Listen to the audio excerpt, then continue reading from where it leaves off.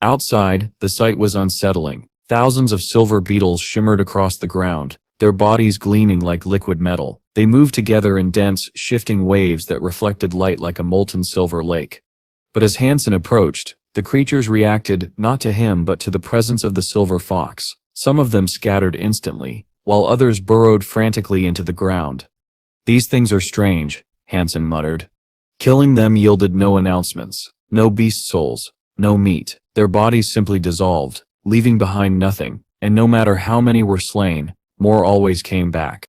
Han Sen frowned and made a slow circuit around the area. Everywhere he went, the beetles disappeared, but when he left and returned later, they had respawned as if nothing had happened.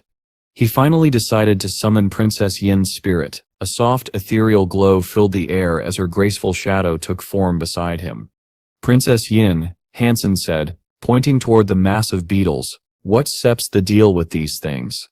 The spirit's delicate eyes flickered with thought. "They are not truly creatures," she said softly. "Not creatures," Han Sen frowned. "Then what are they?" "They're best described as weapons," she replied. That answer piqued Han Sen's curiosity. "Explain." Princess Yin nodded gently. "There is a silver beetle mother buried somewhere beneath the ground. She continuously reproduces these smaller beetles, not as offspring in the biological sense, but as extensions of herself. They are living weapons, created and controlled by her." Han Sen's eyes narrowed in realization. That explained why killing them was pointless. The true target wasn't on the surface, it was underground. He turned to Princess Yin. "Is the silver beetle mother a sacred blood creature?" The question hung in the cold air, heavy with the promise of another deadly discovery. Han Sen asked his question, his voice carrying a mix of curiosity and disbelief. "Yes," Princess Yin confirmed softly. "I am unable to sense her exact location anymore," Yin admitted, her tone calm but distant. "As a rough estimate, such creatures burrow around 500 meters underground." 500 meters? Han Sen muttered, his frown deepening. The thought of drilling that far beneath the earth just to face a sacred blood-level silver beetle mother was almost laughable. Yet if he didn't deal with it, his resources would bleed dry day after day just keeping those creatures at bay, and ultimately, he would be the one paying the price. Princess Ian Sip's eyes glimmered faintly as she said, "It's not difficult to kill the silver beetle mother. In fact, if my sister were here we could handle it together." Her words caught Han Sen's attention immediately. "Perfect," he replied, summoning Princess Yang without hesitation. In the cold light, the two princesses appeared side by side, one with shimmering silver hair, the other crowned in radiant gold. The sight was breathtaking. Han Sen found himself briefly stunned, his gaze lingering on the ethereal beauty of the twin spirits. The sisters exchanged a knowing glance. Without speaking, they raised their swords, one gleaming silver, the other golden. In a blinding flash, the two lights merged, forming a single figure clad in radiant armor that shimmered in both hues. Her left eye glowed silver, her right gold. One hand held a golden sword, the other a silver blade. "They've become one," Han Sen whispered, awe etched across his face. He couldn't help but wonder why they hadn't used this ability during their past battles in the spirit hall. The fusion spirit turned without a word. Her gaze locked on the cracks where the silver beetles emerged. She thrust her silver sword deep into the ground, then spun her golden blade through the air in intricate, graceful arcs. Moments later, the earth trembled violently, a deep rumble rising from the depths. A shrill, piercing screech echoed beneath the ice, as dust burst from the fissures like smoke from an ancient engine. "Master," the spirit reported calmly, "the silver beetle mother has been slain." Han Sen didn't need her confirmation. The system notification flashing before him said it all. Princess Ian and Princess Yang have slain the silver beetle mother. Beast soul not acquired. Consume its flesh to obtain a random sacred genome point between 0 and 10. "When we fought before," Han Sen asked curiously, "why didn't you use this ability?" The spirit turned toward him, her dual-colored eyes glowing softly. "Combining Ian and Yang doesn't make us stronger. It only allows me to perform this particular sword technique." "Ah, I see." Han Sen nodded with a faint smile. "In that case you should separate again. Two are better than one." The sisters reappeared beside him, and Han Sen prepared to head back to the shelter. But then, movement. A shadow emerged from behind a glacier. His heart tensed. It was her. Queen stepped forward, her sharp gaze fixed not on Han Sen but on the silver fox in his arms. "Why are you here?" Han Sen demanded, frowning. If she was after the fox, things could turn dangerous. Though the silver fox was powerful, it was still young, not yet strong enough to face someone like Queen. The fox looked back at her with the same wary recognition it had shown when it first encountered Ju Yi Kwang. Queen finally turned to Han Sen. "Your pet seems quite special," she said, her voice calm but probing. "What class is it? Sacred blood?" "Yes." Han Sen lied without hesitation. He didn't know how much Queen truly understood about super creatures, and he wasn't about to reveal the truth. Queen studied him silently, then looked back at the fox. "You know," she said at last, "there's still one more class above sacred blood. Formed a team. Every member has unlocked their first gene lock. Our goal is to hunt those beings. Are you interested?" Han Sen chuckled dryly. "I haven't even unlocked my first gene lock yet. I doubt qualified to join you." "With that pet beside you," Queen replied, gesturing toward the fox. "You are more than qualified." Han Sen shook his head. "No, I don't want to rely on my pet to keep me alive. Besides, the existence of those creatures is still just a myth. Have you killed one to prove otherwise?" His question hung in the frigid air, sharp, skeptical and daring, as the icy wind howled between them. Queen didn't respond directly. She simply said, "Well, the invitation is always open. If you ever change your mind, seek me out through Huang Fu Bing." Then she vanished as swiftly as she had appeared. In her heart, Queen suspected that the creature accompanying Han Sen was a super creature. However, since she had never slain one herself, she couldn't be certain. All she could do was guess. After 100 years of human progress within the second God's sanctuary, humanity had grown stronger. Yet, even there, people who could unlock their gene lock remained incredibly rare. Queen had spent a great deal of time searching for such individuals, and after tireless effort, she had only managed to recruit 7 of them. The true reason Queen had invited Han Sen was because she had personally witnessed the overwhelming power of Han Sen and his silver fox fighting side by side. Once, she had even been Han Sen's instructor, so she knew exactly how far he had come, and how terrifyingly high he could rise. Meanwhile, Han Sen's gains from his assault on the royal shelter were extraordinary. His mutant genome had reached its maximum limit, and his sacred genome points had also risen, now numbering 39. In terms of fitness, he estimated his level around 150, which was comparable to the top evolvers. If he one day reached the state of a surpasser, that number could climb as high as 300, granting him power equal to the Celestials. But as Gigi had once warned him, before becoming a surpasser, it was crucial to build a stronger foundation, to raise his fitness as high as possible without rushing.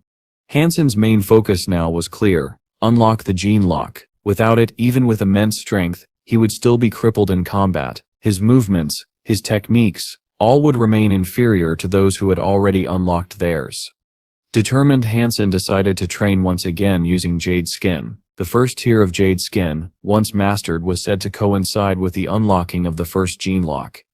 As he began, something changed within him. Human emotions, greed, jealousy, lust, and desire, began to fade away. Under the influence of Jade Skin, his emotions dulled. Han Sen felt colder, sharper. His senses, sight, smell, taste, touch, and hearing, all intensified. But the greatest transformation was in his sixth sense.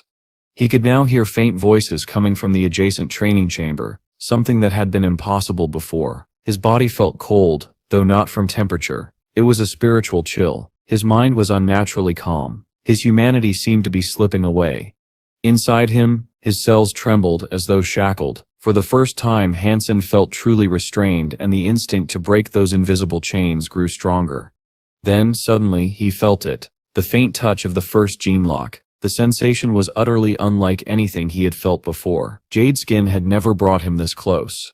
He believed that if he continued, he would finally unlock it. But as he pressed onward, he could feel his emotions draining further.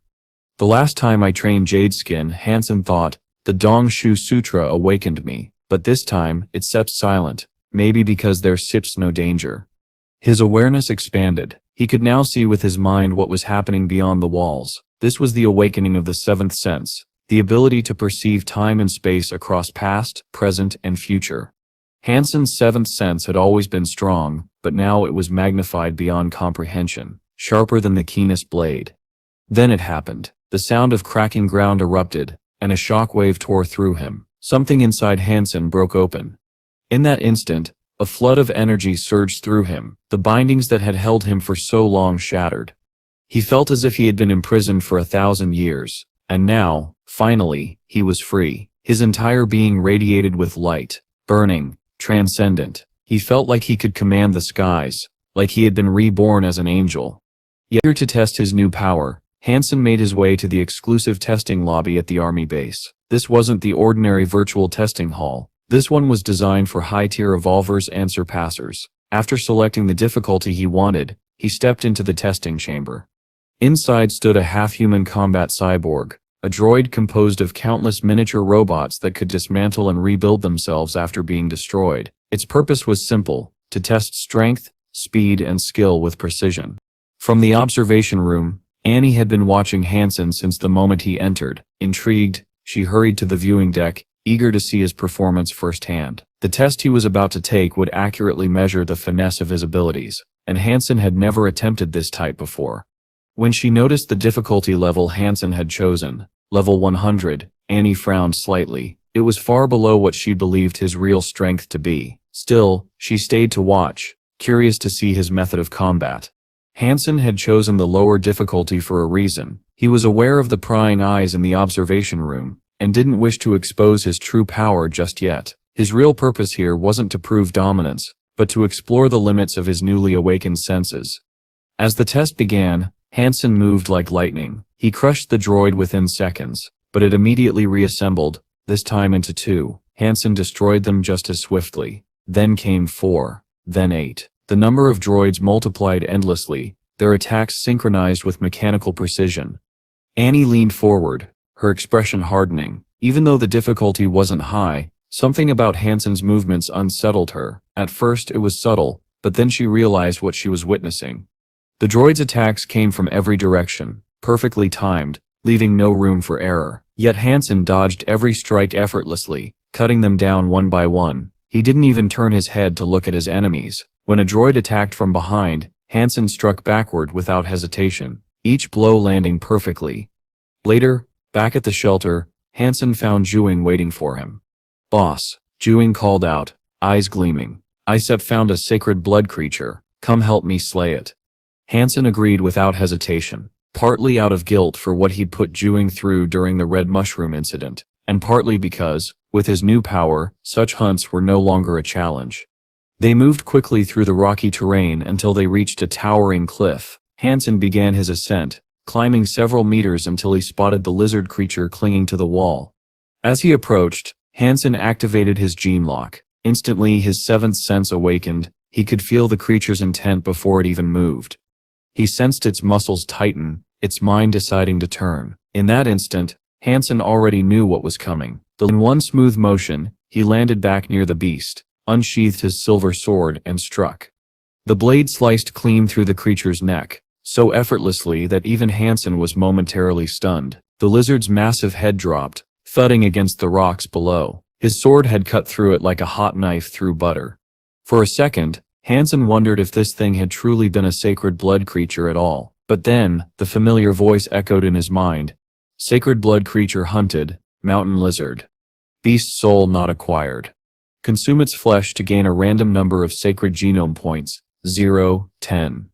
The confirmation erased any doubt. Juing had been right. It was indeed a sacred blood creature.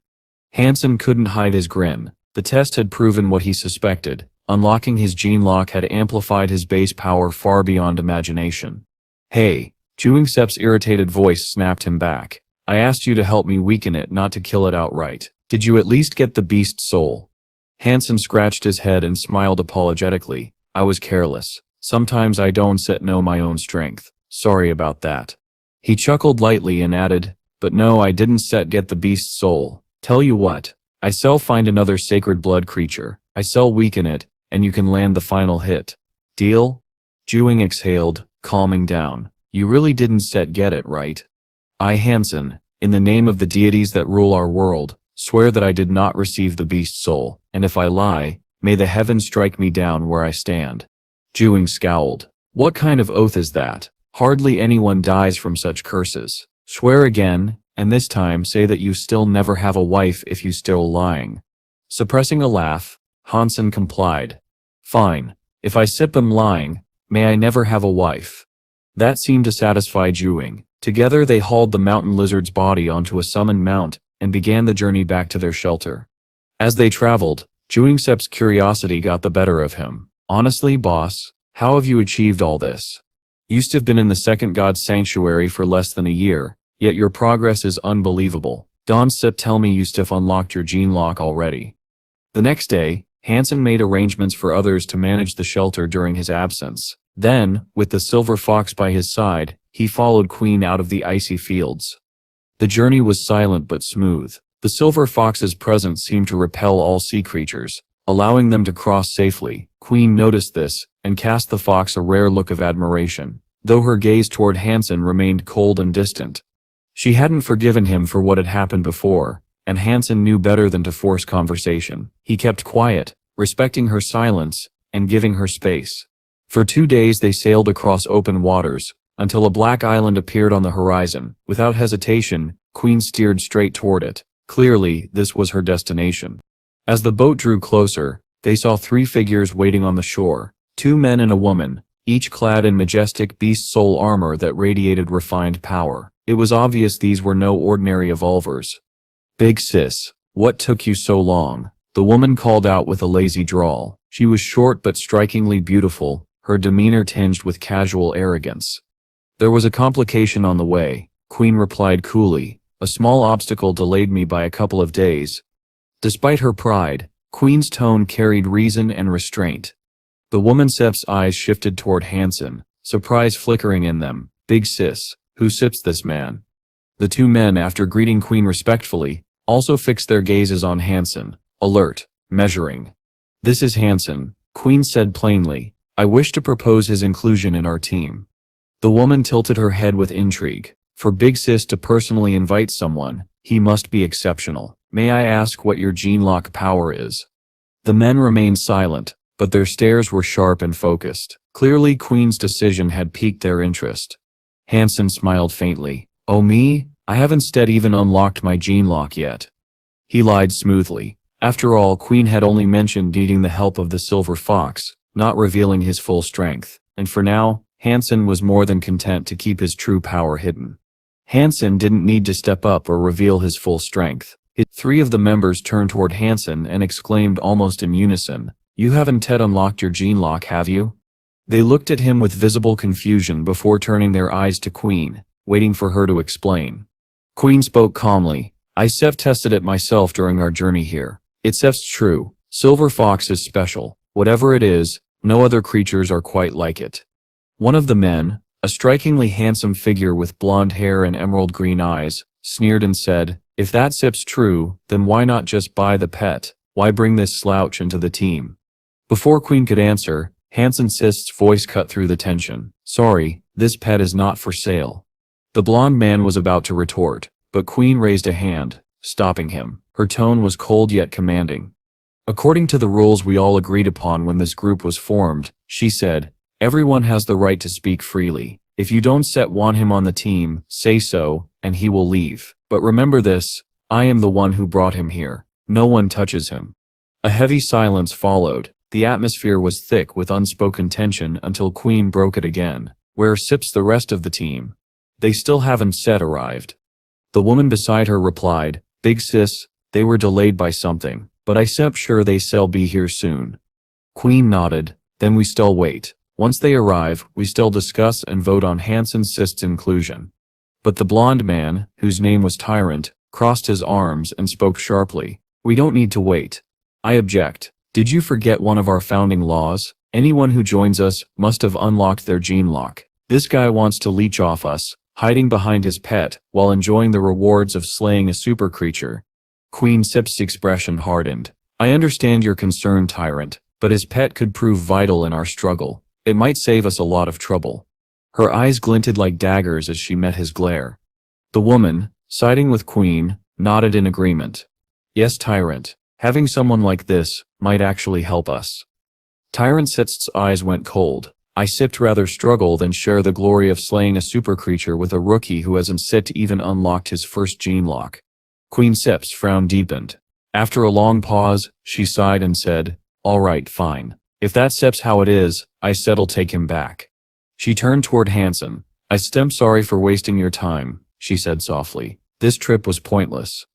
"It's okay," Han Sen replied with a faint smile. He didn't argue. In truth, he had no desire to risk his life unnecessarily. That was why he had chosen not to reveal that he had already unlocked his gene lock. Still, he hadn't expected to be rejected so quickly, nor dismissed so easily.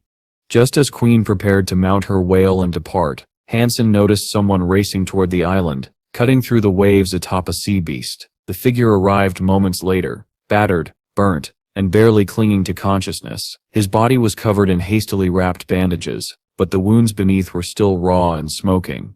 "Horny old man, are you all right? Where's Shan King?" Queen cried, leaping from the whale's back as everyone rushed forward. Supported by the other woman, the injured man gasped. "On our way here, we encountered a creature that breathed fire. It was too strong. I got separated from Shan King. I don't know if the others made it out." His face was pale as ash, trembling as he spoke. The others froze in horror. Encountering a super creature was always deadly, but as Han Sen looked at the charred skin, a grim thought crossed his mind. Could it be the blue seahorse? Queen straightened, her expression turning grave. "Lazy cat, you stay and tend to horny old man. Tyrant, sky jealousy, you stare with me." Without hesitation she mounted the whale once more, and the others summoned their own sea beasts. Together they sped across the waves in the direction the old man had indicated. But after hours of searching there was no trace of Shan King or the missing members. The truth was evident, they were gone. As Queen's party returned, Han Sen's thoughts were heavy. Despite unlocking their gene locks, Queen and her elite team had yet to kill even a single super creature. It was a grim realization. In the second God's sanctuary, even evolved humans struggled against the overwhelming power of these beings. For the first time since awakening his gene lock, Han Sen felt the true weight of what that power meant, and the terrifying world that awaited him beyond it. Queen, Tyrant, and Sky Jealousy regrouped at the designated rendezvous point. Their expressions were grim, a silent confession that their search for the missing members had yielded nothing. "What do we do now?" Lazy Cat asked, her brows furrowing. "Even if they are dead, we can even retrieve their bodies. Horny old man is still injured. Are we still going after the creature on the island?" "Of course we are," Tyrant replied coldly. "Otherwise, all our efforts will have been for nothing. But right now, only the three of us are left." Lazy Cat hesitated, her voice faltering before she could finish the thought. Still, everyone understood what she meant. What if the creature really was a super creature? Sky Jealousy, graceful and calm, spoke next. "How about we let our temporary companion join us?" Tyrant frowned at the suggestion, clearly displeased, but he didn't argue. Under normal circumstances, he wouldn't have entertained the idea, but with their team weakened and only 5 of them remaining, they needed every advantage they could get. Having Han Sen and the Silver Fox with them could at least handle the smaller monsters that roamed the island. The mobs, leaving the main team to focus on the true target. "Said a temporary?" "Said it." Han Sen raised an eyebrow. Tyrant Sit's tone was sharp. "Yes. Give us a price. We will hire you as a seeker or mercenary, but don't expect a permanent spot." Queen turned to Han Sen with her usual composure. "No matter what you decide, I promise you'll return safely," she said. Han Sen smiled faintly. "Fine. You can hire me, but I still warn you I'm expensive. You might not be able to afford me." "How much do you want?" Tyrant's voice was flat, cold. "Well," Han Sen replied, "the Silver Fox and I count as 2, so we each take 1 sacred blood beast soul as payment, nothing less." He wasn't here expecting profit, but if they were paying him to tag along he might as well make it worth his time, and even if he wasn't officially part of Queen's group, there were plenty of other super creature hunting teams in the second God's sanctuary who would accept him later. "Fine," Tyrant said curtly, tossing Han Sen a sacred blood beast soul. "That's a deposit. You get the second one after we done." "I like that you make decisions quickly," Han Sen said, smirking slightly. "No problem." Queen nodded approvingly. "With Han Sen here we won't have to worry about the minor beasts on the island. The only drawback is that we still collect fewer materials after the battle." "Alright then, Lazy Cat asks seriously, whose stats going to tank the tiger set's first strike? I'll do it, Tyrant said, stepping forward. I've just obtained a sacred blood shield. If that tiger really is a super creature, I should be able to withstand at least 2 of its attacks. From beyond 3 hills, a deafening roar split the air, the ground trembled, and a violent wind swept through the island like a raging storm. The white tiger, Han Sen muttered under his breath. Queen's eyes sharpened. Get ready to fight, she commanded. Instantly, Tyrant and the others moved into position, weapons drawn, bodies tense. There were supposed to be countless monsters on this island, yet only the white tiger came for them. Not a single other creature dared to appear. That alone confirmed the silver fox's strange, suppressive aura. No lesser beast would come near while it was present. Han Sen quietly activated his gene lock. His 7th sense flared to life, sharpening his perception until he could feel every vibration in the air. From nearly a mile away he could already sense the white tiger charging toward them, fast, furious, and brimming with killing intent. The creature wasn't massive, but its presence was overwhelming, like a storm given form. Each step carried a force that could shatter the ground. Queen and her team's faces turned pale under that suffocating pressure. Seeing this, Han Sen instinctively retreated several paces, clutching the silver fox. He had no desire to face such a monster again. The last time he'd killed a super creature, it had been through a miracle, not skill. The super creatures of the second god's sanctuary were far beyond that. If the baby silver fox could kill a gene lock evolver in a single strike, what kind of destruction could this white tiger unleash? The silver fox sensed it too. Its fur bristled, every hair standing on end as it hissed, glaring at the approaching beast with visible hostility. The air grew heavier, the wind roared louder. And somewhere between those hills, the white tiger's silhouette appeared, a streak of white fury descending upon them like judgment itself. Han Sen gripped the silver fox tightly in his arms, not allowing it to make a single unusual move. Overhead, the white tiger continued to soar through the air. It was now barely a dozen meters away from them. With a fierce snarl, it raised one massive paw and slashed at the air, ripping the very atmosphere apart. Violent gusts of wind burst forth like invisible blades, tearing toward the team. Tyrant reacted instantly. Everyone, stay behind me, he shouted, raising his shield as his golden armor gleamed brilliantly in the light. The metallic barrier before him formed a solid wall of defense, blocking the cutting winds that whistled toward them. But then came a deafening crack. When Tyrant opened his eyes, his sacred blood shield had shattered into countless pieces. His arm was torn open, bleeding heavily, and even his tendons were damaged. Shock rippled through the group. The power of the white tiger was far beyond what they had anticipated. A mere swing of its wind had obliterated Tyrant's strongest defense. Plan C, Queen shouted, her voice sharp and commanding as her body glowed with an ethereal purple light. She was about to make her move. Tyrant steadied himself, his body still shining with golden brilliance like a divine warrior. Gripping his black lance, he lunged at the tiger with all his might. At the same time, Lazy Cat darted forward. Despite her short and chubby build, something that had made Han Sen think she would be slow, she moved with astonishing agility. Just like the tiger, she controlled the power of the wind, her motions fluid and unpredictable. Beside her, Sky Jealousy raised his blade, a sword thin as a cicada's wing. With a low swing, a surge of frosted air swept out, carrying lethal intent. It was a technique that clearly came from someone within the Zuo family, known for their elegant yet deadly sword arts. But the white tiger's target was clear. It wanted Queen. With another roar, it unleashed a barrage of wind projectiles, shaped like spectral claws, tearing through the air straight toward her. Queen's body glowed with violet light, as she twisted gracefully, her long legs moving with divine strength. The green wind claws barely missed her, slicing through a nearby boulder and cleaving it clean in two. Lazy Cat's dagger struck next, followed by Sky Jealousy's blade and Tyrant's lance, all aiming for the beast's body. Yet, something terrifying occurred. The tiger's fur ruffled as if alive, and a fierce aura of wind spiraled around it. The weapons that had been aimed at its flesh suddenly stopped mid-air, deflected by an invisible barrier of air. None of their strikes could even touch it. Then, with a thunderous roar, the white tiger raised its head to the sky. The winds exploded around it, forming a cyclone that engulfed their weapons. In an instant, the storm twisted them out of shape. Only Tyrant's heavy lance survived, scarred with deep claw marks. The shock wave from the tiger's roar sent the three fighters flying backward. Their ears rang painfully. The world spun as their heads throbbed with agony. Fall back now, Queen shouted, signaling a retreat. Summoning a dagger, she hurled it straight at the tiger's eye. The blade cut through the air, leaving a sonic boom in its wake.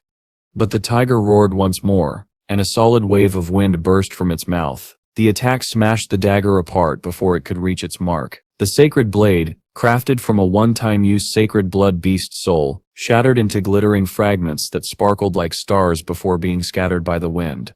Han Sen was stunned. That dagger had been immensely powerful, yet it couldn't even scratch the white tiger.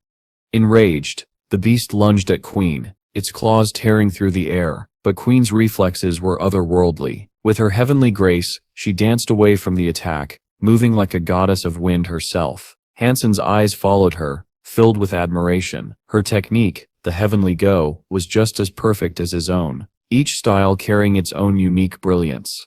Still, Han Sen knew the truth. Facing the white tiger, even Queen's dexterity had limits. The creature's wind-infused speed made it nearly impossible to outrun. One mistake could mean instant death. Even if she didn't falter, fatigue would eventually set in, and when that happened, she would fall. "What are you doing just standing there? Move!" Lazy Cat yelled at Han Sen as she ran. Han Sen nodded, tightening his grip on the silver fox, but unlike the others, he didn't rush ahead. He deliberately stayed behind, watching Queen. He understood heavenly go better than anyone. After all, she had been the one to teach it to him.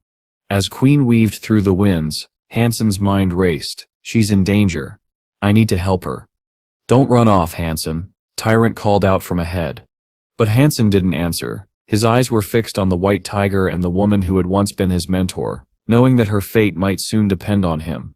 Han Sen gritted his teeth as he realized the situation had grown even more dire. Queen's struggles weren't from the white tiger's assault anymore. She was running out of air. Her movements slowed slightly, and her grip on his waist began to falter. Panic briefly flared in Han Sen's chest, but he quickly suppressed it. There was no time for hesitation. "Hold on, Queen, just a little longer," he muttered, tightening his own strokes. His legs and arms cut through the water like blades, carrying both of them deeper into the shadowed abyss. He could feel the pressure of the water mounting as they descended, but he had no choice. He had to find a safe zone where Queen could breathe. The white tiger hovered above, scanning the waters with unyielding intent. It wasn't capable of swimming, but its gusts of wind still churned through the ocean, tearing waves into jagged peaks 30 feet high, slicing at the seabed, and creating turbulence that made even Han Sen's movement difficult. Yet he persevered, calculating each stroke to anticipate the tiger's attacks, while conserving enough energy to keep Queen afloat.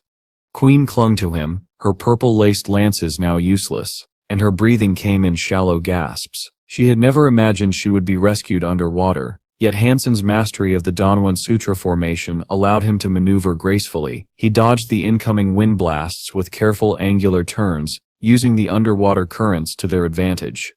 Even so, the white tiger did not relent. From above, it kept its gaze locked on them, refusing to allow any ascent. Han Sen had already reached a depth of 300 meters, but still, the tiger's presence pressed upon them like a living storm. They needed more depth, more concealment, more time.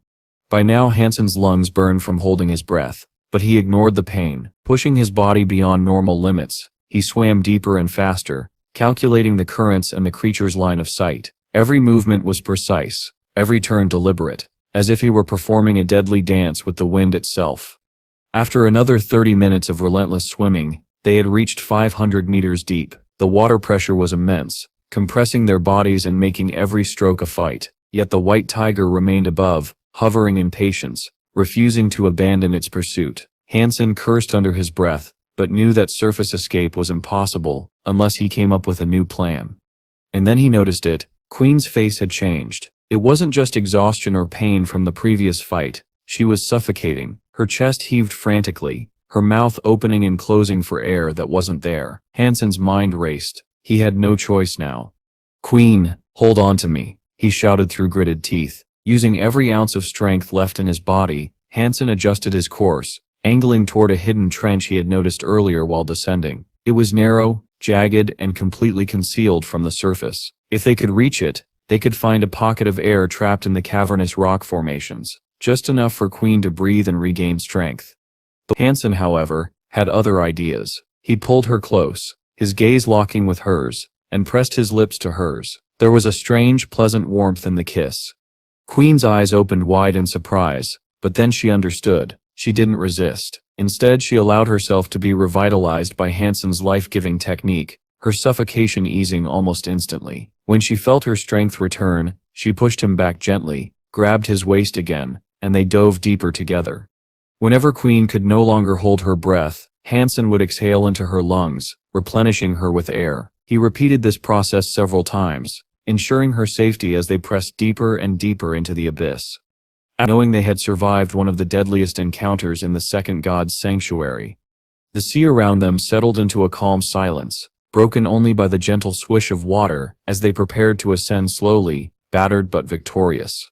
Queen called her wail. She climbed aboard and collapsed. Her face was pale, the chest wound was deep, and had not had time to heal after so long in the water. She had lost a great deal of blood. Han Sen checked himself, and then Queen, only to find that the package they had brought, the one with curatives and medical supplies, was gone. There was nothing to dress her wound with. "It's okay.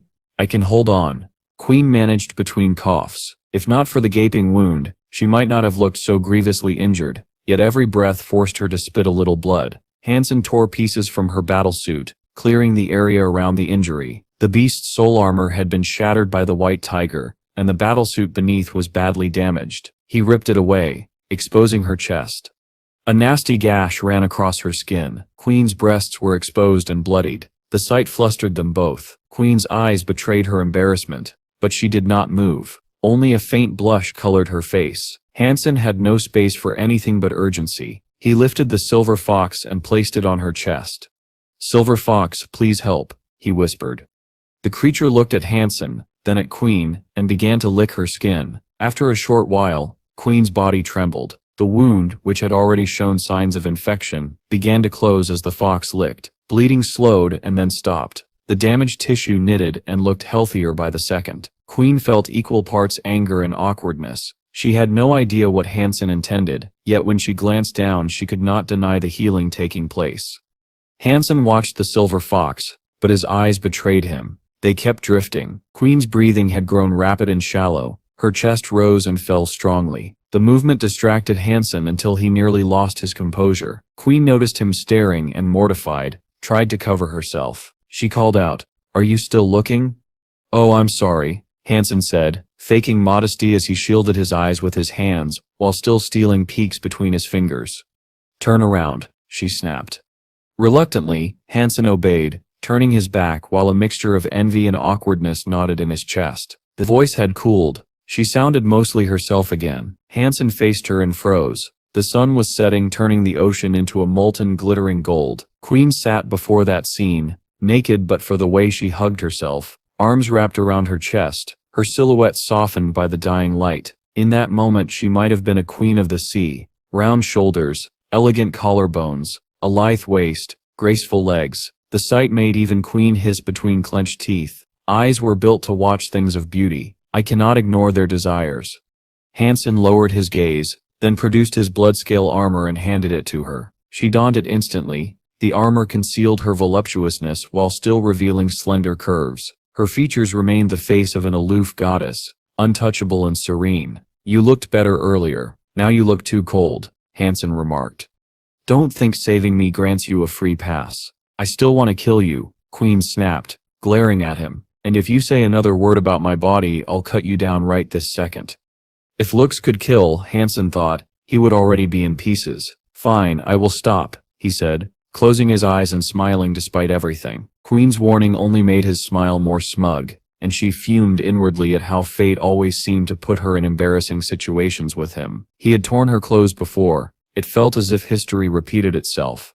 Gradually Queen calmed and tried to tamp down her temper. After all, Han Sen had saved her, and she did not want to repay kindness with violence. Still, every time she opened her eyes and saw him, her anger flared anew. She turned away to stare at the sea instead.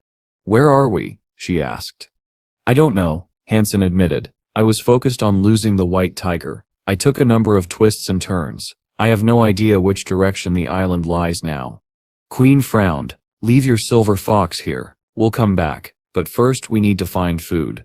No need, I can handle it, Han Sen said.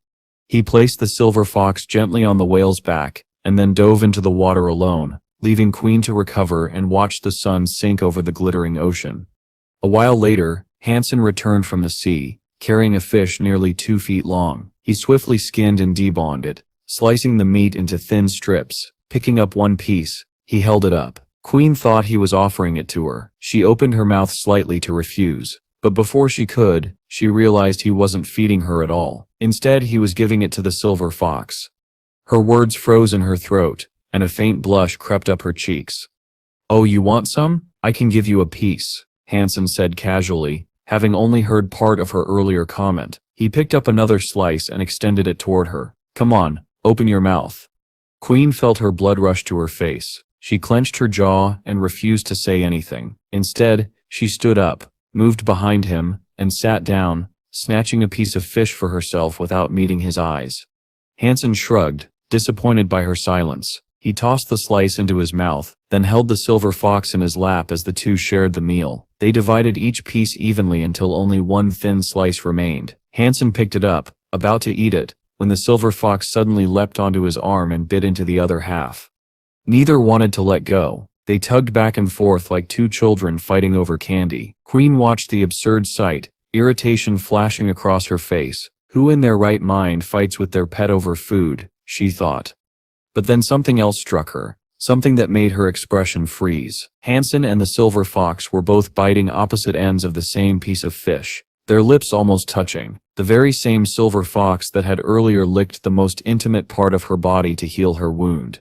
Her cold composure vanished in an instant, replaced by a furious blush. Without saying a word, she turned away, marched to the whale's head, and fixed her gaze on the horizon, pretending to be absorbed by the ocean. Han Sen blinked, confused. What did I do to upset her this time? He murmured to himself. He had no idea why she was angry again. After all, he was just playing with the fox. Hours passed as they drifted aimlessly. The whale continued to swim through the endless blue, and both Han Sen and Queen slowly realized they were lost. Half a day later, Han Sen spotted something far on the horizon, a flicker of green. "It could be an island," he said aloud, excitement lighting up his face. "We stairs saved." Their stairs slant ahead. Queen's eyes brightened as well. The endless diet of fish meat and fish blood had worn her down, and the thought of solid ground felt like salvation. As they drew closer, the shape took form. It was indeed an island. Its hills were short but steep, cloaked in lush green foliage. There were no tall trees, only thick bushes covered in small red berries that gleamed like ripe grapes. Queen unfurled her wings and took flight, scanning the island from above. It wasn't large, and it appeared deserted, no signs of creatures or danger. Confident it was safe, she returned to the whale. Together, they climbed ashore, stepping onto dry land for the first time in days. Han Sen crouched near a cluster of red berries, curiosity flickering in his eyes. "These berries aren't like those poisonous red mushrooms, right?" he muttered. Queen, already moving inland, found a small pond hidden among the hills. The sight of fresh water brought her genuine relief. "What are you staring at?" she called out, noticing Han Sen still by the bushes. "I said I'm wondering if these are safe to eat," Han Sen replied. "I said I'm tired of fish meat. Something fresh like this sounds amazing." "Don't eat random things. Let's stick to fish," Queen warned sharply. She too was sick of fish, but caution ruled her instincts. The berries looked delicious, but in a place like this, beauty often came with danger. Han Sen examined them carefully. Based on the knowledge he had once learned from Professor Sun, he was fairly sure they were edible. Still, he decided against eating any. Queen's warning lingered in his mind. He frowned as he studied the untouched bushes. If these berries are safe, he thought, why hasn't Set anything eaten them? We had seen birds out at sea, but none here. Why is the island so quiet? Something about this place didn't Set feel right.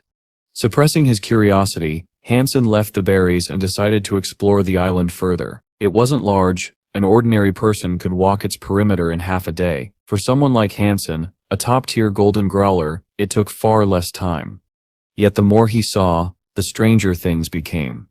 The inland hills were oddly identical, about 20 meters tall, their rocky slopes covered in thick vegetation. From a distance, They resembled enormous, overgrown pineapples. Each one looked exactly the same, as if crafted, not formed by nature.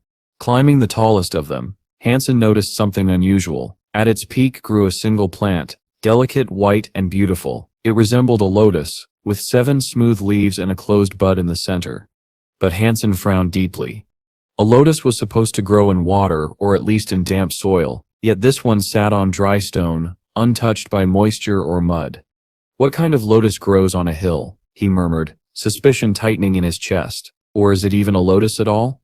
Seeing that it was only a plant, Han Sen didn't feel any reason to be cautious. With the silver fox resting in his arms, he began ascending the hill. Upon reaching the top, he finally stood before the mysterious 7-leaved flower. At a closer look, Han Sen confirmed that it was indeed a lotus. Its pure white petals folded gracefully around the cup-shaped center, also white and faintly translucent. Inside, several tiny red seeds shimmered faintly in the light, but the lotus wasn't large, which told Han Sen it wasn't yet mature. As he studied it, the silver fox suddenly leapt from his arms. It sniffed the lotus carefully, blinking its eyes like a curious child, and then circled the plant, as if inspecting every inch of it. After a while, the fox lay down beside it and remained perfectly still. "Silver fox," Han Sen said, puzzled. "Do you care to tell me what that means?" Normally, when the fox wanted to eat something, it devoured it without hesitation, but this time, it simply watched the lotus. Its eyes seemed to say that it did want it, but for some reason it wasn't ready to act. "Are you waiting for it to ripen?" Han Sen wondered aloud. The fox didn't respond, of course. It only narrowed its eyes lazily and stayed still, as though guarding the lotus like a loyal watchdog. From the hilltop, Han Sen noticed a faint column of smoke rising from the ocean side. Queen must have gathered wood and started cooking fish. He reached down to pick up the fox, but it darted away immediately, refusing to move. "Even if you want to wait for it to ripen, it might take a while," Han Sen said with a sigh. "No one sit's going to steal it from you. Come on, let sits go eat first and come back later." But the silver fox remained where it was, completely unmoved. Its eyes gleamed with stubborn resolve. It wasn't leaving, no matter what. Defeated, Han Sen finally gave up and turned back toward the shore. That lotus must be something special, he thought. Otherwise, he wouldn't be this stubborn. The silver fox is picky with food. Maybe he's waiting for the seeds. But how can I take them away from him later? If he fights me for it, what then? Dozens of questions spun through his mind as he made his way down the slope.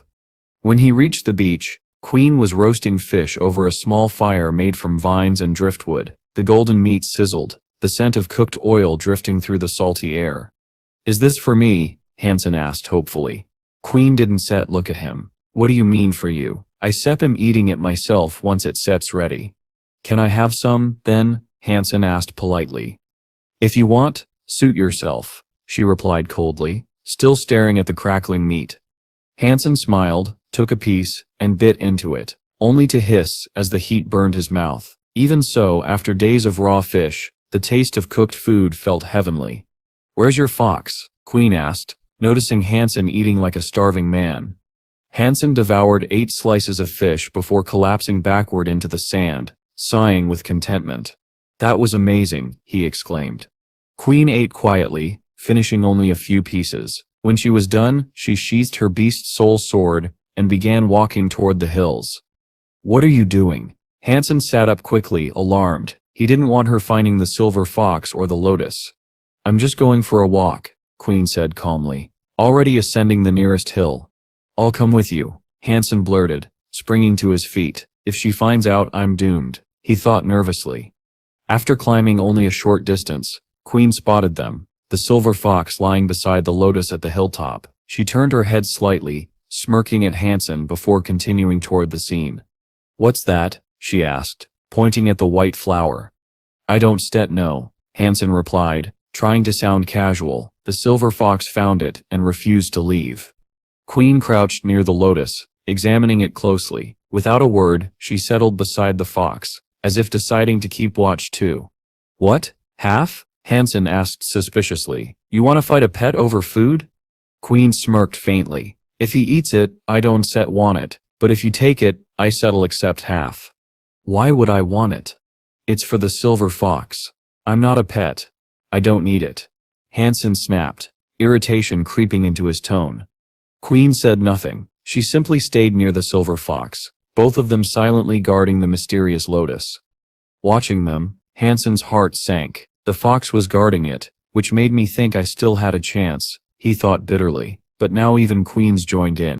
Han Sen's eyes narrowed as he watched the silver fox lie stubbornly beside the lotus. Now there were two guardians, the fox and Queen. Great, he thought bitterly, it's not enough that a pet guards it, now even Queen Sips joined the watch. He sighed, he smirked to himself, unaware that his own greed was no less than theirs. Days passed, the three of them remained on that isolated island, all drawn by the same mysterious bloom. The snow-white lotus began to wilt, but slowly, only 2 petals would fall each day, and even in its fading beauty it seemed sacred. Inside, the seeds were swelling, gleaming like blood-red crystals. Their fragrance drifted through the air, calming the mind and tempting the soul. Han Sen couldn't stop thinking about it. That scent, that shine, that must be something extraordinary. Each day, as the petals withered and the seeds ripened, he secretly plotted a way to steal them before Queen or the silver fox could act. Half a month later, the final petal fell. The lotus stood bare, its crimson seeds exposed to the world. Han Sen was still lost in thought when a piercing cry split the sky. The silver fox leapt up, fur bristling, its golden eyes locked onto the sky. It sensed danger. Queen's face hardened, and even Han Sen felt his heart sink. If that creature was a super beast, their chances of survival had just plummeted. The peacock-like monster kept circling, unwilling to attack, but unwilling to leave either. It was waiting just like they were for the lotus seeds to ripen. Then came another sound, this time from the sea. The waves began to churn violently. Han Sen turned and watched as something massive rose from the depths. A colossal lobster, its shell glistening purple under the sunlight, emerged from the ocean. It was as long as a dozen meters, with claws that snapped hard enough to shatter stone. It circled the island once, raising tall waves wherever it moved, before slowly approaching the shore. Han Sen's stomach dropped. Another one? How many creatures are after this lotus? He muttered in disbelief. Now they were surrounded. One beast ruled the sky, the other ruled the sea. Queen Sep's voice was calm but sharp. We need to fall back. If we steer surrounded, there's nothing we can do. Silver Fox, come here, Han Sen called firmly. For a moment, he feared the fox would stay behind to guard the lotus, but finally, with one last look at the glowing seeds, it leapt into Han Sen's arms. He exhaled in relief and quickly retreated with Queen. They hid near the base of a hill, taking cover behind the rocks and vegetation. Moments later, chaos erupted behind them. The peacock swooped down from the sky, its wings slicing through the wind. The giant lobster stormed ashore, its claws snapping furiously as it charged toward the lotus. The two monsters had locked onto the same prize. A battle for the lotus had begun. The peacock screeched and unfurled its magnificent fan of feathers. Dozens of luminous blue eye spots shimmered across its tail. When Han Sen glanced at them, his vision blurred, and his mind began to swim in dizziness.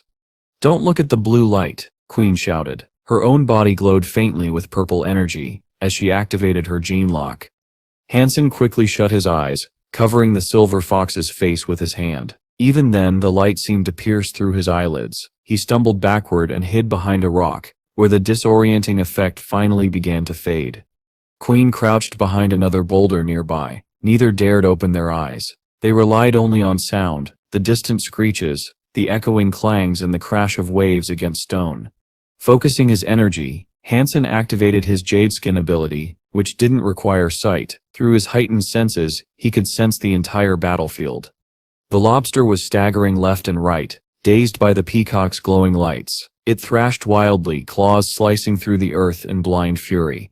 The peacock seized the opening and dove in for an attack. Its sharp beak struck the lobster's armored shell with a metallic clang, leaving only a faint white scratch. The creature's defense was monstrous. The fight had only just begun, and it was already beyond human reach. Han Sen's voice was tense. "What should we do?"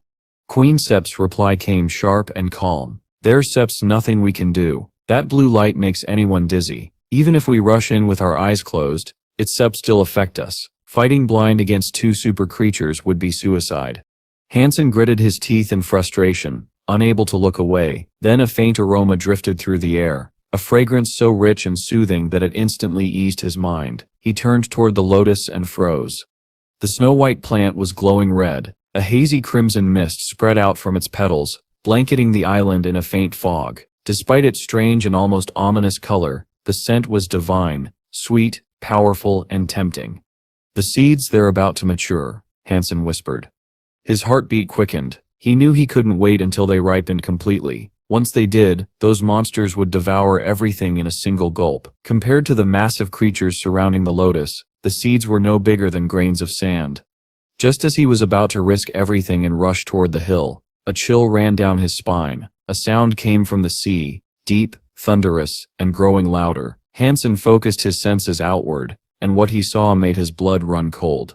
From every direction, a tide of creatures was approaching the island. Gigantic fish, enormous shrimp, monstrous crabs, even creatures Han Sen couldn't name. All were converging on the glowing lotus. Above, the skies filled with wings. Seabirds and other flying beasts swooped down for the prize, but the moment they entered the range of the peacock's blue light, they dropped from the sky like stones. The dazzling glow disoriented them instantly.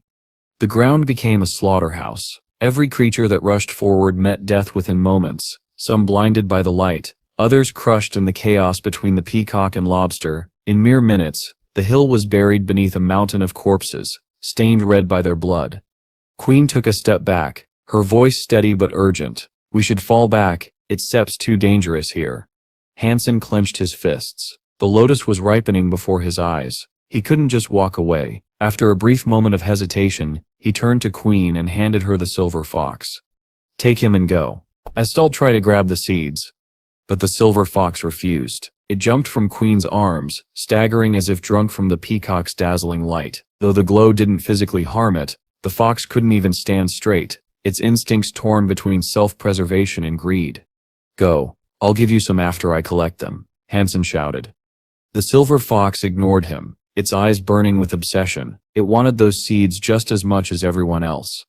Han Sen pulled it back forcefully, restraining it before it could charge into the deadly chaos. All around them, the air trembled with violent energy. The lobster and peacock continued their brutal clash, neither giving way, neither willing to surrender the prize. Then, it happened. From the heart of the lotus, a crimson beam shot skyward. The red light expanded outward like an opening flower, bathing the entire island in its glow. The fragrance intensified, reaching even across the sea. The lotus had finally ripened. Every creature, land, sea, and sky, lost control. Driven by frenzy, they all surged toward the hill at once. The peacock, being closest and blessed with flight, was first to move. It struck the peacock straight in the face. The massive bird screamed, flailing wildly as it fell back from the impact. Its piercing cry echoed across the island, shaking the air itself. The impossible had happened. The lotus seed was alive. After the slight hit, giant red blisters scorched across the creature's face. It shrieked in agony and staggered backward, retreating as the pain overwhelmed it. Moments later, it spread its wings and flew into the skies, disappearing without a trace.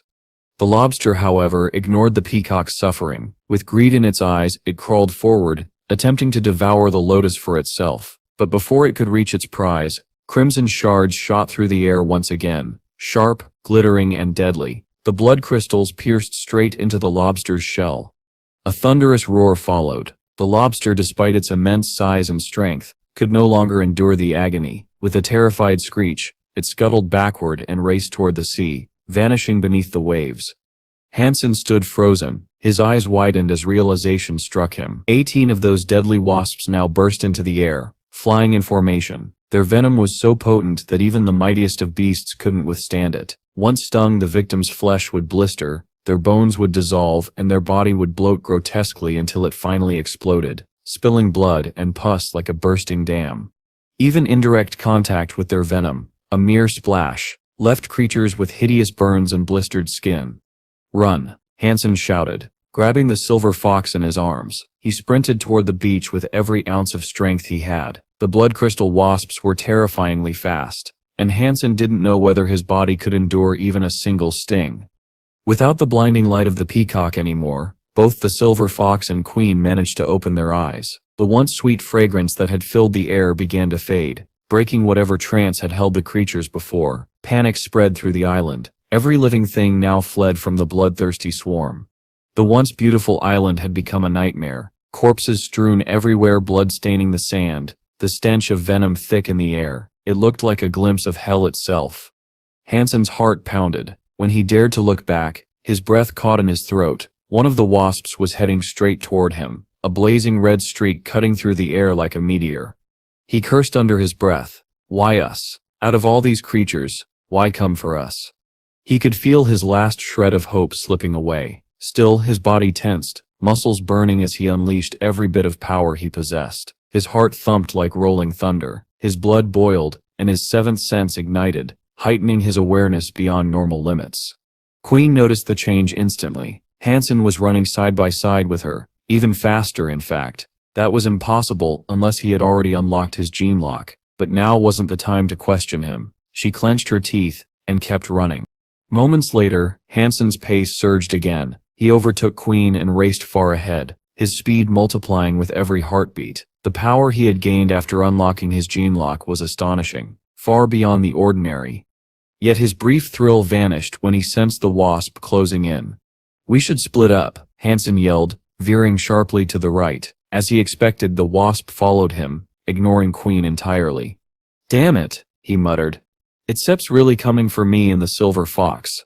The creature was incredibly fast, too fast. No matter how hard Hansen pushed himself, the wasp was gaining. Then with a hiss, it struck. Hansen twisted his body mid-run, narrowly avoiding the stinger. He didn't dare slow down. Gritting her teeth, she summoned a throwing knife and hurled it toward him, but the wasp was far too fast. Its movements were dizzying, almost invisible to the human eye. There was no way to land a hit. Hansen wanted to dive straight into the sea, but the wasp wouldn't let him. Every time he moved, it blocked his path, forcing him to dodge and twist instead of advancing. It didn't matter what technique Hansen used or how fast he was. With just a flap of its wings, the wasp destroyed every plan he came up with. And yet, Hansen hadn't been stung once. Frustrated, she summoned a sacred blood shield, took a deep breath, and dashed toward Hansen.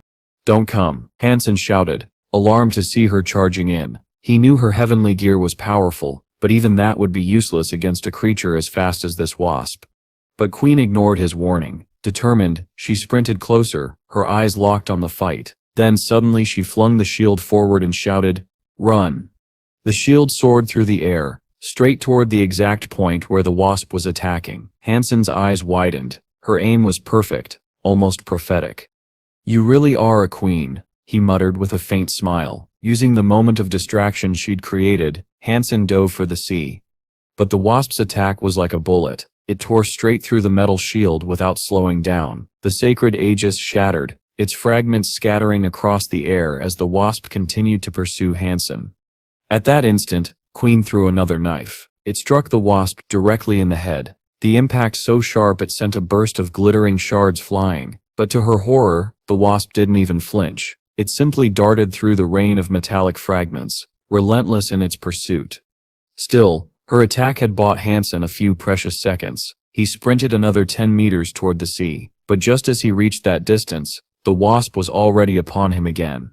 Then something caught Hansen's attention. Though the wasp easily pierced through the shield and ignored the knife's direct hit, he noticed it avoided some of the flying shards, specifically, the ones near its waist.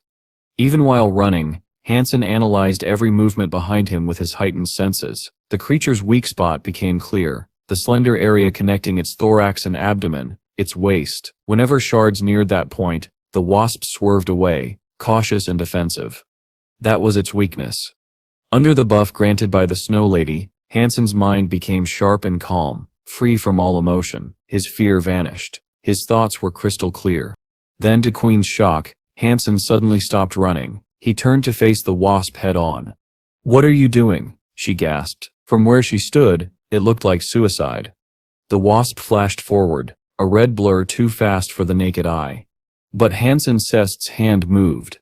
It was a blur of motion, faster than lightning, slicing horizontally through the air. His hand cut toward the wasp's waist, like a blade. The attack missed by a hair, but the wasp dodged, confirming Hansen's theory. That slender waist was indeed its weak point. There was no need to keep retreating anymore, no need to fear.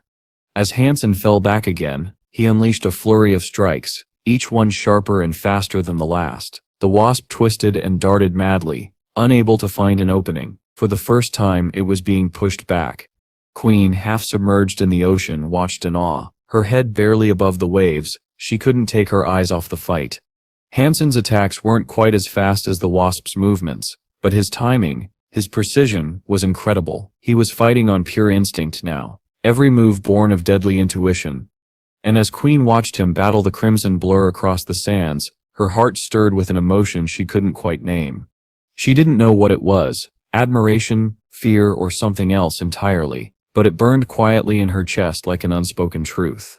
Han Sen finally managed to leap into the sea. The icy water swallowed him whole, and the blood crystal wasp froze in hesitation. It hovered above the waves, buzzing violently, but did not dare to follow.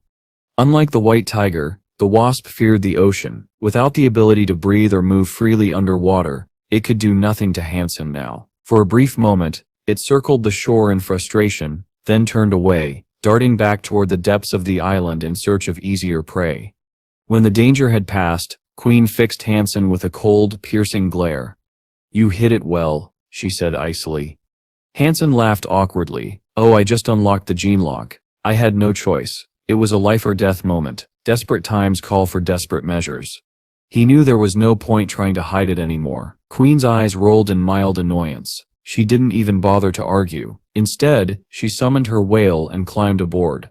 "Thanks," Han Sen said sincerely, holding the silver fox close. As he joined her on the whale's back, he knew, without Queen's intervention, without her precise strike that had revealed the wasp's weakness, he'd likely be dead. "This blood-scale armor is mine," Queen muttered flatly. "Now we stare even." Han Sen smiled faintly and nodded. They both turned to look at the island. The once vibrant battlefield had fallen silent. No more screams, no more movement, only blood, corpses, and the stench of decay remained. The place looked like hell itself, a lifeless graveyard painted in crimson. "Do you think you can take those wasps down?" Queen asked quietly. Han Sen shook his head. "No, my speed isn't set enough to match them. Even if I know their weak spot, what sets the point if I can land a hit?" "Besides," Queen pressed. "Besides," Han Sen sighed, "there's no guarantee that even hitting that weak point would kill them. It might not be fatal, just a scratch at best."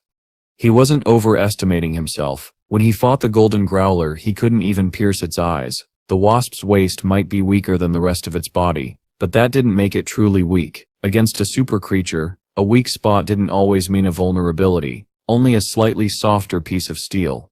Queen exhaled slowly, understanding all too well. There were 18 of those wasps. They had barely survived against one. Facing all of them would be suicide. The island was dead now. They lingered for a while, watching in silence, but they both knew it was over. There was nothing left worth returning for. They turned their attention back to the sea, ready to continue their journey. Then, suddenly, the silver fox leapt from Han Sen's arms. In a flash of silver light, it darted back toward the island. "Silver fox, what are you doing?" Han Sen shouted in alarm. The fox didn't stop. It raced across the shore, vanishing into the ruined jungle. "Stop!" Queen shouted. "The wasps will be gathered together by now. If they attack, we set her finished." She turned to Han Sen. "You wait here. I still go back and get him." But Han Sen didn't wait. Without hesitation, he sprinted after the fox. He wasn't reckless. He knew the silver fox well. The creature valued its life too much to throw it away. It wouldn't have leapt back into danger for nothing. Something must have changed on the island. He followed its trail, moving swiftly through the scorched ground and shattered remains of battle. His senses spread outward like ripples across water. Surprisingly, there were no signs of the wasps. Did they leave the island? He wondered aloud. The thought puzzled him. If the wasps were gone, then perhaps the lotus, the source of all this chaos, had only served as a nest for their eggs. If that was the case, what had drawn the fox back? Could it be after something from one of the fallen creatures? Han Sen muttered as he reached the lotus hill. The silver fox was already there, crouched before the glowing crystal lotus. Without hesitation, it opened its jaws and bit down. In one gulp, the entire translucent lotus was gone. "Hey, save me some," Han Sen shouted, rushing forward. He tried prying open the fox's mouth, but it was too late. The lotus was already swallowed. "Damn it, you mutt, I just saved your life." "And this is how you repay me? Not even a bite?" he yelled, half angry, half amused. But the silver fox ignored him. Gracefully, it began sniffing the ground, circling the lotus stump. Then, with sudden urgency, it started digging. Its claws sliced through the rocky surface like blades through soft tofu. Within seconds it had carved a hole 2 meters deep. "Is there something down there?" Han Sen murmured, his irritation replaced by curiosity. He leaned forward, watching closely. As the fox dug deeper, a faint glimmer of white appeared, something solid, connected to the lotus stalk itself. Whatever it wasn't just a plant root, it was something buried, something hidden. Han Sen's eyes narrowed. "You've done your part, little guy," he said with a grin. "You've earned your rest. Let me take it from here."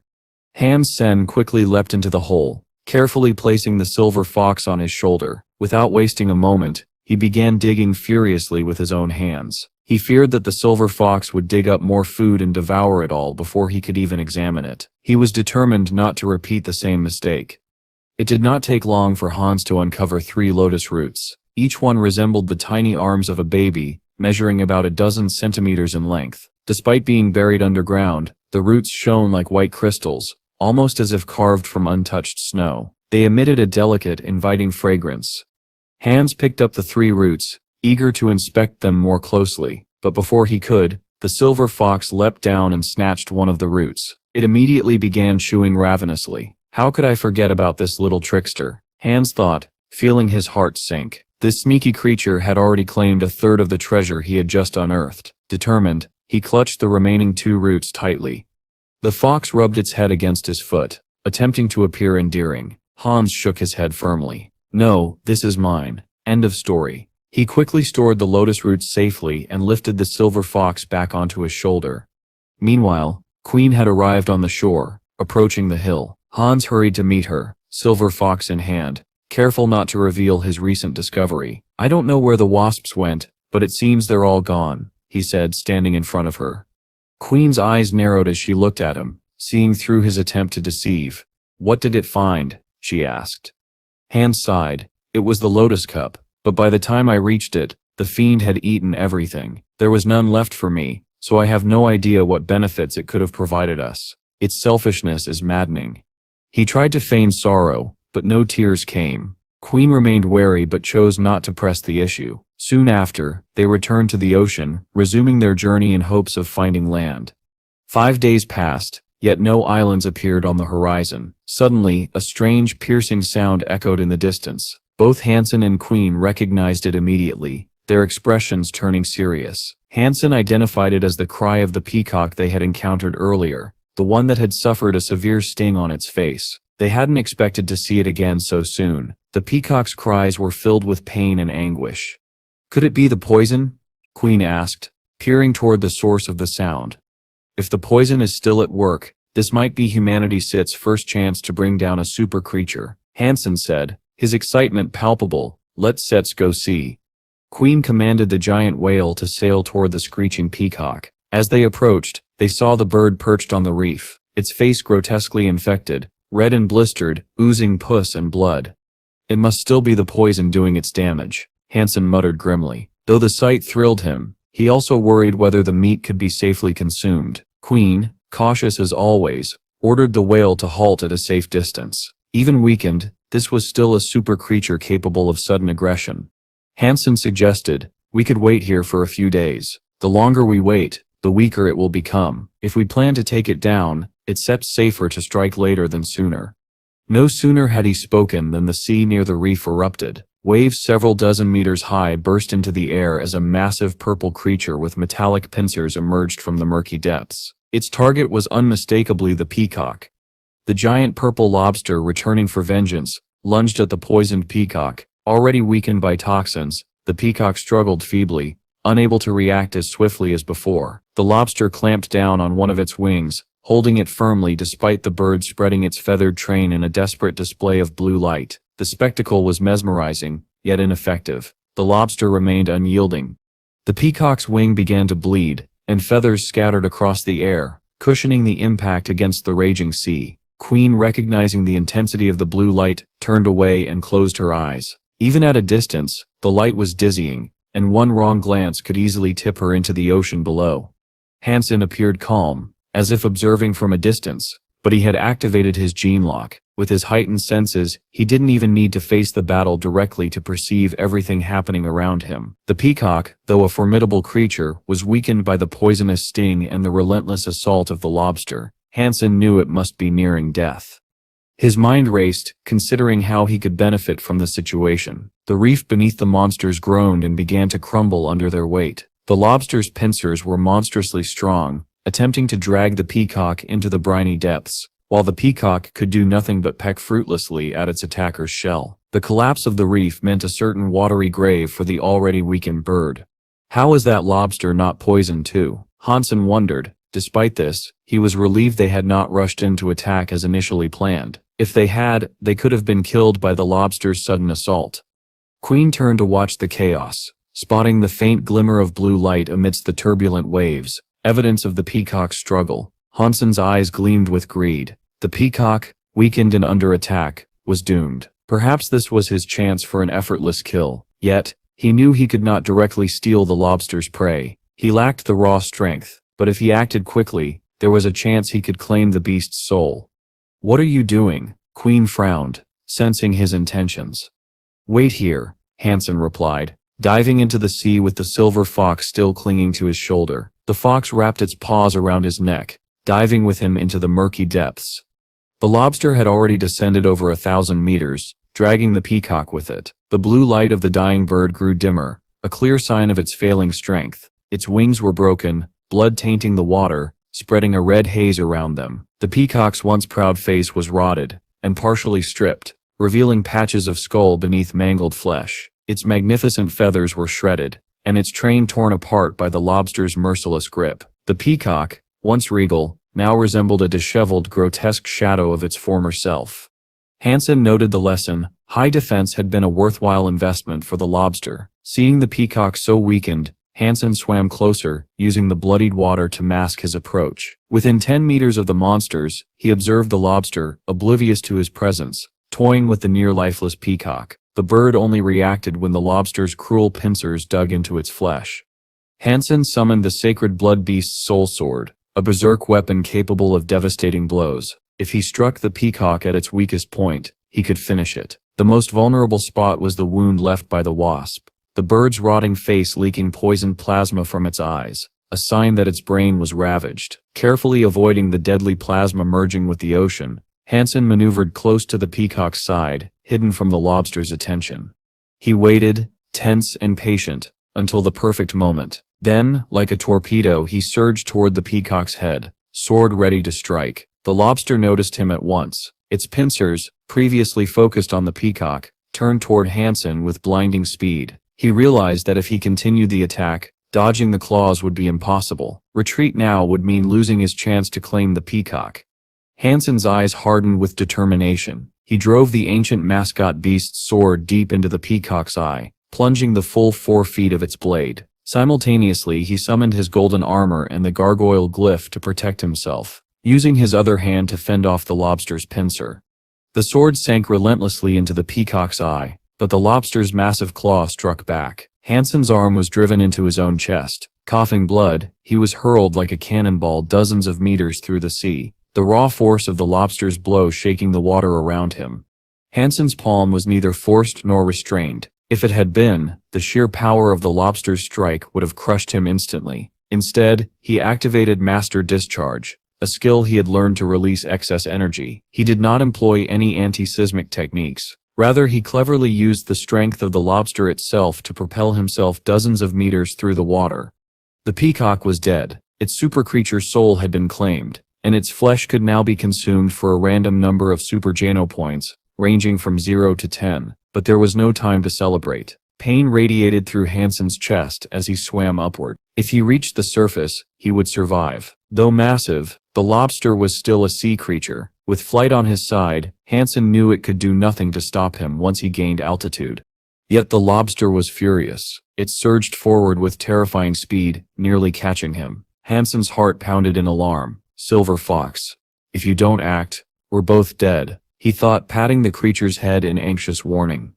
The silver fox hesitated, Then a flicker of silver lightning sparked in its eyes. It leapt off Hansen's shoulder, swimming between him and the rampaging lobster, unleashing a torrent of silver light. In moments, the lightning expanded like a net, weaving across the water. Hansen screamed as the electricity did not discriminate. It shocked both lobster and master alike. His hair stood on end and more blood seeped from his mouth. Now Hansen understood why the silver fox had not unleashed its silver lightning earlier. Its first target would always be him. Meanwhile, the lobster received a shock that only fueled its rage. It turned toward the silver fox with deadly intent. But the fox, swift and cunning, darted away, swimming faster than Hansen could follow. Hansen felt a mix of relief and worry. The lobster, though momentarily subdued, would soon catch up. The silver fox was still young, and its lightning could only stun the lobster briefly, far weaker than the peacock's blue light had been. The creature zipped ahead, releasing another blast of silver lightning that painted the water with arcs of electricity. The lobster froze just long enough for the fox to gain distance, but not for long.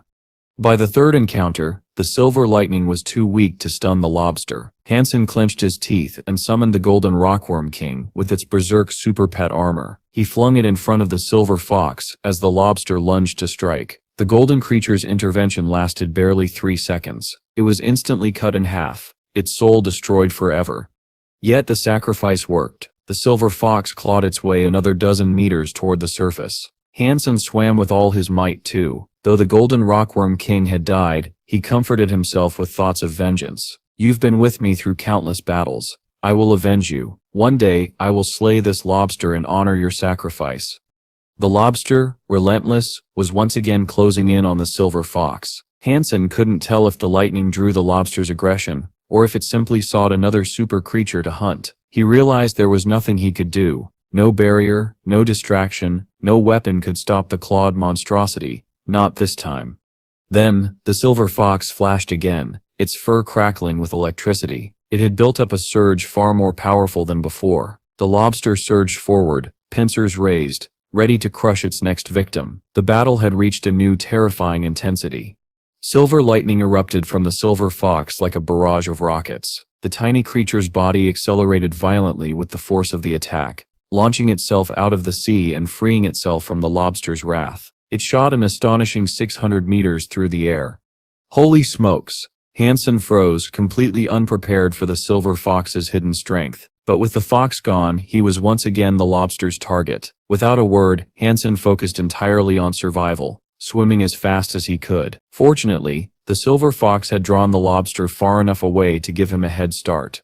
If I'd known it was planning this, I could have acted sooner, Hansen thought bitterly, his only option now to flee for his life. He wished he had extra arms and legs to swim faster. With the lobster closing dozens of meters per second, it might as well have been teleporting. Come on, just a little faster. He pushed himself harder, the light above growing brighter as he neared the surface. Yet the lobster was relentless, closing the distance with terrifying speed. Hansen summoned his sacred blood class, four-winged thunderbird, standing 2 meters tall as a shield. But the lobster's pincers crushed it instantly, shattering it into pieces. Using the brief window of distraction, Hansen flapped his wings and soared from the sea, flying 40 meters high.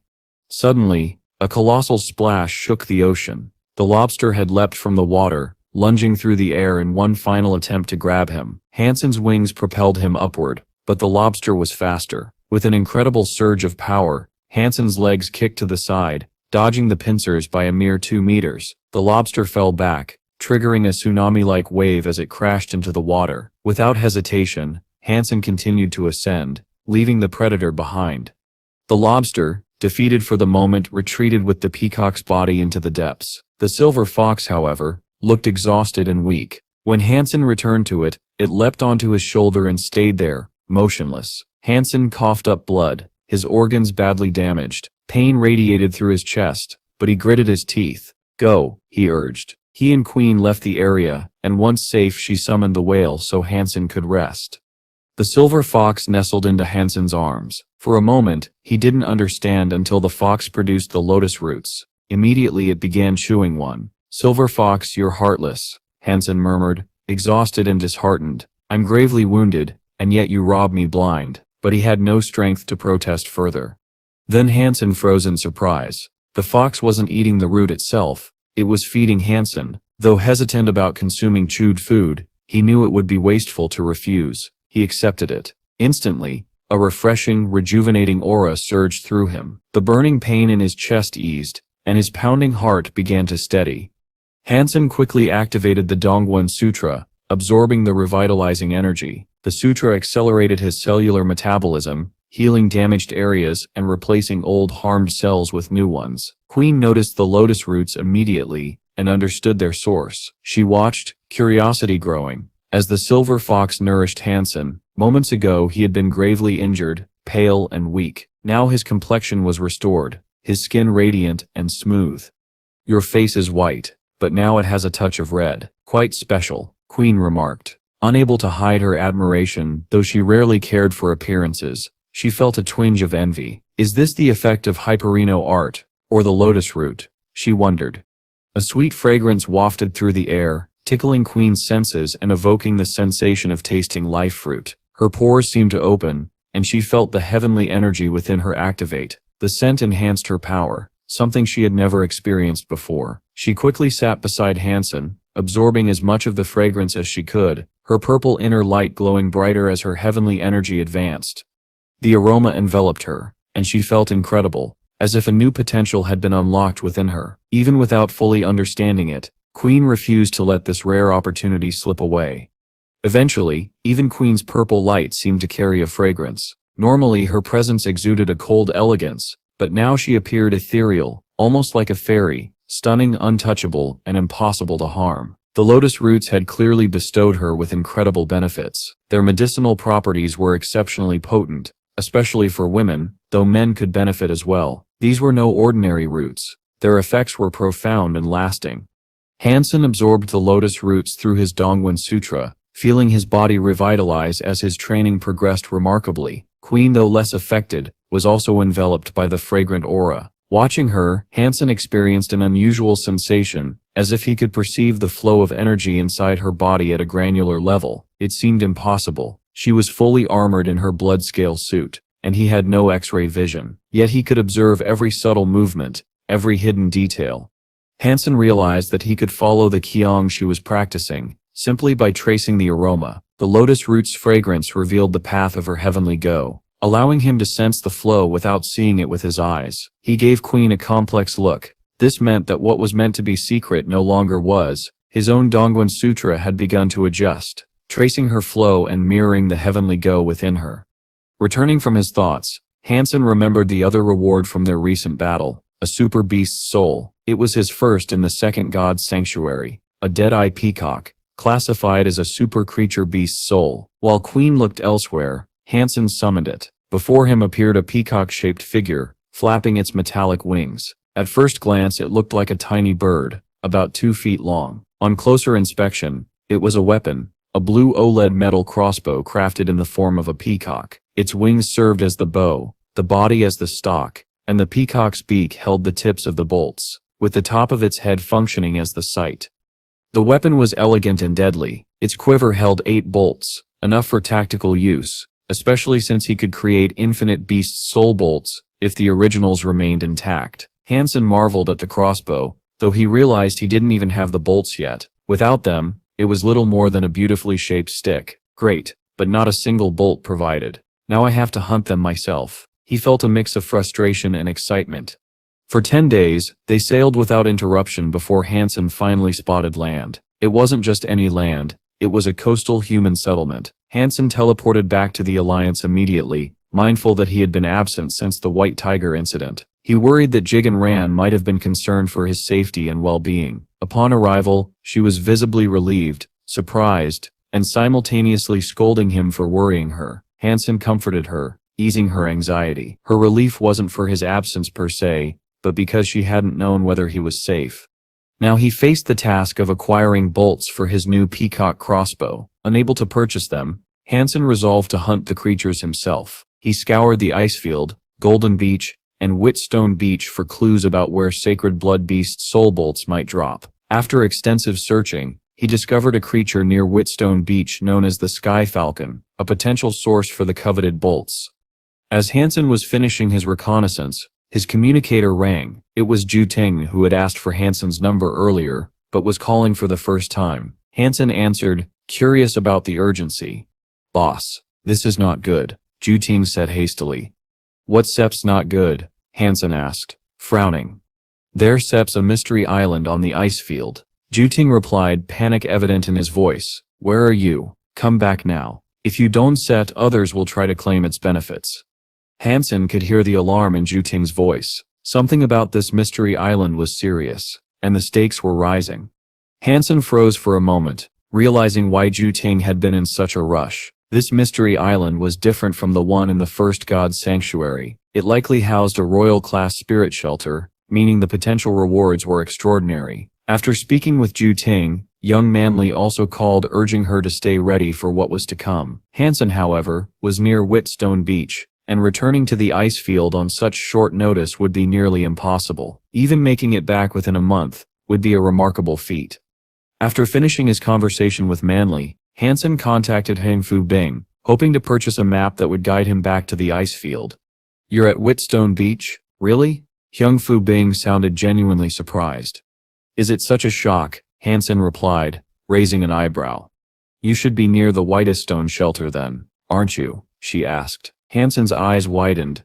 You can be here too, can you?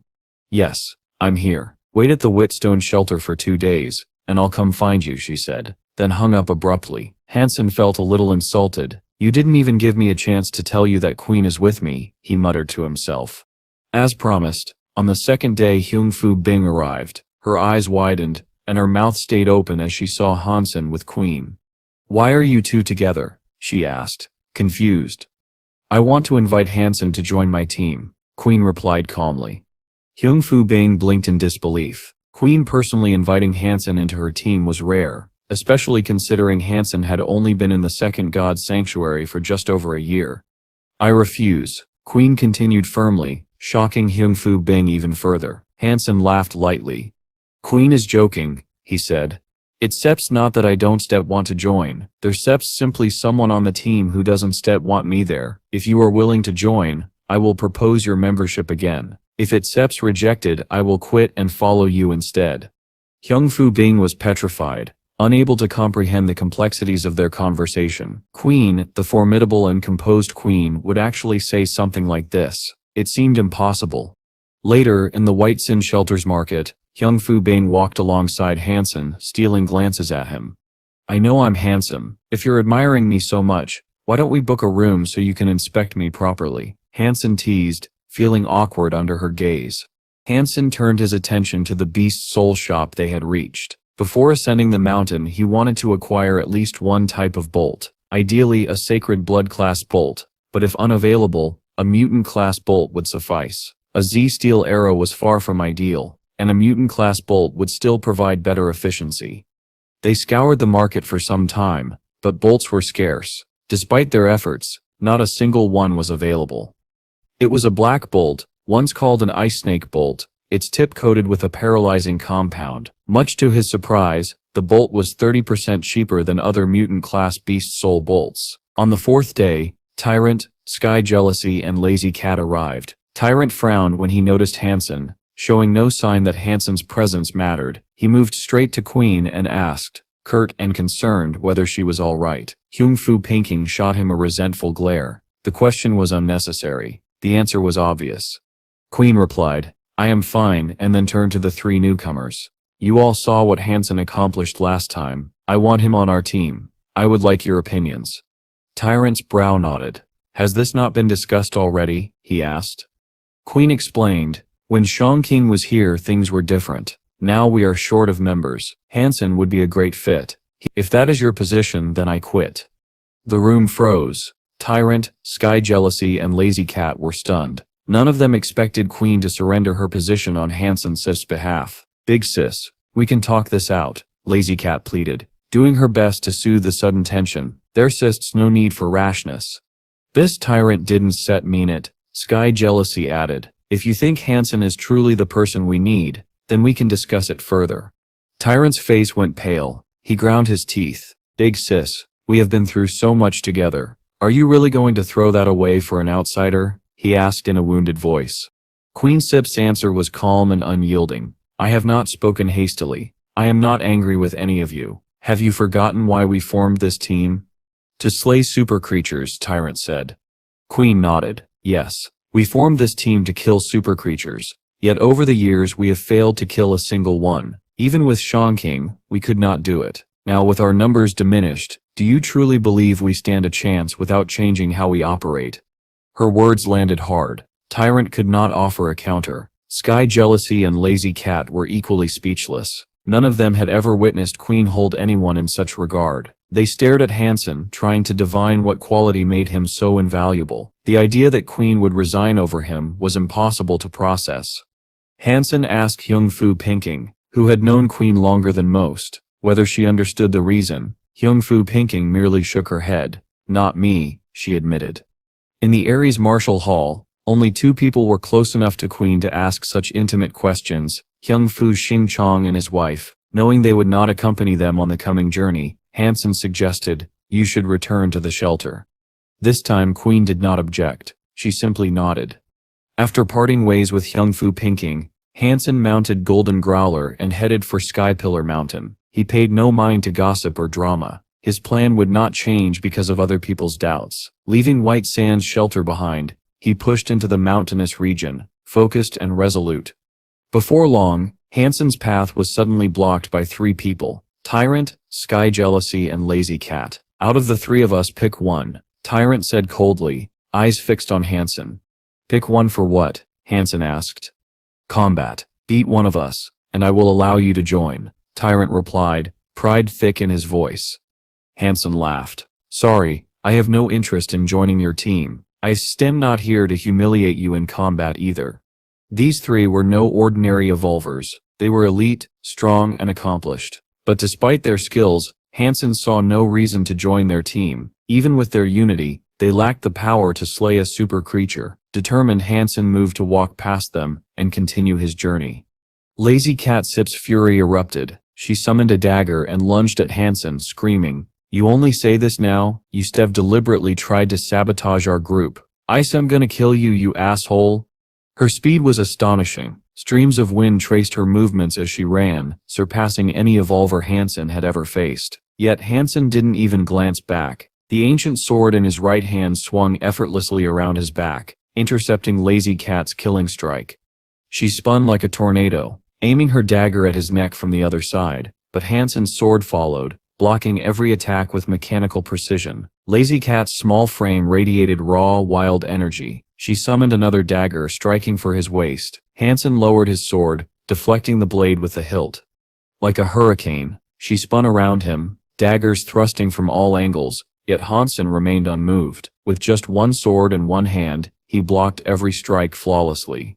Cat, fall back, Sky Jealousy called, drawing his soft sword that extended like snow. He sits mine, leave him to me. Lazy Cat's rage over Han Sen's interference with Queen showed no signs of waning. Han Sen's sword continued to intercept her attacks, but with Sky Jealousy approaching, he summoned his Silver Snake sword. Despite facing two opponents, Han Sen showed no disadvantage. He didn't even strike back. He simply defended, deflecting every attack with perfect precision.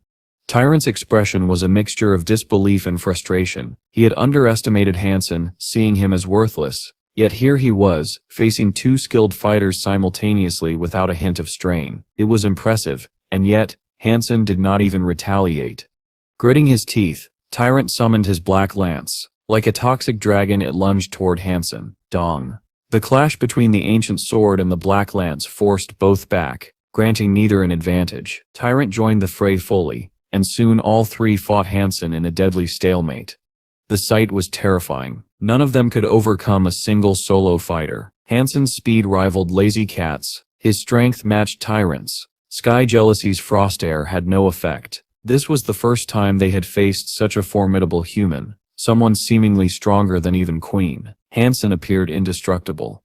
Under the relentless assault of three attackers, the swords in Han Sen's hands danced with uncanny speed, precision, and efficiency. Slowly the realization sank in. They could not defeat him. Their coordinated attacks faltered, turning into a reluctant retreat. A lance fell, a sword dropped, a dagger broke. Tyrant, Sky Jealousy, and Lazy Cat stared at Han Sen with pale, incredulous faces. Despite their combined effort, They had been utterly defeated. Han Sen's prowess was beyond human, his dexterity and combat mastery unmatched. Lazy Cat's eyes went blank with hopelessness, understanding now why Queen had so desperately wanted Han Sen on their side. Sky Jealousy's gaze mirrored disbelief. He could not fathom that someone so powerful was practically a stranger. "Let's go," Tyrant said at last, turning away, abandoning the fight he had initiated. As the three retreated, Han Sen sheathed his sword and turned toward a thicket of ancient trees. He called out, "You may come out now." Queen's slender shadow emerged from behind a gnarled trunk. She stepped close and whispered, "Thank you for what?" Han Sen asked with a soft smile, though he already knew the answer. She was thanking him for sparing the lives of her attackers. Queen did not reply. Instead, she stared in the direction the three had gone, her expression unreadable. It was rare to see Queen in such a downtrodden mood. Her face was almost never cast in shadow. A frown from her was more unlikely than a smile. Yet now she sighed, an almost inaudible sound. "Sky Pillar Mountain, let us go," she said, and the emotional frost in her voice returned. "Is it really all right to leave them like that?" Han Sen asked, wanting to understand what troubled her. Queen Sip's answer was cold and steady. "I only want people who are useful to my cause. If one day I find you are of no use, I will leave you without hesitation." She turned and continued walking without looking back. "The same applies to you. If I am useless to you, dispose of me." Sky Pillar Mountain rose ahead like a sacred column anchoring earth to sky. From a distance it hardly resembled a conventional peak. Instead it stood like a towering spire, a natural pillar so striking it had earned the name by which everyone now called it. At the foot of the great Sky Pillar Mountain, Queen glanced at Han Sen with concern. Her voice was calm but firm as she said, "This mountain belongs to the Chen family. If you encounter any of them, be especially wary of a man named Chen Ran." Han Sen tilted his head slightly. "Is he powerful?" he asked. He had met two members of the Chen family before, Chen Zai Chen and Juing. Han Sen had always been curious about the Chen family's secret seven-twist skill, a technique said to contort both body and energy into a deadly dance. Unfortunately, he had never been able to learn it. Queen's expression hardened as she continued. 80 years ago, Chen Ran unlocked his gene lock. She stopped there, her silence carrying more weight than words. Han Sen understood immediately. In a world whose recorded history spanned barely 100 years, a man who had opened his gene lock 80 years ago was beyond comprehension. Such a person had likely trained for decades with power most evolvers could only dream of. Even if Chen Ran hadn't fully unlocked his gene lock, the fraction he had opened must already surpass anyone alive. For Queen to warn him of this man, that alone was proof enough of his might. Still, Han Sen's focus was the mountain ahead. Sky Pillar Mountain loomed vast and cloud-piercing, with no clear path to follow. So, he simply picked a trail at random and began the climb. He believed that by choosing an arbitrary route, their ascent would go unnoticed. He was wrong. Not long after they began their trek, a group of men appeared, blocking their way. The leader had gray hair, but his youthful face betrayed strength and discipline. His eyes gleamed with authority, and his voice carried across the mountain wind. "You there, who dares to ascend the sacred sky pillar without announcing yourselves? The Chen family's hospitality knows no limits," he said with a thin smile. Queen stepped forward gracefully. "We mean no intrusion," she said politely. "We are only here to hunt a few sky falcons. We did not wish to trouble the Chen family." The man chuckled softly. "Trouble? You speak as though we are strangers. The Chen and Hung Fu families have shared blood for generations. You, being half of the Hung Fu line, are kin to us, whether you wish it or not." Han Sen realized this man was none other than Chen Ran himself. His smile was calm, yet his presence carried the weight of a storm. "The sky falcons you seek dwell at the mountain sep's summit," Chen Ran continued. "It is a long and dangerous climb. Allow me and my men to escort you." Queen hesitated for only a moment, then nodded. "Very well." Chen Ran ordered most of his followers to stay behind, keeping only 10 men close as they resumed the ascent. Han Sen knew the truth. Chen Ran wasn't escorting them for safety. He was ensuring they didn't hunt the super creatures said to inhabit the mountain. That was fine with Han Sen. He wasn't here to slay those beasts anyway, and with Chen Ran's party leading the way, the path would be far safer. He had left his silver fox companion back in White Sen's shelter. It would have been too dangerous to bring along. The towering sky pillar rose nearly 3,000 meters high, and as they climbed higher, the landscape began to change. The ground turned pale, and soon they found themselves walking through a garden of bones. These weren't ordinary remains. Each bone stretched dozens of meters long. They looked ancient and lifeless, yet strangely majestic. Chen Ran paused to explain, his tone respectful. Legends say these are the bones of the guardian beast that once ruled this mountain. In its reign, no man dared approach within 1,000 meters. Hundreds of massive bones were scattered across the slopes, entwined by withered vines that seemed to have died long ago. A faint aura lingered in the air, old, heavy, and oppressive. Han Sen could feel it pressing against his chest, a silent warning to keep his distance. He gazed at the bones thoughtfully. Could these truly be the remains of a super creature? He wondered. The dormant energy radiating from them almost felt alive. A strange idea crossed his mind. If I could cook a soup from such bones, perhaps I could gain super gene points. But as he looked again at their eerie ancient presence, he quickly abandoned the thought. Still, curiosity pulled him closer. Seeing Han Sen's insistent interest, Chen Ran called out to one of his men, Zhu Dongjun, test its strength.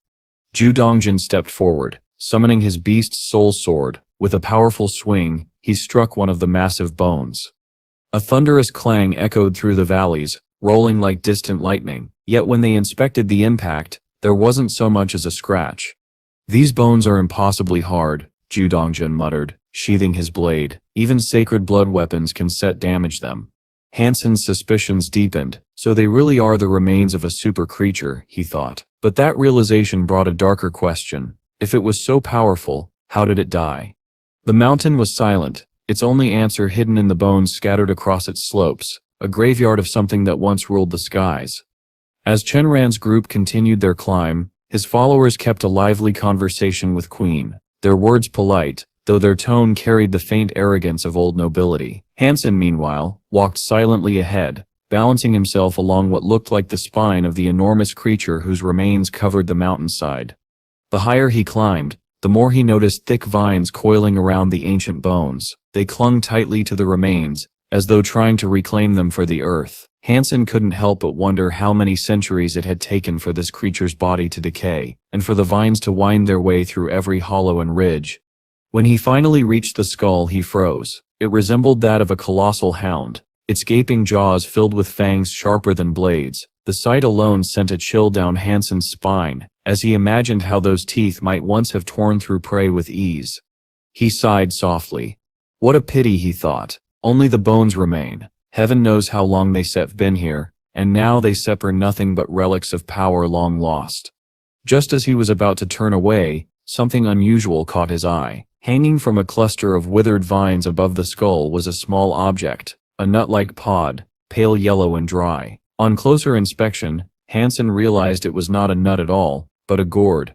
It was small enough to fit in one hand, and strangely, it seemed to have grown out of the dying vines themselves. The discovery intrigued him. While most ignored plants as meaningless in such desolate lands, Han Sen had always been fascinated by their mysteries.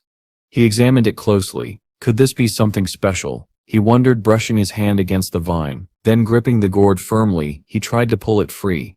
But no matter how hard he tugged, it wouldn't budge. He frowned. Why is this gourd so stubborn? A voice called out from behind him, half amused, half mocking. Give it up, friend, said Zhu Dongjun with a chuckle. That thing has clung to those vines for generations. Many have tried to cut it off, even burned it with fire, but nothing worked. It's as tough as the bones it rests on. You won't manage it either. Han Sen smiled faintly. We still see about that. Summoning his mascot sword, Han Sen took aim and slashed at the gourd with all his strength. The blade struck true, yet it felt as though he had hit solid rubber. The sword bounced back harmlessly without leaving a single mark. Zhu Dongjun burst into laughter. What did I tell you? Even your sacred blood weapon can harm it. But instead of being discouraged, Han Sen's curiosity only grew. A gourd vine strong enough to resist steel. That was no ordinary plant. There had to be more to it. Putting his sword away, Han Sen placed both hands on the gourd once again. This time he quietly activated his gene lock. Energy pulsed through his veins as he gave a sharp pull. And to his shock, the gourd came loose instantly, landing neatly in his palm. Zhu Dongjun's laughter died at once. His eyes widened in disbelief. What? How did you do that? For countless years, Countless hands had tried, and failed, to remove that gourd, yet Han Sen had done it effortlessly, as if the vines themselves had chosen to let go. "I have no idea," Han Sen admitted, scratching his head. "I barely pulled, and it just fell off." By now, even Shenran and Queen had approached to see what the commotion was about. Su Dongjin quickly explained. Brother Han just pulled the gourd off the vine with his bare hands. None before him could do it, no matter their strength or weapon. Chen Ransit's expression remained calm, though his eyes gleamed with intrigue. "Brother Han," he said, smiling faintly, "it seems fortune favors you. For years, this gourd has refused every challenger. Yet with you, it simply surrendered. Perhaps it recognizes its true master." He extended his hand politely. "May I see it?" Han Sen chuckled. "Treasure or not, it's just a dead gourd to me." He slipped it into his chest pocket and thought no more of it, though somewhere deep down, a strange intuition told him this was no ordinary find. With the mystery seemingly settled, the group continued their climb. Under Chenron's expert guidance, they avoided the most dangerous paths where fierce beasts were known to roam. The ascent was smoother than expected, their progress steady and swift, yet the silent weight of what had just occurred lingered in Han Sen's mind. As the group continued their steady ascent, Han Sen began to feel something unsettling. It wasn't the path or the air. It was the faint rhythmic movement against his chest. The gourd he carried was beating. At first, he thought it was his imagination, but when he pressed his fingers against it, he felt it again, a faint pulse, like a heartbeat. It was soft, subtle, almost imperceptible. Had it not been for his heightened seventh sense, Han Sen would never have noticed it at all. He gripped the gourd once more, trying to feel the pulse again. But this time, it was gone. No matter how he turned it or how long he held it, the beating had completely vanished. "Strange," he muttered, frowning. "I could swear I felt it before." He didn't dare put it back against his chest, so he continued to carry it in his hand. The uncertainty gnawed at him. What is this thing? He wondered. Part of him wanted to throw it off the mountain and be rid of it, but another part, his greed and curiosity, stopped him. If it truly was a treasure of some kind, discarding it now would be a fool's move. He sighed regretfully. If only I had brought the silver fox, he thought. That clever creature would probably understand what this gourd was, or what it hid. But since it wasn't here, Han Sen had no choice but to keep it and decide later. Their climb continued. Every now and then, monsters emerged from the shadows, strange, mutated creatures of varying sizes and shapes. But thanks to Chenron's guidance, they avoided the most dangerous territories. His group knew every path, every hiding place, and every creature's territory. Whenever a beast strayed too close, Chenron's men dispatched it swiftly before Han Sen or Queen could even react. Though Han Sen missed the chance to collect valuable gene materials, he didn't complain. His goal lay further ahead at the summit, where the sky falcons nested. Then suddenly, a shrill neigh pierced the silence. It echoed from somewhere higher up the slope, deep, resonant, and filled with power. Chenran's face immediately paled. His men stiffened like stone. "Quick, hide," he hissed. Without wasting a second, he scanned the cliffside and found a narrow crevice between two jagged rocks. The entire group hurried inside, crouching low as the sound drew nearer. The air grew heavy. Even the mountain wind seemed to hold its breath. Then, through a thin slit in the rock, Han Sen saw it. A creature floated past, riding upon a swirling red cloud. It looked like a horse, or perhaps a mule, but its presence was otherworldly. Its shaggy mane shimmered scarlet under the sunlight, and its eyes glowed faintly, almost divine. The red mist beneath it rolled like living fire, carrying it smoothly through the air. Han Sen's heart raced. He remembered the reports he had read before the expedition, stories of a strange beast that wandered Sky Pillar Mountain, a red cloud horse that no one dared to provoke. Now seeing it with his own eyes, he understood why. The creature radiated a crushing aura, majestic and ancient, yet calm and carefree. It pranced lightly on its cloud, humming a low whinny as if in contentment, and then just as suddenly as it had appeared, it vanished into the mist. Everyone remained silent for a long moment. Only when the last echo faded did Chenran speak, his tone grim. "That creature is extremely dangerous. Countless travelers have tried to reach the peak, only to die beneath its hooves. We chose this path specifically to avoid it. For it to appear here means it sets strayed from its usual routes." Queen nodded silently, her eyes narrowing. Han Sen understood the unspoken truth behind Shenron's words. He had taken a detour not for their safety, but to keep them from discovering this monster's existence. "Let Stets move," Shenron ordered quietly, "and pray we don't encounter it again on the way down." Zhu Dongjin muttered under his breath, "I have no desire to see that demon horse twice in one lifetime." The group quickened their pace, eager to put distance between themselves and the beast. For 6 long days they climbed, resting only when necessary. Though the mountain was filled with strange energies and hidden terrors, fortune seemed to favor them. No real danger crossed their path. And then at last, they neared the summit. When Han Sen looked down, the world below was gone, completely swallowed by clouds. The sea of white stretched endlessly, like waves of misty foam. It felt as though they had ascended beyond the mortal world and stepped into the heavens. At the mountain's peak stood a single gigantic tree. Its branches sprawled outward in all directions, thick and interwoven like the canopy of a colossal mushroom. Each branch stretched so far that it seemed to cover the entire summit, shielding it like a living umbrella. Han Sen stared in awe. Though he had read of this ancient tree before, nothing could compare to seeing it in person. Its grandeur was beyond words, a monument of time and life itself. "There are thousands of creatures living within that tree," Shenron murmured. And as Han Sen gazed upon its mighty form, he felt an unfamiliar weight settle in his chest, an instinctive sense that whatever awaited them at the top would not be ordinary. As Han Sen climbed higher into the misty mountains, Zhu Dongjun pointed toward the massive sacred tree towering above the clouds. His voice carried both awe and caution as he said, "There are over 1,000 bird species living within that tree. The sky falcons you're looking for, those are among the largest. Our last count put their number at over 1,000 as well. Some of them are even of the sacred blood variety." Han Sen's brows furrowed. The thought of that many creatures living in a single tree was almost impossible to believe. If they got close, they wouldn't just be fighting sky falcons. The entire tree might come alive in chaos. Every bird, every nest, every creature would react, and that could spell disaster.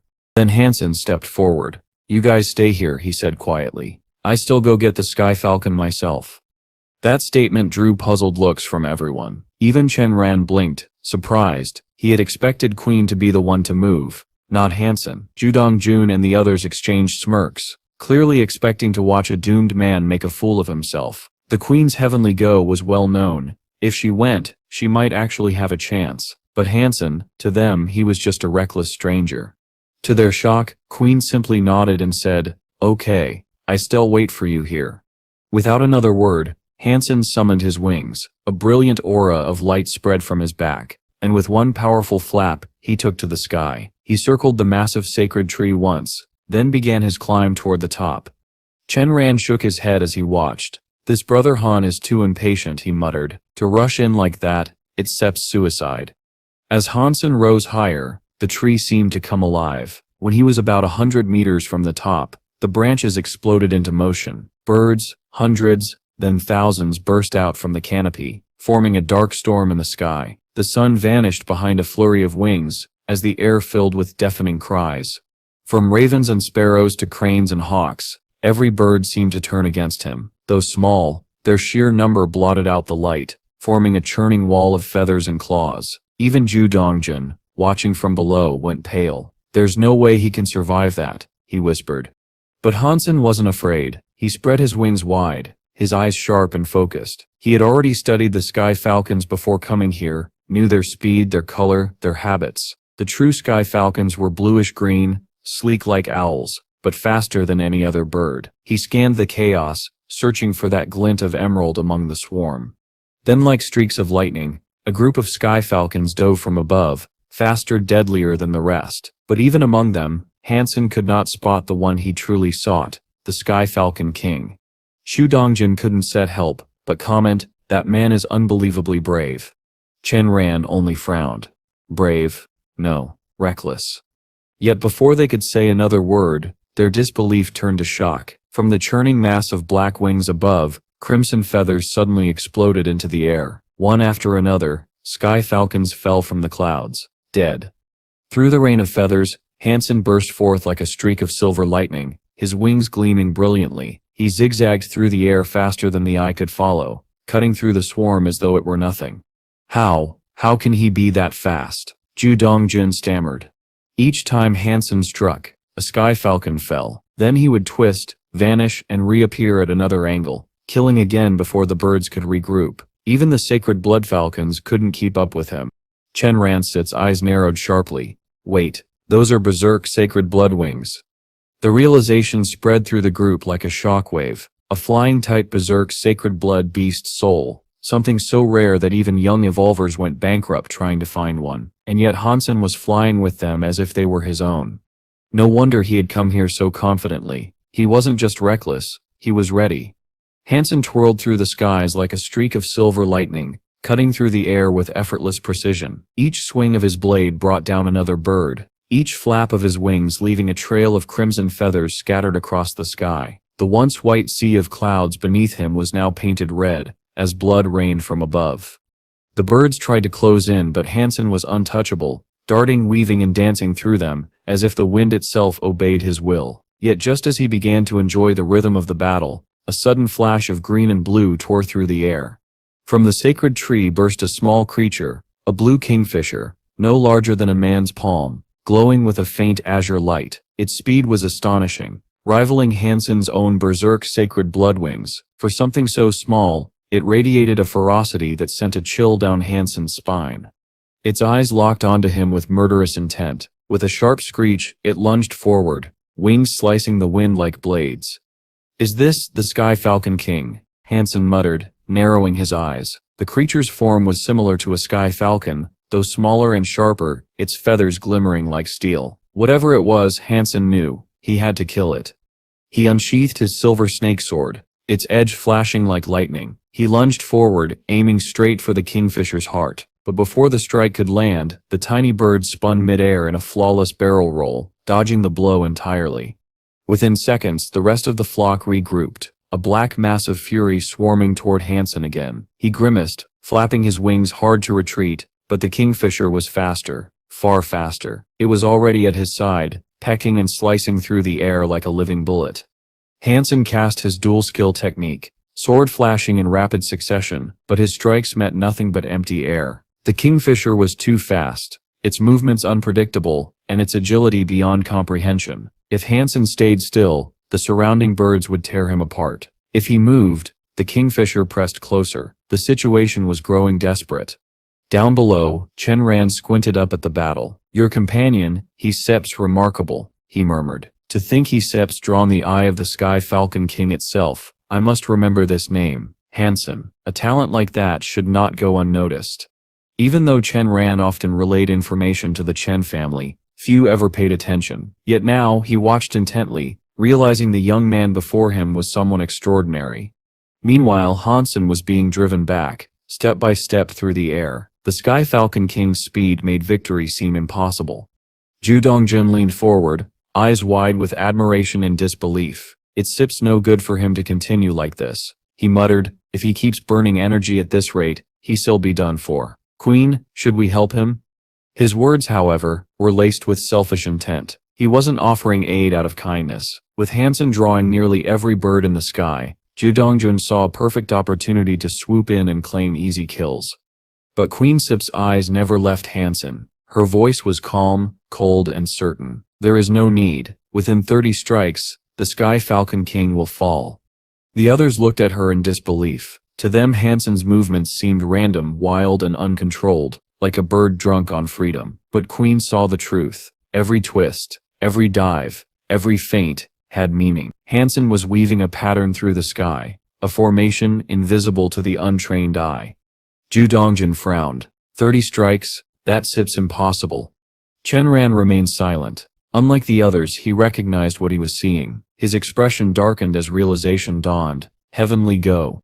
How could this boy know such a technique? He muttered under his breath. Did the Hong Fu family teach another? No. That seems impossible. Hong Fu Chang swore never to pass it down. Up above, the battle raged on. The evolvers watching began to count Han Sen's attacks, one strike after another. By the 24th, the tension was unbearable. Then Han Sen's eyes flashed. Now. He roared and unleashed a sudden counterattack. The Sky Falcon King shot forward at blinding speed, trying to evade, but this time Han Sen was ready. The first slash of the silver snake sword missed by a hair's breadth, driving the Falcon King straight into the mass of pursuing birds. For a fraction of a second, its movement faltered. That was all Han Sen needed. His second strike came down like divine judgment. The sword, infused with raw power, tore through the air and struck the Sky Falcon King squarely across the back. The blade ripped through flesh and bone, splitting the creature open from wing to tail. The bird let out a piercing cry before its body went limp, tumbling through the crimson clouds below. Silence followed. Chen Ran, Zhu Dongjin, and the others stood frozen, eyes wide in disbelief. Han Sen had done it. He had slain the Sky Falcon King, and he had done it in 24 strikes. Han Sen swerved sharply, dodging the next wave of attacks from the flock of birds. He turned midair and darted after the falling Sky Falcon King. The system hadn't yet played the familiar notification tone, meaning the beast wasn't dead. Not yet. The Sky Falcon King plummeted straight into the crown of a massive tree. Han Sen chased after it, the branches swaying violently as the bird's body struck them. He leapt forward, extending his hands to grab the creature's battered form before it could fall further. Channeling his yin force, he gripped the bird tightly and squeezed. After a few tense seconds, the system finally chimed. Sacred blood creature hunted. Sky Falcon King. Beast soul not acquired. Consume its flesh to gain a random number of sacred Jano points ranging from 0 to 10. Han Sen exhaled. He wasn't disappointed. Beast souls were rare, and he hadn't expected to get one on his first hunt anyway. What truly mattered was the meat. Rich with energy, with flesh this potent, he could easily gain at least 8 sacred Jano points, a generous reward for a single kill. He began circling the treetop, carefully avoiding the agitated flock still diving at him. But then, something caught his eye beneath the thick foliage, something that made his pupils contract in shock. Hidden among the branches was a massive bird's nest, woven from sturdy twigs. At first, it seemed ordinary, until Han Sen saw what sat within it. A single black bird, a raven, its feathers dark as ink, sat still, staring directly at him. Its eyes were cold, ancient, and merciless. The moment their gazes met, a chill ran down Han Sen's spine. His instincts screamed at him. If that creature decided to move, he'd be dead before he could even blink. But the raven didn't move. It simply watched him in silence, unmoving, regal, terrifying. He dove to the ground, retracting his wings as he ran. Queen didn't hesitate. She joined him instantly, her instincts aligning with his. But not everyone believed him. Kajin scoffed. Surely you jest, Han Sen. If such a creature existed, how have you returned without a scratch? Chen Ran frowned, uncertain. He hesitated, until a sound split the air. A sharp, ear-piercing caw echoed from above, the chilling cry of a raven. Moments later, the black raven burst from the treetop, spreading its vast wings. The sky seemed to dim around it. The smaller birds, once frenzied, instantly calmed and retreated into the trees, submitting to its presence. The creature soared downward, gliding with deliberate slowness, like a god descending from the heavens. Its beady eyes followed Han Sen's group with a cold amusement, as if watching insects scurry for their lives. Chen Ran's body froze, terror gripping him. Then instinct took over. Run, he shouted. He was the first to flee, and the others, Zhu Dongjin and his men, didn't waste time questioning him. They sprinted after him, the forest echoing with their pounding footsteps. The raven didn't chase them immediately. It simply glided behind, silent and graceful, its dark eyes never leaving its prey. The air grew heavy. The mountain fell silent. When Han Sen glanced back, he saw its shadow stretch over them like death itself. The creature wasn't large, but its presence was suffocating. Then came another screech, sharper, louder, slicing through the air. In the next instant, the raven vanished. It reappeared behind the last evolver in their group, its movement so fast it looked like teleportation. A black blur. A flash of wings. A single slice. The man's head rolled before his body even hit the ground. Blood sprayed into the air, and though the raven could have easily avoided it, it didn't. It bathed in the crimson rain, eyes gleaming in twisted delight. It stretched out its long, wicked tongue, tasting the blood that fell from its victim, savoring it. The rest of the group looked back in horror, their hearts pounding, their skin crawling. None dared to slow down.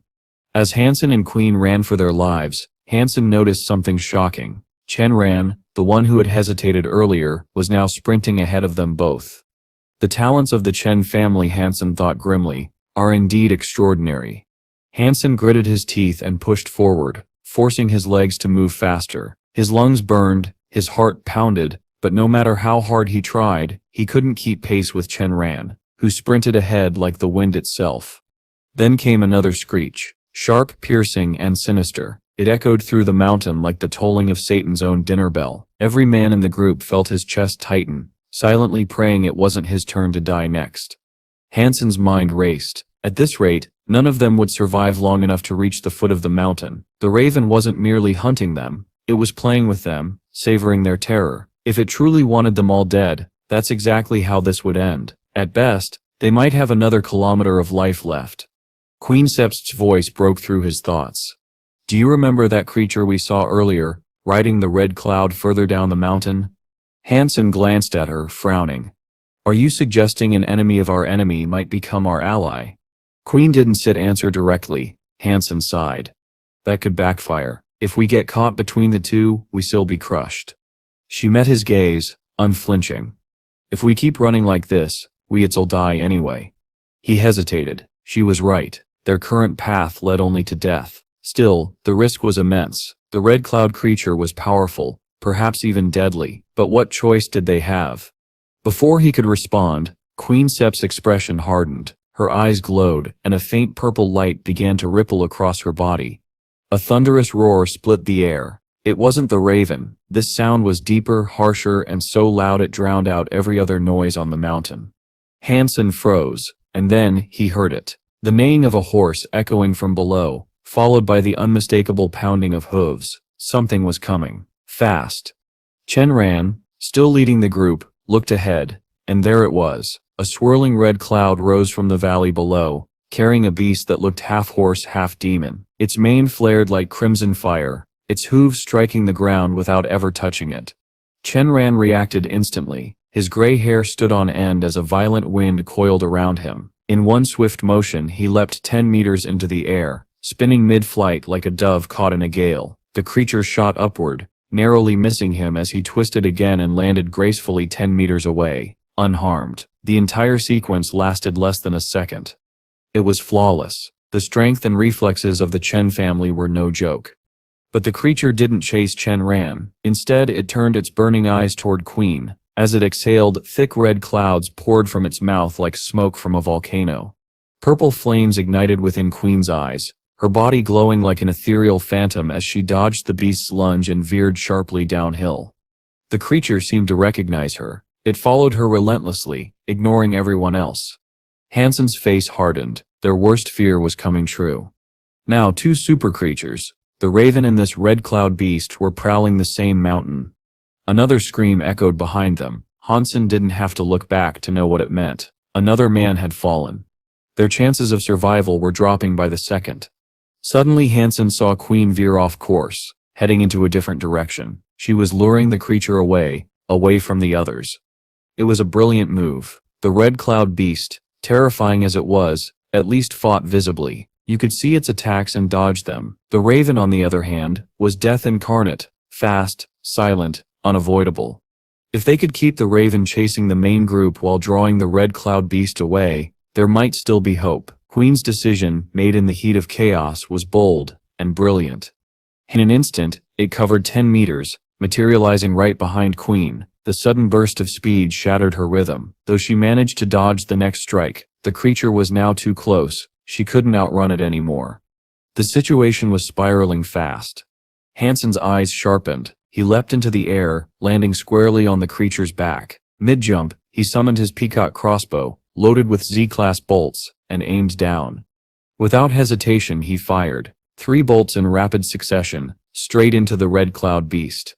3 Z-class bolts shot out like blazing comets. 3 flashes of explosive wrath that tore through the air and struck the red cloud donkey in separate spots. Without waiting to see the damage, Han Sen leapt off its back and hit the ground running. The creature's screech shook the mountains. Fire erupted where the bolt struck, burning its body and filling the air with smoke and fury. Though its hide was too thick to be pierced, the sheer impact had left it injured and furious. It snorted violently, expelling streams of red mist from its nostrils, and then turned to chase Han Sen once more. Within 3 steps, the beast was already behind him. Han Sen was fast. His movements were sharp, precise, and deadly. But against a monster like this, even his speed had limits. He halted abruptly, realizing escape was futile. If he could buy time for Queen, that would have to be enough. As he stopped to face the beast, Queen looked back from the distance and shouted his name. Her voice caught the donkey's attention. Its eyes flared crimson again, and with a violent snort, it abandoned Han Sen to pursue her instead. The two of them, Han Sen and Queen, began alternating their roles in this deadly dance. When the creature locked onto one, the other would distract it, shouting or attacking from afar. Again and again, they lured it back and forth, forcing it into confusion. It howled in rage, its body trembling with fury as it stomped the ground hard enough to crack stone. Despite their clever teamwork, they could neither harm it nor shake it off completely. Its skin was impenetrable, and its stamina seemed endless. After several desperate minutes of running, Han Sen shouted, breath ragged, "This isn't set going well. If the raven finishes off the others and comes for us next, we're as good as dead." Queen Sep's voice came back cold and steady. "There's Sep's no other choice left. Do you remember the bones of the guardian hound? No creature dares approach that place, not within a full kilometer." Han Sen Sep's eyes widened. "You think it still work even on this thing?" "It's worth the risk," she replied without hesitation. Without another word, they changed course, heading straight toward the Garden of Bones, the place they'd passed earlier on their ascent. It was a desperate gamble, but it was all they had. The Red Cloud donkey followed, screeching and kicking violently. Its cries echoed across the mountains, scaring away lesser beasts. Ironically, its rage cleared their path. Not a single monster dared to come near the chaos that followed it. By the time Han Sen and Queen neared the kilometer mark from the Guardian Hound's remains, the raven was still nowhere to be seen, a small mercy. But something was wrong. The donkey hadn't stopped. Even within the supposed boundary of the Guardian's aura, it still charged after them, howling with fury. Han Sen and Queen exchanged a grim look. Then, as they drew even closer, the change came. The beast slowed, snorted, and then stopped completely. Its front hooves stamped the ground in frustration, its eyes flickering between rage and hesitation. They had reached the Garden of Bones. Dozens of massive skeletal remains jutted out of the ground, a rib cage of some ancient titan bleached white by time. Han Sen and Queen leapt through the bones, ducking between the towering ribs. Outside, the donkey reared up, neighing in defiance, but it did not cross the invisible boundary. It paced and pawed at the dirt, nostrils flaring, yet refused to take even a single step closer. Han Sen leaned against one of the giant bones, catching his breath. I wonder what kind of creature this guardian hound was to make even super creatures tremble before its remains. Queen sat down beside him, closing her eyes briefly. Whatever it was, we can stay long. Once we sit recovered, we move. Han Sen nodded. Their gene locks had been active for far too long, draining their energy, but they couldn't rest for long. Still, without the garden's protection, they would have already been dead. Moments later, the sound of footsteps broke the silence. Han Sen's instincts kicked in. He turned sharply, only to see familiar faces emerging from the mist. It was Chen Ran and the remnants of his team. They looked exhausted but alive. The donkey immediately noticed them and shrieked with delight, charging forward, but as before, it froze at the edge of the bones, unable to cross. Han Sen and Queen, however, felt their relief fade, because perched atop a withered tree near the clearing, its dark feathers glistening under the pale light, sat the raven. It's for Chen Ran and his men to have escaped the raven's wrath, even briefly, defied all logic. Han Sen frowned and asked, "Old Chen, how did you get here alive?" Chen Ran exhaled slowly, his face weary. "It's difficult to explain," he said, his voice heavy, avoiding the question entirely. And for the first time in a long while, Han Sen realized, whatever had happened between Chen Ran and the raven on their way here, it wasn't over yet. Han Sen understood that pressing Chen Ran further would be pointless if the man wasn't willing to share what had happened. Instead, he turned his gaze outside the ribcage. The raven, meanwhile, remained perfectly still, perched atop a withered tree, silent and unmoving, its cold eyes fixed on them. "It's fortunate they won't attack us in here," Han Sen muttered quietly, his eyes narrowing. "But I don't see them letting us go either. I can imagine them waiting us out, watching as we starve to death or die of thirst. Do you have any ideas, old man?" Chen gave a weary sigh. Those are two of the most wretched creatures I specs ever seen. What do you expect me to do? Let's stay here for a while and see what happens. Maybe they still get bored and leave eventually. Han Sen didn't argue. 7 of them remained trapped within the massive bones, surrounded by silence and the faint echo of distant winds. One day passed. He suddenly felt something pulsing faintly from his chest pocket. His heart skipped. He had almost forgotten about the gourd. Pulling it out, he noticed that the strange beating stopped the moment it touched his hand. Turning it over curiously, Han Sen frowned. Nothing seemed unusual about it. What a strange gourd, he murmured, keeping it in his hand instead of pocketing it again. He wanted to be ready, just in case. Chen broke the silence. Brother Han, it seems they're not leaving. We must do something. He walked closer, his voice low. If you have an idea, I'm all ears, Han Sen replied. Chen gave a tired smile. We're famous evolvers, are we not? Dying of thirst in a pile of bones, what a disgrace that would be. These bones stretch for kilometers. If we split into 2 teams and run in opposite directions, one of us might escape. What do you think? Han Sen thought about it carefully. The donkey was closer to the tail of the guardian Han Sen's remains, which meant whoever ran that way would face greater danger. I suppose that could work, Han Sen said. But how will we divide the teams? Chen sighed deeply. This is my plan, and I won't put any of you at unnecessary risk. I still take the tailbone route myself. You all go toward the front. Han Sen's eyes widened slightly. You still go alone? Yes, but under one condition, Chen said quietly. Tell me. Jin and the others are my brothers, he said, glancing at his men. Take them with you. I still draw the attention of those monsters. I stole the strongest here, and if my sacrifice can buy you time to escape, so be it. His followers were visibly shaken. Jin tried to speak, but Chen raised a hand. No need. My decision is made. You've followed me long enough, and there's little left for me to teach you. Let me do this one last thing. He gave a faint smile. Besides, I'm a small target. Maybe I'll surprise you yet. Despite their sorrow, no one argued further. Han Sen, Queen, and the others quietly moved toward the skull end of the skeleton, while Chen walked toward the tailbone alone. Both sides synchronized their watches. When the timer hit 0, they would run. Outside, the raven continued to observe with chilling stillness, while the red cloud donkey paced restlessly near Han Sen's side, its heavy breath sending dust swirling into the air. Jin exhaled shakily. Good, let it stay on this side. If the raven chases us, we scepter finished. They all knew it was true. The donkey was terrifying, but survivable. The raven was death itself. As the final seconds ticked away, the air grew heavy. Then Chen voice echoed across the graveyard of bones. Run. He dashed out from beneath the ribs, moving like lightning. Seeing their leader sprint, Jin and the others followed from the other end, determination burning in their exhausted eyes. Queen prepared to leap forward too, but Han Sen suddenly grabbed her arm. She turned, startled, about to ask why, then she saw it. The raven had moved. Its black wings unfurled, and with a single beat, it took to the sky, its piercing gaze locked not on Chen, but on them. Jin and his men had already dashed out, but the red cloud donkey was quick to pursue, galloping right on their heels. Its furious cries echoed through the air, cutting off any hope of retreat. The group had no choice now. They could only keep running down the mountain as planned, praying they might somehow survive. Queen turned back for a brief moment and caught sight of Chen. He was already more than 200 meters away, sprinting with desperate determination. A thought crossed her mind. So the raven follows the larger crowd. Her expression hardened. Bollocks, Han Sen muttered coldly. Chen, that old bastard played us. Queen looked at him in surprise.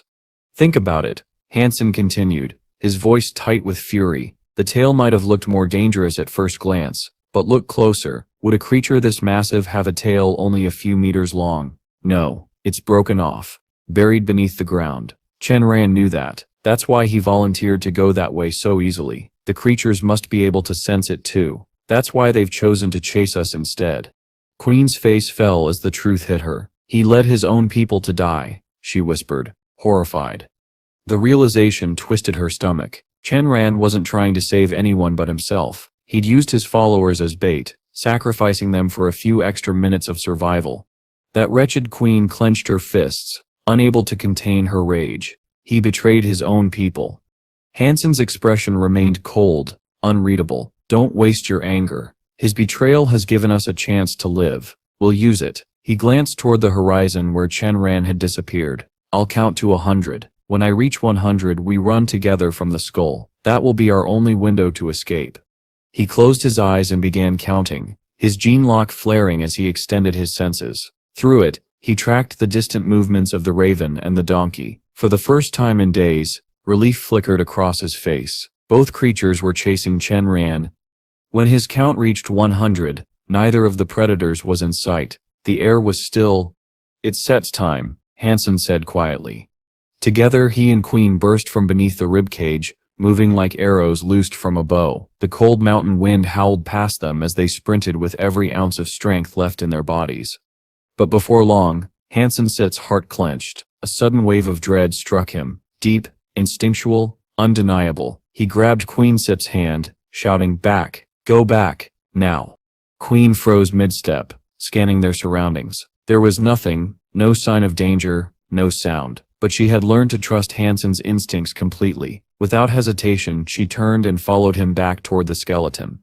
The feeling of death loomed over Han Sen like a shadow pressing down on his lungs. His body screamed at him to run faster. Each step back felt heavier than the last. The pressure grew unbearable, his heart hammering wildly as he felt the air split beside him. A flash of blinding light tore across his neck. Silent, deadly, Han Sen threw himself forward instinctively. A massive black shadow loomed over him. Blood burst from his back, scattering like crimson petals. Behind him, the raven let out a shriek of fury. It had missed its kill. Flapping its wings violently, the creature vanished into the sky, only to reappear an instant later, slicing downward. Its blade-like wings cut through the air toward Han Sen's neck. "It's over," Han Sen thought bitterly. But before the raven could strike, something in the bones stirred.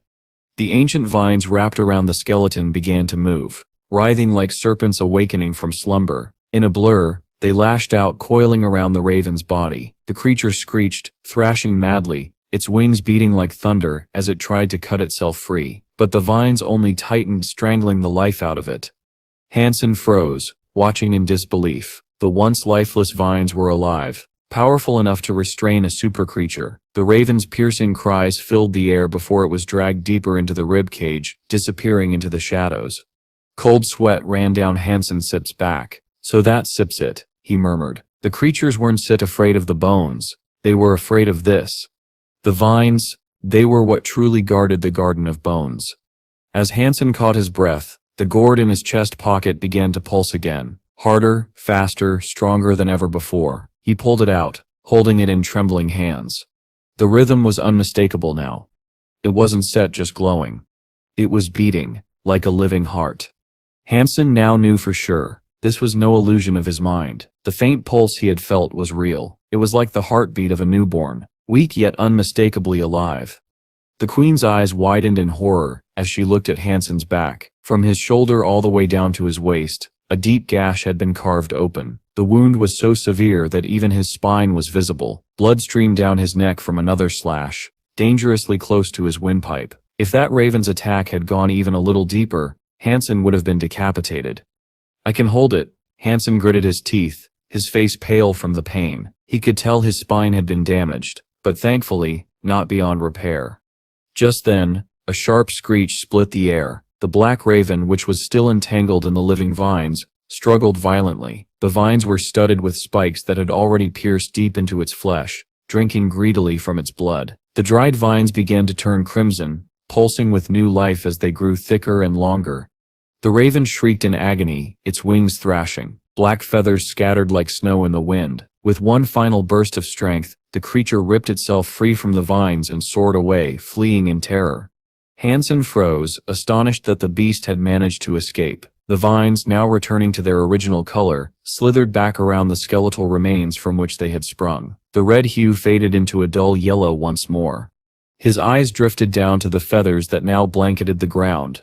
About 30 or so, each roughly a foot long. As he picked one up, his expression changed. These weren't normal feathers. They belonged to a super creature, their texture cold and metallic, almost like forged steel.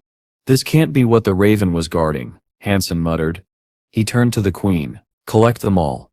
Together they gathered 36 feathers, a perfect, even number. Despite his injury, Han Sen couldn't help but admire their strength. How about you test them, he suggested. The queen nodded. Drawing her sacred blood beast soul sword, she struck one feather with full force. The result was astonishing. Not a single scratch appeared on it. This really is some good stuff, Han Sen said with a grin. Ideas raced through his mind. If he could modify these feathers into bolts and pair them with his peacock crossbow, he might have a weapon powerful enough to slay even a super creature. How about we split them evenly? 18 each, Han Sen offered. The queen shook her head. They scepter useless to me. You can have them all. Han Sen didn't argue. She had noticed before that his crossbow resembled the deadly peacock, perhaps even its beast soul form. But she chose not to ask. She knew Han Sen well enough to understand his motives. He wanted these feathers to forge weapons, and she wasn't going to stop him. We should leave while the raven is gone, the queen urged. If the donkey returns, your injuries will make it hard to escape. Before Han Sen could protest, she lifted him onto her back and began descending the mountain. For the first time, Han Sen felt something unfamiliar, being cared for. No one had ever carried him before, let alone a woman. The feeling was strange, yet comforting. Fortunately, no further danger appeared on their journey. Once they reached the base, the queen summoned an elephant and took Han Sen to a nearby shelter, ensuring he could safely return to the Alliance for recovery. Days later, when his wounds had begun to heal, Han Sen decided to test his creation. Loading one of the raven's feathers into his crossbow, the shot struck dead on, triggering a powerful explosion that blasted a massive hole into the cliffside, yet the gourd itself remained perfectly intact. What in the world? Han Sen whispered, stunned. When Han Sen dropped the gourd from a great height, the silver fox instantly dashed forward. It caught the gourd midair, then spat it back into Han Sen's hand. What the hell is that supposed to mean? Han Sen muttered, staring at the saliva-covered gourd in disbelief. He waited, expecting some kind of response from the creature, but when none came, he decided to test it again. Han Sen dropped the gourd once more. And again, the silver fox leapt, snatched it in its jaws, and gently placed it back in Han Sen's hand. That was all the confirmation Han Sen needed. The silver fox wanted him to keep it. He studied the animal quietly for a long while, then turned to leave. If this was something the silver fox insisted he hold on to, then it probably wasn't dangerous. In fact, Han Sen began to wonder if the gourd might one day reveal some kind of treasure. After all, whenever he held it, he sensed no threat. The only thing that unsettled him was his own paranoia, and the strange rhythmic heartbeat pulsing from within the gourd. That pulse, it disturbed him more than anything. Every time he held it, he could feel something moving inside. The heartbeat had never stopped, not once, since the day he returned from Skypillar Mountain. Suddenly he froze. Who sits there? He called out, frowning. Brother Han, it sets me. The voice made Han Sen's eyes widen. He could hardly believe it. The old man was still alive, and bold enough to show his face again. Old Chen, I'm surprised you found time to visit me, Han Sen said calmly. Chenron smiled, his tone falsely warm. Jiaoming told me you're his good friend. When I heard you were here, I had to come and see you. Why didn't you say that earlier? Han Sen replied. If you had, maybe our last encounter would have been far more pleasant. Chenron laughed softly, but Han Sen's thoughts stayed sharp. Being considered your family would be a curse, he thought privately. He didn't hate the Chen family, but there was no real friendship there either. And that day, Chenron's actions had proven his selfishness, saving his own life above all else. Brother Han, this place isn't good for you. Why don't you move into my shelter instead? Since you're returning to the ice fields, could you deliver some beast souls to Jiaoming for me? How many beast souls? Han Sen asked. A few thousand, Chenron replied quickly, before Han Sen could question further. Of course I'll pay you for it. This card here holds 50 million. That's your delivery fee. Han Sen glanced at the card but didn't take it. He chuckled inwardly. This old man is cunning. There's a shortage of beast souls in the ice fields, and now he wants me to transport a massive load there. He offers me 50 million, but he'll make billions in profit. Old Chen, you know the ice fields aren't ruled by me alone. I'm only a leader in name. The real power lies with Lifling Lan and Kishiwen. Then Han Sen placed another card on the table. Here's 500 million. Take it to Jiaoming. He's a good kid, born poor. all alone in the ice fields. Helping him is what matters. The ice fields don't belong to me alone. If you want to do business, I'll take only 20% of the profits from the beast soul sales. Shenron's expression brightened. Sure, if you say so, he said quickly. Han Sen nodded, but remember, aside from my goddess army, there are other factions too, Starwheel, Black God and Philip. If they aren't given their share, this deal won't stand. You'll have to give them 20% each as well. Shenron's smile faded slightly. Young man, you can't do business like this. Sometimes a simple favor is worth more than profit. Take 50%, and I'll have more business for you later. Han Sen shook his head. Then I must decline. Like I said, the ice fields don't belong to me alone. I can't report such a deal to the others.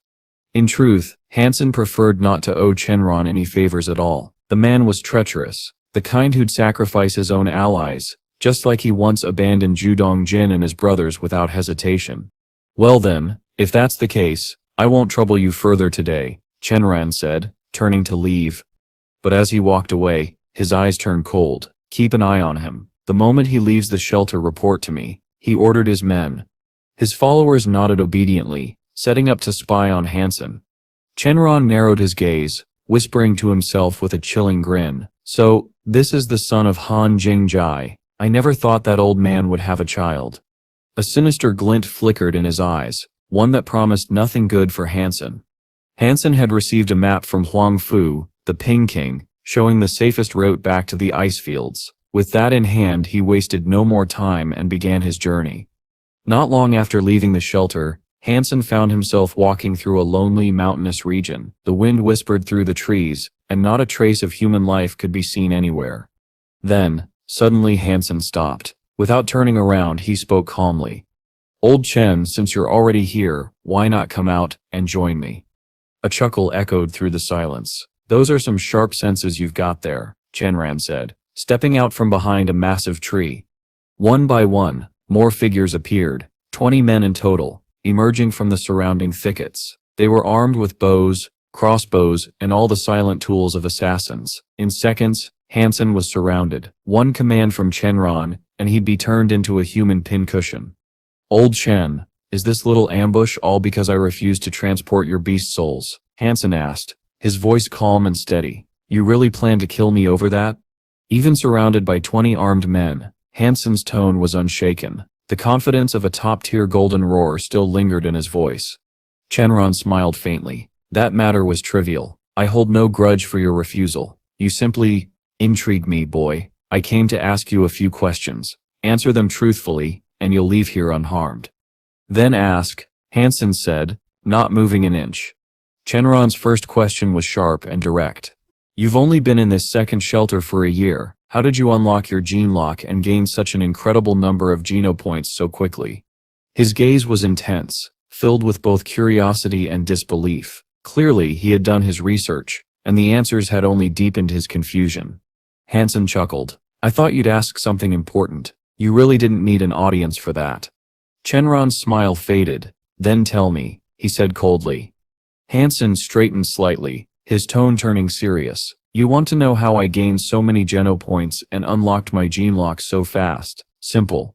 And what's the reason? Shenron asked, narrowing his eyes. That's because I am a genius. Han Sen burst out laughing. Shenron's expression darkened, his cold smile returned, laced with disdain. A genius, huh? We'll see about that. He raised his hand, and in an instant, 20 bows snapped. A rain of arrows filled the air, whistling toward Han Sen from all directions. Han Sen moved like lightning. With a single motion, he put away his golden roar form and dodged every arrow. Not one managed to touch him. Shenron wasn't surprised. He hadn't expected the arrows to kill Han Sen, just to restrict his movement. Then Shenron gave another gesture. A man with a sword broke from the group, charging toward Han Sen with terrifying speed. In just 3 steps, he closed the distance, and brought his enormous blade upward in a strike that could split the heavens. Shenron's eyes locked on the battle. This was what he'd been waiting for, to see Han Sen's true strength. Han Sen watched Huang's movements carefully. He had trained in countless sword techniques recently, and though his dual sword skill was far from perfect, his progress was significant. Yet the moment he saw Huang's attack, he realized something deeper. This was no ordinary swordsmanship. The sword and the man moved as one, each strike perfectly synchronized, every motion seamless. The blade wasn't just a weapon in Huang's hands, it was an extension of his very being. Han Sen parried with his ancient mascot sword, activating his gene lock in the process. He could feel the raw power behind Huang's attack, and it was immense. Shenron watched from the sidelines, astonished. Han Sen's speed and power were far greater than he'd imagined, but what shocked him even more were Han Sen's sword skills. He was wielding two swords, each performing different techniques, completely independent, yet perfectly controlled. The ability to divide one's focus like that, it was almost inhuman. Shenron couldn't help but smirk. Good, very good. I chose the right opponent for him, he thought. Anyone else would have been dead by now. Huang didn't stop. I took old Chen's money. Until this job is done, I'll fight to the end.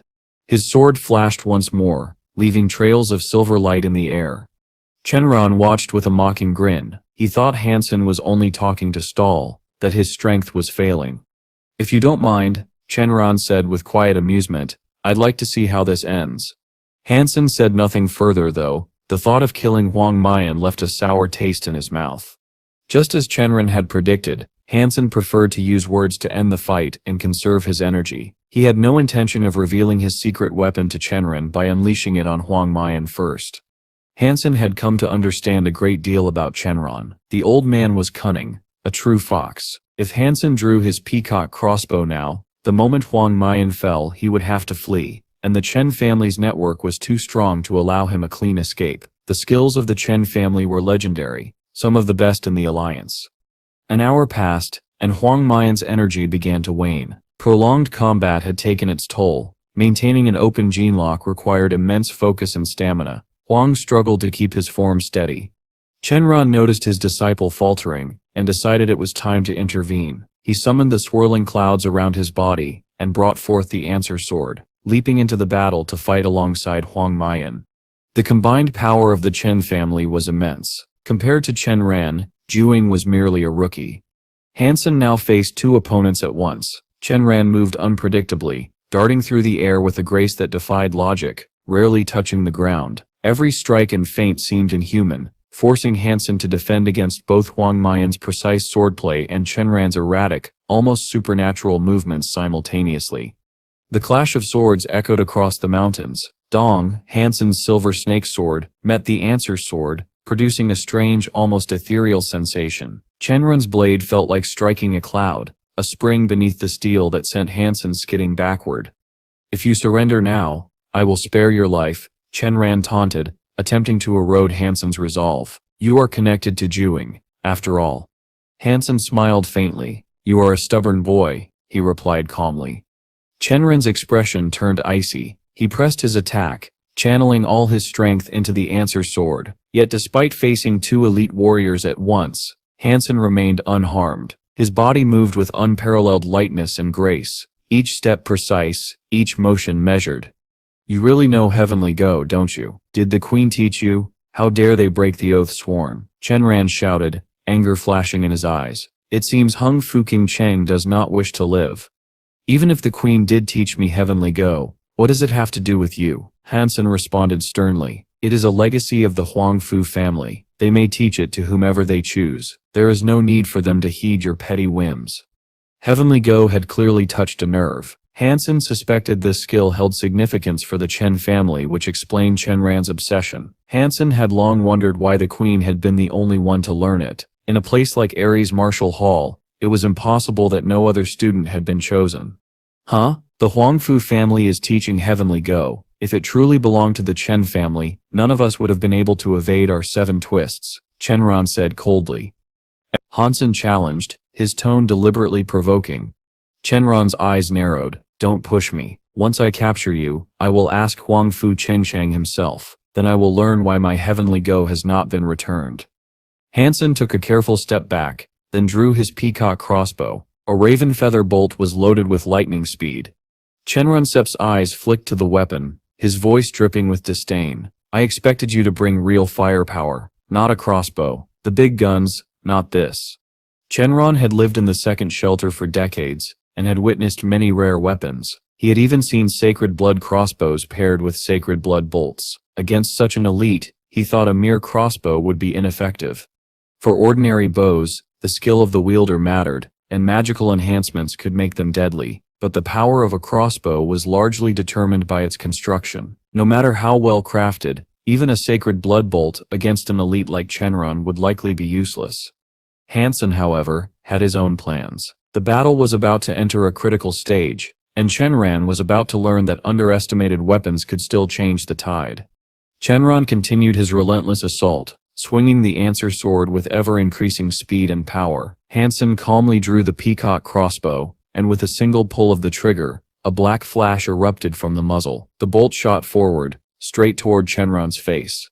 For a moment, even the seasoned elder's expression froze. He had never anticipated a projectile moving with such terrifying speed, fired at such close range. Dodging seemed impossible. Yet Shenron was no ordinary man. Reaction times honed over decades allowed him to bring the answer sword up just in time. The black feather bolt struck the blade, shattering it into splinters that scattered in every direction. The sheer force of the impact sent Shenron staggering backward, carving 2-3-meter-long furrows into the earth. Blood poured from his mouth as his eyes locked on Han Sen's crossbow, disbelief etched across his face. Han Sen didn't hesitate. Seeing that the first bolt hadn't killed Shenron, he loaded another raven feather bolt and fired again. Clouds of white smoke erupted around Shenron, masking his body as he attempted to evade the second shot. Han Sen's hands moved without pause, loading and firing bolt after bolt, each one faster than the last. Shenron's speed allowed him to dodge a few, but he could not escape the barrage indefinitely. The next volley pierced through his sacred blood armor as if it were butter, hurling him dozens of meters backward until his body slammed against a cliffside. Huang Mian shouted in fury, charging at Han Sen as the crossbow fired yet another bolt. The projectile shattered Huang's great sword into glittering fragments before embedding itself into his right arm. Without hesitation, Huang threw a desperate punch at Han Sen's face. Han Sen sidestepped calmly. "He saved my life. I only return the favor," he thought. With a swift motion, he struck Huang, sending him sprawling to the ground. The remaining Chen family followers had long fled, terrified by the crossbow's overwhelming power. They wished for extra legs to escape faster, unable to comprehend how such a small weapon could be so devastating. Han Sen ignored the fleeing figures and approached Shenron, pinned against the cliff by 4 blood-stained bolts. The feathers in the bolts were deceptively delicate going in, but razor-sharp when pulled backward. Any attempt to remove them would shred his organs and bones. Han Sen's eyes lingered on the elder, a small smile playing across his lips. "Oh Shenron, none of this had to happen." Shenron glared up at him, spitting blood. "You dare kill me? The Chen family will have their revenge. Only pain awaits you." His words choked on the blood, turning a pitiful sight rather than a threat. Han Sen leaned closer, still smiling. "If you want to live, tell me the secrets of 7 twists." Shenron coughed up more blood and laughed hoarsely. "Kid, when I first wandered these lands, your father hadn't even been born. You dare give me such an ultimatum?" He spat again, gritting his teeth as the blood in his mouth turned black. Then his pulse stopped. He was dead. Han Sen examined the body carefully, realizing with shock that the old fox had used poison as a final trick. He decided to burn Shenron's body, both to prevent anyone from tracking the corpse, and to lend credibility to whatever story he might concoct. Han Sen believed it might also be seen as an honorable act by higher powers watching over them. But just as he prepared the fire, Shenron's lifeless body sprang to life. He leapt up, voice frantic. No, stop, we can talk about this. Did you say you want to learn 7 twists? I can teach you. Han Sen froze, eyes wide, staring at the resurrected Shenron for a long tense moment. After a long pause, Han Sen quietly muttered an oath of loyalty to himself. "I can't believe I ever imagined this old fox had any sense of honor. That makes me furious." Shenron, bound to a sturdy tree with his wound still oozing blood, spoke in a pitiful, almost prayer-like tone. "Brother Han, could you at least tend to my wounds? If I do not receive aid soon, I might truly die. Death is fine, of course, but to meet it without passing on the knowledge of 7 twists to someone as worthy as you would be a grievous crime." Han Sen sat opposite him, relaxed and observant. "It's all right if you fail to finish teaching me. You have many other family members. If you die mid-trade, I'll find another in your family to finish what you've begun. Now recite the manuscript. Once your blood dries, it'll be too late, even if I wanted to save you." Han Sen gently stroked the silver fox-sip's head as he spoke. Brother Han, remember, you taught me 7 twists. Is your family truly okay with me knowing this?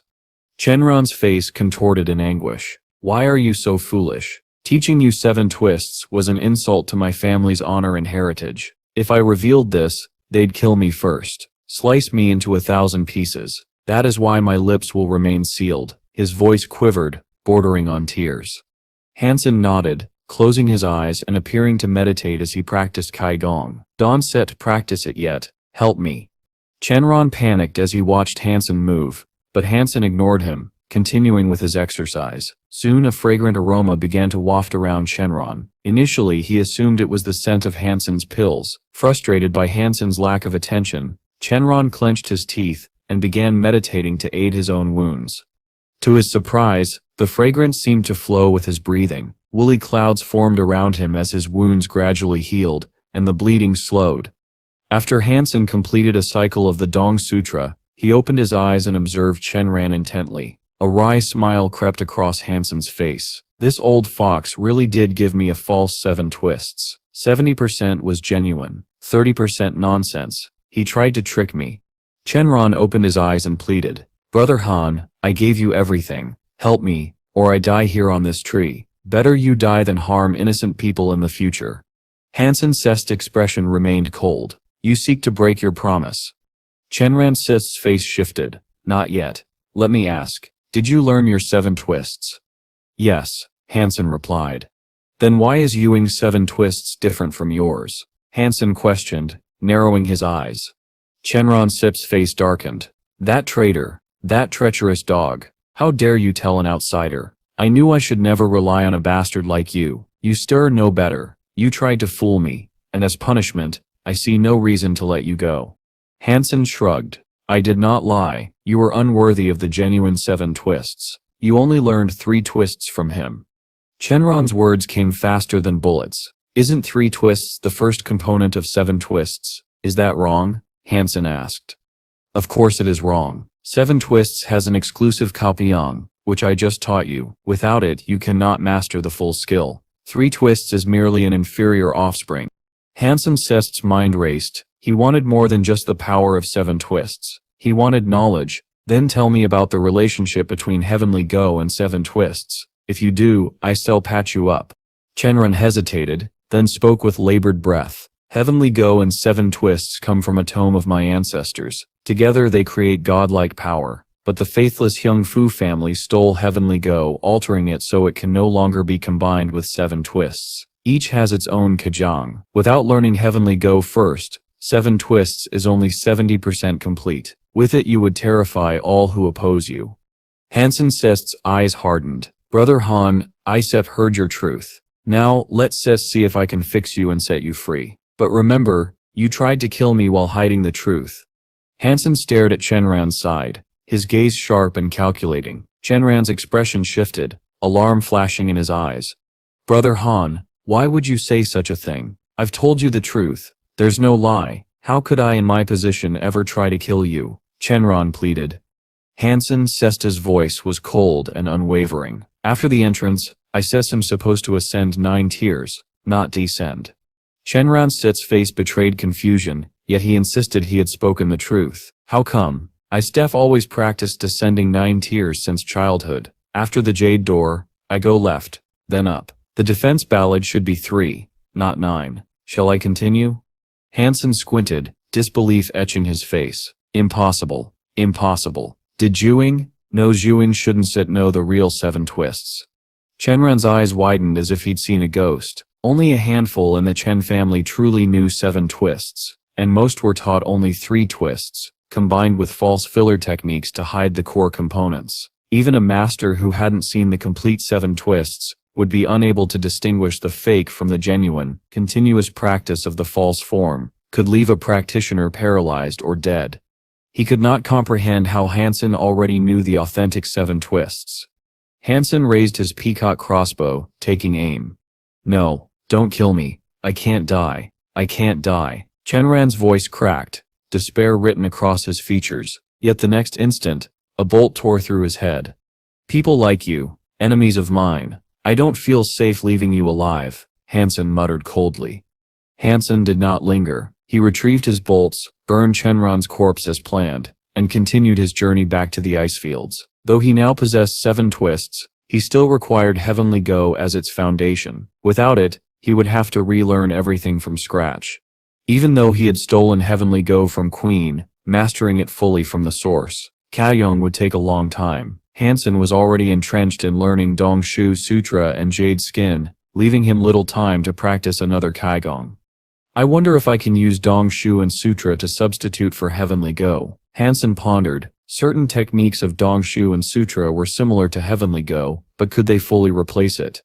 With the silver fox accompanying him, Han Sen experimented. To his surprise, he could simulate Heavenly Go using Dongshu and Sutra, even replicating 7 twists. It wasn't the true form, but it allowed him to access its power temporarily. Guided by the map from Huangfu Pingking and under the Silver Fox's protection, Han Sen safely crossed the treacherous Devil's Mountain. Following the path once taken by Thunder, he soon glimpsed a massive floating island above the ice fields. Swarms of flying creatures circled it like devils hunting their next victims. Back at the royal shelter, Han Sen requested a report from young Manly. Most people lacked high-class wings, so Manly had ventured out to scout the Mystery Island. The flying creatures had not attacked the royal shelter due to their insufficient strength. The weak were confined under curfew, while hunters ventured in large groups to avoid being preyed upon. As for the royal shelter on the floating island, no one dared approach it. Its guardian spirit remained unseen. Han Sen knew that attacking with the current forces would be futile. The only way to conquer that place is for me to go alone. Fly up, fox in hand, reach the spirit hall, and eliminate the spirit within. Han Sen's mind raced, plotting his next steps with cold precision. After everyone had left, Jiwing remained behind. His shoulders were drooped, and his voice was low as he asked Han Sen a simple question. I don't know, Han Sen replied flatly. He neither admitted nor denied what Jiwing was hinting at. There was no point. Even if Shenran's followers hadn't fled, enough people knew that Shenran had been after Han Sen. The conclusion everyone would draw from the incident was already obvious. Still, Han Sen had no intention of admitting it. No one had seen him kill Shenran, and Shenran's body had already been cremated. The truth, whatever it was buried with the ashes. Jiwing looked at him with a conflicted expression. Shenran was one of the elders of the Chen family, he said quietly. He was a terrifying man, powerful, cunning, and cruel. His death will shake the entire Chen family. They won't touch you here within the safety of this shelter's walls, but out there, in the wilderness, you should be careful. He paused, then asked, You are from the Chen family too. Aren't you afraid or upset that you killed Shenran? Han Sen gave Jiwing a strange look. Jiwing responded with a weary smile. I am nobody to them, he said bitterly. To the Chen family, I am just a nameless bastard. They have countless children and heirs to dote on. Why would they ever care for me? A bastard can never stand equal to the legitimate. He took a deep breath, his tone darkening. Do you know why I learned the art of deadly perfume? Han Sen said nothing, simply watching him with quiet focus. The Chen family once ruled over a small planet, Jiwing began. It was an age of monarchy and assassins. Kings were often killed by poison, and to protect them, the family trained food testers, servants who would taste every dish before it reached the throne. Those testers were taught deadly perfume. When they consumed poison, their bodies released a distinct fragrance. If the poison was mild, deadly perfume could neutralize it, but if it was strong, the tester would die, leaving behind only the scent of their sacrifice. He looked down at his hands. Over countless generations, that technique was refined. Every time a new poison was discovered, deadly perfume was improved to counter it. Many lives were lost to perfect it. Only the servants of the Chen family could learn it. The true heirs, however, were taught the secret technique known as Kaigong's 7 twists. Tell me, Han Sen, do you still think I am a true member of the Chen family? He exhaled heavily and continued. Chenling ordered me to kill you. But I knew from the start, that's impossible. I cannot return having failed my mission, and so, I will never go back. I still stay here, in this shelter, hidden from the world. I will never step beyond its walls again. Han Sen's tone softened. Then stay here. As long as you remain in the ice fields, even if the Chen family sends their best, they won't be able to touch a single hair on your head. He said it with sympathy, though a sliver of doubt lingered in his mind. Was Jiwing telling the truth? Or was this another carefully spun deception? Han Sen couldn't tell, but for now, keeping Juing close was better than making him an enemy. After Juing left the room, Han Sen quietly departed from the shelter. Finding a secluded place where no one could see him, he unfurled his wings and took flight, ascending toward the mysterious floating island, the silver fox clasped gently in his hand. With the silver fox by his side, no flying creature dared to approach. His journey through the skies was smooth and undisturbed. The island that loomed ahead was far larger than the one he had encountered near the first shelter. At its center stood a black metal fortress, massive and menacing, like a crouching beast of steel. Though smaller than Princess Yin-Yong's royal shelter, the air around it was thick with danger. Flocks of monstrous creatures circled above, their cries echoing through the sky. But Han Sen ignored them. Holding the silver fox, he walked forward, and as he did, the beasts parted before him, clearing a path toward the gate. When he stepped inside, he realized something strange. All the creatures on this floating island could fly. Giant birds, winged tigers, four-winged beasts, and even a colossal serpent that slithered across rooftops, its scaled body supported by two enormous wings. Han Sen entered the ominous metal structure. Suddenly, a shadow streaked across the island's sky, his brows furrowed. "I gave strict orders," he muttered under his breath. "No one is allowed to enter the mystery island. Who dares to disobey?" Standing atop the high wall, Han Sen's gaze locked onto the incoming figure. It was a man alone, with no silver fox to guard him, and a swarm of flying beasts chased at his back. Blood and bone rained across the skies as the man carved his way through the monstrous horde, unstoppable and unrelenting. No creature could slow his advance. And in the blink of an eye he was charging straight toward Han Sen's metal fortress.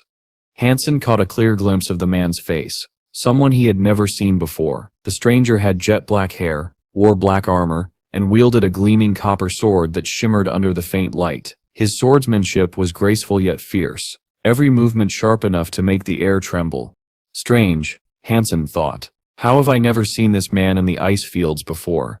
With sword skills of that caliber, Han Sen was certain he would have recognized him immediately, yet this was the first time he had laid eyes on such a fighter.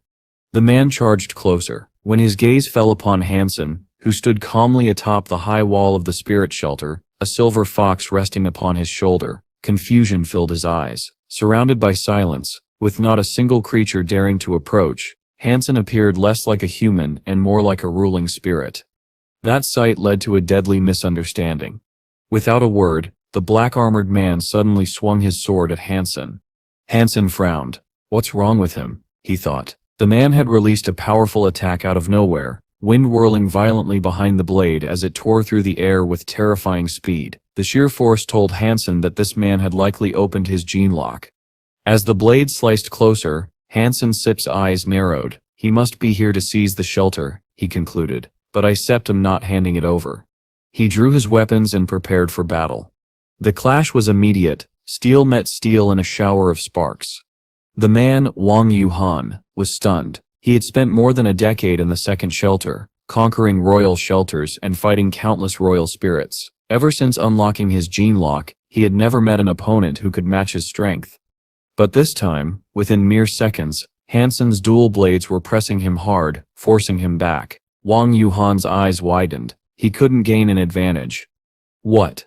Royal spirits can't possibly be this powerful, he thought in disbelief. Han Sen, too, realized how dangerous his opponent was. The man's technique was fluid and refined, his control over the sword impeccable. This one isn't set just strong, Han Sen thought. He's trained maybe from one of the great families. Still, Han Sen had no desire for an unnecessary fight. He deflected another strike and called out over the sound of clashing steel. I have no quarrel with you. If the royal shelter is what you want, killing me isn't necessary. Even as he spoke, Han Sen was preparing his peacock crossbow, ready to finish things if the man didn't back off, but he decided to test the man's intent with words first. Then suddenly, the stranger spoke, his tone filled with confusion. You are not a spirit. The words caught Han Sen off guard. The man halted his attack, eyes wide. Han Sen blinked. What are you talking about? Han Sen studied him for a moment. The explanation was reasonable. With a faint, wry smile, he replied, I in Han Sen, out here in the ice fields. I assume you've heard of me. The man Set's expression shifted from surprise to astonishment. You stirs Hansen? The one who graduated from Blackhawk Military Academy? Unless there sips another Hansen from Blackhawk. Hansen said evenly. Yes, that would be me. The stranger's face lit up. Well then, my name is Wang Yuhan. I'm Wang Ming's uncle. Before I came to the ice fields, Mingzning told me that if I ever met you I should offer my help in any way possible. But from the looks of it, he chuckled. Glancing around, you hardly need assistance. Ming Sep's uncle. Hansen asked in surprise. I am, Wang Yuhan replied proudly. 20 years older than her in fact, but she calls me Set little uncle. Set, you may do the same. Or, if that feels odd, Set, big brother Wangstedt works just as well.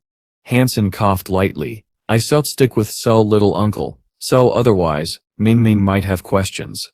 Wang Yuhan laughed heartily. Despite being 2 decades older than Ming, his energy was youthful, almost boyish. Well then, Wang said cheerfully, now that we are properly introduced, let's skip the small talk. There's something important we need to discuss. We still venture inside this place together, Wang Yuhan declared. Whoever lands the final blow on a creature gets to keep its body, but no matter what happens, the ownership of this shelter will still belong to you. As they advanced, no creature dared to approach. The path remained eerily silent, and they reached the spirit hall with almost no resistance. Wang Yuhan couldn't help but feel amazed. Hansen's companion beast was truly formidable. Hansen, meanwhile, looked toward the spirit before him, and his heart swelled with delight. The spirit was a woman, draped in a delicate layer of chiffon armor that accentuated her graceful form. Her long legs shimmered under the faint light, and her sharp ears and butterfly-shaped wings gave her an almost ethereal beauty. Her violet eyes glimmered like tiny amethysts. She was breathtaking, a living embodiment of an elven dream. Wang Yuhan sits, lips curled into a sly smile as he looked upon her. Now I regret not taking the chance to challenge this place alone, he mused. Perhaps I could have claimed her myself. If you steer up for it, little uncle, how about a competition? Let's see who earns her loyalty first. Hansen simply smiled. No need. The Wang family doesn't go back on its word. She sips all yours, little Han. With that, Wang Yuhan waved his hand dismissively. Hansen didn't waste another moment. He dashed straight toward the center of the spirit hall. The spirit spotted him, and, without hesitation, rushed forward to meet his charge. The surrounding creatures scattered back, leaving only her standing between Hansen and his goal. But Hansen wasn't interested in fighting her directly. With a calm gesture, he summoned Princess Yin and Princess Yang, the twin spirit sisters. They materialized in a burst of radiant energy, stepping forward to face the elf-like spirit. The moment Wang Yuhan laid eyes on them, his jaw nearly dropped. Holy smokes, he muttered. Twin beauty spirits. His eyes went wide as saucers. Meanwhile, the elf spirit tried to reach Hansen, but Princess Yin and Princess Yang blocked her path with overwhelming force. Hansen sprinted past the chaos and reached the statue at the center of the hall. Without hesitation, he seized the spirit stone embedded in its forehead. In that instant, a voice echoed within the chamber. I, the empty spirit, am willing to submit and offer eternal loyalty to my new master. From this moment until the end of time, I shall be your faithful servant. The elf spirit knelt before Hansen, her eyes filled with surrender. A soft glow enveloped her as Hansen placed the spirit stone upon her forehead. The light burst forth, brilliant and blinding, and when it faded, the empty spirit princess had vanished from sight. Wang Yuhan stood frozen, eyes wide in disbelief. Little Han, no brother Han, he stammered. You stir incredible. How did you manage that? You must teach me your ways. He has been trying to capture a princess-class spirit for years and never succeeded. Hansen smiled faintly. It's just luck. Luck. Wang Yuhan sighed. I pray for luck every day, especially before attacking a royal shelter. I even bathe before it, for good measure, yet every spirit I've met self-destructs before I can claim it. His voice turned glum. Hansen looked at him with a helpless smile. I'm afraid I can help with that. Then at least teach me a trick or two, Wang Yuhan pressed. Or if you're willing, sell me one of your spirits. I'll pay whatever you ask. His gaze shifted again to the twin spirits. He said with a wry grin, you know misfortune has followed me all my life. Back in school, there were 25 boys and 23 girls. Everyone sat boy-girl, except for the 2 extra boys. Naturally, I was one of them. I never sat beside a girl once. During games, I was always paired with another boy, and my desk partner, constantly absent. I spent more time grouped with my teacher than anyone else. He let out a dramatic groan. You don't sit to understand my pain, brother. Even after school, I never won a lottery, never won a card game, and if I go hunting for small monsters, you can bet I supple attract a horde of bloodthirsty beasts instead. That sips my curse.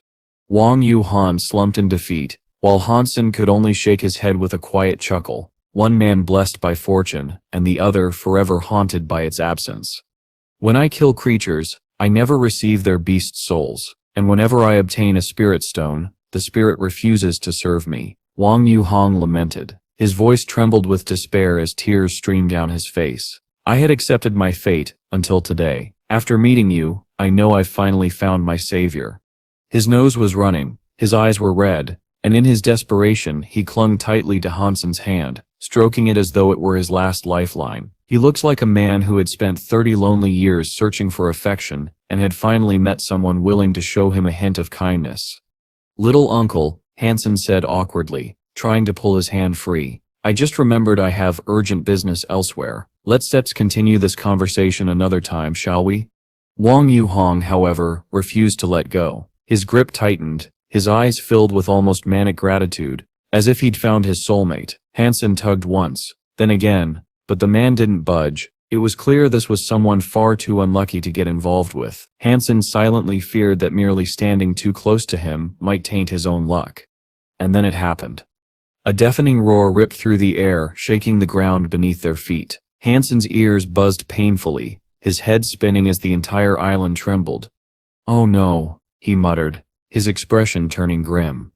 The silver fox beside him hissed and arched its back, its fur bristling. Both of them turned their eyes to the sky, and what they saw froze their blood.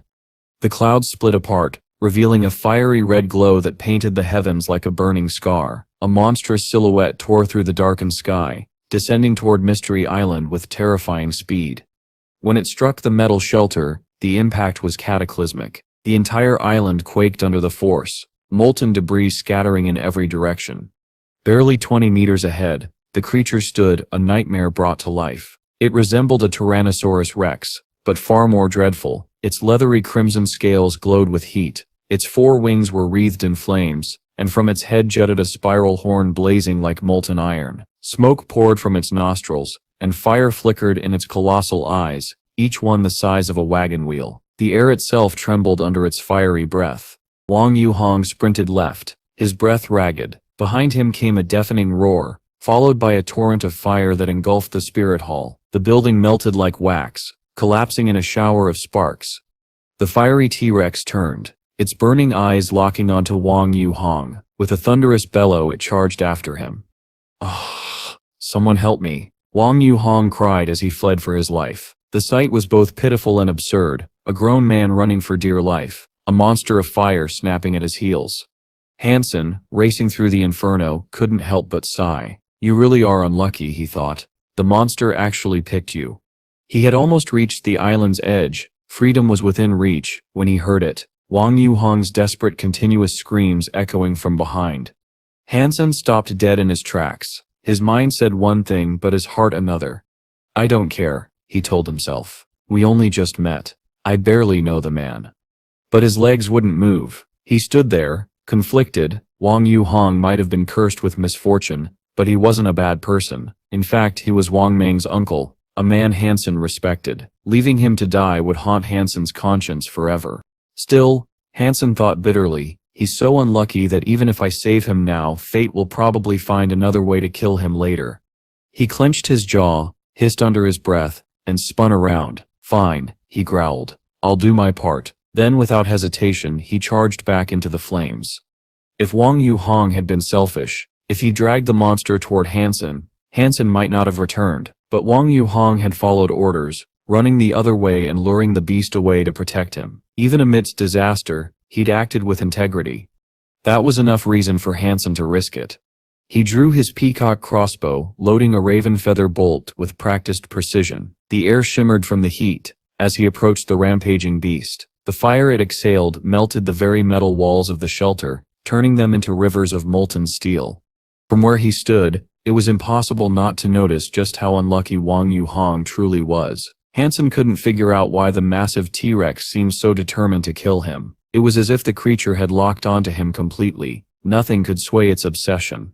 Han Sen smirked slightly. "This guy sips the perfect tank," he muttered under his breath. "He pulls all the aggro without even trying."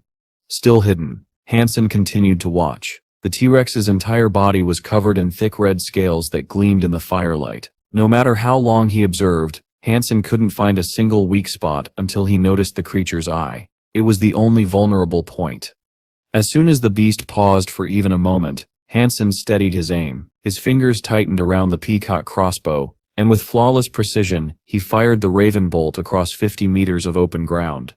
The shot was perfect, directly toward the eye, but right before impact, the T-Rex blinked. The bolt sank into its eyelid instead of the eyeball. The lid wasn't scaled, so it was softer, but still too thick for the bolt to pierce completely. The beast staggered backward, and let out an earth-shaking roar of pain.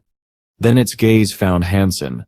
The moment their eyes met, Han Sen's instincts screamed. He turned and sprinted as fast as he could, the ground trembling beneath him. Behind him he could hear the thunder of massive footsteps, and feel the searing heat of flames closing in. It was as if a giant flamethrower was chasing him, burning the very air around his body.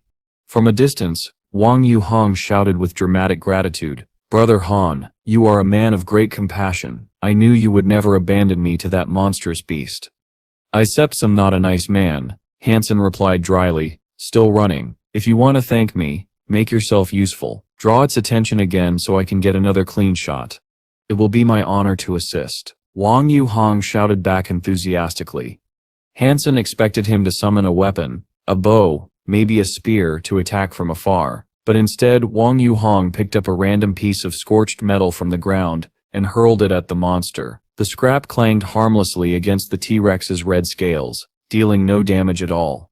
Yet, unbelievably, it worked. The creature immediately turned its burning eyes back toward Wang Yuhong and began charging at him again. "This way, you stupid lizard," Wang Yuhong yelled, taunting it. "Come and get me, I taste delicious." Then, to Han Sen's absolute disbelief, Wang Yuhong turned around, bent over and smacked his own backside repeatedly. "Look, thick pork rind here, come take a bite." His tattered clothes were mostly ashes now. "Brother Han," Wang Yuhong cried out mid-sprint, "please hurry, I am being roasted alive." "Hold on, little uncle," Han Sen shouted back. He raised his crossbow once more, took a deep breath and fired. The bolt soared through the air, striking the T-Rex's eyelid again. Just like before, the creature blinked, and the bolt got stuck halfway. But before Han Sen could curse, Wang Yuhong was already at it again, grabbing more pieces of metal and hurling them while yelling insults at the top of his lungs. The monster glanced at Han Sen briefly, then resumed its chase after Wang Yuhong.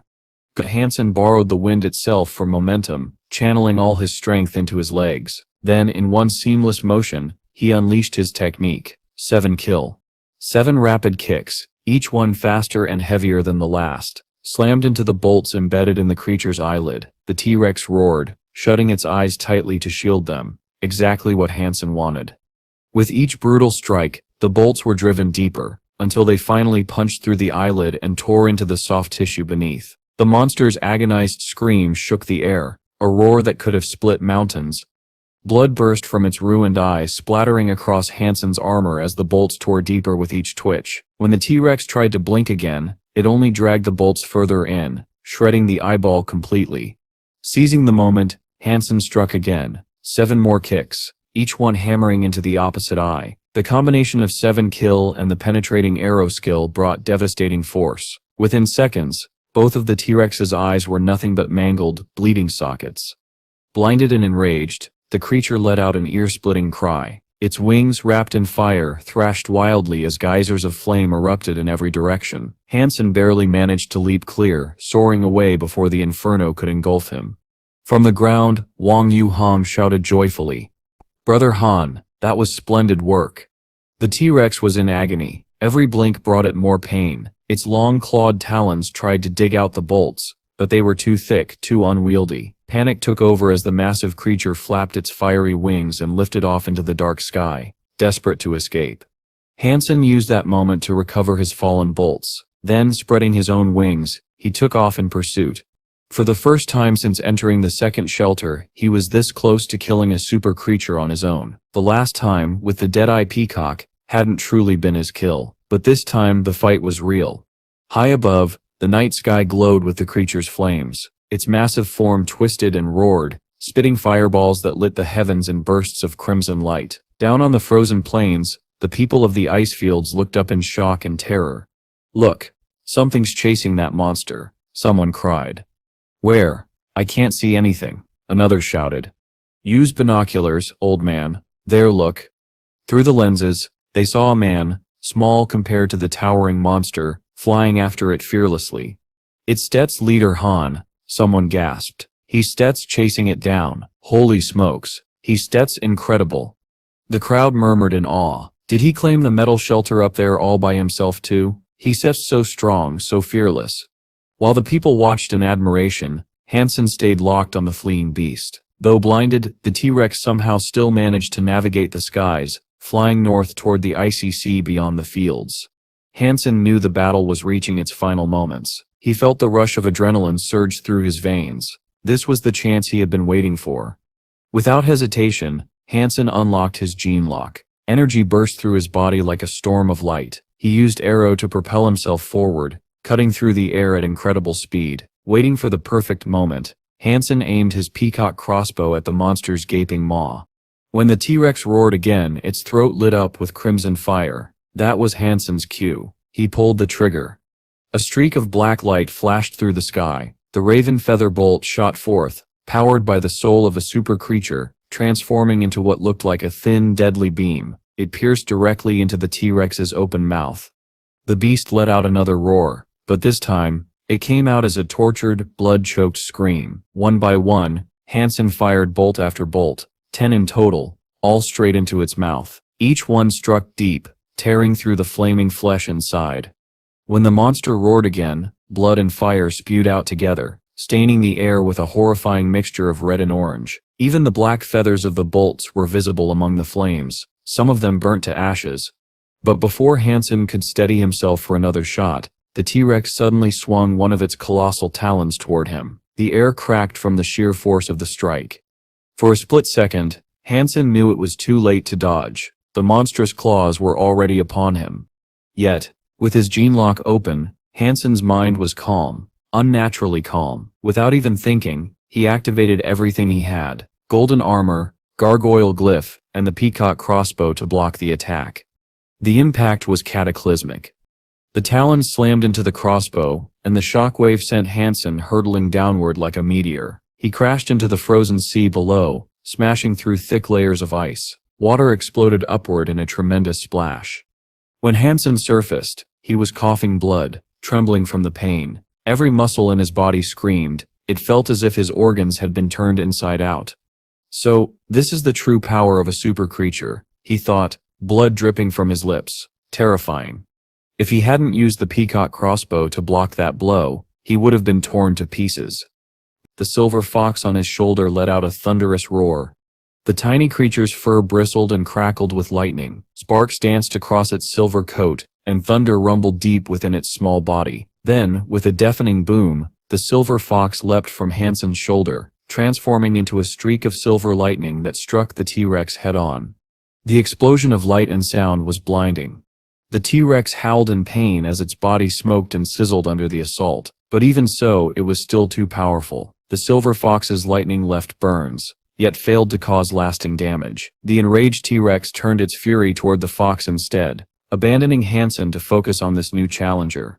Streams of flame erupted from its mouth, flooding the sky with fire. The silver fox darted through it, swift as a comet, retaliating with bolt after bolt of lightning. The air thundered with their clash, silver sparks against red fire. But despite its courage, the silver fox was still a juvenile super creature. Its attacks were fast but not strong enough to truly wound the beast. Han Sen clutched his chest, coughing up more blood as he forced himself into the air again using his berserk sacred blood wings. He was ready to retreat, to let the T-Rex live another day, until he saw the silver fox still fighting, fearless and unyielding. That sight rekindled something in him. The silver fox wasn't even his real pet. It was wild, barely obedient. Yet here it was, risking its life to protect him. Its power surpassed even humans who had unlocked their gene locks, and its raw strength made Han Sen realize just how much potential it truly had. Feeling his blood surge with renewed resolve, Han Sen whispered to himself, "If the gods are watching, lend me your strength one last time." In an instant, he was gone, a blur of motion. He reappeared in front of the blinded T-Rex, and unleashed one mighty kick straight into its already ruined eye. The impact echoed like thunder. Before the beast could retaliate, Han Sen vanished again, flying back out of range as it flailed wildly. Its wings, engulfed in fire, began beating furiously, propelling it higher in a desperate attempt to flee, but Han Sen wasn't about to let it escape. He gritted his teeth through the pain and kept flying, pushing himself to the limit. This was his best chance to kill a super creature, a true clean kill, and he wasn't going to waste it.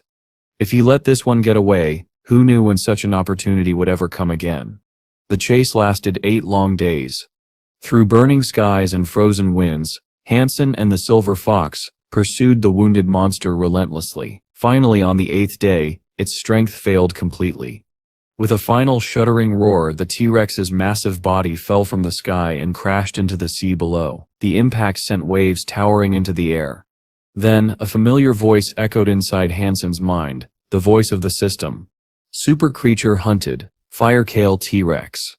Beast soul acquired. The flesh of this creature is inedible. You may harvest its life Geno essence. Consume its life Geno essence to obtain a random number of super Geno points ranging from 0 to 10. Han Sen hovered above the sea, breathing heavily as he watched the lifeless body of the T-Rex dissolve into light. From within its fading remains, a radiant crystal dropped into the air, fiery red and shimmering like molten glass. It was beautiful, about the size of a clenched fist. Han Sen reached out, catching the glowing gem in his hand. Its warmth pulsed against his palm like a living flame. The battle was over. The Firekale T-Rex, one of the most fearsome beings of the second shelter, had finally fallen. Han Sen quickly lunged forward, reaching out to grab the fiery crystal that had just dropped, but the instant his fingers brushed against it, searing heat scorched his hand. He hissed and jerked back instinctively, watching helplessly as the crystal slipped from his grasp and plunged into the sea below. The moment it touched the water, steam erupted violently. The surface boiled and hissed as if molten metal had been dropped into the ocean itself. Holy smokes, Han Sen muttered under his breath, wincing at the sight. How am I supposed to consume life Geno essence that sips spicy? Despite the unbearable heat, Han Sen couldn't afford to lose it. If another powerful creature found the crystal, all his effort would have been in vain. Without hesitation, he summoned his peacock crossbow, using it like a fishing rod to scoop the glowing gem out of the bubbling water. To his surprise, even after being submerged, the crystal's heat hadn't faded in the slightest. It still radiated the same blazing energy as before. Carefully, Han Sen balanced it on the edge of his crossbow and frowned. How am I supposed to eat this thing? He wondered aloud. If I try licking it like I did with the one back in the first shelter, I'll end up roasting my tongue. In his arms, the silver fox twitched its ears curiously. With a soft growl, it stretched out its tiny paws toward the life Geno essence. Hey, not yours. Han Sen scolded quickly. It was merely curious, pawing at it playfully like a cat with a ball of yarn. The moment its paw brushed the crystal's surface, the searing heat made it yelp and recoil instantly. The silver fox let out a pitiful squeak and turned its head away in disgust. You don't want it? Han Sen teased, placing the fiery crystal on the ground near it. The fox glanced at it with pure disdain, then turned its back completely, refusing to even look. The greedy fox doesn't actually want to eat this, Han Sen murmured, surprised. Just then, back in the ice fields, the mystery island still hovered in the sky, not yet returning to the void. Han Sen let out a breath of relief. When he finally returned to the royal shelter, Wang Yuhang was already waiting for him with open arms and a bright grin. Brother Han, you stir back. Wang Yuhang exclaimed eagerly. Did you kill the creature? Han Sen smirked. You can tell just by looking at me, can set you. If I set killed it, I set to have brought back its meat. That sep's fine, Wang replied cheerfully, showing not a hint of disappointment. I'm sure you still get another chance soon enough. His kindness felt unnatural. Han Sen wasn't used to it. He had faced countless enemies without fear, but when someone was too nice, it made him uneasy. Brother Han, Wang Yuhang continued with a dramatic flourish. Isef decided that you and I are destined to work together. The Mistress of Destiny herself has sealed our partnership. From today onward, Team Wang Han, together we so rule the second shelter and write our names in legend. He threw an arm around Hansen's shoulders, his eyes sparkling with excitement as he painted a fantastical future of riches and glory. Hansen could only stare blankly, half amused and half horrified. When, he thought dryly, did I ever agree to that? A partnership with this guy might just bring a new super creature attack every day. Still, Hansen couldn't deny the truth. Wang Yuhang had been useful during the T-Rex battle. If not for his strange talent for attracting aggro, Hansen would never have gotten the perfect opening to strike. Perhaps keeping him around wasn't such a bad idea, even if he was exhausting to deal with. Soon the Mystery Island descended once more, shaking the ice fields to their core. Hansen, now recognized as the ruler of the royal shelter, stood at the center of it all. Word of his victory spread like wildfire. People had witnessed him face the fire-scale T-Rex in live. His name became legend among the shelters, a man whispered about with awe and reverence, almost like a god. Some tried posting the story on Skynet, but most dismissed it as nonsense, refusing to believe a human could achieve such a feat. Even so, among those who lived in the ice fields, Hansen was no longer just a name, he was a myth come to life. A few days passed, and Hansen began to regret ever allowing Wang Yuhang into his life. Ever since that man had appeared, nothing seemed to go right. His favorite chair, the one he always sat on, suddenly broke. One afternoon, while out for a walk, a sinkhole opened beneath his feet, and he barely managed to escape falling in. Day after day, bizarre and improbable accidents kept happening, as if misfortune itself had taken residence beside him. As long as Wang Yuhang was around, bad luck seemed endless. Meanwhile, Hansen still hadn't found a way to safely consume the T-Rex's life geno-essence. Eating it directly would have been no different from swallowing poison. So, he stored the essence safely in the Crystal Palace and returned to the Alliance, hoping to find more information in the online community. Unfortunately, there wasn't a single useful record about life geno-essences, but while searching, Hansen stumbled upon something else. Information about gem beast souls. According to what he found, a gem beast soul could be absorbed by another beast soul, allowing the recipient to evolve. For instance, if a sacred blood gem beast soul was merged with a mutant class beast soul, the latter could evolve into a sacred blood beast soul. This discovery thrilled Hansen. If that sep's true, could I possibly use this gem beast soul to evolve one of my sacred blood beast souls into a super beast soul? The thought alone made his heart race. However, the process wasn't simple. To succeed, both beast souls needed to be of comparable type. Otherwise, the fusion would fail, shattering the gem beast soul completely. Still, some experienced gem infusers had posted useful advice. For example, if a gem beast soul came from a wolf-type creature, combining it with another wolf beast soul greatly improved the odds of success. Of course, none of this was officially confirmed. Humans still had much to learn about the mysteries of beast souls. While browsing further, Hansen found leaked information from the third shelter. It suggested that not only the type, but also the element of the beast soul played a crucial role. As he climbed the mountain in search of the red-scale dragon, he froze in disbelief. Wang Yuhang was there too, busily killing monsters. The moment Wang Yuhang spotted him, his face lit up with joy. After finishing off the creature he was fighting, he ran toward Hansen with open arms. "Brother Han, did you come looking for me?" he asked eagerly. "Yeah, sure," Hansen muttered, not sure how to respond. What were the odds of meeting him here of all places? Wang Yuhang leaned closer, lowering his voice as if about to share a secret. "Brother Han, have you heard what SIP's going on in the Alliance? Something big SIP's about to happen." "What big thing, little uncle?" Hansen asked. Normally he didn't care much about Alliance gossip, but curiosity got the better of him. "Only a few high-ranking members know about it right now," Wang Yuhang whispered. "It's not public yet, but word will spread soon." He paused dramatically, then leaned in even closer. "Someone managed to slay that creature in the first shelter." Hansen Seston's eyes widened. "What creature?" "That one beyond sacred blood level," Wang Yuhang replied with envy in his voice. "They are calling them super creatures now, and their existence has shaken the entire Alliance." Hansen's heart pounded. If humans were now capable of slaying such beings, then perhaps the path ahead wasn't impossible. Who killed the super creature? Hansen asked. And how? It was a woman named Jai Ching from the Jai family, Wang Yuhang said. Technically she's related to your clan, a cousin, not a direct daughter of Jirojan, but she's far more gifted than Jirojan's own child. They're calling her the greatest genius of the alliance, a shining star of the future. Hansen smirked. If you aren't busy, you can tag along. Really? Wang Yuhang's face lit up instantly. Brilliant. Slaying berserk sacred blood creatures is my favorite pastime.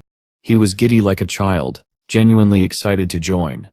Before long, the two reached the valley where Hansen had last seen the red-scale dragon. To his relief, the journey had been unusually peaceful. No strange accidents, no sudden disasters. Down below, the red-scale dragon lay resting. Its body shimmered in the sunlight, the once fiery scales now fully crystallized. From a distance, it looked like a magnificent statue carved from rubies, terrifying yet beautiful. That's one big beast, Wang Yuhang whispered, awe in his voice. Hansen chuckled. Little uncle, he said, I said I'm going to need your help again. I want you to distract that monster while I take it down. In return, you can have half of its flesh. Deal? Accepted. Wang Yuhang replied without hesitation. He immediately summoned his beast soul and charged toward the dragon, though not too far. After stopping at a safer distance, he scooped up a few stones from beneath the snow and hurled them at the creature. The red-scale dragon's eyes snapped open. With an earth-shaking roar, it charged after Wang Yuhang, its fury echoing through the mountains. Wang Yuhang sprinted up and down the snowy slopes, the dragon's thunderous steps shaking the ground behind him. Meanwhile, Hansen had already taken position on a rocky ledge. He summoned his peacock crossbow, loading it with his 7 remaining raven bolts. The red-scale dragon was clearly in berserk mode. Its crystallized scales were far tougher than those of a normal sacred blood beast. If I try to pierce those scales directly, the bolts won't do much, Hansen thought. He decided to repeat the same tactic that had once brought down the T-Rex, a single, precise shot to the eye. Since this dragon wasn't a super creature, a bolt through its brain should be enough to end it. Finding a steady spot at the mountain's peak, Hansen took aim and waited for Wang Yuhang to lure the dragon closer. Moments later, Wang Yuhang came back into view, but something was wrong. He was screaming, waving his arms wildly. Run! He shouted at the top of his lungs. Hansen's heart sank. His mind raced. What now? What could possibly have gone wrong this time? Then he saw it. Behind the red-scale dragon, emerging from the white fog, was another creature, a gigantic elephant made entirely of white bones. The massive red-scale dragon looked like a mere toy beside it. The skeletal giant swung its trunk, ensnaring the dragon mid-run. With terrifying ease, it lifted the beast into the air, and swallowed it whole. The pristine snow turned crimson. Holy smokes, Hansen muttered under his breath, spinning around to flee. There was no mistaking it. This was a super creature far beyond anything he or Wang Yuhang could handle. Once again, his companion's cursed luck had drawn disaster straight to them. As the monstrous elephant feasted on its kill, Hansen and Wang Yuhang used the moment to escape, stumbling down the mountain as fast as they could. Gasping for air, Hansen finally called out, "Little uncle, I have a question I'd like to ask you." After finally reaching a safe distance from the monstrous super creature, both men collapsed onto the snowy ground, panting heavily. Wang Yuhang, still gasping for air, turned to Hansen. "What would that be, Brother Han?" Hansen stared at him, half in disbelief and half in exhaustion. "How do you even manage to hunt creatures alone?" he asked. To Hansen, it was a genuine mystery. Wang Yuhang seemed cursed, a walking magnet for disasters. Every time he tried to hunt something small, a larger and far more terrifying creature would suddenly appear, forcing him to flee for his life. It was a miracle the man had survived this long. Wang Yuhang gave an awkward laugh before confessing, "Brother Han, I must be honest with you. I rarely ever manage to kill monsters by myself, and even if I do, I almost never get their loot. To be frank, I've mostly been carried by others." His face turned red with embarrassment, as he admitted the truth. Hansen didn't know how to respond. Fortunately for Wang Yuhang, he came from the prestigious Wang family. Without that name behind him, his early days would have been worse than Hansen's own struggles, and his chances of survival slim. It was a pity, Hansen thought. For an elite like Wang Yuhang to depend on others was disappointing. He was undeniably strong, almost on par with the queen herself. If the two ever dueled, Han Sen knew the only thing giving him an edge would be his peacock crossbow. Wang Yuhang had skill, strength, and talent, but he lacked one crucial thing: self-confidence. After a moment of thought, Han Sen looked up. "How about this, little uncle? I've formed a small team of elites dedicated to hunting super creatures. If you're interested, I'll accept you as one of us." But his tone grew serious. "If you join, you'll have to sign a contract agreeing to follow my every command. No exceptions." Han Sen's mind was already racing with possibilities. Wang Yuhang's terrible luck might actually be an asset. If super creatures were drawn to him, then he could serve as a living lure, a decoy to draw them out while the others attacked. All Han Sen would need was durable enough armor to keep him alive. Before Han Sen could even finish his thought, Wang Yuhang suddenly jumped forward, eyes brimming with tears. He grabbed Han Sen's hand and pressed it dramatically to his chest. "Brother Han," he cried, voice trembling with emotion, "you truly are my brother. You store one of the few people who can see the good in me. You store the sun that scatters away the clouds of contempt, the light that shines on my world." Han Sen froze. "Little uncle, if you have something to say, then just say it," he muttered awkwardly, pulling his hand away. For a moment he genuinely feared Wang Yuhang was about to propose something far more inappropriate.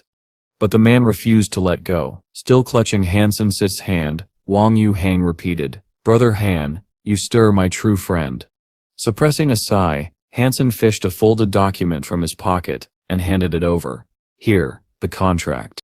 It was the same document he had originally written for the queen when he planned to recruit her, but since she'd been too busy to return to the shelter and sign it, Han Sen decided Wang Yuhang might as well take her place for now. Wang Yuhang barely glanced at the conditions before signing it without hesitation. The terms were strict, even harsh, but he didn't care. His excitement was genuine. Han Sen smiled faintly as he took the paper back, added his own signature, and handed over a copy. "Little uncle," he said, "you stare officially part of my team." Wang Yuhang's face lit up. "Bossman, how many other elites do we have on our team?" Han Sen paused. "Two," he said plainly. "Just the two of us." He didn't bother to sugarcoat it. Recruiting elites who weren't already tied to powerful factions or guilds was nearly impossible. Most lone elites were quickly scouted and absorbed by major organizations, where they enjoyed resources, protection, and fame. For someone like Han Sen, a man without family influence or wealth, building a team from scratch was a monumental challenge. But Wang Yuhang didn't seem discouraged. In fact, his eyes gleamed with determination. "Bossman, I know someone powerful," he said eagerly. "A friend of mine, maybe we can invite him to join." Han Sen's curiosity piqued instantly. Finding reliable strength was rare, and hunting super creatures in the second shelter alone was suicide. Wang Yuhang leaned in, voice lowering with excitement. "His name is Lei Hung Wu. He doesn't come from a famous family, but his clan has a unique inherited skill, the giant thunderbolt sacred lance. I've seen it in action, and trust me, it's wickedly powerful." Han Sen's eyes narrowed slightly, a small smile forming on his lips. "A thunder-based sacred weapon skill. Huh? Sounds like someone worth meeting." Han Sen's plan to hunt and kill the red-scale dragon had failed miserably. Before he could make his move, the beast had been devoured by the white bone elephant. The loss stung. Han Sen still needed a T-Rex beast soul, and he wasn't about to give up. One way or another, he was determined to find one. Fortunately, Lei Hang Wu was currently residing in a large human shelter. Han Sen decided to seize the opportunity. He would visit the markets there and try to acquire a sacred blood T-Rex beast soul through trade. Zero accompanied him, dressed in a spotless white battlesuit while gently holding the silver fox in her arms. She looked adorable, almost otherworldly. Even Wang Yuhang couldn't help but exclaim that she was the most beautiful girl he had ever laid his eyes on. But Han Sen didn't share that enthusiasm. The moment he noticed Wang Yuhang's overly eager gaze, he swiftly pulled him away. The last thing Han Sen wanted was his troublesome uncle getting anywhere near Zero. After crossing the mountains, Wang Yuhang led the group to their destination, Devil's Shelter. There, they found Lei Hang Wu, who had just arrived himself. "Old Lei," Wang Yuhang shouted as he pushed open the door to a sturdy room. Inside sat a burly man, muscles like steel, his presence towering and sharp. "Yuhang, what are you doing here?" Lei Hangwu's initial look of displeasure shifted into a forced smile. Old Lei Wang Yu Hang began with exaggerated cheer. I came to visit you. Isep joined a new team, a group of elites preparing to hunt super creatures. Isn't that amazing? His excitement filled every word like a flood. Lei Hangwu blinked in disbelief, not at the mention of super creatures, but at the idea of Wang Yu Hang joining a hunting team. Everyone who had ever teamed up with him knew the curse that came with his presence. Wang Yu Hang's luck was so catastrophically bad that calamity seemed to follow him wherever he went. Allow me to introduce you to our leader, Wang Yu Hang declared proudly. This is Bossman Han Sen, a man capable of slaying super creatures alone. If the creature we fought last time hadn't escaped, we have been the first to take one down and snatch Ji Qing Sep's glory for ourselves. For once, he wasn't exaggerating. Lei Hangwu frowned, deep in thought, trying to recall the name Han Sen. There's no need to think so hard, Wang Yu Hang interrupted with a grin. Ji Yanran is his wife. That makes Ji Luo Jun his father-in-law. That revelation froze Lei Hangwu mid-thought, but before he could respond, a gentle knock came at the door. A soft, pleasant voice called from outside. Is Mr. Lei here? It's Lu Hui, come to visit. Lei Hangwu's brows rose in surprise. He hurried to the door, inviting everyone to sit while he answered it. The man who stepped inside was calm and confident, his expression warm but commanding. Leader Lu? Lei Hangwu greeted respectfully. Lu Hu gave a small nod. I come with an invitation, he said smoothly. I stepped like you Lei Hangwu to join my team. The room went silent. Lei Hangwu froze, though he had already guessed this was the reason for Lu Hui's visit. Still, hearing the words directly from the famous leader's mouth was another matter entirely.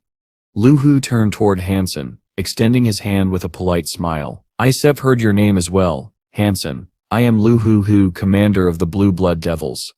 Han Sen met his gaze, and shook his hand firmly. I heard of you too, the Blue Blood Devil leader himself. Han Sen's smile didn't waver. That's all right, he said simply. You made the best choice for yourself. He rose from his seat, and motioned for his companions to follow. Once they stepped outside, Wang Yu Hang sighed, his voice laced with disappointment. That old Lei really has no sense of loyalty, he muttered. Didn't even give me the respect I deserve. Han Sen only smiled faintly, his gaze fixed on the distant horizon. In his mind, this wasn't a loss. It was just the beginning of another hunt. Han Sen smiled faintly. I think Lei Hangwu was simply afraid of you, he said lightly. That's probably why he didn't want to join our team. How can you blame me for that? Our contractual benefits just can compete with what he's been offered elsewhere. Han Sen, noticing his unease, spoke casually. And it's never easy to pull people away from the big factions. No matter what we offer, let's forget about it for now, and look around the market. Truthfully, Han Sen didn't care much about losing Lei Hangwu. The man was strong, yes, but nothing about him stood out as extraordinary. Strength alone wasn't enough for Han Sen. He wanted team members who were versatile, dependable, and treated equally, not those who demanded special treatment.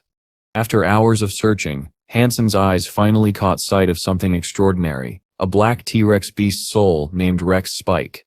It was a heavy metal weapon, roughly 2 meters long, with a 50-centimeter handle and a blade that was serrated, sharp, and brutal in design. Its shape resembled a folded metal umbrella, elegant yet cruel. From a distance, it could be mistaken for a strange greatsword or a medieval lance, but upon closer inspection, it radiated the aura of a merciless killing tool.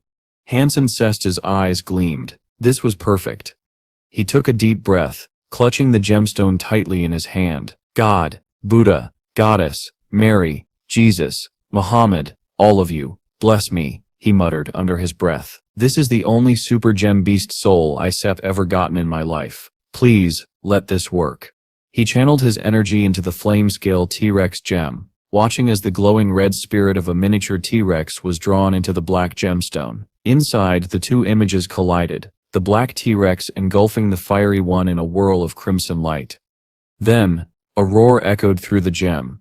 The black scales of the T-Rex turned deep red, steam rising off its burning body. Its claws thickened, its fangs gleamed, and the weapon's shape began to morph with raw, violent energy.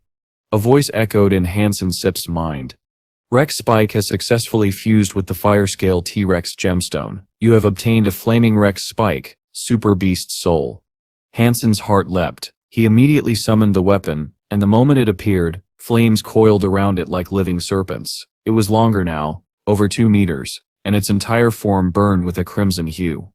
It looked savage, like a beast of war forged in hellfire. Han Sen swung it twice, and each strike sent out a cascade of sparks that danced through the air. The moment it absorbed the crystal, a strange spirit emerged, enveloping the weapon in a spiraling aura. He had never evolved a Super Beast Soul before, and wasn't sure how long the process would take. That's why he hadn't tried to evolve his Deadeye Peacock yet. He still relied on it heavily for combat. For now, he decided to let the Rex Spike evolve first, while he searched for a Hyper-Geno art compatible with it. The weapon wasn't shaped like a sword or a lance, which made finding a matching combat art difficult. Still, Han Sen couldn't stop smiling. The fusion had been a complete success, and that alone made his trip worthwhile.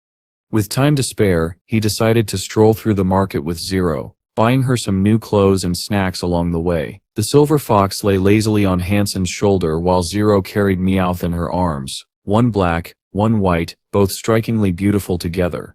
Their adorable pets drew the attention of everyone nearby. "Look, honey," a woman with an exaggeratedly curvy figure gasped, pointing at them. "Those pets are so beautiful." "I'll buy them," her partner said calmly, his tone filled with smug confidence. The woman's eyes sparkled. "Oh honey, you're amazing," she said, hugging his arm and kissing his cheek. The man approached Han Sen with a proud stride. "Friend," he said grandly, "how much for these pets?" Han Sen raised an eyebrow. "Which one are you buying?" The man puffed out his chest and replied loudly, "Both." He glanced at the woman beside him, clearly enjoying her admiring gaze, then looked back at Han Sen with a smug smile. He had no idea who he was talking to. Ordinarily, pet beast souls weren't all that expensive. Only the higher class ones, the kind capable of fighting, carried hefty price tags. So when the arrogant man saw Han Sen's pets, small, fluffy, and harmless looking, he naturally assumed they were little more than cute ornaments. With a smirk, Han Sen said, "If you want them both, Iset'll give you a 30% discount. Let's say, a low price of 7 billion. He was in a good mood, and the number was clearly meant as a joke. After all, in a place like Devil's Shelter, even a sacred blood beast soul rarely cost more than 100 or 200 million. A sacred blood pet? Maybe 10 to 15 million at best. 7 billion was absurd. The man scoffed. 7 billion? What, are they super pets or something? His tone dripped with mockery, though it was clear he actually knew about the existence of super beast souls. You stir right, Han Sen thought inwardly, but aloud he only smiled and said, "They stir not super pets, but they stir been with me for a long time. I like them a lot. Unless you stir paying 7 billion, I stir been not selling." The Mansep's eyes widened. Then, in a burst of pride or sheer insanity, he jabbed a finger toward Han Sen and declared, "Fine, I still buy them for 7 billion. Han Sen blinked in disbelief. For a moment, he couldn't tell if the man was serious or simply trying to keep up the act. 7 billion was not a small amount. Even the richest of people wouldn't carry that much casually. "You're certain?" Han Sen asked, eyeing him carefully. "Of course I am," the man replied confidently. Then leaning closer he lowered his voice. "Friend, might I have a word with you?" "What? You changing your mind already?" Han Sen said, grinning. No, the man replied quickly. "I just have another offer." He smiled slyly. "How about I give you 50 million, and you lend me the pets for 3 days? I shall return them unharmed, not a single hair out of place." The man thumped his chest proudly. "If you don't trust me, then trust my younger brother Lin Feng. We have a contract together. You can rest easy." "Lin Feng," Han Sen repeated, frowning. "Who?" The man looked genuinely shocked. "You really don't know who I am." Then regaining his composure, he chuckled. "Well, that's fine. Just know that I am trustworthy. By the way, do you know Tang Qianlu?" Han Sen's eyes narrowed. "Of course I do. Why?" "Oh, wonderful," Lin Mei said enthusiastically. "He's my little brother Sep's best buddy. Those two even wear matching pants. Totally inseparable. So you see, we are practically family." Han Sen smiled politely but thought to himself, "I can't believe Lin Feng has a brother like this. I'm not even sure they're really related." Then Lin Mei complained, "Hey, that SEP's not fair. You said 2 for 7 billion. Now you SEP are raising the price again?" Han Sen shrugged. "I've grown too fond of them to part so easily. But if you steer still serious, the black one can be yours for 7 billion. The white one isn't set for sale."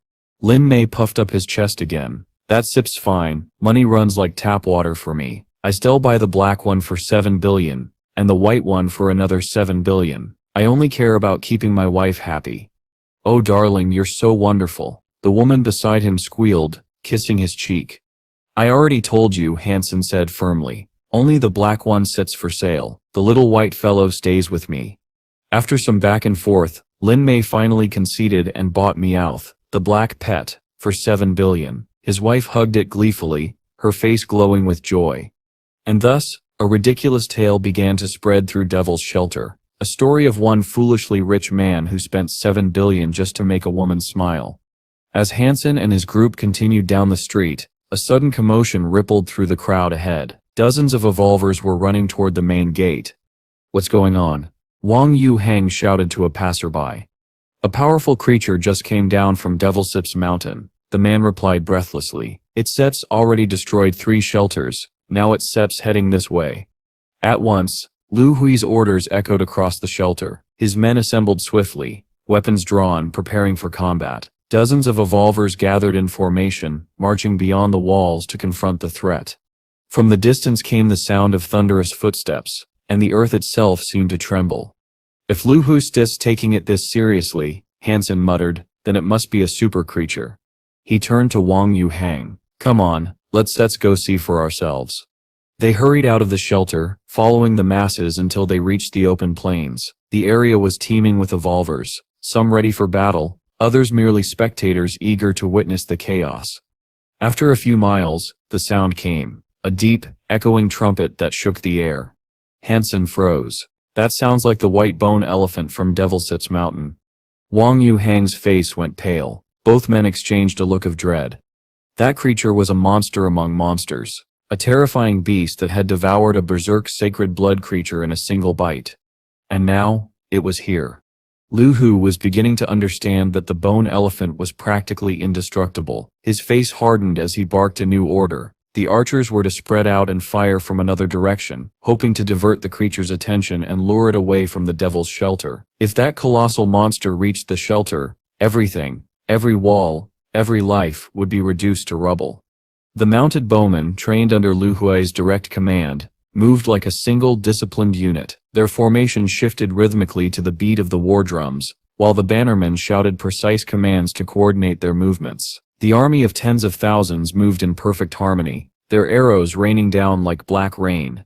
From a nearby mountain peak, Han Sen observed the unfolding battle. His eyes were fixed on the organized chaos below as he murmured to himself, "Now that is a real battle commander. I can lead 10 people efficiently, maybe a small squad at best, but commanding 20,000 soldiers in a fight like this? That's another world entirely. Lu Hu he truly is a remarkable man."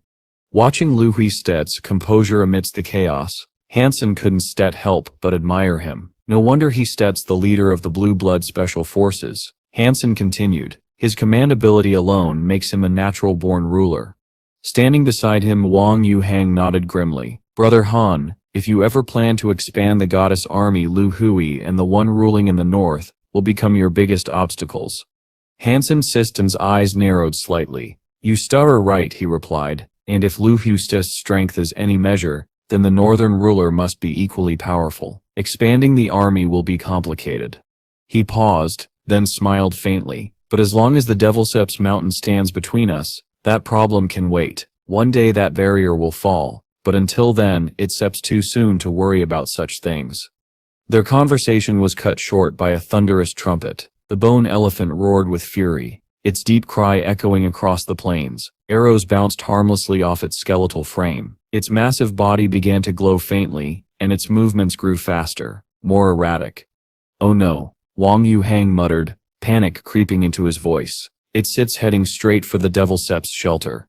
Lu Hui didn't flinch. His calm expression didn't waver even for a moment. He raised his arm and his bannermen immediately relayed fresh commands. A group of evolvers, fast, deadly, and clearly powerful, rushed forward. From their movements, Han Sen could tell these weren't ordinary soldiers. They had all unlocked their gene locks. Golly, this elephant's about to lose its mind, Wang Yuheng exclaimed, his voice trembling. And then, it happened. The bone elephant's eyes turned blood red. A haze of crimson energy spiraled around its bones, staining its once white frame with a terrifying glow. Han Sen's heart skipped a beat. "Its depth's going berserk," he whispered. "A berserk super creature." If the creature's speed and strength were amplified now, the entire army would be crushed. There would be no time to retreat, no place to hide. Lu Hu's eyes hardened. For the first time his composed expression cracked, revealing the strain beneath. A blue aura burst from his body, illuminating the field like lightning. In his hands, a glowing lance materialized, his personal weapon crackling with power. He hurled it with incredible force. The blue spear cut through the storm, slamming into the bone elephant's ear with a loud clang. The impact didn't pierce its bone armor, but it made the beast howl in pain. The enraged elephant turned, its red eyes locking onto Lu Hui, trumpeting wildly. It charged at him like a living avalanche. Lu Hui's voice boomed across the battlefield, rallying his soldiers as he sprinted across the open plains, drawing the creature away. But the creature was far too intelligent. After a few steps, it abruptly stopped, turned back, and once again fixed its blood-red gaze toward the devil's shelter. Something inside was calling to it, something irresistible. Han Sen's expression darkened. The shelter might not have meant much to him personally, but millions of lives were at stake. He couldn't stand idly by while humans were slaughtered. Below, Lu Hui's body shimmered with blue light as he launched another series of attacks, but the elephant didn't care. It ignored him, stomping forward with murderous intent. Even Lei Hongwu and his team joined the assault, their powers lighting up the battlefield, but it was like throwing pebbles at a mountain. Each step of the bone elephant shook the earth. Soldiers and their mounts were crushed like insects. Streams of blood carved through the soil as the creature advanced. "Evacuate the shelter." Lu Huisip's command rang out. His tone remained calm, but the decision was grim. "Everyone, get out immediately." He knew the truth. The shelter couldn't be saved, but if they acted fast, lives could still be spared. The berserk elephant was unstoppable now. Trees shattered under its weight, boulders crumbled and the ground quaked. It charged forward like a moving fortress, unstoppable and unrelenting. At the shelter ship's gates, wings beat the air with divine force. The man hovered above the battlefield, his voice echoing like thunder as he shouted at the berserk bone elephant. "Stop." And for the first time, the monstrous creature hesitated. The unstoppable berserk bone elephant froze the instant it heard the commanding voice echo across the sky. Its blood-red eyes lifted upward, locking onto the winged man who hovered above like a god. "Big dumb elephant," shouted Wang Yuheng, his voice thunderous and unyielding. "My boss will not allow you to harm the good civilians living here. If your bones are as tough as your pride, then follow me. Come to the goddess army, and we'll bury you in the very grave you've dug for yourself." With that, Wang Yuheng flapped his glowing wings and soared into the distance. To everyone's astonishment, the berserk elephant trumpeted furiously, and then unbelievably followed him. The crowd stood frozen, unable to process what they were witnessing. All around, people began whispering in awe. "Holy smokes, that man is incredible," someone gasped. "This goddess army must be a divine force, maybe even heavenly warriors," another said, trembling. "If the 13th general is this powerful, just imagine what the other 12 are like. And their leader, he must be strong enough to tear the very sky apart." The people's awe grew into reverence. They believed Wang Yuheng to be a hero from a celestial army, their savior. Meanwhile, high above the battlefield, Han Sen watched silently. He had lent Wang Yuheng his berserk sacred blood wings, allowing him to draw the monster away safely. The beast was merely chasing the world's unluckiest man. Han Sen and Zero soon followed from a safe distance. The plan had succeeded. The bone elephant wasn't targeting the shelter specifically. It was simply passing through. Wang Yuheng had skillfully redirected its rampage, guiding it 50 miles away from Devil's Shelter before soaring higher into the sky. The gigantic creature kept running forward, unaware that it had just spared thousands of lives. Once they were safely away, Wang Yuheng grinned, his tone playful. "Bossman, your berserk sacred blood wings are truly magnificent. Would it be too much to ask if I borrowed them for a few more days?" Han Sen frowned. "Stop talking nonsense and give them back. And while you set her at it, What was that ridiculous speech about earlier? Wang Yuheng chuckled as he handed over the wings, raising awareness. That sip's what it was. I was promoting the goddess shelter. With a show like that, people will flock to join us. We still have recruits lining up at the gates.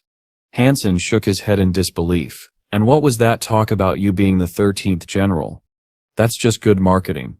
Wang Yuheng said proudly. Think about it. If people believe I'm only the 13th general, they'll assume there are 12 others stronger than me. It'll make our army sound like an unstoppable force, and the goddess shelter will become the talk of the world. Han Sen stared at him, half amused, half impressed. You're unbelievable, he muttered, but in truth, he couldn't deny the logic. The greater the reputation, the easier it would be to attract powerful allies. His eyes then turned toward the horizon, where the bone elephant continued its slow, thunderous march. Let Stitz follow it, he said. I want to see where it's going. They kept their distance, shadowing the colossal creature. After a while, Han Sen asked, Little uncle, do you know what lies ahead in that direction? Wang Yuheng squinted at the landscape ahead, and then his face went pale. If I am not mistaken, that sips the haunted peach forest.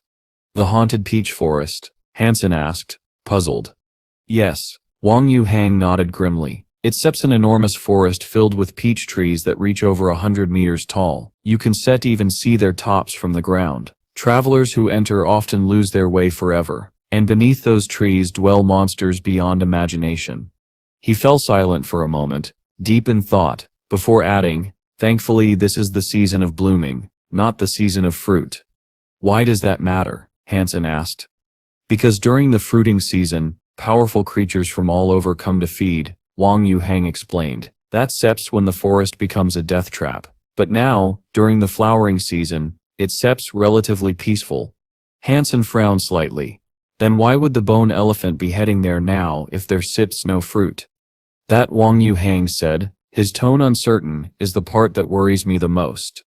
Han Sen furrowed his brows as he watched the berserk bone elephant charge relentlessly ahead. The creature cared for nothing in its path. Not rocks, not trees, not even the ground trembling beneath its massive steps. But as it neared the towering peach forest, something changed. The earth-shaking steps slowed and then softened.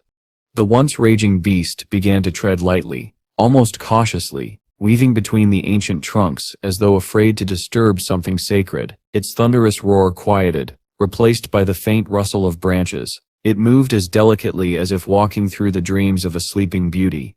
Then, Han Sen noticed it. The crimson glow that had enveloped the elephant's body was fading, gradually giving way to a dull white. Its berserk energy was receding. Han Sen exchanged a look with Wang Yuheng. Both were stunned. Never before had they seen a creature return from a berserk state once it had begun. It looks like the bone elephant didn't truly go berserk, Han Sen muttered, his tone thoughtful. Maybe it sets some kind of ability it can control. I suppose you are right, Wang Yuheng said, his eyes fixed on the forest ahead. Should we go in? He hesitated at the edge of the forest, staring into the endless maze of peach trees. The air within shimmered faintly with a pinkish glow. Han Sen turned to him. How about this, little uncle? You go back to the shelter and wait for us. Zero and I will take a look. Wang Yuheng didn't argue. Sure, he replied instantly and bolted back toward Devil's Shelter without looking over his shoulder once. Han Sen blinked in surprise. He had never seen the man run that fast before, but then it dawned on him. Earlier, Wang Yuheng had played the role of a glorious savior in front of everyone. Now, he was simply making his dramatic exit before anyone could see the truth. Han Sen sighed and wiped a drop of cold sweat from his forehead. Wang Mingmen's uncle truly was a bizarre man, one of a kind in the entire world. He glanced at Zero. Do you want to go back and wait for me too? Zero didn't speak. Instead, she silently stepped closer, her calm eyes saying all that needed to be said. Without another word, Han Sen nodded and stepped into the peach forest, with Zero walking quietly beside him. The deeper they went, the more surreal the place became. Towering peach trees stretched toward the heavens, their blossoms forming a pink ocean that swayed gently in the wind. Yet for all its beauty there was something unsettling about the silence. No birds, no insects, no beasts. Nothing but the whisper of petals falling softly to the ground. Even with the silver fox's sharp senses, they couldn't detect a single other living being. Han Sen activated his gene lock several times, scanning the area for threats, but found nothing. The forest seemed lifeless, hauntingly still. Night descended, and under the soft silver moonlight, the forest transformed. The peach blossoms glowed faintly, their petals shimmering like stars scattered across the earth. As the breeze moved through the trees, a rain of pink fell around them. Zero sat gracefully upon golden roar, surrounded by the drifting petals. In that moment, with the moonlight brushing her face, she looked ethereal, like a fairy who had stepped out of a dream. Han Sen couldn't help but pluck a single flower and gently place it in her hair. "Now you're even prettier," he said softly. Zero's usually expressionless face turned faintly pink, her cheeks glowing with a rare touch of emotion. It made her seem even more unreal, like a spirit born from the forest itself. Days passed as the bone elephant continued to wander deeper into the peach forest. Just when Han Sen began to think they'd lost their way, the trees ahead parted, revealing a sight that made his breath catch. A colossal peach tree stood before them, so vast that its trunk alone seemed to pierce the clouds. The blossoms upon its branches sparkled faintly, forming a canopy that looked like a sky full of stars. The bone elephant moved toward it reverently. "What is this enormous peach tree?" Han Sen whispered, unable to believe what he was seeing. He felt no danger, neither did the silver fox, but both stared silently, sensing that this was no ordinary tree. The massive elephant walked beneath its vast boughs and then, to Han Sen's utter disbelief, knelt, its huge body lowered gently until its head touched the earth. It was bowing. A creature of such overwhelming strength, a beast that could destroy mountains, was bowing in front of a tree. Han Sen stood frozen, his heart pounded as the impossible sight burned into his mind.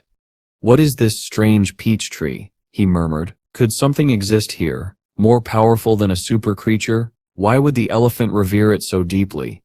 The silent peach forest seemed to whisper an answer, but only the petals knew the truth.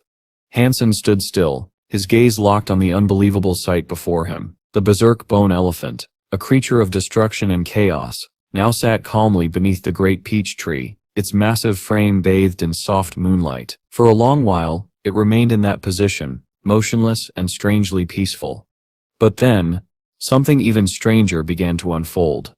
Under the pale light of the moon, the bone elephant slowly shifted its posture, sitting down cross-legged like a human, as though preparing to meditate. Petals floated gently through the air, brushing past its bones like drifting fragments of light. Han Sen's heart trembled. The elephant looked less like a monster now, and more like a divine being, a sacred Buddha sitting beneath a holy tree radiating an aura of peaceful divinity.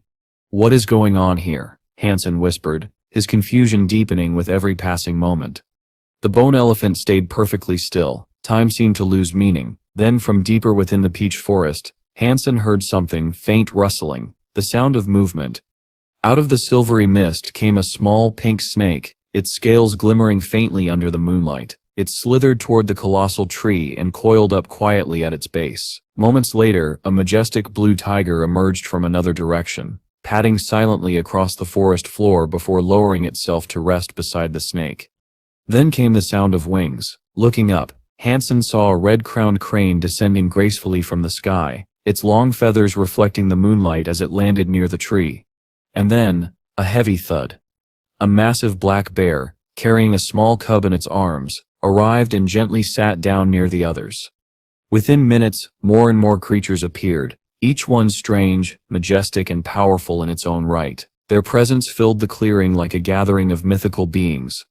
Han Sen could hardly breathe. Every instinct told him that these weren't ordinary beasts. Each one was likely a super creature, but what had drawn them all here? Was the peach tree calling them somehow? Before Han Sen could think further, the silver fox suddenly leapt from Zero's arms and began trotting toward the massive tree. "Wait," Han Sen whispered, alarmed. But the fox didn't stop. It took a few delicate steps, then turned back toward him. Its intelligent eyes glimmered softly as it nodded, almost as if telling Han Sen to follow. Han Sen hesitated. Every creature in that clearing could annihilate him in an instant, yet strangely, none of them showed hostility toward the silver fox. They didn't even turn their heads. The fox flicked its head again, signaling once more. Gritting his teeth, Han Sen took a deep breath. "All right, if anything looks wrong, I'm running." He moved forward carefully, step by step, every muscle tense and ready to flee. But Zero surprised him, without hesitation, almost with childlike confidence. She followed the fox, walking openly through the flower-strewn clearing. Han Sen's heart pounded. "She's insane," he muttered, before finally gathering his courage and following behind. To his astonishment, none of the gathered creatures attacked. Not one even glanced at them. They all sat quietly before the peach tree, their breaths slow and rhythmic, like monks lost in meditation. Han Sen and Zero reached the base of the tree. They found a spot beside the silver fox and sat down. Nearby, only 2 meters away, loomed the massive black bear, easily 10 meters tall, even while bowing low to the ground. Its breathing rumbled like a deep drum, steady and calm. It was the first time Han Sen had ever been so close to such terrifying beings without a fight. Oddly enough, instead of fear, he felt peace. Every creature here, predator or prey, winged or clawed, was unified by the same stillness. They weren't enemies. They were disciples before a sacred altar. The silver fox lay down upon a bed of flower petals, its eyes closing slowly as it began to breathe in a familiar rhythm, calm, deep, and harmonious. Han Sen's eyes widened. He had seen this before. That was the same rhythm it used when practicing the Dong Sutra. And now, as he looked around, he realized the other creatures were breathing the same way, each in their own manner, but all synchronized with the same quiet pulse of energy that seemed to flow from the giant tree. "Could it be?" Han Sen whispered. "Does this peach tree somehow aid in cultivation?" His heart raced at the thought. After a moment of hesitation, he closed his eyes, steadied his breathing, and began to channel the Dong Sutra. If this tree truly carried power, he was about to find out. Han Sen began his training, feeling an unusual current of energy flow into his body through the Dong Sutra. The sutra's rhythm suddenly quickened, as if it were responding to that mysterious energy. This really is something special," Han Sen murmured to himself, continuing his practice. As he looked around, Han Sen noticed a new phenomenon. Perhaps due to the mixture of sense, he could now see the flow of energy within the nearby creatures. His gaze fell upon the silver fox, and to his amazement, he could clearly perceive the unrefined energy circulating within it, the same pleasant essence that lingered around him. When he turned his attention to the others, the pink snake, blue beast, red-crowned crane, and the black bear, Han Sen noticed each one reacting differently to the absorbed energy. The fragrance inside them looked blurred and unstable, as if their bodies were struggling to refine it. But the cub and the bone elephant were different. The energy inside them pulsed in a steady rhythmic beat, almost like a human heartbeat. "That's strange," Han Sen thought, frowning. "The black bear and the cub are of the same kind, so why is there such a difference between them?" The more he observed, the deeper his curiosity grew. The cub and the bone elephant refined the pleasant fragrance completely, but the silver fox, the cub, and the gourd were exceptions. They had emerged from nests. The rest had been birthed naturally. That thought reminded him of the golden roar. When the smaller one had died, it left behind both its life geno-essence and its body, while many super creatures only left behind their essence. Han Sen's mind began to race. If the golden roar and the bone elephant were both birth creatures, does that mean the children of super creatures are somehow different from the super creatures themselves? It was a question that led to many more. Why did some super creatures leave behind only their life essence, while others left their bodies as well? Could it be that second or third generation super creatures had something special within them, an evolution that granted them unique powers?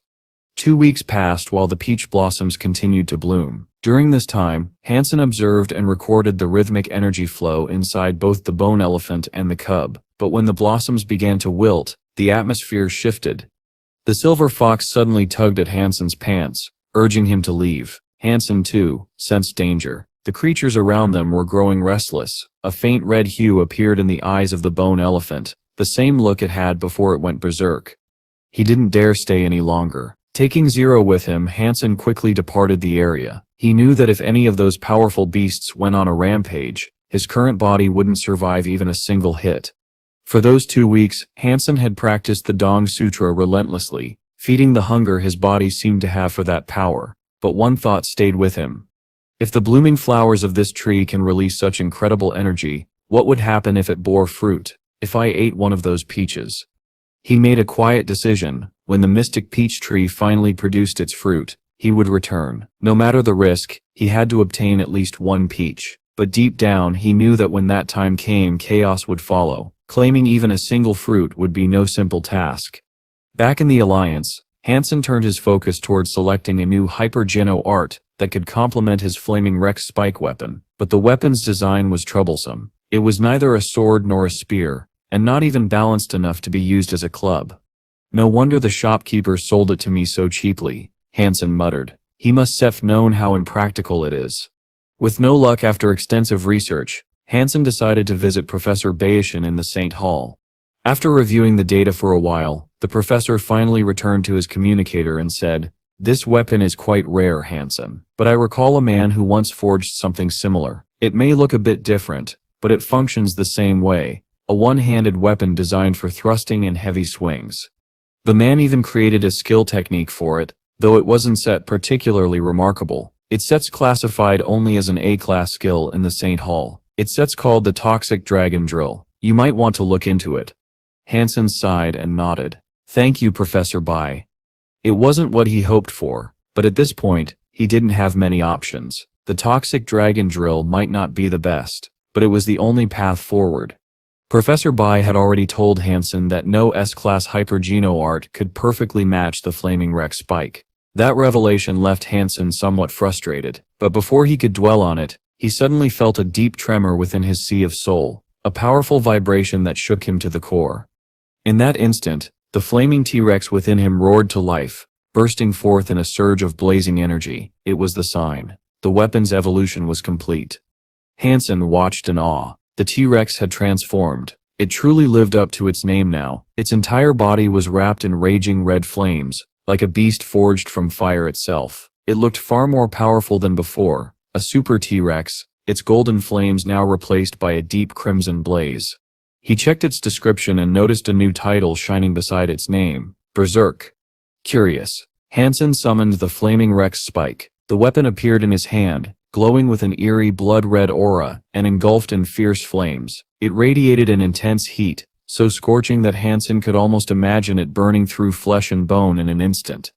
"This is terrifying," he muttered, swinging it through the air. The weapon roared with power, its movement heavy and satisfying, just as he'd hoped. "Now that I have the weapon," Han Sen thought, "I need a super creature to test it on, but which one?" Finding a target wasn't the hard part. Super creatures could be located in the deeper mountain ranges, swamps, or hidden valleys. The real question was whether he had the strength to kill one. He was still deep in thought when a voice broke his concentration.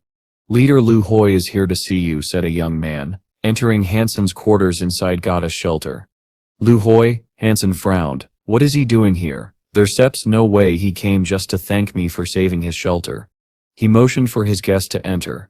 Lu Hoi walked in with a polite smile. "I came to thank you for pulling the bone elephant away that day," he said, "but I also have a proposal, a deal that could benefit both of us."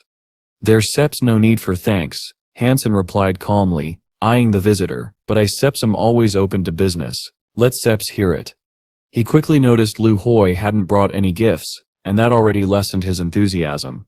"We believe we found a super creature," Lu Hoi said directly, "but we don't have enough strength to kill it on our own. That's why I came, to propose a joint hunt with Goddess Shelter." That caught Han Sen's interest immediately. "What kind of super creature?" he asked. "It's a wolf," Lu Hoi replied. "What kind of wolf?" Han Sen pressed, finding the answer too vague. Lu Hoi chuckled softly. "It's the king of a few 100,000 wolves. We haven't been able to confirm if it has elemental abilities, but its strength and speed are both extraordinary." Han Sen's eyes narrowed. A few 100,000 wolves, that's no small pack. Indeed, the thought of facing such numbers made even him uneasy. Hunting a solitary super creature was one thing, but fighting one surrounded by an army was something else entirely. Lu Hoi continued, "It won't be easy, I admit. If it were simple, I wouldn't be here asking for your help. But the Wolf King has a balanced body. It doesn't excel in any single attribute. Not overly tough, not overly fast, not overly strong. That's why I think it can be killed if we plan carefully." Han Sen folded his arms. "How exactly do you expect us to cooperate?" Lu Hoi didn't hesitate. "I want you to help draw away the wolf pack. Once they are distracted, we still focus on the Wolf King. After the kill, aside from the beast soul, we still split the remaining loot evenly."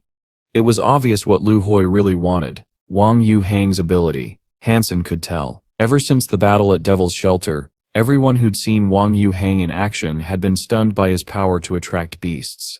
"Sorry," Han Sen said coldly. "If that sips the arrangement, we can cooperate." Lu Hoi Sep's polite smile faded. "Why not? If we still gonna work together," Han Sen said firmly, "we get the final blow on the super creature. That sip's non-negotiable." Lu Hoi sighed. "That sip's unfortunate. Maybe next time then." He didn't press further. He didn't believe Han Sen could kill a super creature anyway. All he truly wanted was Wang Yu Hang's unique skill, not Han Sen's participation. As Lu Hoi turned to leave, Han Sen gestured to his guards. "Escort leader Lu Hoi off the premises." Han Sen turned toward young Manly and gave a sharp command. "Find out where Lu Hoi plans to fight that Wolf King he spoke of," he ordered. Without wasting another second, Han Sen dashed across the northern fields, his heart beating fast with excitement. Before entering any real battle, he wanted to test the power of his newly evolved Flaming Rex Spike. After asking around, Han Sen learned where the wolf pack had last been seen. The pack was enormous, a sea of gray predators that stretched across the plains. He immediately set off in that direction, determined to reach the Wolf King before Lu Hui and his people could. He ran for an entire day and night without rest, his determination burning as fiercely as the weapon at his side. Finally, when dawn broke, he arrived at the outskirts of the wolves' territory. At first glance, the creatures looked like ordinary gray wolves, nothing special, nothing supernatural, but their sheer numbers made the ground tremble beneath their paws. Tens of thousands, maybe even hundreds of thousands of them. It was an endless tide of silver and gray. To prevent the Wolf King from escaping, Han Sen made a bold move. With the silver fox in hand, he charged straight toward the center of the pack. The reaction was immediate. As expected, the wolves began parting like water before him, opening a path through their ranks. None dared to attack or even approach, not with the aura of the silver fox radiating around Han Sen like an invisible shield. After running nearly 100 miles, Han Sen finally reached a small hill, and there, standing calmly atop it, was the Wolf King. At first sight, it didn't seem impressive. It wasn't monstrous or terrifying. It looked just like an oversized gray wolf, the only difference being a faint blue mark glowing on its forehead. Its fur held no elemental gleam, no strange energy shimmer. "No wonder Lu Hoi wanted this one," Han Sen muttered. "It looks too easy." He summoned his Flaming Rex Spike, the massive 2-meter lance-like weapon bursting into life with crimson fire. The flames danced fiercely across the blade, making it look like a weapon forged in hellfire. But before Han Sen could make his move, the Wolf King stood up and howled, a long piercing cry that echoed across the endless plains. Han Sen smirked. "My little gray thing, calm down. No one's coming to save you no matter how loud you scream," he said mockingly. Then his smile froze. Because from every direction, far and wide, came answering howls. One after another, thousands of voices joined the chorus, until the air itself trembled. Shadows began to move all around him, and pairs of glowing eyes appeared in the darkness, surrounding him completely. And in the next moment, all the other wolves' eyes began to glow with the same blue light. Their fur shimmered faintly, taking on a metallic azure hue. Rage, violence, madness. The entire pack was consumed by it. The Wolf King stood silently atop its hill, watching Han Sen as its army surrounded him. A dozen sacred blood wolves moved to the front, forming a circle. Han Sen didn't hesitate. He spread his wings and shot into the sky. He could handle a few sacred blood creatures, but with his current strength, fighting hundreds was suicide. Even if he called for the queen or little uncle, it wouldn't make a difference. There were simply too many. As he rose higher, the Wolf King lifted its head again and howled. But this time, the blue mark on its forehead exploded with light. Its entire body began to shimmer like a beacon, glowing bright blue against the landscape. And then, the impossible happened. All the wolves, thousands of them, began leaping into the air. They didn't have wings, but the blue light carried them forward as though they were gliding through the sky. With a furious swing, Han Sen unleashed the Flaming Rex Spike. The weapon's flames roared outward, burning through the air and sending dozens of wolves flying like meteors. Their bodies ignited instantly, blackening to ash within seconds. But even as they burned, some wolves stood back up, still howling, still attacking, their bodies engulfed in fire, but their minds lost to madness. The pack moved like an army, disciplined, coordinated, relentless. Their formation shifted with precision, cutting off Han Sen's escape routes from every angle. He fought through wave after wave, cutting, burning, dodging, but there were simply too many. For nearly 300 meters, he forced his way through the air. Before the endless tide of gray finally began to thin, the pack started to fall back, retreating into the shadows. Han Sen, panting and drenched in sweat, allowed himself a moment of relief, but just as he thought he could finally rest, a new sound reached his ears. It was the thunder of hooves. Across the plains from another direction came a stampede of horses, galloping like a flood. Their numbers were enormous, and above them, wings stretched wide against the sun. At their head soared a magnificent creature, the Horse King, its mane shimmering with divine light, its great white wings beating the air as it led the herd. "Holy smokes," Han Sen muttered grimly. "I escaped the wolves only to end up in the realm of horses." He cursed under his breath. "Why did I even come here? I should sit stuck to solo super creatures. Trying to take advantage of others will get me killed." Fortunately, between the wolf territory and the Pegasus herd lay a narrow no-man's land, a rare neutral zone. The horses didn't pursue him, and the wolves didn't cross over. For the moment, Han Sen could finally breathe and rest. Han Sen didn't dare to stay in the sky. Facing a herd of winged creatures like the Pegasi up there would be suicide, so he descended to the ground and landed quietly on the grass below.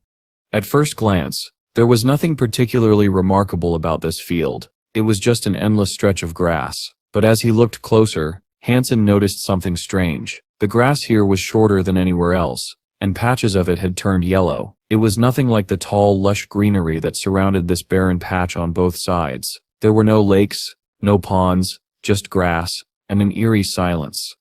Both the wolves and the horses stood at the edge of the field, their eyes fixed on him, but none dared to step inside. They just watched. It felt unnatural. Still, Han Sen decided to stay put for now. As long as they didn't attack, he was safe. Surely they'd get bored and leave soon enough. But days passed, and they didn't. The wolves and horses remained there, like sentinels, taking turns to watch him. Luckily, Han Sen had enough supplies with him. He had brought nutrient solutions, enough to last 2 whole months if necessary. But what was the point of waiting that long? The creatures clearly weren't planning to leave. 2 weeks went by, and the stalemate continued. The wolves still glared from one side, and the horses from the other. Han Sen sighed and picked up the silver fox, holding it up to his face. "Silver fox, you sure gonna have to do something. You sure not just going to wait until I die, are you? Come on. There's sturgans not much difference between a fox and a wolf. Maybe you could, I don't set no, talk to their king, tell him it was all just a big misunderstanding." The silver fox blinked lazily, then lay down on the ground. Han Sen felt like he'd have gotten more help from a rock. He spent hours circling the entire field, searching for any possible route of escape, but no matter how carefully he looked, there was nothing. "If I can sit escape," Han Sen muttered, "then I still have to fight my way out." He studied both sides carefully. The Pegasi's numbers seemed greater than the wolves, and their ability to fly made them even deadlier. The wolves, however, were hidden in the tall grass, their gray backs occasionally revealed by the breeze. Heaven knew how many lurked out there, waiting for him to step out. Han Sen clenched his fists. He would have to wait for the right moment, then cut through them like a blade through silk. Suddenly movement caught his eye on the horses' side. A low stir ran through their ranks. Then out of the crowd a small red pony appeared. The other horses parted instantly, clearing a path for it, none daring to touch it. Han Sen's eyes widened. Is that the child of a super creature? The red pony looked young, barely born perhaps, yet every sacred blood Pegasi treated it with reverence. An idea flashed through Han Sen's mind, dark and dangerous. If I capture that red pony, he thought, I could use it as a bargaining chip, maybe threaten to harm it and force the Horse King to let me go. But just as quickly, he dismissed the thought. No creatures aren't set like humans. They wouldn't stet negotiate, they stet kill me instead. And besides, even if it was small, the red pony was still a super creature. Han Sen wasn't sure he could handle it on his own. The pony, however, seemed endlessly curious. It stared at Han Sen and the silver fox with wide, innocent eyes, trying to step into the field several times. Each time the Horse King stopped it and sent it back. Before being taken away, it looked back, almost sadly. Han Sen sighed. That's a shame. If it had come closer, maybe I could have done something. That night he lay on the grass, staring at the starry sky. Bored and restless, he summoned the angel and Princess Yin Yang for company. They chatted quietly beneath the constellations until a sudden commotion rose from the horse herd. Han Sen turned and his eyes widened. The red pony was sneaking toward him again. It had managed to slip past the guards this time. The horses neighed frantically, trying to call it back, but none dared enter the field. The Horse King was nowhere in sight.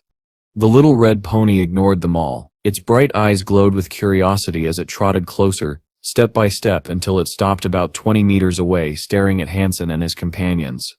Han Sen smiled faintly. He raised his hand and said softly, "Come here, little one. Come here." Han Sen's lips curved into a strange smile as he stretched out both arms toward the red pony, beckoning to it like one might to a small child. But the little creature hesitated, stepping back with cautious eyes. It didn't trust him. In that moment, Han Sen realized how he must look like some creepy uncle trying to lure a child away. Quickly, he wiped the grin off his face and replaced it with an innocent expression, as if swapping masks. Inside, his mind raced, trying to think of a way to win the pony's trust. It started to approach him. Step by step, it closed the distance. From the edges of the field, the other horses neighed wildly, panic rising among them. They circled the area, crying out as if pleading with the red pony to return, or warning Han Sen not to hurt it. Something felt off. Han Sen frowned. If the wolves and horses both avoid this field, why aren't the horses rushing in to protect it now? The red pony, however, seemed unconcerned. After circling Han Sen a few times, it appeared to realize there was no threat here. Relaxing, it began to stay close, even showing signs of curiosity and comfort. Han Sen didn't dare move too quickly. He still harbored thoughts of capturing the pony, but for now, he kept his patience. It needed to feel safe first. The silver fox, however, was not pleased. It jumped into Han Sen's lap, its fur bristling, and let out a low growl. The red pony flinched. Han Sen frowned. He didn't want the fox scaring it away. "Easy, silver fox," Han Sen murmured, placing the creature gently on the ground. But instead of retreating, the red pony seemed intrigued. After a moment's hesitation, it looked directly at the growling fox, then smiled. If such a thing could be said for a horse. Slowly it stepped closer to Han Sen, pressing its warm head against his chest, and rubbing affectionately. The silver fox's growl deepened, its eyes burning with jealousy. Han Sen could almost sense the sparks between them. If he didn't stop the fox, the red pony might actually end up getting electrocuted by its fury. He reached out and stroked the pony's mane. The creature didn't resist. Instead, it closed its eyes, leaning into the touch, clearly enjoying the warmth. But on the horizon, the watching Pegasi became restless. Their cries grew louder, angrier, and then something beneath the ground moved. Without warning, thick, vine-like tentacles burst out of the soil, writhing toward Han Sen. They were fast, terrifyingly fast, but most of them went straight for the red pony. Han Sen reacted instantly. With a powerful leap, he took to the air. The red pony wasn't so lucky. Though strong by nature, it was still young and inexperienced. The tentacles wrapped around its small body, constricting it tightly. Then the ground split apart. The grassy field tore open into a vast, dark chasm. From within, more tentacles slithered out, dragging the trapped pony toward the gaping maw below. The red pony screamed a sharp, high-pitched neigh. Its body glowed red like a blazing gemstone, and the light sliced through the tentacles holding it. Green blood splattered across the ground, but for every vine it severed, more emerged, writhing and coiling like serpents. Han Sen looked down and froze. Inside the pit, he saw nothing but rows of monstrous serrated teeth, turning like grinding wheels. Whatever lived down there was beyond imagination. No wonder neither the wolves nor the Pegasi dared come near this place, Han Sen muttered grimly. The red pony was seconds away from being devoured. Han Sen clenched his jaw and summoned his flaming Rex spike. Fire erupted from the weapon as he swung it with full force, burning through the encroaching vines. The tentacles shriveled instantly, blackened into ash, and fell in flaming heaps. Within moments the pony was free, but it couldn't fly. More tentacles burst forth from the ground, snatching toward it again. Han Sen swooped down, grabbed the red pony in his arms, and soared into the sky. From below, a deafening roar shook the air, a sound so dreadful it felt like the ground itself was screaming. The earth convulsed, and then something massive began to rise. A monstrous creature erupted from the soil, a grotesque hybrid of worm and centipede, its size beyond comprehension. Even with only part of its body visible, it was as large as a train. Its bristling hairs moved like thousands of living spikes, and its tentacles flailed wildly, reaching for Han Sen and the pony. "Just what kind of nightmare are you?" Han Sen muttered through gritted teeth. He swung his flaming Rex spike again, unleashing arcs of blazing energy that hacked through the tentacles mid-air. Flames streaked across the sky like falling meteors, as he maneuvered to dodge the creature's strikes. Above, the Pegasi cried out in fury. Dozens of them dived from the heavens, their wings glowing under the moonlight. They charged fearlessly toward the abomination below, rushing to protect their kin. The monster roared again, its regenerating hairs pulsing with vile energy. The battlefield was set, the sky burning, the ground trembling, and Han Sen caught between a red pony, a swarm of divine beasts, and a nightmare from beneath the earth. After being shaved down, the monster's tentacles began to grow back rapidly. The Pegasi that had bravely charged into battle soon found themselves trapped within the writhing forest of tentacles. Many of the winged horses were torn apart mid-air, their bodies hurled across the ruined plains, painting the land crimson with their blood. The subterranean creature was colossal, at least 100 meters long. Its shell glistened with shades of purple and black, while countless small legs twitched beneath it, each sprouting their own twisting tentacles. Then, from afar, a deafening cry echoed through the skies. The Pegasi King had arrived.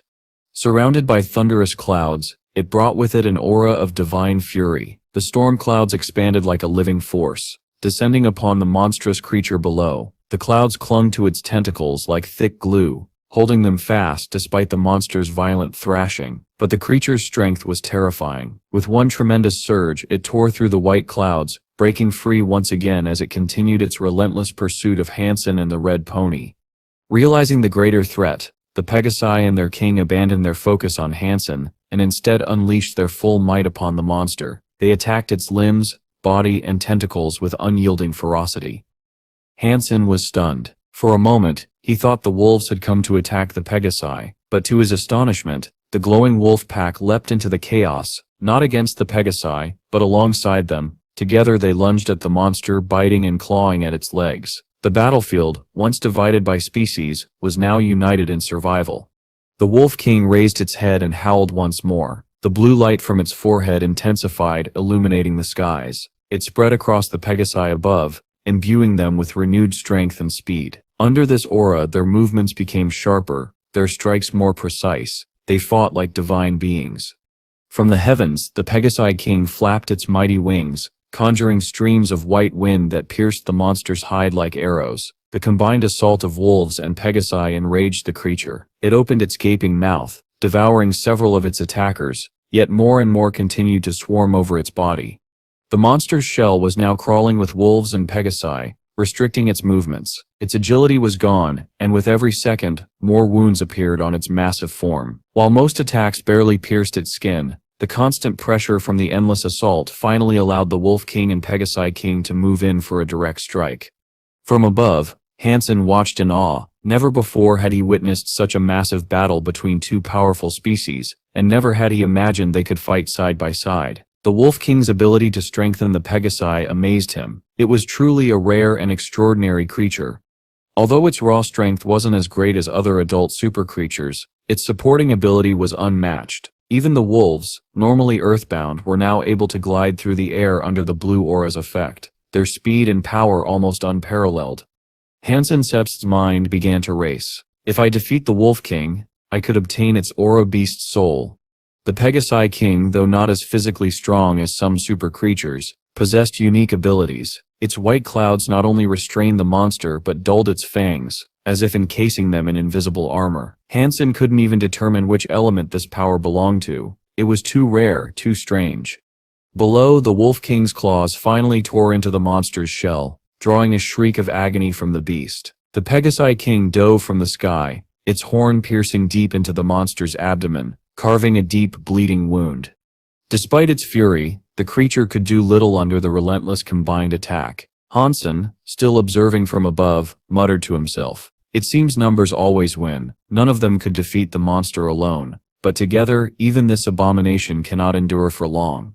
Seeing the battle turn, Han Sen made a quick decision. The Pegasi King is occupied. This is my best chance to escape. with a super pony no less. Two birds with one stone.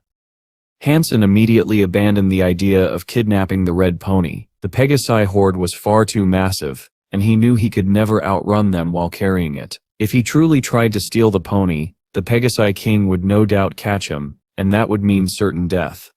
Landing a safe distance away from the battlefield, Han Sen gently set the red pony down. Raising both hands in surrender, he began walking away slowly. Instantly, the Pegasi swooped down, surrounding the red pony protectively. Han Sen turned to leave, but his path was blocked. More Pegasi hovered ahead, cutting off his escape.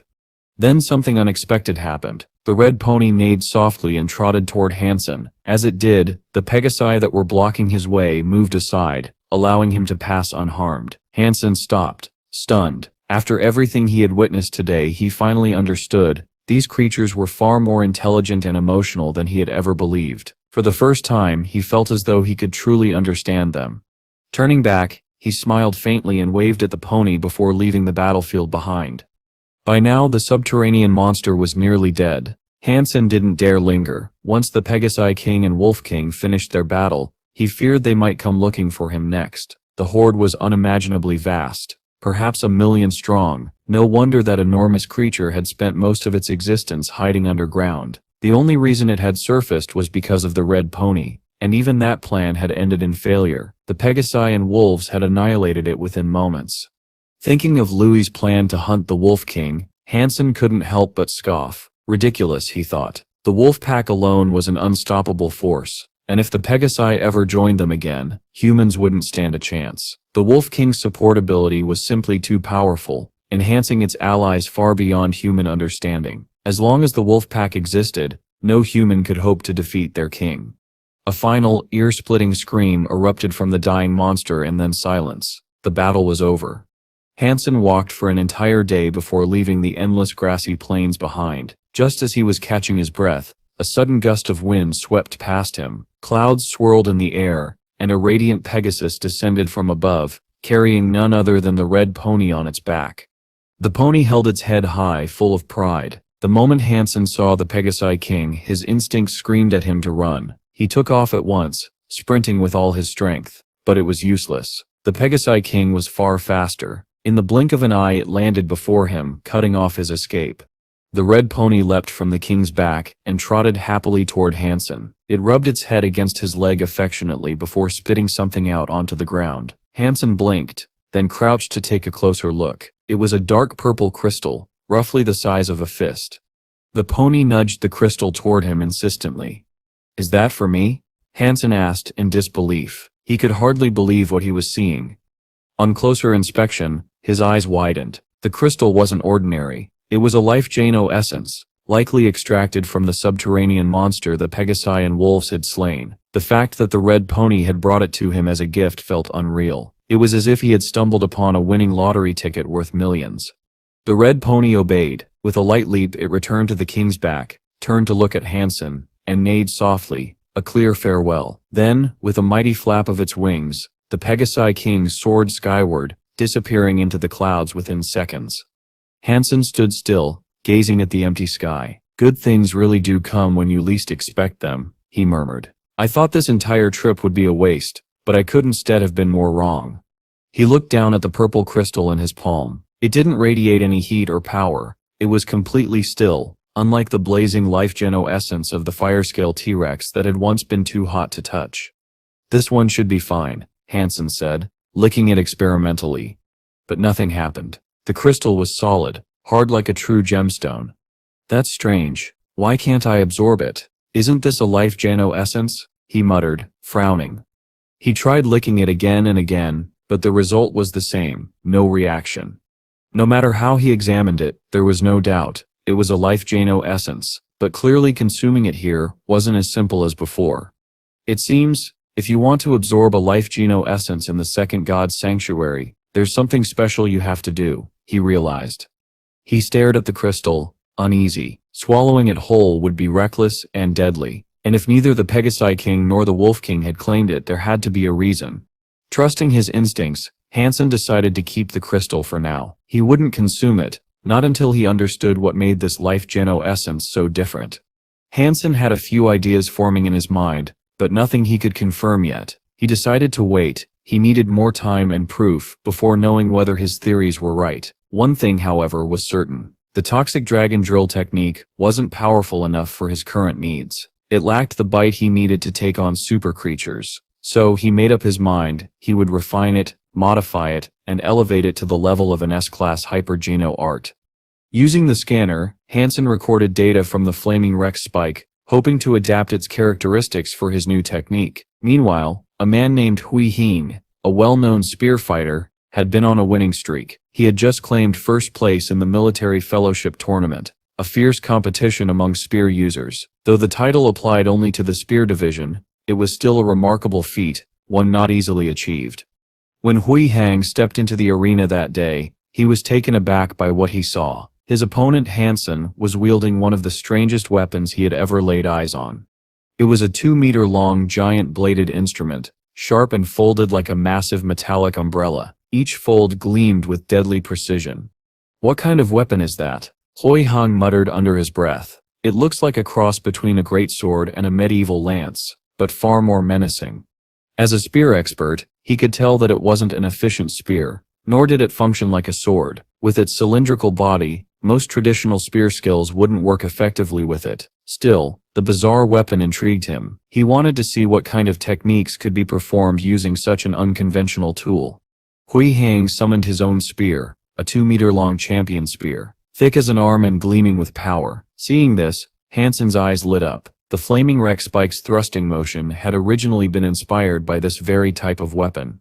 Now, holding the Rex spike, Han Sen lunged toward Hui Hing. The weapon began to spin fiercely in his grasp, the opening move of his toxic dragon drill. Hui Hing reacted quickly. He lifted his champion spear and met Han Sen's strike head-on, deflecting the spinning spike with a sharp upward motion. The impact forced Han Sen backward. He gritted his teeth. Something wasn't right. His Rex spike was only a virtual replica created by the system's scan. It lacked the real fire and dense structure of the original artifact. The only traits that carried over were its shape and weight. Logically, the Rex spike should have been heavier and more powerful than the champion spear. Yet the system registered that Han Sen had been overpowered, forcing him back 2 steps. That could only mean one thing: his opponent was stronger. Hui Hang's fitness level was likely around 150, impressive for an evolver, but Han Sen's was well beyond that. His strength, speed, and power all exceeded those of his rival. So why was he losing the exchanges? Another clash. Another recoil. Han Sen was knocked backward again. The system didn't lie. Hui Hang's strikes were genuinely overpowering him. The champion fighter swung his spear horizontally, aiming straight for Han Sen's ribs. Han Sen swiftly rotated the Rex spike, blocking the incoming attack. Sparks flew as metal met metal. Hui Hing frowned slightly. He had expected something more from this strange weapon. Aside from the screw-like spinning attack, Han Sen was using it like an oversized clumsy spear. Disappointing, he thought. Despite being pushed back repeatedly, Han Sen didn't panic. His opponent's technique was sharp, but Han Sen had the advantage in stamina and endurance. The longer the fight went, the more his chances would grow. He stayed calm, blocking blow after blow, studying the rhythm and structure of every move.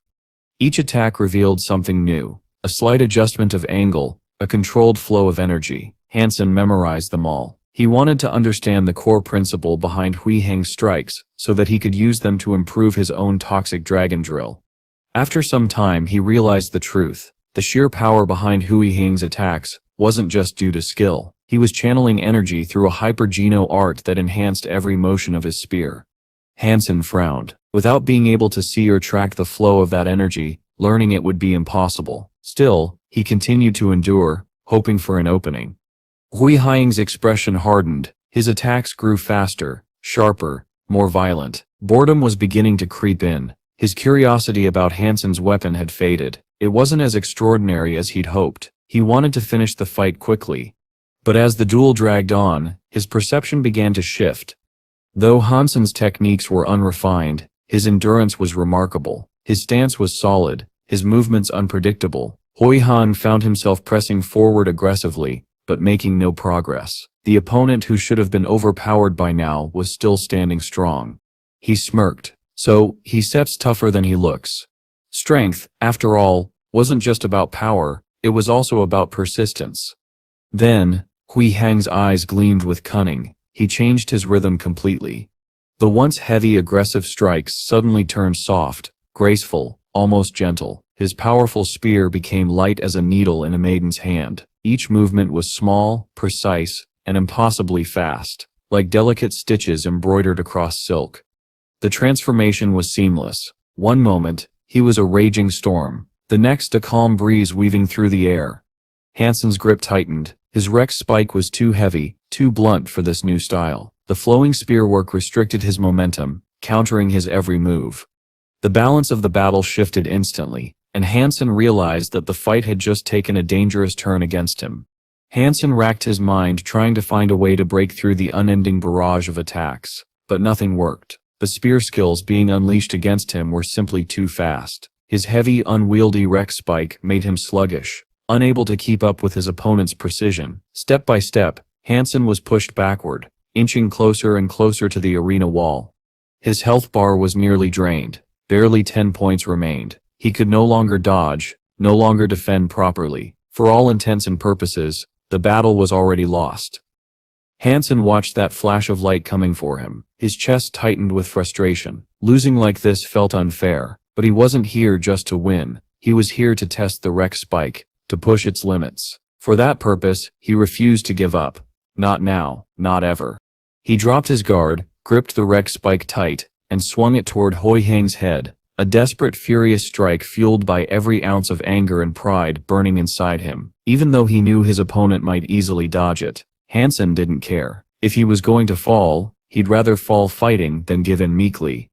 As he swung, an image burst into his mind. The bone elephant, that unshakable beast that had once shattered boulders with its raw strength. Han Sen remembered its power, its fearlessness, its unstoppable momentum. At that moment, he wished he was that elephant, that he could crush his opponent with that same overwhelming might. Then suddenly, something inside him shifted. His Dongshuan Sutra began to circulate on its own, but instead of flowing through his body as usual, the energy twisted, imitating the bone elephant's pattern. It pressed down like a massive weight, and Han Sen felt as though a gigantic elephant were charging through his veins, lending him its power. That strength flowed into his arms, into the Rex spike. Hui Hang noticed the sudden change. He saw Han Sen abandon all defense and pour everything into a single reckless attack. He almost smirked. Foolish, he thought. With a weapon that heavy, Han Sen's strike would never land in time. His champion spear could pierce Han Sen's heart before that cumbersome weapon even reached halfway. But as Hui Hang prepared his final thrust, everything changed. The air exploded. The massive Rex spike roared forward, splitting the atmosphere with a deafening boom. The weapon moved impossibly fast, as though powered by a beast far beyond human strength. For a brief instant, Hui Hang's world shrank. All he could see was that monstrous weapon blotting out his vision. Impossible. He instinctively crossed his spear in defense. A thunderous crash followed. Hui Hang was blasted backward like a rag doll, his body twisting mid-air before being thrown out of the arena. His health dropped instantly, 100 full points gone in a single hit. The spectators were stunned. Even Hui Hang himself couldn't disbelieve it. What? What kind of power is that? Is this guy cheating? How can an evolver have such strength? Inside the arena, Han Sen lowered his weapon, panting heavily. He couldn't quite believe what had just happened either. Somehow, he had perfectly simulated the bone elephant's energy, and with it, struck down an elite opponent in one devastating blow. A small, satisfied smile tugged at his lips. Moments later, a notification blinked across his interface. Friend request, Hui Hang. Han Sen accepted. A message followed immediately. What was that skill called? Han Sen paused, thinking for a moment. Then he typed his reply. Elephant Rex Strike. He wasn't very good at naming things, so he kept it simple, taking one word from each element that made up the move. The Rex Spike and the Bone Elephant. Hui Hang replied shortly after, almost laughing to himself.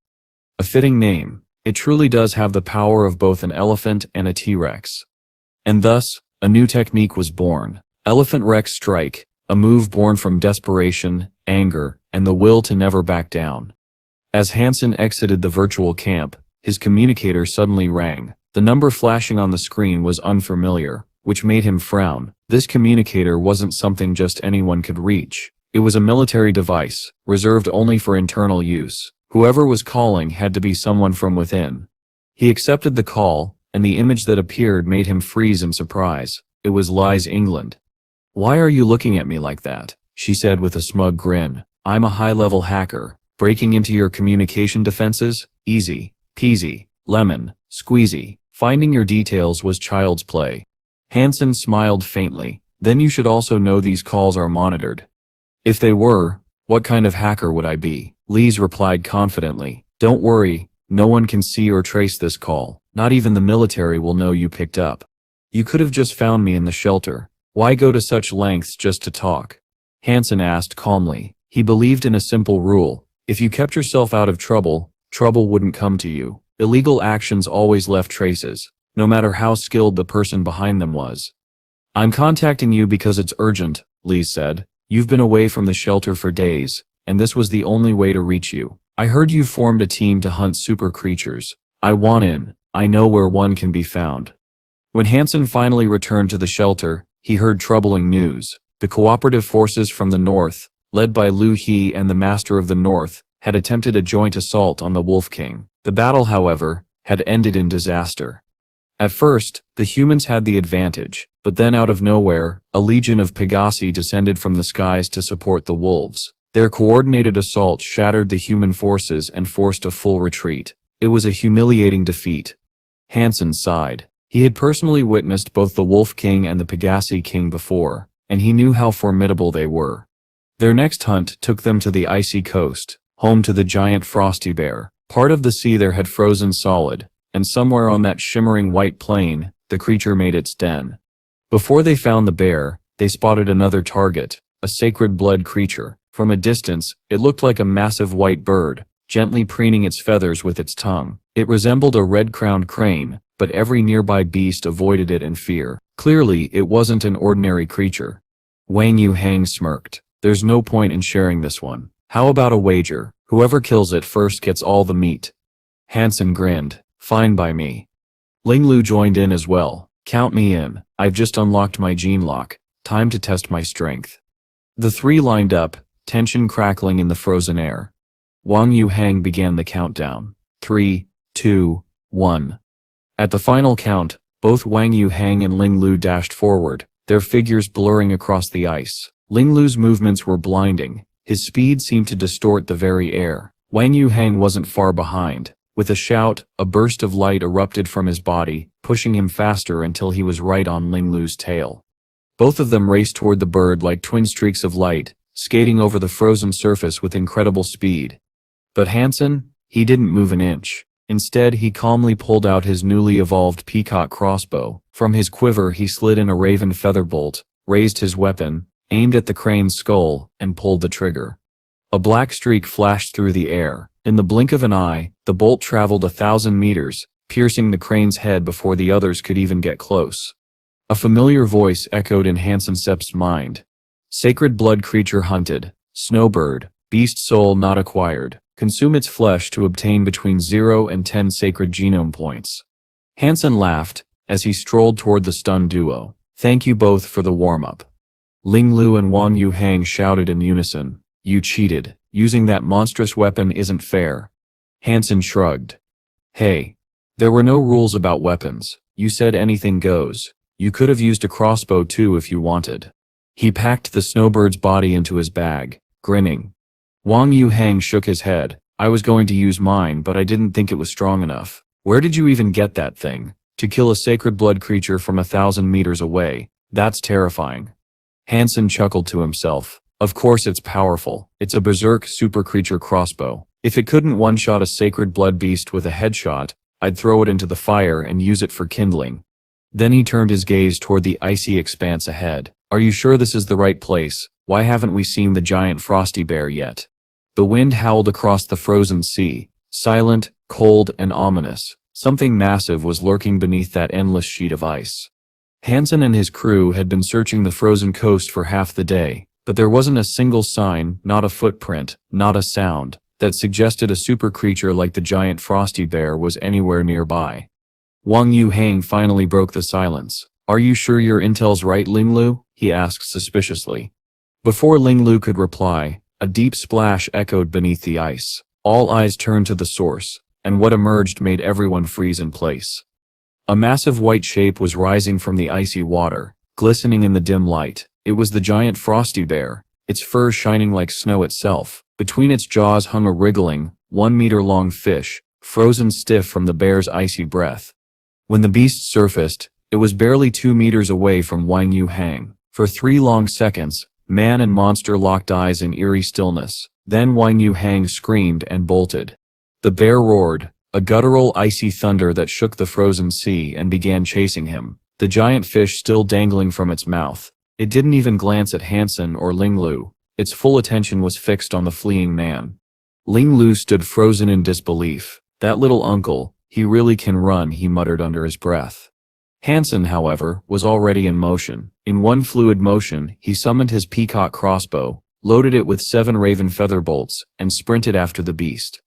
Ahead of him, Wang Yu Hang was screaming at the top of his lungs, "What are you two doing? Help me. If you don't, I'll end up as the bear's next ice lolly." The frosty bear, nearly 8 meters tall, bounded after him, each leap shaking the frozen sea. Every time its colossal paws slammed down, the ice cracked apart, leaving deep paw-shaped craters that exposed the frigid waters below. Shards of shattered ice flew in all directions, some pelting Wang Yu Hang's back like bullets. Frost quickly spread across his skin, his body stiffening as cold took hold. Han Sen could see it, his companion's movements slowing, his steps faltering. He didn't have time to wait for the perfect shot. Raising his crossbow, he fired. The raven feather bolt cut through the air and struck the bear's leg from 40 meters away. To Han Sen's surprise, the bolt pierced deep into the beast's thick hide. He hadn't expected it to even penetrate. Clearly, the crossbow's evolution had paid off. The bear howled in rage, reaching down to claw at its wounded leg. It tore the bolt free and snapped it effortlessly. Han Sen's heart sank. 1 shot wasted, 6 bolts remaining. Then, slowly, the frosty bear turned its furious gaze toward him. The air seemed to chill even further. With a deafening roar, it charged straight at Han Sen. Han Sen braced himself and summoned his flaming Rex spike. As the monster leapt toward him, he unleashed his technique, Toxic Dragon Drill. The spinning flame-wreathed weapon struck the bear's chest like a tornado, tearing open its thick fur and flesh. Blood splattered onto the ice, sizzling as the flames burned around the wound like a fiery ring. Han Sen grinned. "It steps working." He pushed forward, trying to drive the weapon deeper, but before he could, the bear swung its massive paw. The blow hit the Rex spike with crushing force. The impact sent vibrations up Han Sen's arms, numbing them instantly. The weapon flew from his hands, crashed into the ice, and slid into the freezing sea below. Han Sen stumbled backward, his palms bleeding from the impact. The bear's strength was monstrous. From a distance, Lessees England, who had joined the team, drew his bow and fired several arrows at the bear. His shots weren't meant to kill, they were suppressive, meant to give Han Sen room to recover. Han Sen quickly resummoned his flaming Rex spike using his ability, but this time he didn't face the bear head-on. He darted side to side, dodging the beast's relentless attacks, looking for a weak point. The frosty bear was slower than most super creatures, but its sheer power more than made up for it. Han Sen had to pour every ounce of his skill into his movements just to stay alive. Still, the longer the fight went on, the more he realized the truth. He had underestimated super creatures. The average adult super creature possessed a fitness level of around 300. Han Sen's own fitness was only 170, and even with every hyper-geno art he knew, he could barely push it to 200. In terms of raw strength, he was badly outmatched. The only thing keeping him alive was the bear's sluggish speed. It gave him just enough breathing room to maneuver and counterattack. Meanwhile, Lys England activated his gene lock and loosed a few more arrows. One of his sacred blood arrows hit the bear's ear, tearing a small piece off. The frosty bear bellowed in fury, its icy breath clouding the air, and then it turned toward Lys. With another thunderous roar, the beast charged straight for him. Lys's movements were quick and steady. Though he lacked Han Sen's agility, his straight-line speed was unmatched, and right now he was using every bit of it, sprinting across the ice as the giant frosty bear thundered after him, shaking the frozen sea with every step. Unfortunately, the frosty bear was not so easily outrun. Despite its immense size, The creature moved with terrifying speed, keeping dangerously close to its prey. Wang Yuhang's body, stiffened earlier by frostbite, was beginning to recover slightly. Seeing Liz England about to be caught, he scooped up a chunk of ice and hurled it toward the bear's head. The shard shattered harmlessly against its thick hide, but it worked. The frosty bear's head snapped around, its frigid gaze locking back onto Wang Yuhang. With a thunderous snarl, it abandoned Liz England and resumed its pursuit of him. Han Sen, from afar, fired another raven feather bolt. This time, the shot struck deep into the bear's neck, but even then, the creature did not slow. Its mind was consumed by fury, and its only target was Wang Yuhang. Wang Yuhang's voice echoed across the frozen wasteland. "Oh heavens, I won't survive much longer. Somebody, please save me from this wretched beast." His foot slipped on the ice and he tumbled forward. The frosty bear's shadow loomed over him, claws ready to tear. By pure reflex, Wang Yuhang rolled aside just as the beast's paw slammed into the ground, shattering the ice where he'd been a moment ago. His breath came out in white bursts. Frost had covered his hair, eyebrows, and even the edges of his armor. Death was closing in. "Over here, run to me," Han Sen shouted, his voice cutting through the wind. He had his peacock crossbow ready, one finger on the trigger. Wang Yuhang scrambled to his feet, half stumbling, half running toward Han Sen. "Fire, fire already," he screamed. But Han Sen didn't move. He stood perfectly still, eyes locked on the incoming beast, waiting for the perfect distance. The frosty bear thundered forward, its massive jaws open wide, its tongue dragging out as it tried to snatch Wang Yuhang whole. Even half frozen, Wang Yuhang somehow managed to keep running. His steps were heavy, but desperation gave him speed. Meanwhile, Liz England fired from a distance, his arrows streaking through the air like falling stars. His precision was extraordinary. Several arrows struck the bear's eyes, not to injure, but to blind it temporarily. He was buying Wang Yuhang precious seconds. Finally, Wang Yuhang reached Han Sen's position. He dove and rolled across the ice, just as the bear swung again, narrowly avoiding death. Han Sen raised his crossbow. The frosty bear was barely a meter away when he pulled the trigger. Thunk, thunk.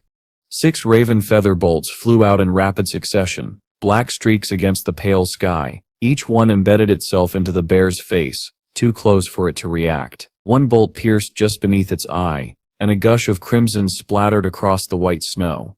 The frosty bear let out a deafening roar of pain and fury. It rose onto its hind legs, towering like a glacier come alive. A wave of icy energy rippled from its body, the very air freezing around it. The beast slammed its paws down. Han Sen barely rolled aside in time as the ice beneath him exploded. He holstered his crossbow and leapt up, summoning his flaming Rex spike once more. He dashed forward, spun in midair, and brought the blazing weapon down onto the creature's skull. Fire, fang, and blood burst into the air. The bear's head was scorched, an ugly black wound marking where the strike had landed. But it wasn't enough. The attack hadn't killed it. It had only made it madder. The frosty bear lunged again, its claws slicing through the air. Han Sen twisted away, but not completely. The edge of a claw tore through his armor, leaving a bloody gash on his arm. He stumbled back, panting, the monster still coming. The temperature plummeted further, but Han Sen alone remained unfazed by the frost. If Wang Yuhang had still been the target, he'd already be dead. "Over here, big dumb bear." Wang Yuhang yelled from a distance, waving his arms. It was reckless, but it worked. The frosty bear turned its head again, fury flashing in its icy eyes. With another roar, it charged back toward Wang Yuhang, as if he were its sworn enemy. Han Sen knew this couldn't continue. Their attacks were landing, but not dealing enough damage. His weapon was strong enough to wound the beast, but not kill it. His body simply wasn't powerful enough yet. Then Han Sen's expression hardened. He knew what had to be done. Without hesitation, he activated the Dongshan Sutra, channeling the energy of the bone elephant. A surge of immense power coursed through him, so overwhelming that his body trembled under the strain. His muscles tightened, veins bulged, and a low hum filled the air as his strength multiplied. He could feel it, the crushing might of a super creature now flowing through his veins. At the same time, Liz England kept firing arrows to distract the bear, though they did little more than graze its icy fur. Wang Yuhang was still running, but the frosty bear was gaining fast, each thundering step bringing it closer. And Han Sen, now radiating an aura of pure primal force, charged forward, pushing his power to the very limit. The ice cracked beneath his feet. The frosty bear roared, closing in on Wang Yu Hang. And Han Sen, burning with newfound strength, sprinted straight into the storm. The bones inside Han Sen's body rattled violently, screaming for relief under the unbearable pressure of raw power. The frosty bear, still fixated on Wang Yu Hong, charged ahead like an unstoppable avalanche. Seeing his chance, Han Sen leapt into the air, both hands gripping the flaming Rex spike with unwavering resolve. In that instant, every ounce of strength he had gathered erupted outward. The atmosphere itself seemed to tremble. The air thundered with a deep, violent roar as though space and time were being torn apart by the force of his strike. The blazing weapon came crashing down upon the bear's head with a crushing impact. The sound that followed was grotesque, a deep, wet thud as the skull beneath gave way slightly. Flames burst outward in a storm of searing embers, and the creature's thick fur turned black, burnt to ash. Han Sen didn't stop to see if it was over. He instantly summoned his wings, soaring high into the air. The attack had drained nearly all of his energy. If the frosty bear survived that strike and retaliated, he wouldn't have the strength left to dodge. From above, Han Sen watched the battlefield anxiously. The bear had gone still. Blood poured from the wounds caving in its skull, staining the frozen ground beneath it. For a moment silence reigned, then the beast suddenly let out a deafening roar and staggered to its feet. Han Sen's eyes widened in disbelief as the frosty bear turned and fled. A surge of triumph lit up Han Sen's face. The attack had worked. That monstrous blow had damaged the bear far more than it could handle. "We can't let it escape," he shouted, taking off in pursuit from the air. But his body was weak, too weak to launch another attack right away. He was fortunate that his flying beast soul didn't draw on his physical strength, or he would have fallen from the sky already. Wang Yu Hong and Li England responded immediately, racing after the wounded bear. They tried to cut it off, to trap it, but their weapons lacked the strength of Han Sen's super beast soul. Their strikes barely scratched the creature's icy hide. Still, it was clear that the bear's mind had been shaken. Its movements were erratic, uncoordinated. Instead of diving into the sea for a quicker escape, it stumbled deeper across the ice fields. Its body still moved with frightening speed, but there was a tremor in its steps, its balance failing. "Hit the wound on its head," Han Sen shouted from above. Li England knocked an arrow and released it. The shot struck true, embedding itself in the wound carved open by Han Sen's earlier strike. Blood gushed out anew as the frosty bear roared in agony. Wang Yu Hong wanted to rush in and finish it, but he only carried an ancient sword too weak to penetrate the beast's hide. Even so, the trio didn't give up. They pressed forward, chasing the creature across the frozen plains. But little by little, their speed faltered. The frosty bear began to pull away. Even injured, its monstrous strength was unmatched. Fortunately, its brain damage caused it to run in a straight line without changing direction. That allowed the three of them to keep sight of their target. Then, out of nowhere, another group appeared. Instead of avoiding the rampaging beast, they ran toward it, eyes gleaming with greed. "Why should we stand aside?" one man barked. "Whoever kills it owns it. You don't tend to see your name written on the bear, do you?" Li England frowned, recognizing their uniforms. These were Kaizuen's men, members of the Black God Army from the Goddess Shelter. Though part of the same faction, the four armies operated independently. He had no authority to command them to retreat. Soon, more adventurers joined in, drawn by the promise of an easy kill and the lure of a valuable beast's soul. They surrounded the wounded creature from all sides. Han Sen's heart sank. He wanted to warn them, but it was too late. The frosty bear, driven to madness, unleashed a blizzard of pure death. A chilling wave of frost exploded outward, pelting the attackers with shards of ice. Most of them froze instantly, turned into lifeless statues before they could even scream. Those few who survived the initial blast were crushed seconds later. The bear reared up on its hind legs and slammed its paws down, sending a devastating shockwave through the frozen ground. The ice cracked, blood sprayed, bodies shattered, severed limbs scattered across the snow, painting the white ground crimson. Han Sen clenched his fists, helpless. His body trembled, not from fear, but exhaustion. His energy hadn't yet recovered from using the Elephant Rex strike. Ordinary attacks would be useless now. For the moment, all he could do was watch the carnage unfold, praying for just enough strength to rise again and finish what he started. Han Sen could only grit his teeth and pray that his strength would return soon. One more elephant wreck strike. That was all he needed. If he could unleash it again, the frosty bear would not survive. Suddenly, Lee England's expression darkened. No, the frosty bear. It's heading straight for one of my night class shelters, he shouted. Panic surged through his voice. Little uncle, he yelled to Wang Yuhong. Draw it away. Wang Yuhong, still catching his breath and shivering from frostbite, gave a helpless groan. I'm trying, but the beast has lost its mind. It no longer reacts to me the way it used to. Lai England's eyes burned red with frustration. He sprinted ahead, desperate to evacuate the shelter before the monster arrived. But the frosty bear had already seen it. Without hesitation, it turned toward the structure, its massive paws tearing through the ice as it charged. Inside the shelter, chaos erupted. It wasn't a military outpost, but a business hub, filled with traders, workers, and merchants who barely knew how to fight. The moment the frosty bear's shadow fell across their walls, terror spread like wildfire. Screams filled the corridors. People trampled over one another in blind panic, trying to reach the exits. The main gates jammed as hundreds tried to flee at once. Desperation replaced order. Fear replaced reason. If the creature broke through, it would be a massacre, blood splattering across the walls, innocent lives shredded apart by claws and fangs. From above, Han Sen frowned grimly. That shelter may have belonged to Lis England, but every settlement across the ice field paid taxes to him, and this one happened to be one of the most profitable. Losing it meant losing lives and income. But his energy still hadn't recovered. Without the elephant wreck strike, he couldn't kill the beast directly. The frosty bear reached the wall and slammed into it with bone-shaking force. Massive claws raked across the frozen surface, leaving deep gouges that cracked the defensive layer. Terrified screams echoed from inside as people saw the monstrous figure just beyond the wall, eyes gleaming with murderous frost. Then, a sudden flare of fire lit the sky.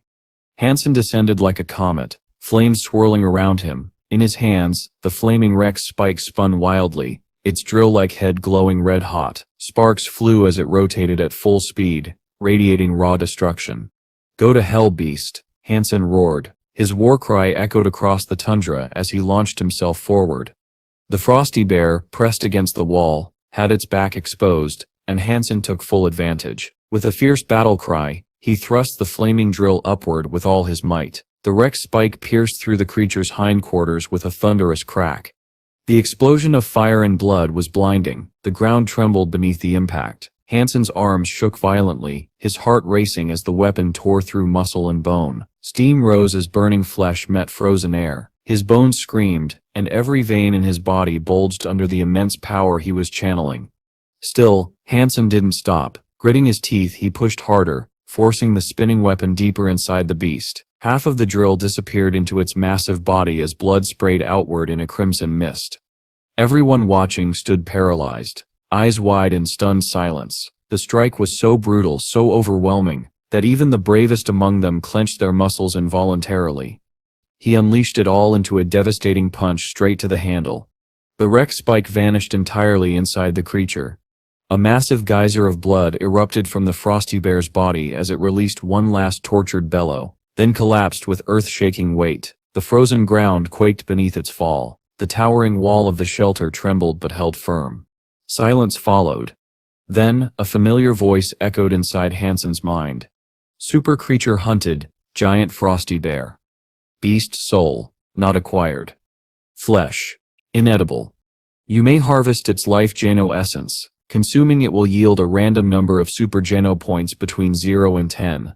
Han Sen let out a long, exhausted sigh. He was disappointed not to receive the beast soul. After such a grueling battle, the reward felt hollow, but he reminded himself super creatures rarely dropped souls. Even so, his luck had always been good, and he couldn't help but feel a flicker of hope fade away. Still, the frosty bear was dead, the shelter was safe, and the tundra for now was quiet once again. Han Sen, Wang Yuhan, and Lai Xinglan sat deep inside an ice cave, their breaths visible in the cold air. Between them lay a fist-sized crystal, gleaming faintly, pulsing with an unnatural rhythm. It was none other than a life Geno essence. Wang Yuhan gulped nervously as he stared at it. Is this really a life Geno essence? He asked, disbelief thick in his voice. Lai Xinglan shook his head, still stunned. Did we really kill a super creature? Are we the first ever to do that in the second god's sanctuary? His voice trembled between awe and excitement. After a brief pause, he looked at Han Sen. Bossman, are you going to sell it? According to our contract, I'm supposed to get 30% of the proceeds, but if you want, I'll pay you the remaining 70% and buy it outright. Their contract had been clear. Han Sen would get 50%, Wang Yuhan 30, and Lai Xinglan 20. If Han Sen didn't want the essence, the right to decide its fate would fall to Wang Yuhan. But Han Sen's reply was firm and immediate. Of course, I want it. I want the Super Geno points. He wasn't set about to give up such a rare treasure. Wang Yuhan cleared his throat. Bossman, from what I've heard, the G family once got their hands on a life Geno essence too, but even after years of study, they couldn't make any progress. They tried everything, yet no one managed to gain Super Geno points. If you return with this, the same thing might happen to you. If you want, sell it to me, or give it to the Wang estate for research. We could investigate it properly and help you uncover its secrets. That last part made Han Sen raise an eyebrow. The G family still has theirs? I thought Jian had eaten it long ago. No, Wang Yuhan said gravely. They've been studying it this whole time. They tried cutting it, burning it, drowning it, but it sets indestructible like obsidian. Nothing works. Lai Xinglan nodded in agreement. That's true. I hacked into the G family SIP's records once. They SIP tested countless methods, even brought in experts from the Alliance, but still failed. That SIP's probably why the Alliance hasn't said a word about super creatures or super Geno points. No one SIP's figured it out yet. Han Sen frowned, deep in thought. Did they try swallowing it? They did, Wang Yuhan replied, but it passed right through completely intact. Couldn't be digested at all. Han Sen sighed, his mind racing. This is my first time seeing one myself. Let me study it first. As for your shares, do you want them now or next time? Wang Yuhan and Lai Xinglan exchanged a glance before answering together. Next time. They weren't short on money, and both were too curious to part with something this legendary. Meanwhile, rumors began spreading across the second god's sanctuary, rumors that Han Sen had slain a super creature. There were witnesses after all, and many factions were already aware of the existence of such beings.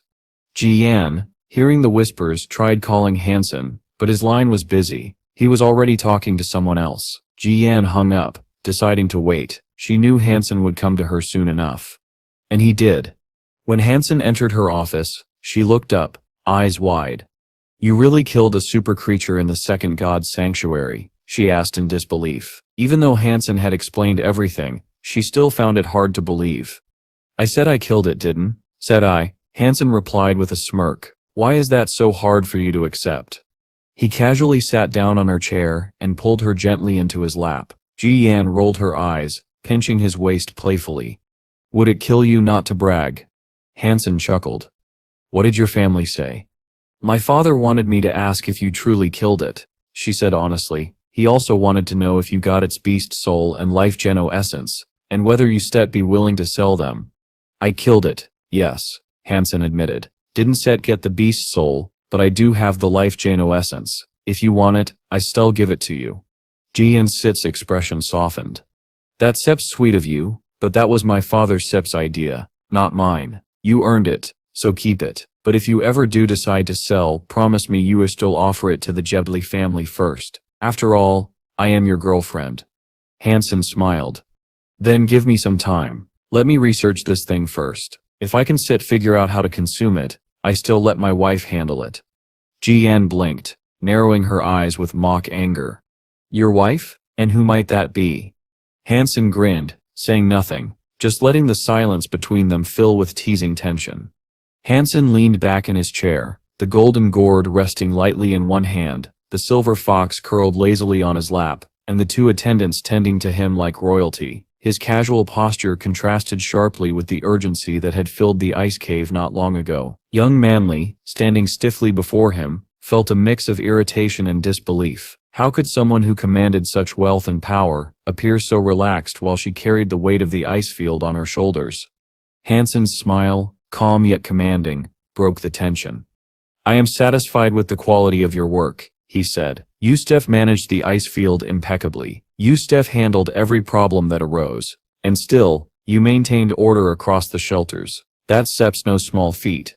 Young Manly's hands clenched slightly at her sides. He made it sound like the weight of the entire operation rested solely on her shoulders. Yet he lounged there as though nothing mattered. She had seen the ledgers, tracked the flow of taxes, and ensured every shelter complied. But Han Sen didn't seem to care about money or control. And more than that, he had just slain a super creature. The ice field, the shelters, even the political complications, they were trivial to him.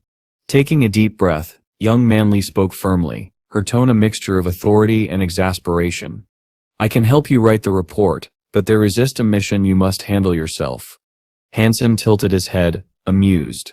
A mission? And what mission might that be? Her gaze hardened. The life geno essence. Han Sen's casual smile deepened into a knowing grin. Ah, so you Sif come to remind me that I can leave it in limbo forever. Young Manly nodded. Exactly. You need to figure out how to consume it. If you don't, it will just sit there collecting dust. It's not just about the super geno points. You have responsibilities to everyone who depends on you. The ice field, the shelters, your allies. None of them will benefit if you hoard this power without using it. Han Sen chuckled softly, swirling the golden gourd in his hand. And you think I don't know that? He said. But this isn't just any mission. This is the kind that requires careful thought. I can just force the essence to yield its power. I need to discover the right method. Otherwise, all my efforts will be wasted. Young Manly crossed her arms, her patience thinning. Then go. Investigate it. Stop postponing it. Whatever secrets the essence holds, it won't wait for you to get comfortable in your chair. Han Sen leaned back, watching her carefully, a spark of mischief in his eyes.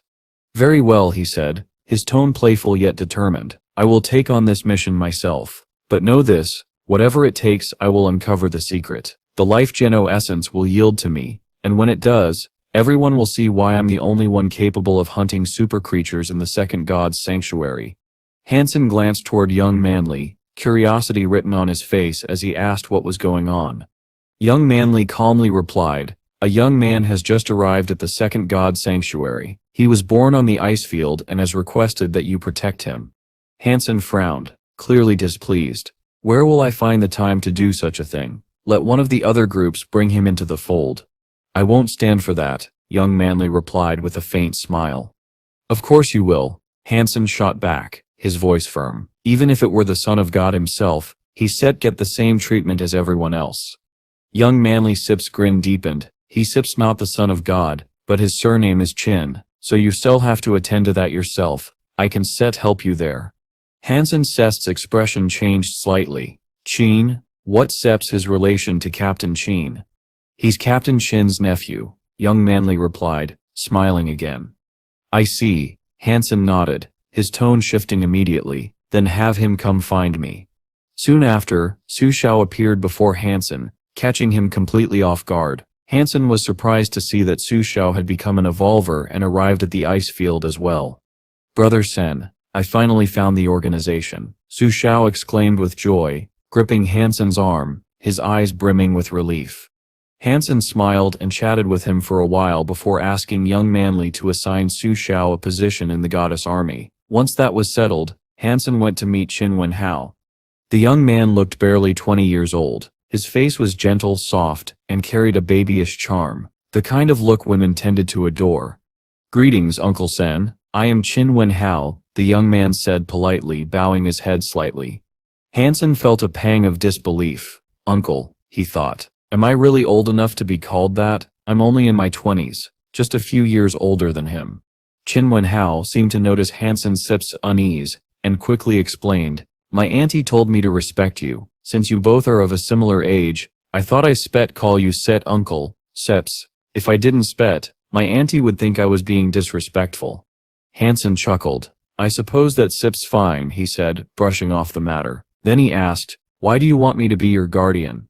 Qin Wenhao's eyes shone with sincerity. My auntie always said you're a good and powerful man. I hope that one day I can become like you. It's fortunate that I was sent to the ice field, so I came here hoping to learn from you. Don't worry, I won't be a burden. I'll train and work according to your schedule. Han Sen's heart warmed. Really? Your auntie said all that about me? Yes. Qin Wenhao nodded. She often uses you as an example in our lessons, someone we should strive to be like. The younger members of our family really admire you." Han Sen smiled shamelessly. Can you give me an example of how your aunt usually compliments me?" Qin Wenhao laughed softly, and Han Sen found him polite and well-mannered, someone easy to look after. What surprised Han Sen the most, however, was how talented the young man appeared. As the days passed, Han Sen, Su Xiao and Qin Wenhao hunted together, defeating several creatures on their way toward the peach forest. But when they reached its edge, Han Sen stopped. He didn't dare to take them inside. Just as they were about to leave, a deep roar echoed from within the forest. The sound was distant. He recognized that cry. It was the same black bear he had once encountered near the giant tree. The roar was laced with sorrow and rage, and Han Sen couldn't imagine what had happened to provoke it. He wanted to investigate, but first he needed to get Qin Wenhao and Su Xiao to safety. He escorted them to the nearest shelter and instructed them to wait there. Then, alone, Han Sen returned to the edge of the peach forest. The bear's mournful cries still echoed faintly from deep within, assuring him the creature was still alive. Taking a deep breath, Han Sen stepped into the forest, moving quietly and cautiously. Without his silver fox companion by his side, he had to rely entirely on his instincts. After a while, something small caught his attention, a pink snake slithering across the ground. At first glance, it looked harmless, barely a foot long and as thin as a twig. Its pink scales made it seem almost cute, the kind of creature one could easily crush underfoot. But Han Sen froze. He remembered this snake.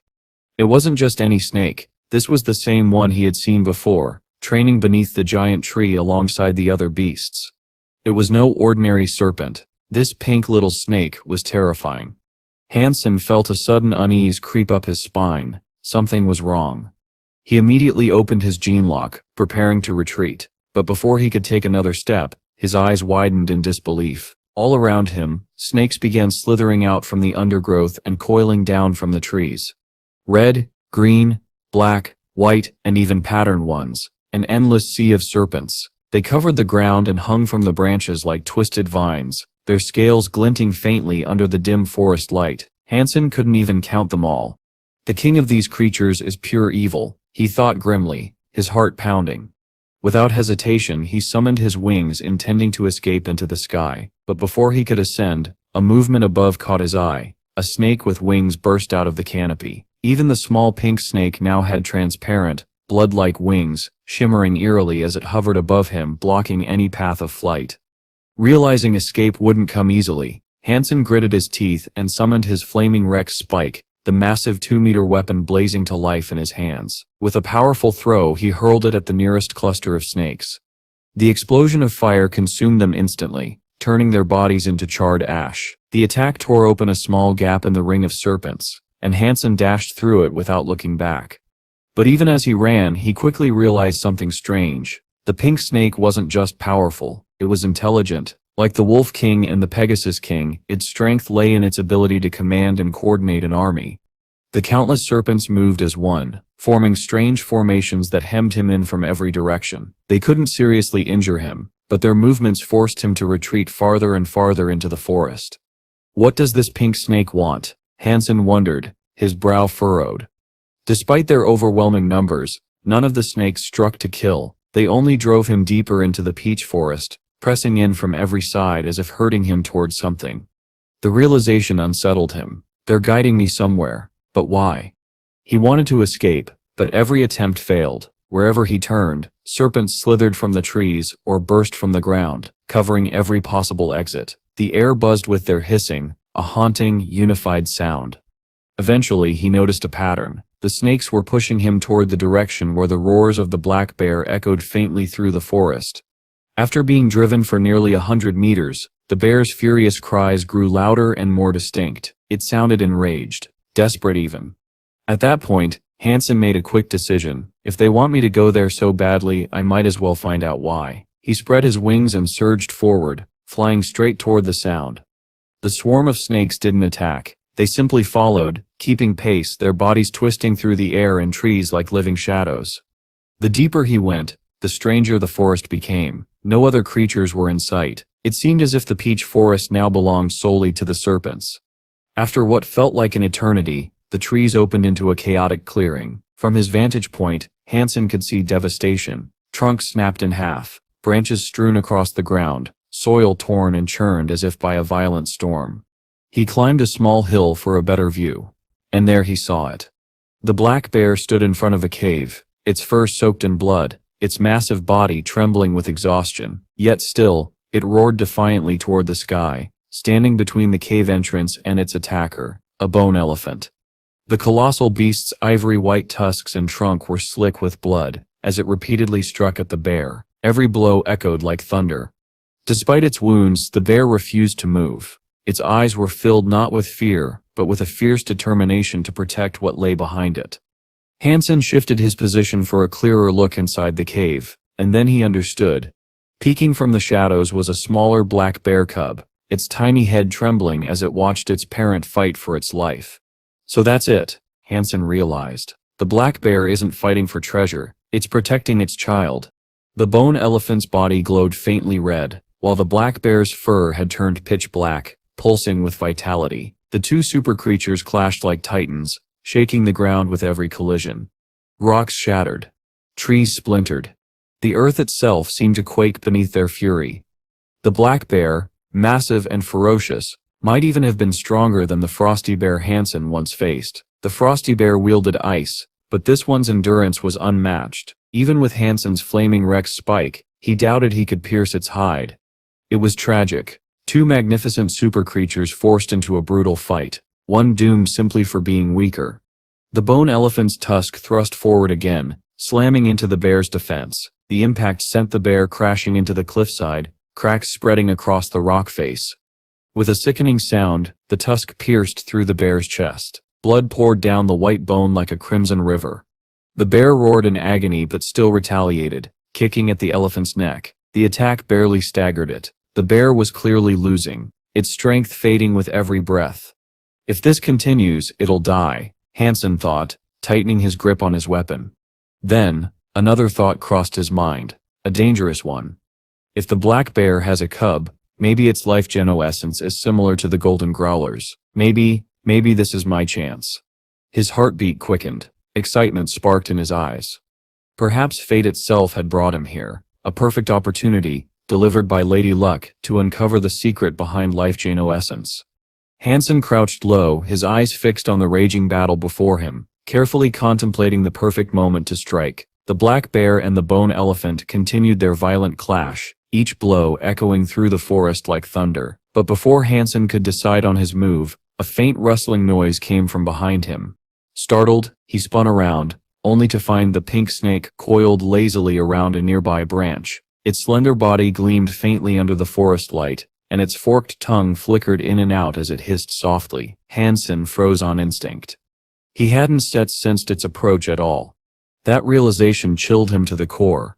For someone with senses as sharp as Han Sen's, it was impossible for anything to sneak up unnoticed. Yet here this creature was barely 2 feet away. He held his breath, his muscles tense. The pink snake's small beady eyes watched him closely. He knew that any sudden movement might trigger an attack. But to his surprise, the snake didn't set attack. Instead, it slowly slithered down the branch, wrapped its tiny body around the broken wood, and began scratching patterns into the dirt. Han Sen blinked. Was it writing? He watched in astonishment as the snake etched a few deliberate lines into the ground. Slowly, the drawing began to take form, a crude but recognizable shape of an elephant. Han Sen's eyes narrowed. The bone elephant, he muttered under his breath. Then the pink snake paused, drew a large X over the image, and looked up at him expectantly. In that instant, Han Sen understood. The creature wanted him to kill the bone elephant. His mind reeled. This wasn't what he expected at all. He had assumed the snake was leading him here for an easy hunt, to take down the wounded black bear together once it weakened. That would have made sense. The bear was already on its last legs, but the snake's target was the bone elephant instead. Han Sen couldn't believe it. He remembered the last time he had seen the pink snake, beneath the giant peach tree. Back then both the snake and the black bear had seemed strangely lifeless. Their bodies gave off no energy flow at all. The bone elephant and the bear cub, however, did have energy coursing through them, vibrant and unique. Could this be related? The more Han Sen thought about it, the more unsettling it became. If the pink snake truly targeted creatures with special energy inside them, then its desire to eliminate the bone elephant made sense. But what about the bear cub? If the adult bear died and the bone elephant fell, the cub would be left defenseless, and in this snake-infested forest, clearly ruled by the pink serpent, the cub would almost certainly be the next prey. These kings are all the same, Han Sen thought grimly, always scheming, always ruthless. Still, there was opportunity in chaos. The snake's intentions were clear. It wanted Han Sen to fight alongside it against the bone elephant. It feared the creature's immense strength and needed him as an ally, a weapon it could use. Han Sen, however, had his own reasons for agreeing. He was deeply intrigued by both the bone elephant and the cub. So far, the life Jano essences he had collected were from super creatures whose bodies had vanished upon death, most likely first-generation super beings. But the bone elephant and the black bear were different, second-generation super creatures. If his theory was right, their bodies wouldn't disintegrate. They would leave behind something tangible, an edible life Jano essence. That possibility alone was enough to set his heart racing. Regardless of the snake's manipulation, Han Sen knew what he had to do. If the black bear died first, the bone elephant would claim everything, including the cub. To prevent that, he would have to strike first. The pink snake watched him expectantly, its tongue flickering faster now. Then it opened its mouth and hissed sharply, as if urging him forward. Han Sen sighed under his breath. All right. He summoned his flaming Rex spike, the blazing weapon lighting up the forest floor in a crimson glow. With a swift motion, he launched himself toward the bone elephant. The pink snake reacted instantly. Spreading its translucent blood wings, it shot through the air like an arrow, darting straight into the elephant's ear. Han Sen could barely follow its movement. It was lightning fast, precise, and deadly.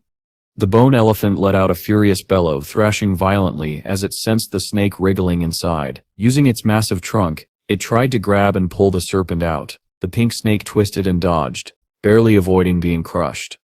At the same moment, Han Sen swung down his flaming Rex spike with all his strength. Clang!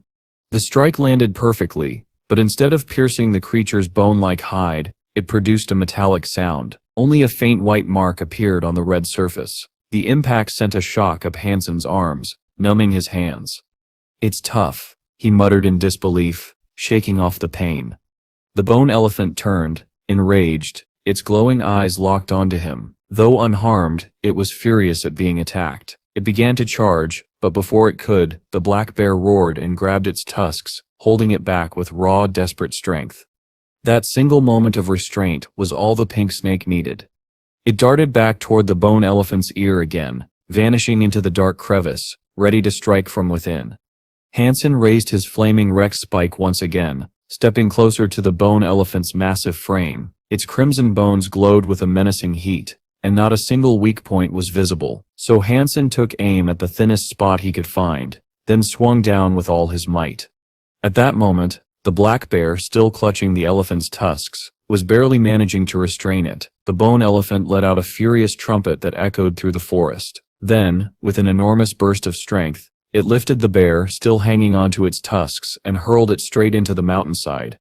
A deafening crash followed. The hill cracked apart, rocks tumbled down, and the ground quaked under the impact. Before Han Sen could react, the bone elephant reached up with its trunk, yanked the pink snake out of its ear once more, and kicked back with its massive hind legs. One of those legs struck Han Sen squarely in the chest.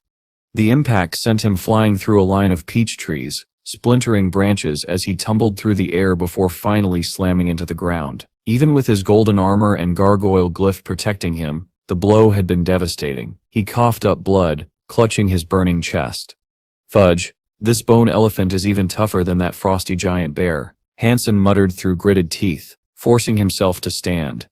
The bone elephant trumpeted again, lowering its tusks and charging at the helpless black bear, who was still trapped beneath the rubble. It was like watching a mountain descend upon its prey. The bear was badly wounded. There was no way it could move in time.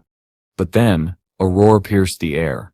From within the dark cave, the bear cub, its fur shining like obsidian, leapt out in defiance. Seeing its mother in mortal danger, the little creature clawed onto the bone elephant's back, slashing deep marks into its crimson bones. The elephant screamed in pain, using its trunk to fling the cub away. But that brief distraction gave the mother bear enough time to break free. Bloodied and limping, she lunged forward, grabbing the elephant's trunk mid-swing. She dug her claws deep into the earth, creating two massive trenches, as she pulled with every ounce of her strength, refusing to let go. The bone elephant struggled, shaking violently, trying to break free. And in that chaos, the pink snake seized its third chance, darting like lightning into the elephant's ear once again. The creature howled in agony, its voice shaking the valley. Driven mad by pain, the bone elephant thrashed wildly, throwing both the bear and the cub aside. That was Han Sen's moment. He darted behind the beast, gathering every bit of his strength to unleash his toxic dragon drill, the same technique he had once used to slay the frosty bear. His weapon spun fiercely, and he aimed for the creature's backside, hoping to repeat his previous success. Sparks exploded upon impact, but this time the drill barely penetrated. The bone elephant's body was like solid steel. Han Sen's weapon screeched against it and stalled. He simply didn't have the strength to pierce any deeper. The black bear was the only one who could withstand most of the elephant's attacks. Without her, Han Sen and the cub would have been crushed long ago. So Han Sen shifted tactics. He focused on keeping the beast's attention while the bear did the heavy lifting. The cub, though far weaker, was fearless. Its obsidian claws tore into the elephant's bones better than Han Sen's flaming spear ever could. Yet each time it attacked, the trunk smacked it aside, sending it tumbling into trees. Still, every time the cub fell, it got up again. Han Sen was stunned. That little thing, it's still standing, he thought in awe. The cub's resilience was unreal. One day it could grow strong enough to rival even this monstrous bone elephant. The battlefield shook violently. Trees fell, rocks shattered, and the ground split beneath their feet. The fight had become pure chaos. Three ferocious beasts, locked in a death struggle, with Han Sen caught in between like a pawn in a war of titans. He longed to use his ultimate skill, Elephant Rex Strike, but he didn't dare. One use of that attack would drain nearly all his energy, leaving him vulnerable and useless in the middle of the fight. The bone elephant's bellows grew louder and more frantic, shaking the very air. Each stomp cracked the earth. Each movement sent tremors through the valley. And as the dust swirled and the roars of beasts filled the forest, Han Sen realized the terrifying truth. If this continued, the pink snake would be the one to land the final blow and claim the kill. Han Sen was now in a desperate rush. The battle between him, the bear, and the raging bone elephant had reached a breaking point. Somewhere inside that monstrous creature, the pink snake was likely tearing through its internal organs, gnawing away at its life from within. If the snake managed to kill the elephant first, then all of Han Sen's struggle, the blood, the pain, and the risk would have been for nothing. But no matter how he thought about it, Han Sen had no idea how to finish this beast himself. Even his most powerful attack, Elephant Rex Strike, might not be enough to shatter a single bone of that colossal creature. The bone elephant, howling in agony, suddenly unleashed a violent burst of energy that sent the great bear flying backward. It shook its enormous head, trumpeted in distress, and began charging wildly toward the nearby cliffs. Its bleeding eyes and erratic movements made it look like a creature gone mad. The bear cub scurried to its mother's side, unwilling to chase after it. Han Sen, however, frowned. He clenched his teeth, forcing himself forward. "Cowards," he muttered under his breath, before sprinting after the bone elephant alone. Even if the bear could still fight, it was too injured, and the cub was vulnerable. If Han Sen didn't move now, the pink snake would claim the kill for itself. He raced across the mountain trail, following the trail of destruction left by the creature. Broken trees, shattered rocks, and splatters of blood marked its path. The bone elephant was bleeding from all 7 orifices: nose, mouth, eyes, ears, all streaming crimson. The sight chilled Han Sen to the bone.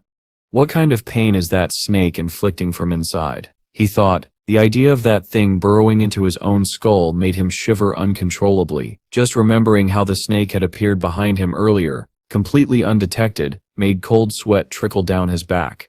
Finally, the chase ended at a cliffside wall. The bone elephant didn't stop. It rammed its head against the stone over and over. Boom!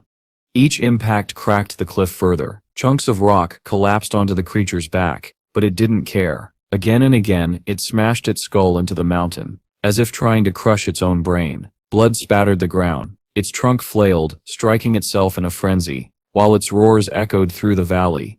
Han Sen could only watch. Frozen, goosebumps crawled across his skin. He had fought many beasts before, but this was horror beyond imagination. He swore then and there he would never again let a snake come near him, especially not a small one.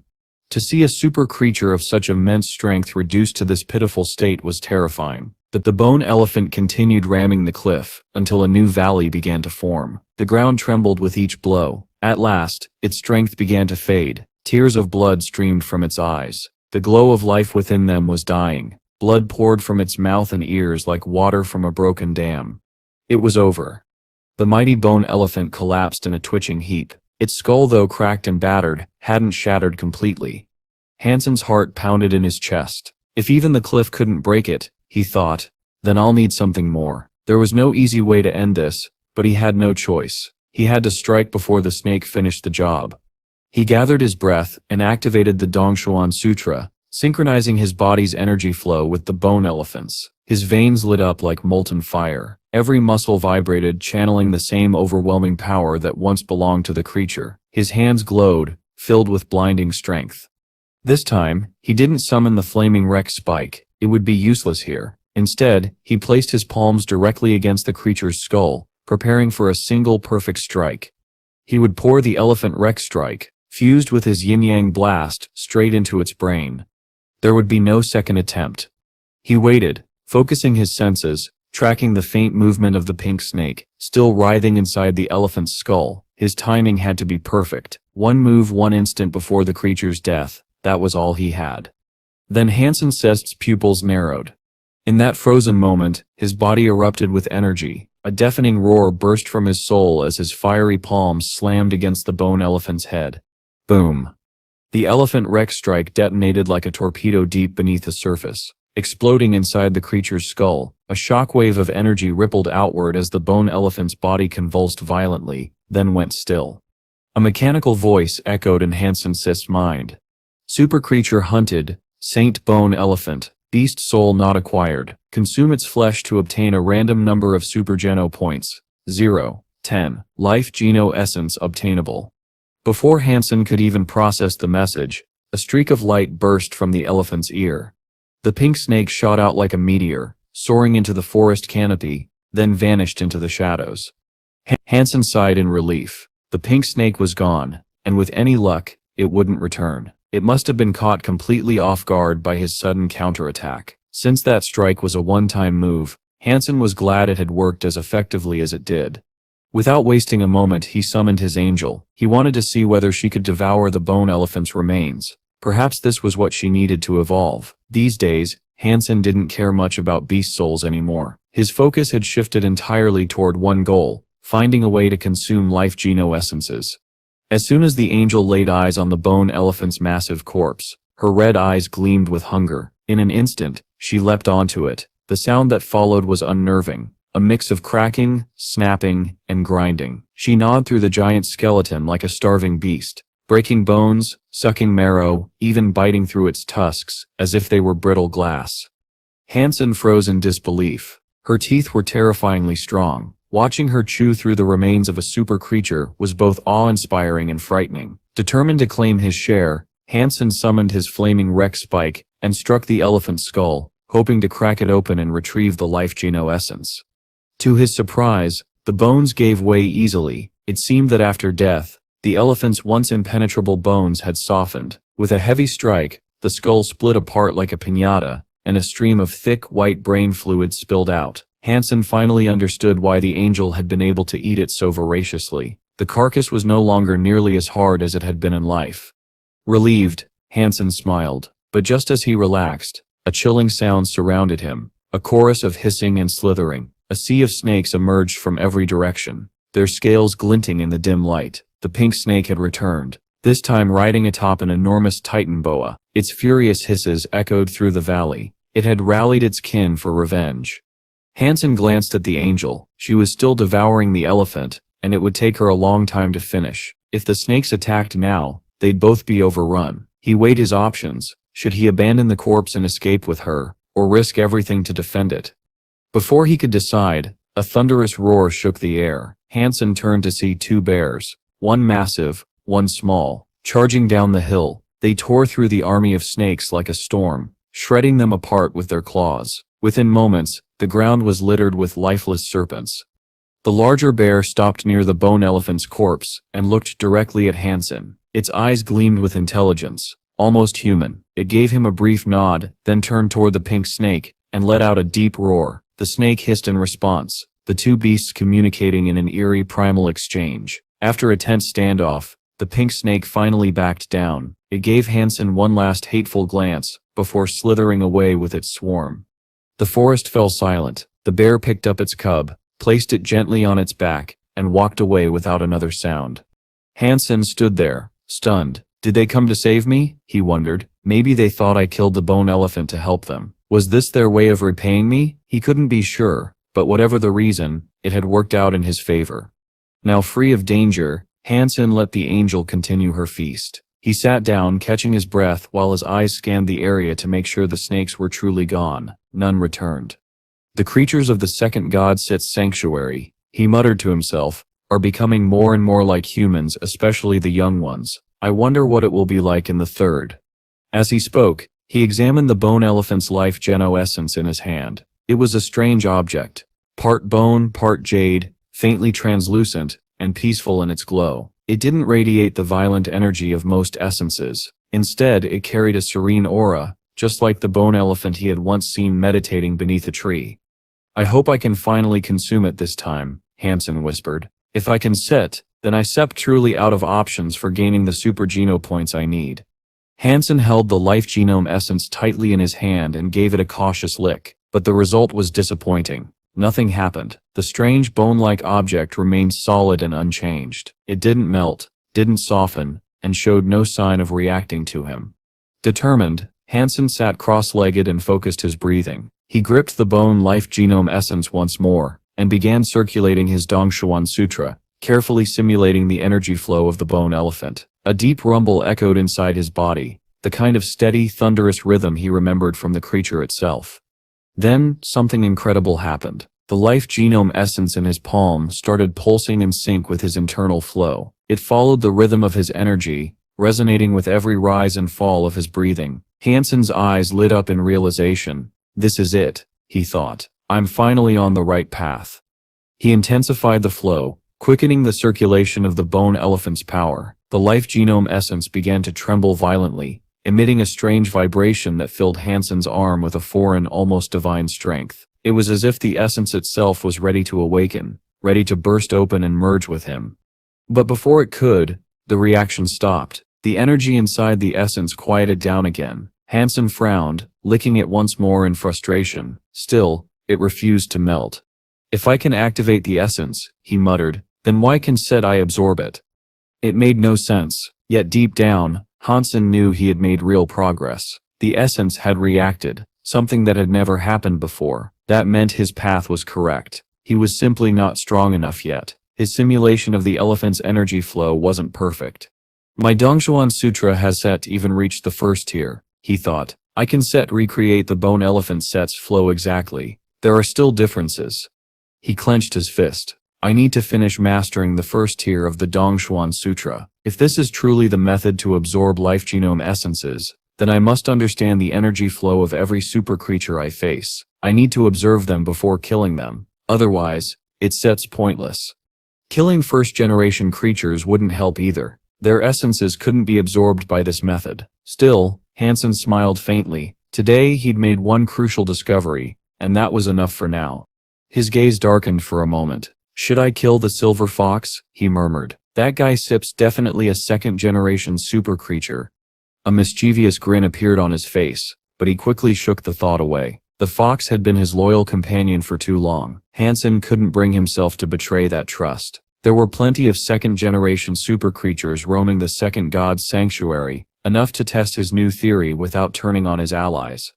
He considered the black bear cub he'd encountered before, but that meant facing both the cub and its mother, 2 against 1. Impossible. Then he remembered the red pony and the legion of Pegasi he once saw alongside a wolf pack. He dismissed that thought just as fast. Fighting a family of super creatures was pure suicide. Even thinking about it sent chills down his spine. It seems I'll have to search for solo second-generation super creatures, he decided, rubbing his chin thoughtfully. Then suddenly Hansen's face brightened. His angel had finally completed her evolution. His super battle pet was born. A few days passed, and when the angel returned to him, Hansen was left speechless. In her normal state, she still looked like the black-haired girl he called lowly, but once she entered battle mode, she transformed completely. Her hair turned golden and wavy, her body adorned with luminous jade-like armor. Even her wings shimmered with a translucent sacred glow. She carried a great sword, transparent yet radiant, similar to the one Hansen had first seen her wield on the mysterious island, but this one was different, far more powerful. A pet beast's soul can look like this. Hansen whispered in disbelief. It was the first time he had ever seen such an evolution. He quickly realized the greatsword wasn't just a weapon. It wasn't even a gear item. When the angel exited battle mode, the sword vanished completely, unable to be stored in the Sea of Soul. It was a part of her essence, a divine extension of her being. Seeing her in battle mode, like a celestial Valkyrie descending from the heavens, filled Hansen's heart with pride. Her very presence radiated intimidation and sanctity. He could feel her power, and it was no weaker than that of any super creature. Yusef finally arrived, Hansen said softly, eyes welling with emotion. With you by my side, I have nothing to fear anymore. He wanted to embrace her, but instead, he simply smiled. With the evolved angel, his Aetorade, fighting alongside him, Hansen knew the game had changed. He could now face super creatures head-on, without hesitation. One morning, Hansen sat upon a quiet hill, bathed in the red dawn light. He began practicing the Dongshuan Sutra, focusing his breathing through half a cycle when a sudden chill crawled up his spine. His senses flared, danger was approaching. But Han Sen didn't panic. He maintained his posture, continuing his meditation even as 12 figures silently encircled him. Unbeknownst to him, Huang Yunlong and Chu Yuling had spent weeks preparing this ambush. They expected a fierce struggle, but to their surprise, they were able to surround Hansen easily. He sat motionless, calm and radiant in the early sunlight, unaware that death itself was closing in. Huang Yunlong and Chu Yuling could hardly believe how smoothly their ambush was unfolding. They had expected an elite like Hansen to sense their presence from 100 meters away, yet here he sat motionless and unaware, as if completely defenseless. Huang Yunlong smirked, confidence gleaming in his eyes. Hansen, we finally meet. But Hansen didn't even flinch. He remained calm, focused on completing the full circulation of his Dongshuan Sutra. Only when he finished, did he slowly open his eyes and see 12 figures surrounding him. His gaze swept across the group and stopped on the man standing proudly in the center. Who are you? Hansen asked quietly, his tone composed. I stem from the Cloud Dragon shelter of the north, the man replied with arrogance. My name is Huang Yunlong. Hansen Sist's eyes narrowed slightly. And what does someone from the north want with me? Huang Yunlong smiled faintly. Nothing much. I simply wish to purchase your life geno essence. Hansen Sist's voice stayed steady. How much are you willing to pay? Chu Yuling, one of Huang Sip's men, burst into laughter. How much? You still think you can bargain right now? He pulled out his wallet and flung a 10,000 note in Hansen Sep's face. Here, take it. That Sep's all you Seps are worth. Huang Yunlong smirked while his men chuckled, but Hansen showed no anger. He brushed the note from his face and said evenly, no, it's Sep's worth far more than that. He didn't raise his voice, nor did he let emotion cloud his expression. Deep inside though, Hansen understood exactly what was happening. He'd kept his acquisition of Super Geno points a secret for this very reason, because he knew greed would eventually bring people like these to his doorstep. A dozen fighters stood before him, each radiating killing intent. Their movements were sharp, their auras intense. These were not ordinary evolvers. For Huang Yunlong to command so many elites, he had to hold great power within the northern shelters. The worth of that item, Huang Yunlong said coldly, isn't set for you to decide. I named my price. You still sell it, or die. With that he waved his hand. Instantly, a dozen evolvers unleashed their gene locks and charged toward Hansen like a storm. The ground cracked beneath their combined pressure. In the past, Hansen might have worried. Against so many foes, even his skills would have struggled to turn the tide. But that was before. Now he wasn't alone. Now he had her. Without a word, Hansen summoned his evolved battle companion, the Adored. In a flash of radiant light she appeared beside him, golden hair flowing, jade-like armor shimmering under the red morning sky. her wings stretched wide, and a transparent greatsword materialized in her hands. Huang Yunlong's expression faltered. He had expected a simple spirit, perhaps even a humanoid pet, but this was something else. What is that? Chu Yuling muttered in disbelief. A royal spirit? Even then, they underestimated her. They believed she was nothing more than an advanced spirit. But if Han Sen truly thought this would buy him time to escape, they were sorely mistaken. At least, that's what Huang Yunlong thought. However, not far from the battlefield, another observer was watching everything unfold. Liu Hu, the ruler of the nearby territory, had noticed Huang Yunlong's intrusion the moment his men entered the area. He was sharp enough to guess their target, Han Sen, and his life Jano essence. Liu Hiwei had been tempted to warn Han Sen earlier, but he knew that direct words meant little to someone like him. Actions carried greater weight. If Han Sen were to be cornered, and Liu He swooped in to save him at the perfect moment, that would forge a true bond. And so, Liu Hui and his squad had remained hidden, quietly observing from the forest's edge. But what he saw now shook him to his core. A dozen, with unlocked gene locks, he whispered. Huang Yunlong must have brought every elite he has. He sifts risking everything for that essence. Liu Hui's brows furrowed as he glanced back at his men. Do we even have enough strength to help him? He was just about to rush in and assist Han Sen when the air around the battlefield suddenly flared with divine light. His eyes widened in disbelief. What is that? He gasped. The Adelaide, Han Sen's evolved angel, had spread her wings wide. Her aura burned like sacred fire, her beauty terrifyingly divine. As Huang Yunlong's 12 elites lunged forward, she rose into the air in one graceful motion, her greatsword shimmering with translucent energy. The closest attacker, a burly man wielding a heated lance, roared as steam erupted from his body. His gene lock controlled heat itself, his entire frame glowing with white-hot power. He thrust his weapon upward to block the incoming strike, but the Adelaide was faster than his eyes could track. With a flash of light, her great sword descended. The man's lance met the blade, and shattered like glass. The Adatard stood amidst the chaos, cold, divine and untouchable. She looked like a goddess untouched by even the faintest speck of dust. As her crystal-clear wings fluttered gently, she raised her greatsword high. One clad in full armor, carrying a massive shield, he roared, lifting his bulwark to defend himself. But her blade came down like judgment itself. The thick metal split cleanly in two, and before he could even blink, his head was severed from his shoulders. Cheng Yuling and the rest of Huang Yunlong's team were frozen stiff. Even Liu Hui and Li Hang, who were hidden observers, were stunned beyond words. Spirits of this caliber were nearly mythical. Few had ever seen one, let alone witnessed its power firsthand.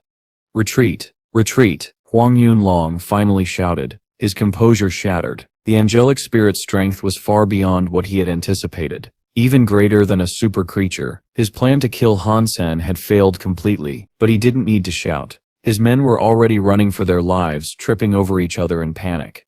Han Sen's cold eyes followed them. He gave a simple mental command, and the Adatard spread her wings once more, soaring after the fleeing Cheng Yuling. The man's face drained of color. Regret flooded him. Regret for mocking Han Sen, for underestimating him, for ever thinking he could win. He unleashed all his strength, but it didn't matter. The Adatard's blade came down, cutting him cleanly in two. No screams, no words, just silence. The angel didn't stop. Under Han Sen's will, she turned her focus toward Huang Yunlong himself. Han Sen didn't care who this man was, what family he came from, or what title he held. All he wanted was to send a message, one that would echo through the entire alliance. Anyone who dared to cross him would die a gruesome death. Huang Yunlong, the champion of the North, one of humanity's top evolvers, was now nothing but a terrified prey. The Adatard caught up effortlessly. Her blade flashed, tearing through his armor piece by piece. A strike narrowly missed his head, ripping away his helmet. His voice broke in desperation. Han Sen, I have no grudge with you. Let me go, and I'll remember your mercy. But if you kill me, my blood legion will avenge me. He screamed, stumbling as the Adatard's shadow loomed closer. Han Sen's brows furrowed. The name Blood Legion wasn't unfamiliar to him. It was an ancient, mysterious organization born during humanity's first steps into the interstellar age. Back then, as mankind encountered alien species and phenomena that defied comprehension, countless new religions and cults had emerged. Among them, the Blood Legion stood out, a powerful secretive faith that worshipped the mysteries of life and death themselves. And now, one of their own was begging for his life before Han Sen. Han Sen had long heard the stories of the Blood Legion. As Huang Yunlong screamed and begged for his life, Han Sen simply watched, silent, cold, and unmoved. His eyes carried the calm cruelty of judgment itself. Under his command, the Atitard descended once again, her blade gleaming like divine punishment. She struck again and again, 30 times, cutting through flesh, armor, and pride alike. Despite Huang Yunlong's immense power, despite his unlocked gene lock, he couldn't withstand the Atitard's fury. Even Han Sen himself might not have matched the Northern Master in pure strength, but against the angelic spirit, Huang Yunlong had no chance. His movements slowed, his defenses faltered. Then, in one final, merciless sweep, his head was severed cleanly from his body. His eyes remained open, wide, burning with disbelief and rage. He died angry, feeling betrayed by fate itself. Lu Huhi and Lei Hangwu stood in silence, frozen. The mighty Huang Yunlong, ruler of the north for 60 years, had fallen. Around him lay the corpses of a dozen elite evolvers, all slain by a single spirit under Han Sen's command. Only 6 had escaped that massacre alive. Han Sen hadn't even lifted a finger. Lu Hu finally whispered, "Let's go." He and his men quietly retreated, not daring to remain any longer. The fear that Han Sen might mistake them for allies of Huang Yunlong was enough to make their blood run cold. They wanted no part of whatever power that angelic spirit possessed. Once the battlefield was silent again, Han Sen dismissed the Atitard and began to search through the remains. The sight was gruesome, but he was methodical. Most of the fallen carried nothing more than small pouches of money and identification cards. But when he checked Huang Yunlong and Cheng Yuling's belongings, something caught his eye. A strange symbol of the nine-life cat, drawn in blood-red ink. Han Sen frowned. The nine-life cat blood. Could it be related to the nine-life cat itself? It was a mystery. He had never heard of the Blood Legion using that symbol. As far as he knew, their faith revolved around the blood god, an entity said to control the blood and life force of all creatures. The connection puzzled him deeply. Still, answers would have to wait. Han Sen gathered the bodies, built a pyre, and burned every corpse to ash. Once the flames dimmed, he turned and walked away. News of the Northern Master's death spread across the Alliance like wildfire. The battle had been too shocking to ignore. Huang Yunlong, the man who once ruled an entire territory, had been slain while attempting to assassinate Han Sen for his life geno essence. Many who had secretly plotted to do the same now backed away in fear. Huang Yunlong's greed had served as their warning.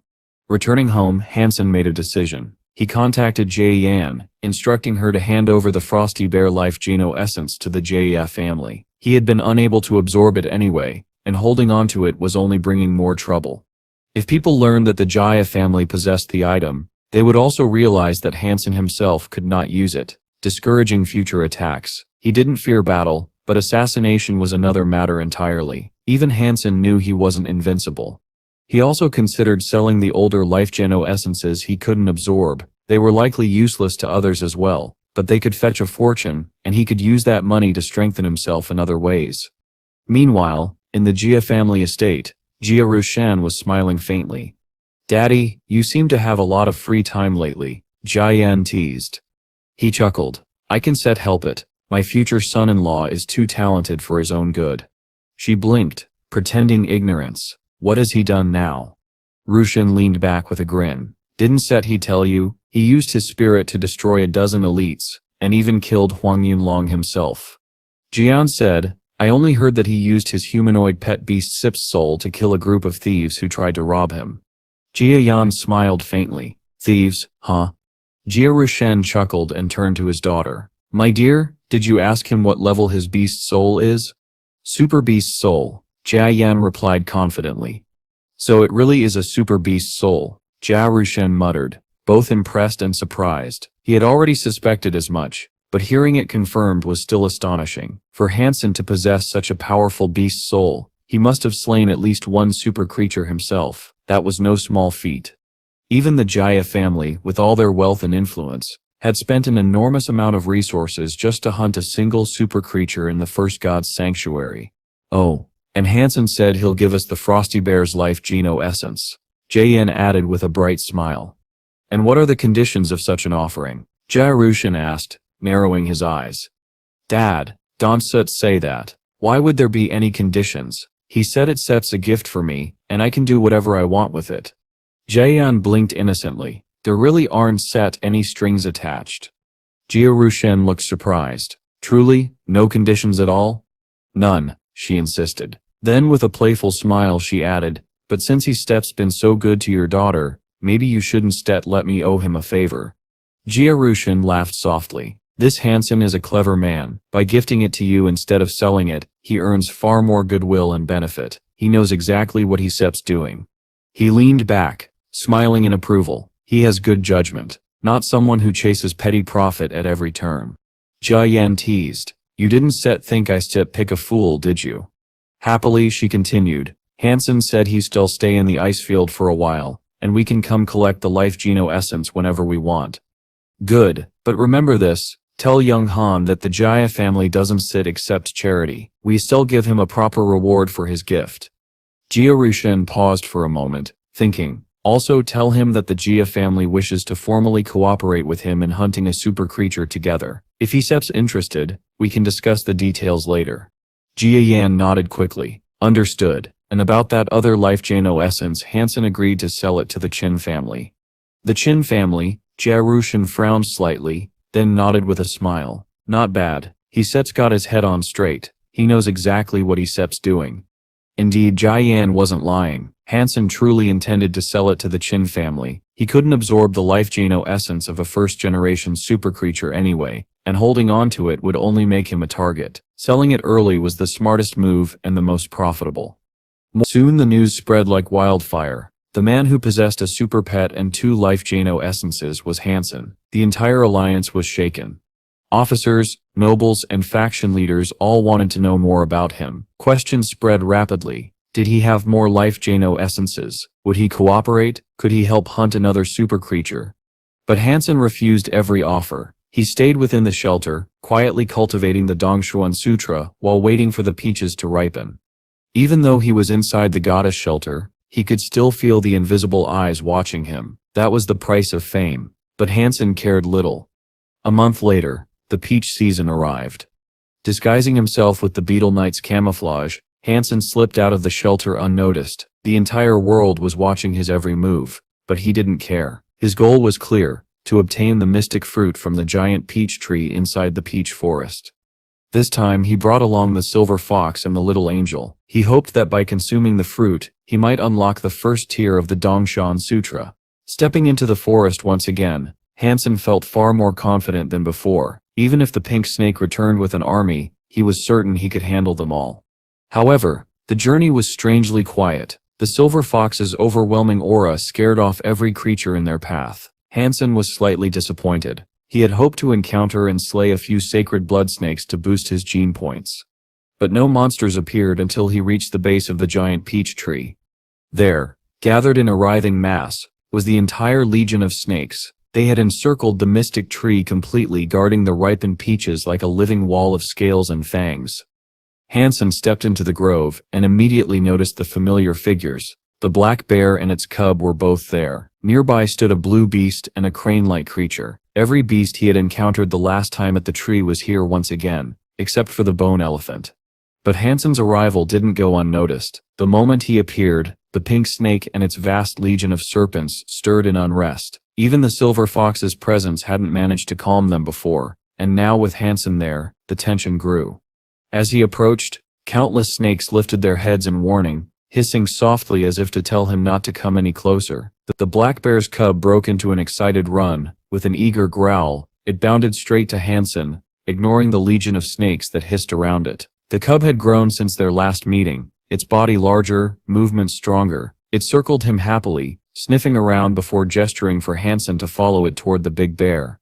Han Sen obeyed and glanced at the massive peach tree in the center of the clearing. Surprisingly, its branches were bare, no peaches yet. But after a short while, 2 fruits began to take form among the green leaves. They grew quickly until they were about the size of ostrich eggs, glowing faintly in the sunlight. Their skin was red near the base and pale near the top, almost ready to ripen.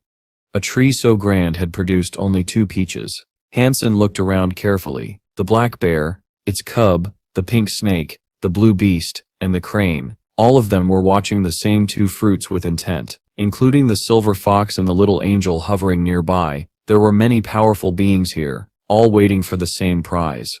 Curiously, none of the beasts dared to approach the peach tree directly. They formed a loose circle around it, each keeping their distance as if there was an invisible boundary none dared cross. The two peaches shone like divine fruits from heaven itself, their fragrance sweeter than any blossom. Yet despite their allure, no one moved. Something was wrong. Feeling uneasy, Han Sen activated his jade skin and unlocked his gene lock, sharpening his senses far beyond that of the other creatures. What he sensed next chilled him. On the bark of the mystic peach tree, something was alive. Tiny movements too small to see with normal eyes. Countless small beings crawled beneath the bark and along the twigs that held the peaches. They were like ants, wriggling and tunneling into the wood. Bugs? Han Sen muttered to himself in disbelief. Why are there so many strange bugs on the tree? The creatures were minuscule compared to the massive tree, yet numerous enough to infest every inch of it. With ordinary sight, they would be invisible, but through his heightened perception, Han Sen could see them clearly. What are those things? Even the super creatures are avoiding them, he thought, frowning deeply. The last time he had been here, the tree was pure, no sign of such infestation. He had spent days training beneath its branches, and would have sensed them if they existed before. So where had these bugs come from? Could they be linked to some super creature? That seemed impossible, yet the fear in the other beast's eyes told him otherwise. Then Han Sen remembered something. Princess Yin Yang's words about the sacred blood class silver beetle mother. Those silver beetles were not truly living beings but rather weapons, created by their mother. If these bugs shared the same origin, then their queen might be a super creature of unimaginable power. If that sep's true, Han Sen thought grimly, we steer in serious trouble. The bugs were eating the bark, not enough to destroy the tree, but enough to make his skin crawl. This tree was sacred, revered even by super creatures, and yet these tiny invaders were devouring it without fear. Unable to identify what they were or what they wanted, Han Sen did what the others did. He remained still, eyes fixed on the glowing peaches, waiting. No one dared move closer. The clearing fell silent, as every creature great or small watched the mystic peach tree, waiting for the fruits to ripen. A few days passed. By then the peach hanging from the upper twig had transformed completely. Its surface gleamed like polished jade, and a faint red mist began to drift from its skin. A sacred aura radiated from it, so pure and powerful that even the air seemed to hum. The fragrance spread for miles, carried gently by the wind, bathing the entire forest in its divine scent. The legion of snakes grew restless. Their patience, worn thin, began to crumble. Slowly they slithered closer to the tree, hissing softly in frustration. The pink snake sat coiled upon the Titan boa's head, its eyes fixed on the jade peach. The great serpent circled the tree in agitation, eager to strike but paralyzed by fear. From a nearby branch, the blue beast dropped to the ground, its sapphire eyes glowing faintly as it glared at the ripening fruit. Even it hesitated. None of them dared to approach fully. Their hunger clashed with their dread. Han Sen watched the scene unfold, his brow furrowed. Every creature there desired the peach more than anything else. Yet something unseen kept them back. The bugs, those strange invisible creatures within the bark, still haunted his thoughts. Where did they come from? What kind of force could terrify even super creatures?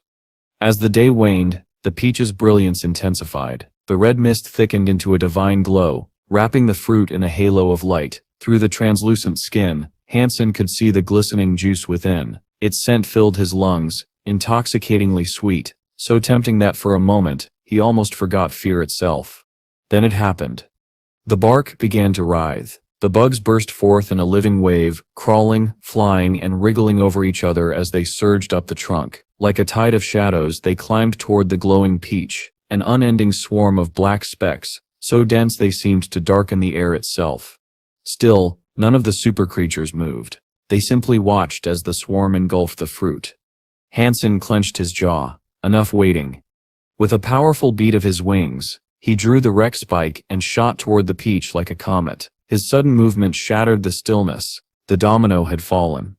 The pink snake let out a shrill scream and lunged forward, its massive legion following in a slithering surge. The blue beast roared and bounded ahead on all fours. The crane, high above, folded its wings and dove like an arrow from the sky. Even the black bear and its cub, despite their fear, charged toward the tree, unwilling to give up the prize. The swarm noticed. 1,000 tiny wings rustled, and the cloud of bugs took flight, forming a black haze that swirled to meet the oncoming intruders. Han Sen swung his flaming wreck spike, cleaving through the air. Fire blazed from the weapon, scorching the swarm. Thousands of the vile insects were incinerated instantly, their burning remains raining down like embers from hell. But still, more came. The bugs were too small, too many. His weapon could not keep them all at bay. Just as they began to close in, the silver fox on Han Sen's shoulder let out a fierce cry. A bolt of silver lightning erupted from its body, slicing through the air and reducing the oncoming bugs to ash. "Good job," Han Sen muttered, pushing forward again. He swung his wreck spike through the dark mist, clearing a path toward the fruit. All around him, chaos unfolded. The other creatures fought the swarm as well, but the bugs seemed almost limitless. Yet strangely, none of the super creatures were fatally wounded, only delayed, restrained by the sheer mass of their foes. Han Sen was the first to break through, but the crane was faster in the air. It swooped ahead, its sharp beak reaching for the peach. And then the swarm shifted. The black mass merged together, shaping itself into a colossal, shadowy hand. With terrifying speed, it struck the crane mid-flight, sending the majestic bird tumbling through the air. The creature screeched, feathers scattering, before finally regaining its balance dozens of meters away. In front of Han Sen, the bugs gathered once more, merging into monstrous shapes, twisting, shifting beasts, made entirely of black insects. They lunged at him, snapping and clawing, only to be met by Han Sen's strikes and the silver fox's crackling lightning. Above, the swarm thickened again, forming an enormous hand that clutched at the trunk of the mystic peach tree, slowly crawling upward toward the fruits. The crane, furious at being struck, flapped its wings violently. A raging tornado spun into existence, roaring through the grove. The black shapes, beasts, hands, and clouds of bugs were sucked into the vortex, carried high into the air. The tornado darkened as it filled with them, a swirling storm of living shadows. Seeing its chance, the crane sped forward once more. Its beak gleamed as it aimed for the peach. But before it could reach it, a sound like splintering wood echoed through the grove. A hole had opened on the side of the tree. From within crawled something large, something that radiated danger. A black insect, the size of a clenched fist, emerged slowly. It resembled a 7-spotted ladybug, but its entire body was pitch black, its head grotesquely oversized, and its translucent wings shimmered with a golden light. The air trembled as it spread its wings, emitting a blinding flash. Then, with a sharp buzz, it shot forward, faster than sight. It slammed directly into the crane. The bird shrieked in agony as the monstrous bug tore into its wing. Its razor-like mandibles sank deep, ripping through feathers and flesh. Blood sprayed into the air as the crane struggled violently. The black parasite latched onto it like a living curse. A chunk of the crane's wing tore free, revealing its pale bones beneath a gush of fresh blood. The creature shrieked in agony, thrashing wildly as it beat its remaining wing to unleash a violent gust of wind sharp enough to cut stone. Han Sen winced, feeling his head go numb at the sight, but he knew this was the moment he had been waiting for.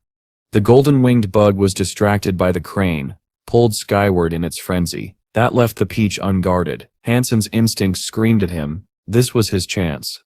But before he could reach it, something else struck first. From below, the pink snake darted forward. Hidden behind its legion of slithering followers, it had stealthily crept closer without anyone noticing. Its thin, stick-like body coiled upward with impossible speed. Its jaw stretched wide, unnaturally wide, enough to swallow the entire holy peach in one gulp. Just as the fruit was about to vanish into its mouth, a flash of gold erupted from the hole in the tree. Smack! The pink snake was hurled through the air, slammed aside by another golden-winged ladybug. It crashed to the ground, hissing in pain. The new insect, shimmering with golden wings, clamped onto the snake and bared its jagged teeth, ready to tear into its flesh. But then, the pink snake's body exhaled a strange red mist, similar to the divine glow of the peach itself. The ladybug twitched, its movements faltering. Dizzy and disoriented, it released the snake and staggered back. Han Sen's eyes widened. 2 more golden-winged ladybugs crawled out from the hollow in the tree. That made 4 in total. and heaven knew how many more still lurked within. Their buzzing filled the grove like the sound of rattling blades. One of them set its sights on the blue beast. The other turned directly toward Han Sen. He braced himself, wings flaring as he shot backward to gain distance. He didn't dare attack recklessly, not when more of those monsters might emerge at any moment. One wrong move, and his shot at the peach would vanish forever. The golden-winged ladybug darted forward, faster than an arrow. Han Sen swung his wreck spike, its fiery edge blazing through the air, but the bug was too quick. It twisted aside, skimming past the attack and lunging straight for him. On his shoulder, the silver fox arched its back and hissed, electricity crackling across its fur. A bolt of silver lightning shot forward, striking at the bug. Yet again, the ladybug evaded the attack with uncanny precision, its golden wings a blur as it continued its deadly pursuit. It was too close. Han Sen had no time to lift his weapon again. In a split-second decision, he summoned the peacock crossbow and swung it like a club. The weapon smashed directly into the charging bug. Bang! The impact sent a shudder through his entire arm. The force was monstrous. Han Sen was thrown backward, spinning through the air before stabilizing himself dozens of meters away. His hand throbbed, blood dripping from his fingers. "What power," he muttered, his voice tense. "That thing seems as strong as a super creature." But there was no time to rest. The golden-winged ladybug was already coming for him again. He and the silver fox fought side by side, lightning and steel clashing against golden light. Even with his heightened senses from the Dongshoan Sutra, Han Sen could barely keep up. Every movement was a gamble between survival and death.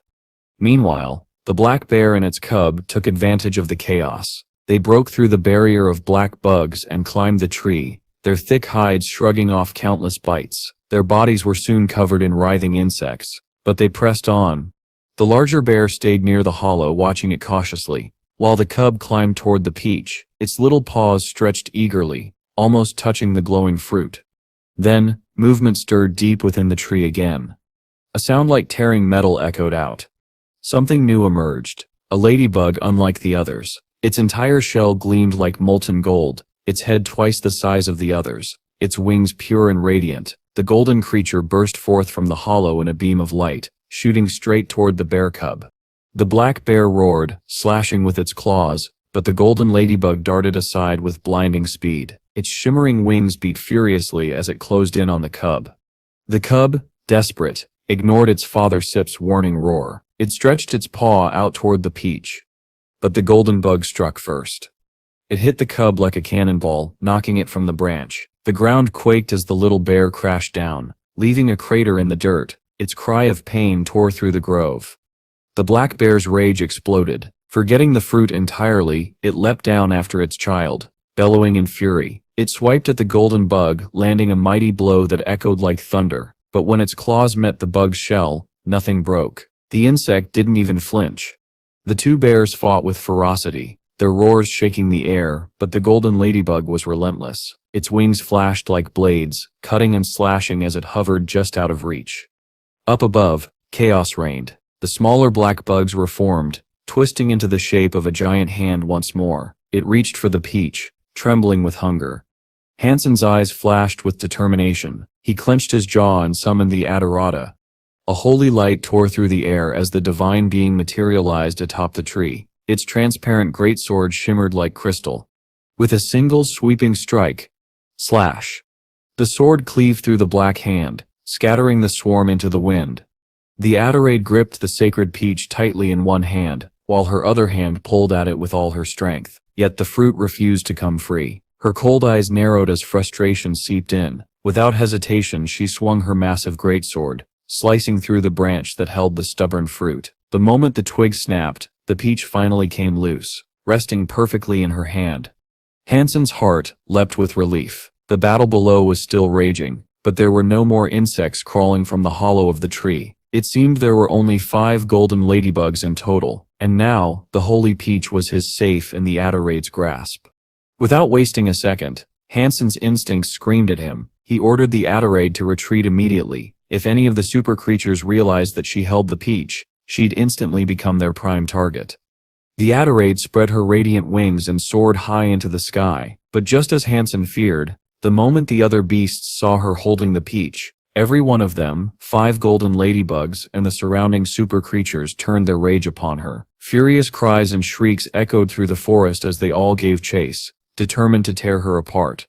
Han Sen gritted his teeth and drew out his Rex spike once again. With the Adderade now acting as a decoy, he rushed toward the second peach, the one that had not yet ripened. He never could have imagined there would be 5 super creature ladybugs guarding the fruit. He was lucky the Adderade had plucked one peach already, but once these beasts knew she belonged to him, his luck would vanish.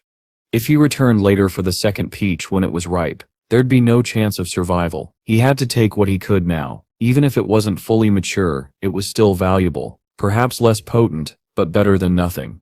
Han Sen climbed quickly to the upper branch, raising his Rex spike to slice through the stem of the unripe holy peach. But before the blade struck, a chill crawled down his spine. His instincts flared. He twisted aside just in time. A red blur flashed past his face. It was the pink snake. It had returned, silent and vengeful. Cold sweat drenched Han Sen's back. The creature hadn't followed the others to chase the Adderade. It had stayed behind waiting for him. If not for his heightened senses, that strike would have ended him. He could almost feel the serpent writhing inside his ear like it did with the bone elephant, and the very thought made his skin crawl.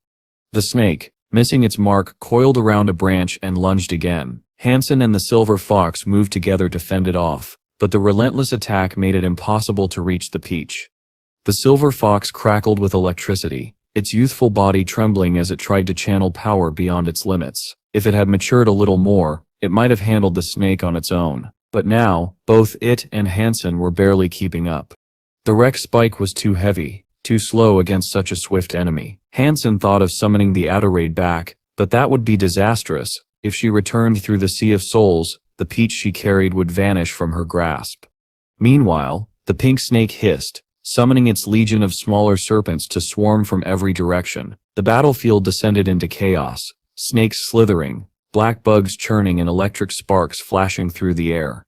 The ladybugs were back. The ones that had pursued the Adderade had given up their chase and were now returning, furious, unrelenting. The blue beast and the 2 bears followed, limping and bloodied. Only the crane was missing. Han Sen's eyes widened. The 5 golden ladybugs weren't just returning to the area, they were coming straight for him. Without hesitation he ran. Fighting even one of them was suicide. 5 meant certain death. The ladybugs had realized the truth. Han Sen was the Adderade's master, the one truly responsible for stealing the holy peach. The silver fox shrieked beside him, unleashing a burst of lightning that exploded outward like a silver web. The 4 gold-winged ladybugs were caught in the blast, twitching as the electric current numbed their bodies, slowing them down. But the 5th one, the massive golden ladybug, was unaffected. It tore through the lightning unhindered, its wings shimmering with lethal brilliance. Han Sen's heart pounded. He had seen what that golden monster could do, the way it had wounded the bears, whose strength dwarfed his own. There was no chance of winning. Desperately, Han Sen used his movement skill, darting aside in a blur of motion to dodge the incoming strike, but the golden ladybug was too fast. A flash of gold, a tearing sound, and Han Sen's shoulder split open. Blood sprayed through the air, and the exposed bone gleamed beneath it. Pain burned through his arm, but he didn't stop running, because if he slowed down for even a second, he knew he would die. Han Sen stood frozen for a moment, torn between 2 decisions. Should he summon the Adderade back, or keep her away? If he didn't, he risked being torn apart by the golden ladybug and its swarm. But if he did, the holy peach might vanish in the process. His mind raced, weighed down by fear and calculation.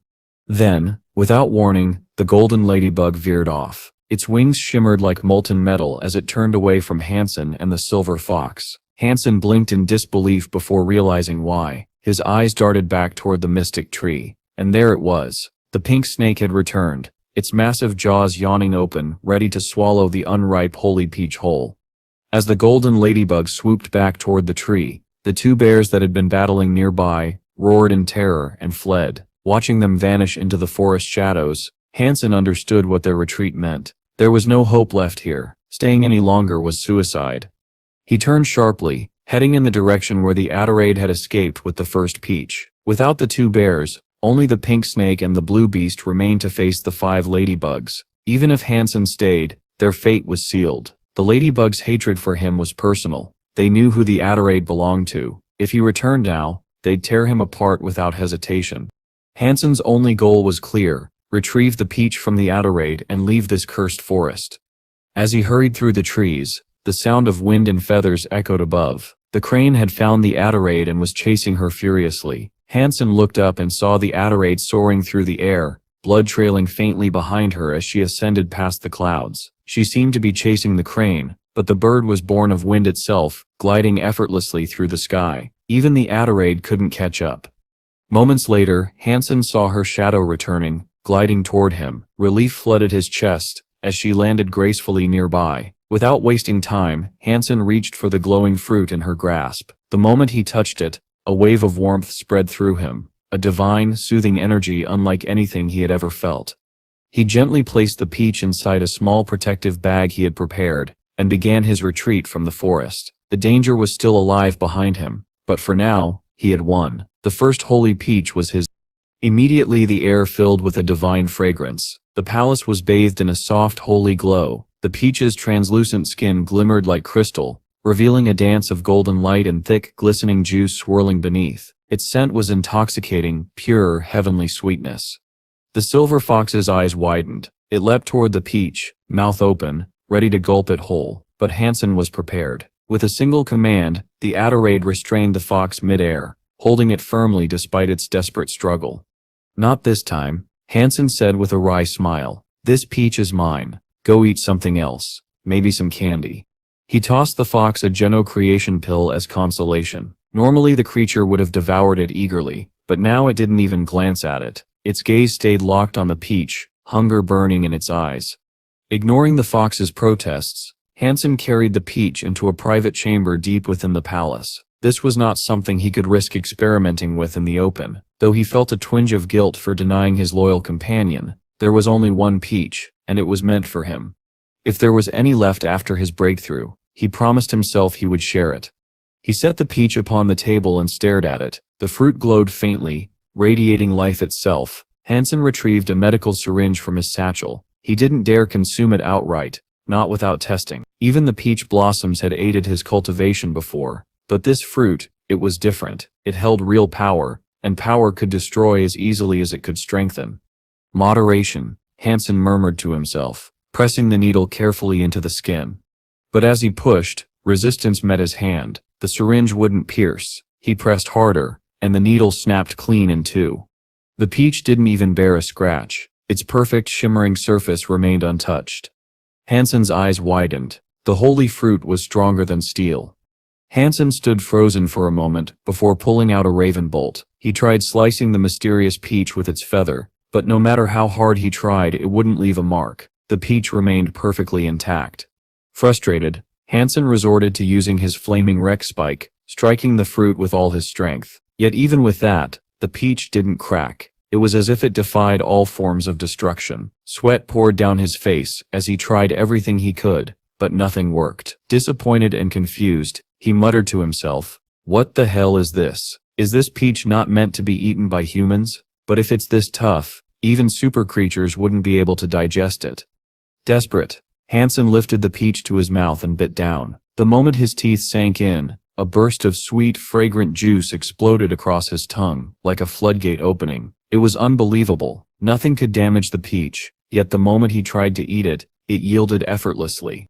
The taste was divine. The juice flowed into his mouth like golden honey, smooth and intoxicatingly sweet. The fruit was soft, melting on his tongue as if it was made of pure bliss. He had only intended to take a small bite, but the entire peach began to dissolve in his mouth, its flavor spreading through him like warmth. Even the skin vanished, leaving behind only a shining pit in his palm, glimmering like a jewel. "This is incredible," Han Sen whispered in awe. "A peach that can be destroyed, yet can be eaten so easily. What kind of magical fruit is this?" He sighed in wonder, but before he could finish, a soft fragrance began spreading through the air. The scent was enchanting, sweet, soothing, and strangely invigorating. It flowed through his body, lighting his veins with warmth. His blood raced faster, and his limbs felt alive with energy. The scent grew stronger, filling the entire crystal palace. Even though Han Sen was in a sealed room, the fragrance refused to be contained. The silver fox greedily absorbed it, and its fur began to gleam like pure silver. The gourd nearby seemed to drink in the essence as well. Zero inhaled deeply, smiling faintly at the delightful aroma. The little angel, Princess Yin Yang, the mermaid princess, and the snow charmer all basked in the air of paradise that filled the space. Meanwhile, Hansen's body trembled, his life force surged to its very limits, pushing him toward an overwhelming transformation. His cells vibrated wildly, and every nerve felt as if it might burst. It was painful, yet strangely liberating. Then suddenly something inside him broke free. A powerful sensation of release washed over him. His body felt weightless, unshackled, and light as a feather. The life energy within him radiated outward, pulsing through the palace. It was pure, alive, and impossible to ignore. He realized what had happened. He had broken through his gene lock. Now Hansen could sense everything around him. Even while sitting in his room, he could feel the silver fox's energy from 100 meters away. His perception had evolved. He could see the invisible flow of life itself, as if it were part of his body. A smile spread across his face. Incredible. Now in any fight, whether against humans or super creatures, I can sense their energy flow the moment the battle begins. To test it, he simulated the energy flow of the Saint Bone elephant. Instantly, his pulse echoed with the cries of 100 elephants. Power surged through him like a raging storm, far stronger than ever before. He picked up the Saint Bone elephant's life Geno essence. The crystal vibrated violently, then suddenly merged into his body. Essence absorbed. Saint Bone elephant. You have gained 1 super Geno point. The familiar voice echoed in his mind. Hansen's eyes widened in joy. After all his struggles, he had finally discovered how to absorb a life Geno essence. But just as he celebrated, the energy within him changed again. A strange new power erupted. His entire body became magnetic. Everything in the room, chairs, lamps, tables, was suddenly drawn toward him. What the? Hansen gasped, dodging as crystal furniture slammed into him from every direction. The crystal bed even hovered above him, threatening to crush him. Panicking, Hansen quickly stopped the simulation, cutting off the energy flow. Instantly, all the objects crashed to the ground around him. Breathing heavily, he looked around the wrecked room and muttered, "What the hell was that? Did I just turn into a magnet? What purpose could that possibly serve?"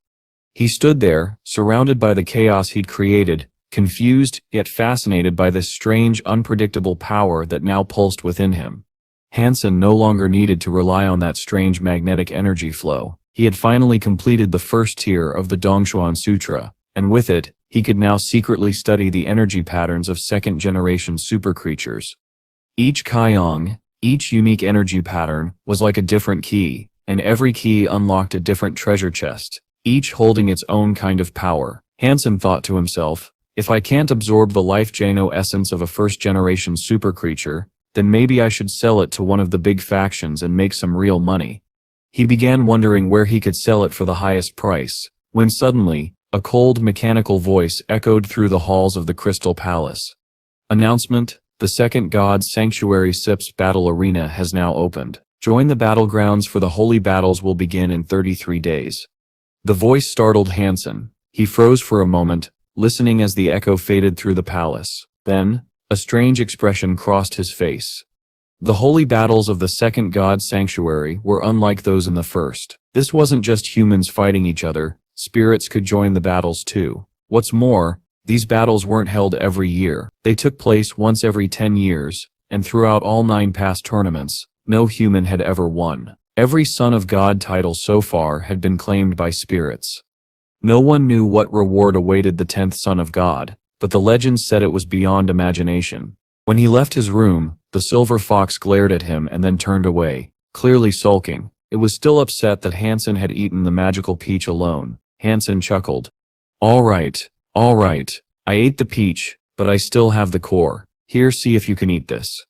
He placed the jewel-like peach core before the silver fox. Without hesitation, the creature bit into it. Hansen heard a crack, the shimmering outer layer shattered, and from within emerged a smaller white core. The silver fox spat out the broken shell and swallowed the white nut in one gulp. Hansen's sister's eyes widened in disbelief. "You can actually eat that? I was just trying to comfort you. I didn't think there was anything edible inside." The little fox yawned lazily, jumped onto Hansen's shoulder, and curled up as if ready to nap. Hansen sighed. "That sips it? You eat my peach core and just go to sleep?" At least give me a reaction. He couldn't help feeling exasperated. The silver fox ate so many rare and valuable things every day, yet its growth remained painfully slow. If it could mature faster, Han Sen would have two super creature class powers fighting by his side. Facing second-generation super creatures would be far easier then. Not long after, the Jaya family presented Han Sen with several rewards to choose from, each more tempting than the last. He eventually decided to accept 5% of shares in Sky Technology. 5% might sound small, but Sky Technology ranked among the top 20 corporations in the alliance. Even most Jaya family members only held 1 or 2%. Only the most powerful core members had 10% or more. For an outsider like Han Sen to receive 5%, it was unprecedented. The Chin family also offered him gifts to choose from, and after careful thought, Han Sen chose Z-Steel raw stones. Z-Steel ore was notoriously impure. Out of 1,000 grams of it, only 5 grams of refined Z-Steel could be extracted. The refined metal was incredibly hard, but also brittle, more like porcelain than steel. Alone, it was too fragile for use in weapons or technology. It needed to be alloyed with other materials to gain balance and strength.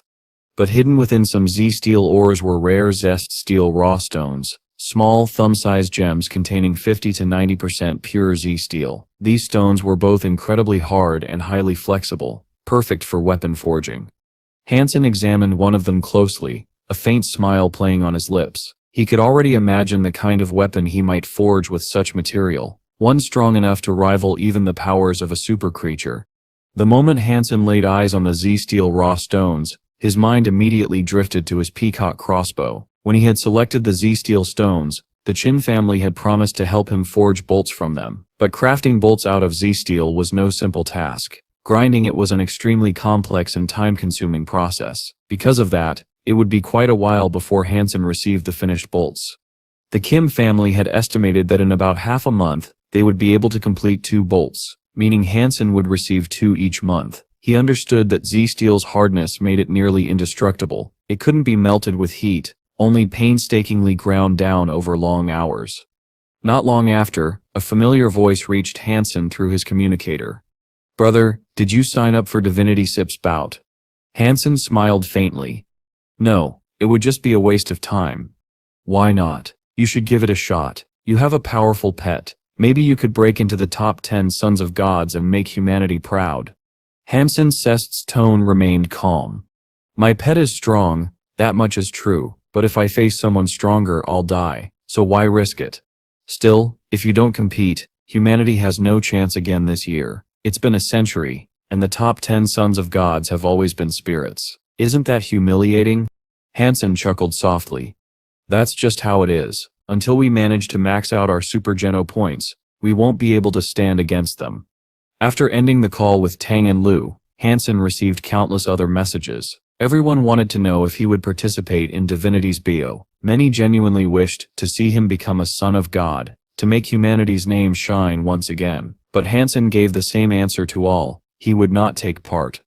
Even so, eyes from every direction watched him closely. Some doubted his words, believing he would secretly enter the competition. To maintain his disguise, Han Sen left his silver fox with the Beetle Knight, so his doppelganger would appear convincing. Meanwhile, Han Sen prepared to travel alone to the Devil's Mountain.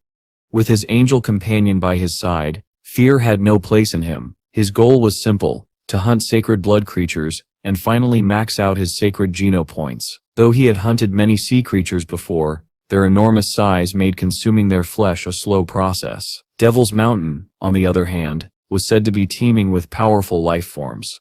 As Han Sen began climbing its dark slopes, he soon spotted a group of massive gorillas, some even mutant class. But what caught him off guard was the sight of someone already fighting them. To his surprise, it was Philip, one of the leaders from the ice fields, commander of the Philip shelter.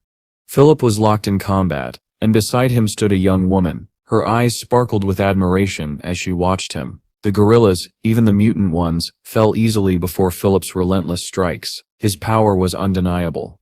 "Philip, you're amazing, so strong and so handsome," she cheered, pressing her hands to her chest, her gaze practically glowing with adoration. The woman was beautiful: long legs, youthful face, and a body that demanded attention. Her high-pitched voice only fueled Philip's pride as he struck down the last of the beasts.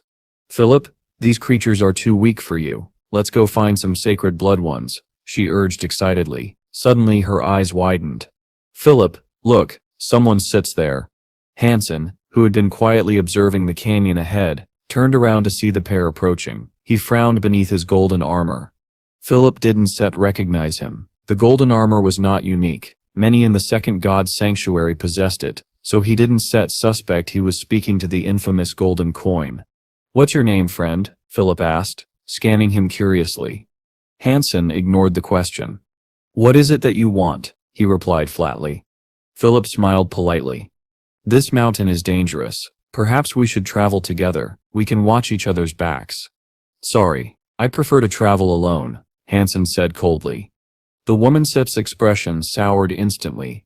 How rude! Do you even know who you're talking to? This is Philip, commander of one of the goddess shelter's armies. He was offering to help you. Han Sen's voice remained calm but firm. Thank you, but no, I have my own matters to take care of. Perhaps we'll meet again soon. And with that, Han Sen turned away, leaving the pair behind as he continued his ascent up the perilous Devil's Mountain. Han Sen had no interest in traveling with Philip, especially not while the man's overbearing companion clung to his arm. This man doesn't know his place. Ignore him, Philip. Let's go, the woman said sharply, tugging at Philip's arm. With that, the pair turned and began walking toward the valley. But Philip hesitated. He turned back to Han Sen and spoke in a calm tone. Friend, our meeting here is fate. Why can we not travel together? He lowered his voice then, speaking so quietly that even Han Sen had to strain to hear. Friend, do me a favor, and I shall reward you with 2 mutant beast souls. Han Sen raised an eyebrow. What kind of favor? Pretend we're having an argument, Philip whispered. Then we fake a fight. You act like you lose, look frightened, and run off. I'll chase after you, just for show. That's all I need you to do. I'll give you 1 mutant beast soul now, and the other when you come to the Philip shelter. You must have heard of me before. Yes, Han Sen replied flatly. Then you know a man of my reputation keeps his word, Philip said, still smiling quietly. Han Sen's eyes narrowed. Give me 2 sacred blood beast souls and I shall think about it. Philip froze. He instantly understood that Han Sen had seen right through him. This wasn't about reputation or a show. Philip wanted to impress his woman, and Han Sen wasn't about to let himself be used for that cheap trick. Friend, that's daylight robbery, Philip said, frowning deeply. I'm just asking for a little performance. 2 mutant beast souls is a fair deal. Ordinarily, yes, Han Sen replied calmly. But today, I'm busy. My price is 2 sacred blood beast souls. Time is precious, and so am I. Philip gritted his teeth. Brother, that's too much. Han Sen smiled faintly. That's fine. I know another way to give you what you want, without you paying anything. Philip looked confused. What do you mean? Before Philip could react, Han Sen moved. A golden blur flashed before the woman's eyes. She gasped, startled, but before she could even scream, Han Sen lightly struck the back of her neck. She went limp, unconscious, in an instant. There, Han Sen said calmly, handing the woman to Philip. Now you can pretend you saved her. No payment required. Philip stood frozen, holding the unconscious woman. Han Sen turned away, walking toward the canyon. Friend, wait, you'll be in trouble, Philip called out, his voice filled with unease. Han Sen turned slightly, smiling faintly under his golden helmet. Trouble? From whom? Philip's face darkened. I wasn't interested in her. I was trying to take her away from Devil's Mountain. But now, after what you've done, if you leave, she still think I attacked her. I still be the one in trouble when she wakes up. Han Sen chuckled. So you want to hand me over to her then? Of course not, Philip said quickly. You were helping me. Just go. And please don't tell anyone we met here. It sits better if she never sees you again. Han Sen shrugged. Fair enough. Without another word, he resumed his climb toward the canyon's depths. Philip watched him go, still holding the unconscious woman in his arms. Though Han Sen's actions had thrown him into an awkward position, he couldn't help but feel intrigued. Anyone who dared to enter Devil's Mountain alone had to be exceptionally strong. His curiosity got the better of him. As Han Sen disappeared into the canyon, the air suddenly filled with movement. Countless butterflies emerged from the shadows, fluttering wildly toward him from every direction. Philip's eyes widened. He recognized them instantly. Mutant butterflies, he whispered. These creatures were deadly. Their scales carried a paralyzing poison. Even he would never step into that canyon while they were active. But the man in golden armor didn't even flinch. He walked straight through them as if strolling through a spring breeze. The butterflies landed on his shoulders, his arms, even his helmet, but none attacked. Instead, they seemed to dance around him, their wings shimmering against the sunlight, turning the deadly scene into something strangely beautiful. Philip's jaw dropped. Impossible, he muttered. Those butterflies were lethal. Just one touch of their poisonous powder could cripple even a powerful evolver. Yet Han Sen walked on, untouched and unharmed. Then, a faint white glow emerged from a bush ahead. Out fluttered a single radiant butterfly, larger, slower, and far more ominous. Philip Sepp's heart skipped a beat. "Careful, my friend," he shouted. "That Sepp's a sacred blood ghost butterfly. If it poisons you, your body will rot until only bones remain." The golden figure paused, turning slightly as if acknowledging Philip's warning. Then Han Sen nodded once before facing forward again. The white butterfly circled him gracefully. Its movements were ghost-like, flickering in and out of sight, as if phasing through reality itself. It finally drifted close, preparing to land. But before it could touch him, Han Sen's right hand shot up, faster than the eye could follow. With effortless precision, he trapped the sacred blood ghost butterfly between his fingers. And in that instant, Philip understood. This wasn't an ordinary hunter. The man before him was something far beyond that, someone powerful enough to tame even death itself. The butterfly struggled desperately between Han Sen's fingers, its fragile wings fluttering in a frenzy, but his grip was like an iron cage, unyielding, unbreakable. No matter how fiercely it fought, it could not escape. Then, with a faint crack, Han Sen clenched his hand into a fist. The white ghost butterfly was crushed in an instant, its silvery blood seeping through the gaps of his fingers. Poisonous mist rose faintly from his palm, but Han Sen stood unaffected, calm, steady, and unharmed. Without pause, he continued walking deeper into the canyon. The golden figure moved like a phantom beneath the morning light, his body still covered in butterflies that clung to him harmlessly. They trailed behind him in a shimmering cloud, following as though bewitched by his very presence. From afar, Philip stood frozen. His mind could barely comprehend what he was seeing. "This man, could he be Golden Coin?" he whispered.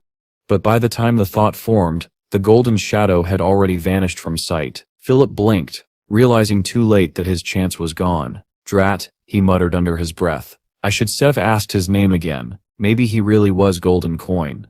He hadn't asked before to protect the man. If Ju Yoon, the woman he carried, woke up and questioned him, he could truthfully say he didn't know anything. He hadn't even seen the stranger's face. It was safer that way. But now, regret gnawed at him. Philip had always admired Golden Coin, the mysterious warrior whose strength was said to defy logic. To think he might have just met him, and let him slip away, was almost unbearable. For a moment, he even thought about following the man into the canyon to find out. But when he looked down at Ju Yoon still unconscious in his arms, he sighed. Not today. He turned back toward the mountain's base, carrying her away.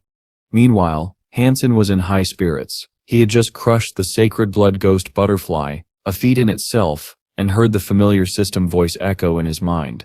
Sacred blood creature hunted, white ghost butterfly, beast soul not acquired. Consume its flesh to obtain a random number of mutant geno points ranging from 0 to 10. Though he didn't receive its beast soul, Han Sen was still pleased. The butterfly was small, 1 or 2 bites at most. Eating it raw wasn't appealing, so he found a small alcove in the canyon, gathered some dry twigs, and started a fire. He drizzled a bit of oil, sprinkled in a few spices from his pack, and began roasting the insect. Soon, the air was filled with a savory aroma. The meat turned crisp and golden, its scent oddly appetizing.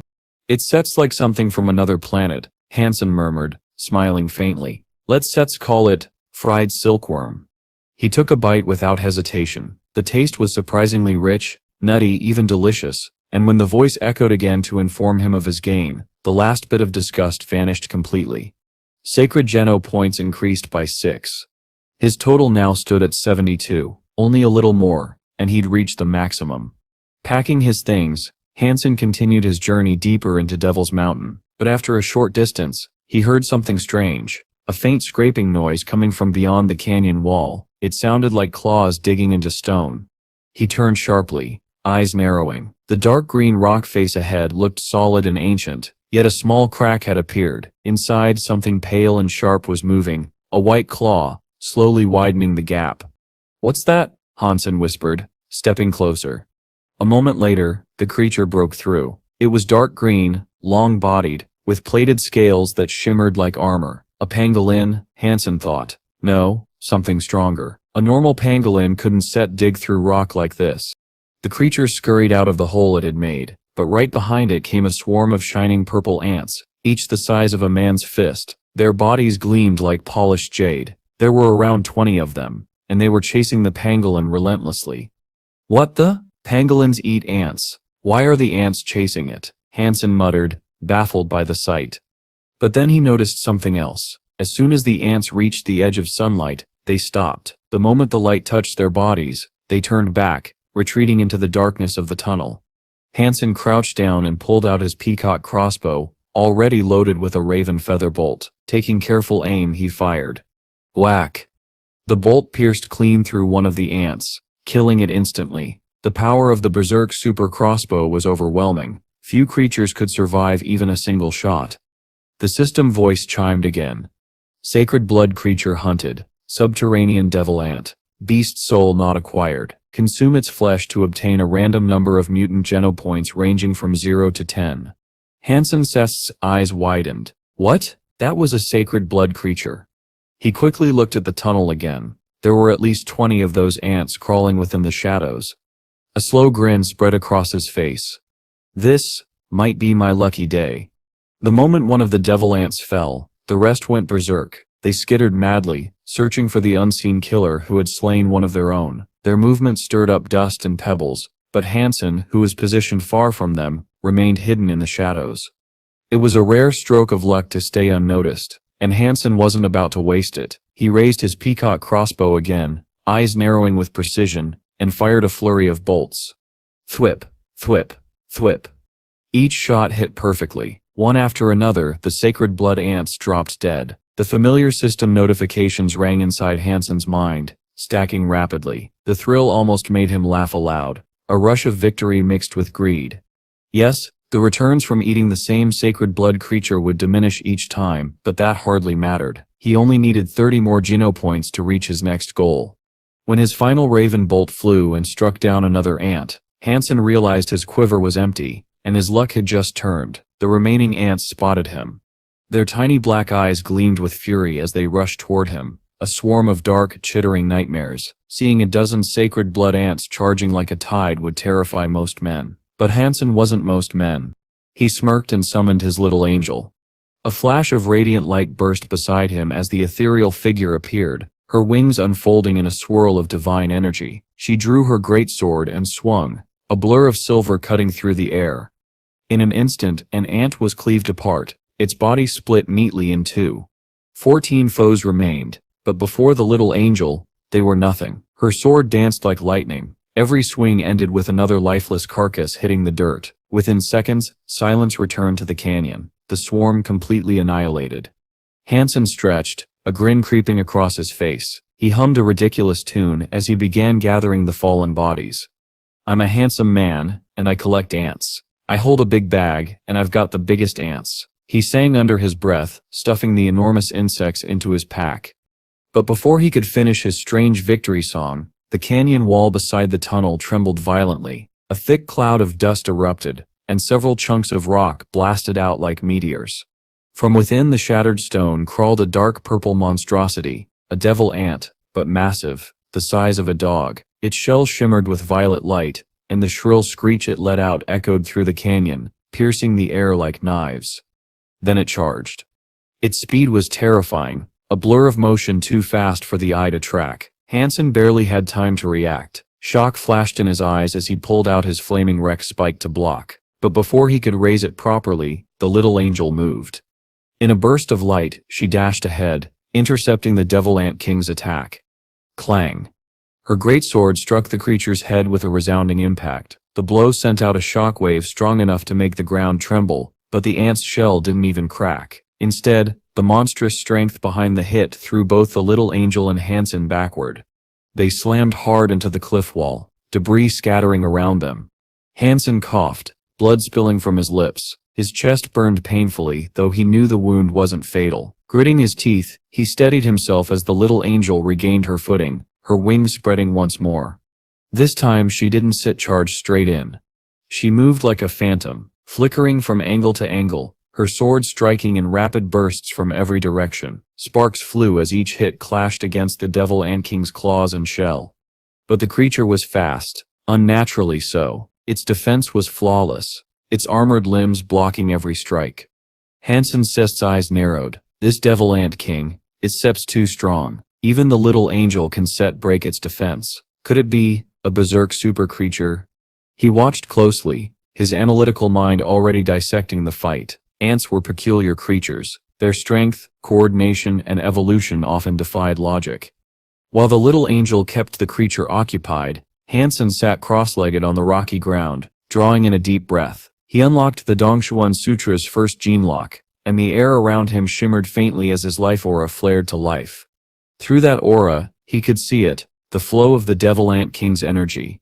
So it's a second-generation super creature, Han Sen murmured, a smile flickering on his lips. That meant he could learn from it.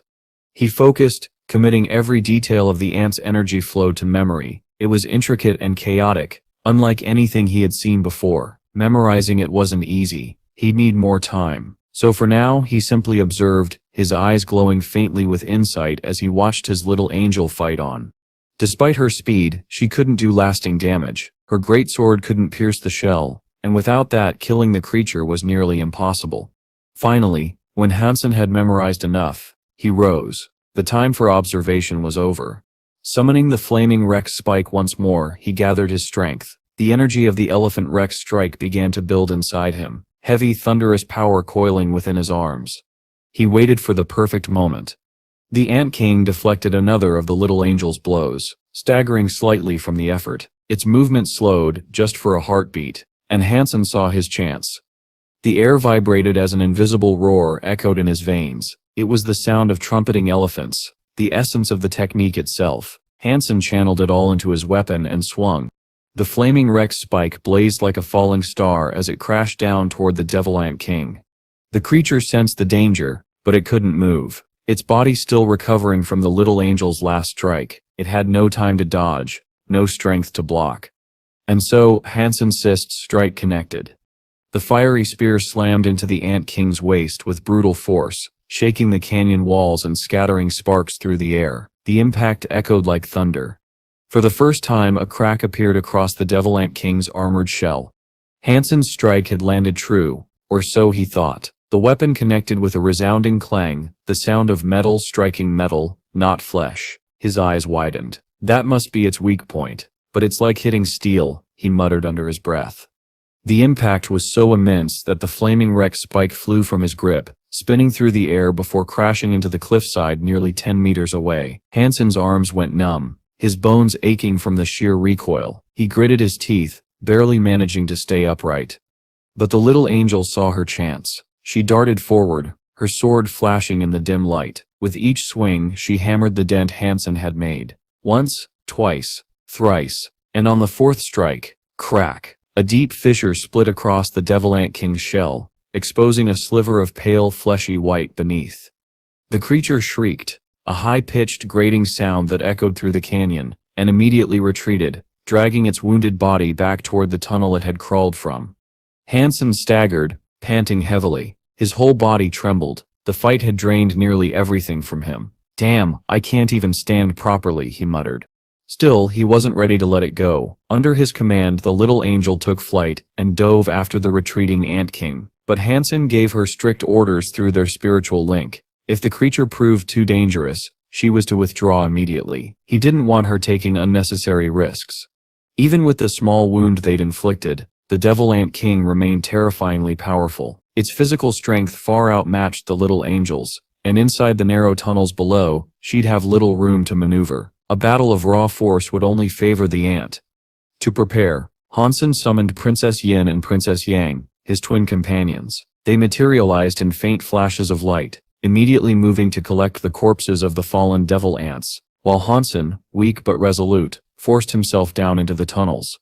He couldn't shake the worry that his little angel might fight recklessly and get herself killed. As he descended deeper, he found himself in a vast cavern carved beneath the mountain. The air was thick with a scent of damp earth and decay. Han Sen's sharp eyes scanned his surroundings, and what he saw astonished him. The entire mountain above had been hollowed out. What lay beneath was an enormous underground kingdom, the true nest of the subterranean devil ants. But something didn't add up. Aside from the king and the 20 sacred blood ants he had slain earlier, there were no others. No workers, no soldiers, no larvae, nothing. How? For a colony this large there should be hundreds, Han Sen thought, frowning. So why only one king? Then another thought struck him. The pangolin. Earlier, he had seen the strange pangolin-like creature escaping from these tunnels. Could it have eaten the rest of the ants? Its life force was stronger than that of a sacred blood beast, yet weaker than a true super creature. Maybe it was a scavenger feeding on their eggs. As Han Sen pondered, the sound of battle echoed through the tunnels ahead. The little angel was still locked in combat with the Ant King, but now the fight had moved into a tighter cavern. Her strikes clashed against its carapace, sparks flying in every direction, but the ant's wound had already begun to close. Within moments, the once cracked shell looked brand new, as though it had never been damaged. This thing sips regeneration is insane, Han Sen muttered, frustration growing. I'm not even sure I can kill it. Just as despair began to settle in, a flicker of movement caught his eye. Something shifted in the darkness. A subtle, crawling motion along the cavern wall. The pangolin had returned. The creature's dark green scales blended perfectly with the rocky surroundings, making it nearly invisible. It peered at the battle like a curious thief, its small eyes gleaming as it studied the fight between the little angel and the Ant King. Then, quietly, it began to move. It slithered into a side tunnel near the Ant King, its claws scraping softly against the stone. A few moments later, Han Sen heard faint digging noises, then silence. The creature had vanished again. Intrigued, Han Sen followed. He crawled through the narrow passage it had created, the rough dirt scraping his elbows and knees. After several meters, the tunnel opened up into another chamber, and what he saw left him speechless. The cavern was enormous, like a hidden warehouse, and every inch of the ground was covered in white, smooth eggs, each the size of a ping-pong ball. Ant eggs, Han Sen whispered in disbelief. Thousands of them. The pangolin was already there, looking delighted as it began feasting greedily on the eggs, crunching through them one by one. Startled by Han Sen's sudden arrival, the creature froze. It turned toward him with wide, alert eyes, muscles tense as though deciding whether to flee or fight. Han Sen quickly raised his peacock crossbow, aiming directly at it, but hesitated. The pangolin didn't seem aggressive. It looked more wary, intelligent. For a moment, the two simply stared at each other in silence. Predator and survivor, both uncertain what to make of the other. Then, slowly, the pangolin tilted its head. Its small black eyes darted toward the tunnel entrance, then back at Han Sen. It raised one clawed hand and pointed. Han Sen frowned. Is it warning me? The creature pointed again, this time more insistently, toward where the Ant King was fighting the little angel. Then it made a small gesture, as if telling Han Sen to stay quiet. Realization dawned. The pangolin didn't want to alert the Ant King. This thing steps intelligence, Han Sen thought, surprised. It steps on par with that fox king I met back in the first shelter. The pangolin pointed again, this time toward the eggs, then at Han Sen, then at itself. Han Sen blinked, half amused. You stare saying, we share? The creature gave a small nod, or something like it, and returned to eating, crunching through the eggs with enthusiasm. Han Sen lowered his weapon, his grip relaxing. Fine, he muttered. Eat your fill. But even as he stood there watching, unease prickled at the back of his neck. The pangolin's behavior was far too human-like, and while it seemed harmless for now, Han Sen made sure to keep one eye trained on it, never letting his guard down, as he observed the eerie cavern full of eggs around them.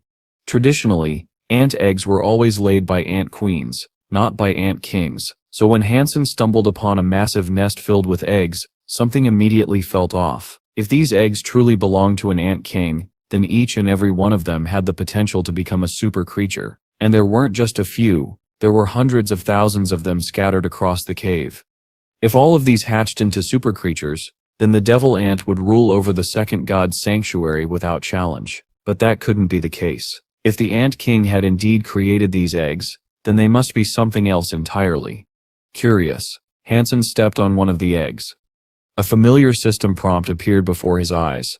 Mutant creature hunted. Subterranean devil ant baby. The beast's soul has not been acquired. Consume its flesh to gain a random amount of mutant genome points between 0 and 10. He frowned. So they set not super creatures after all. To confirm, Han Sen crushed a few more. He found some mutant variants. A few ordinary ones, but none that carried the sacred blood. Strangely, even the massive pangolin, a creature nearby, seemed just as confused. Sometimes, it would pause while eating, as though taste-testing the eggs to find the higher-grade ones. Han Sen crouched and picked one up. The eggs all looked nearly identical, smooth, pale, and impossible to distinguish by sight. If he started devouring them at random like the pangolin, he could waste an eternity searching for the right ones. That's when Han Sen decided to use his unique advantage, the Dongxuan Sutra, with its first gene lock already unlocked. He closed his eyes and released his aura. Immediately, faint life forces began to glow in his perception. Even though these were unhatched eggs, their life energy reflected the strength they'd one day possess. Super creatures, even as embryos, radiated power like a beacon in the dark. Scanning through the cave, Han Sen soon found it, one egg pulsing with a much stronger life force than the rest. He walked over and crushed it beneath his heel. Another notification appeared.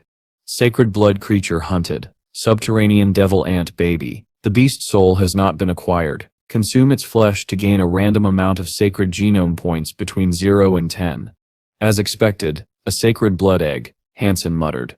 He picked up the remains and tasted them. The flavor surprised him, fresh, almost like shrimp, but without the unpleasant stench of seafood. Encouraged, he used his aura again and continued searching. Before long he had discovered 3 more sacred blood eggs. But then, something extraordinary caught his attention. Amid all the flickering life forces, one stood out like a blazing torch, bright, powerful, and unmistakable. "I've found it," Han Sen whispered, excitement surging through him. He rushed to the spot and gently lifted the egg. Outwardly, it looked ordinary, the same color, the same texture as all the others. But when he pressed it, it resisted his strength completely. The shell was elastic, rubber-like, bouncing back to its original shape, no matter how hard he squeezed. "This one's special," Han Sen said under his breath, eyes gleaming.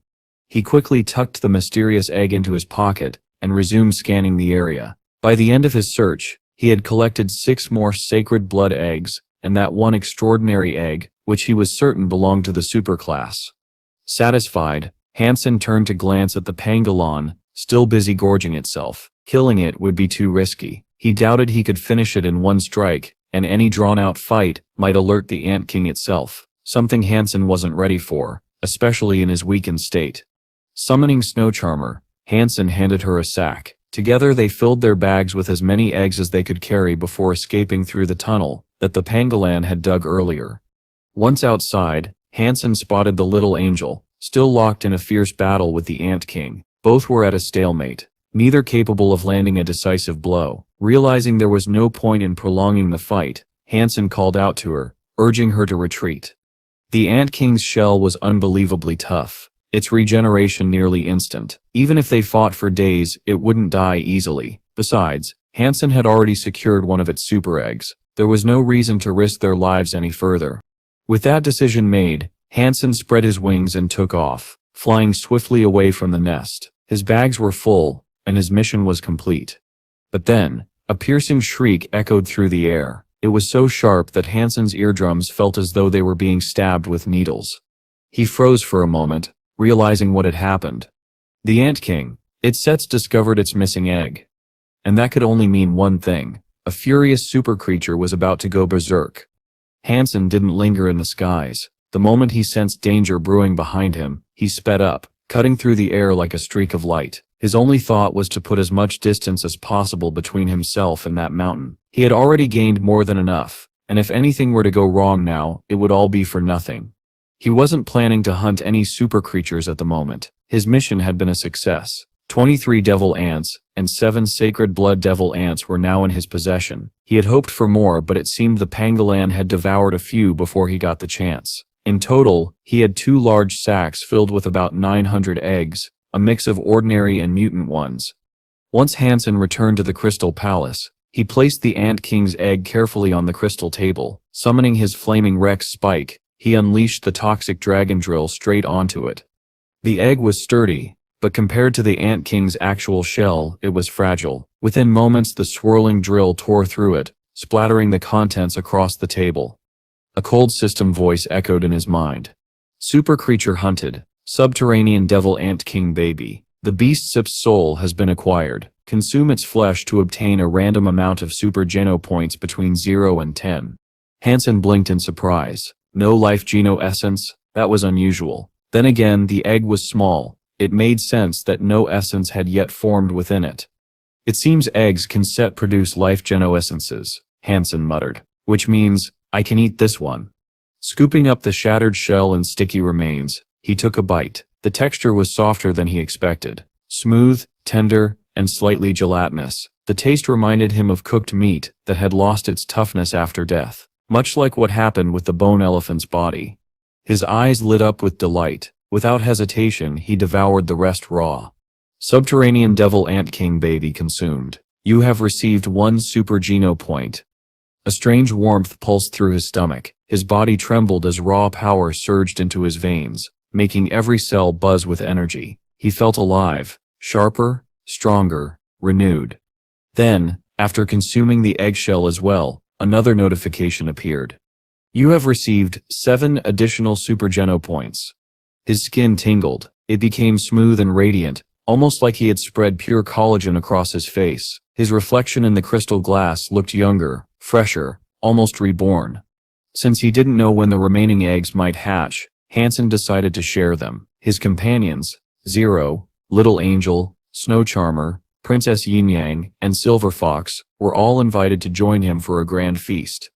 They set up a barbecue near the Crystal Palace. Han Sen skewered several eggs, including 6 sacred blood class eggs, and placed them over an open fire. As the oil dripped and sizzled, the rich aroma of roasting eggs filled the air.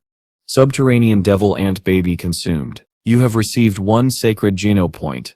With each bite, his sacred geno point count inched upward. Han Sen smirked and whispered, maxed out sacred geno points, here I come. He devoured all 6 sacred blood eggs, but he was still 8 points short. Unbothered, he pulled out a few more sacred creatures to cook. By the time he finished his 4th serving, the final message appeared. Sacred geno points maxed out. He exhaled deeply, smiling in satisfaction. Finally. He checked his status. Name, Han Sen. Status, Evolver. Title, Super Body King Spirit. Lifespan, 300 years. Geno points. Ordinary, 100. Mutant, 100. Sacred, 100. Super, 17. He punched the fitness testing machine, and the meter spiked, 217.6587. Over 200. To put it in perspective, the strongest human in the second God's Sanctuary barely reached 150. The gap between Han Sen and the rest was staggering. A grin formed on his face. If his calculations were right, once he maxed out his super geno points, his fitness level would reach 300, the realm of a celestial being. Then, even the fiercest super creatures would fall before him. Right now, he wasn't quite at that level, but he was close enough to fight back. Unlike most people, Han Sen wouldn't crumble under their power. Later that afternoon, he left the testing hall and planned to have lunch with Gigi. Unfortunately, she was busy and had to leave the base, so Han Sen went to eat alone. He had just sat down with his meal when Annie approached, holding a dish of her own. Without asking, she took the seat opposite him. Are you really not going to participate in Divinity's bout? She asked, her eyes searching his face. No, Han Sen replied, shaking his head. Why not? She pressed, frowning. In her eyes, Han Sen had everything. A super pet, unmatched strength, and a chance to become one of the 10 sons of God, earning humanity a place among legends. The pet step's power belongs to the pet, Han Sen said coldly. Don't overestimate it. But even then, you still have a chance, Annie insisted. Han Sen gave a small amused smile. That SIP's a real battlefield, Annie, not a game. There's SIP's no respawn, no second chances. I won't throw away my life just for a title. And with that he quietly continued his meal, a man content with his power, yet wise enough to know when not to use it. Annie's expression turned cold. She gave Han Sen one long icy stare, her disappointment plain in her eyes, before standing up, taking her dish, and walking away without another word. Han Sen sat in silence for a moment. He understood why she was upset, and why so many others were too. Countless people were hoping he'd join Divinity's bot to represent humanity on the grand stage, but he simply couldn't. If Han Sen ever revealed that he had absorbed a life-geno essence, the Alliance would demand answers. The Jia or Qin family wouldn't be able to protect him, not from something that would be treated as a matter of the entire human race. Pressure would come from every direction, and that was exactly why Han Sen had chosen to compete under a different identity, the mysterious Golden Coin. As Golden Coin, even if people discovered he had absorbed a life-geno essence, they wouldn't know who he really was. That anonymity was his only shield. Still, if he was to face a super spirit, he needed more than secrecy. He needed power. That's where his Super Devil Ant King's armored beast soul came in. Its defensive capability was beyond comprehension. Combined with the Devil Ant King's energy flow, it drastically enhanced his defense, boosted his recovery, and increased his raw strength. When Han Sen activated that energy flow, the dark purple armor on his body deepened into an almost black shade. It shimmered faintly with a sinister glow. He looked himself over, a small smirk forming on his face. "This will do," he murmured. With this armor and energy, he could go toe-to-toe with a super spirit and survive. Having strengthened his body, Han Sen turned his focus to improving his close combat skills. He could no longer rely on the flaming wreck spike or the peacock crossbow. Those weapons had reached their limits. Even his dual sword skill, though powerful, wasn't enough when using the Berserk Sacred Blood swords. To test their durability, Han Sen sparred with the Little Angel. Her talons struck his silver snake sword and ancient mascot sword, leaving deep scars across both blades. He frowned. These ones set hold against stronger foes. Determined to find something better, Han Sen logged into the St. Hall's military database, searching through the available hyper-geno arts. For hours, he scanned through the list, but nothing impressed him. Most of the skills here were S-rank techniques, great for ordinary evolvers, but Han Sen had far surpassed that level. "What I need," he muttered, "is something like Heavenly Go or Seven Twist, a legendary art." Finding nothing in the military archives, Han Sen switched to St. Hall's public section, though his expectations were low. Yet to his surprise, one technique caught his eye, a hyper-geno art called Sonic Thunder Punch. The description intrigued him. Once mastered, this skill allows the user to generate sonic damage through sheer physical force. Mastery requires immense fitness, near celestial level, or a body naturally attuned to thunder.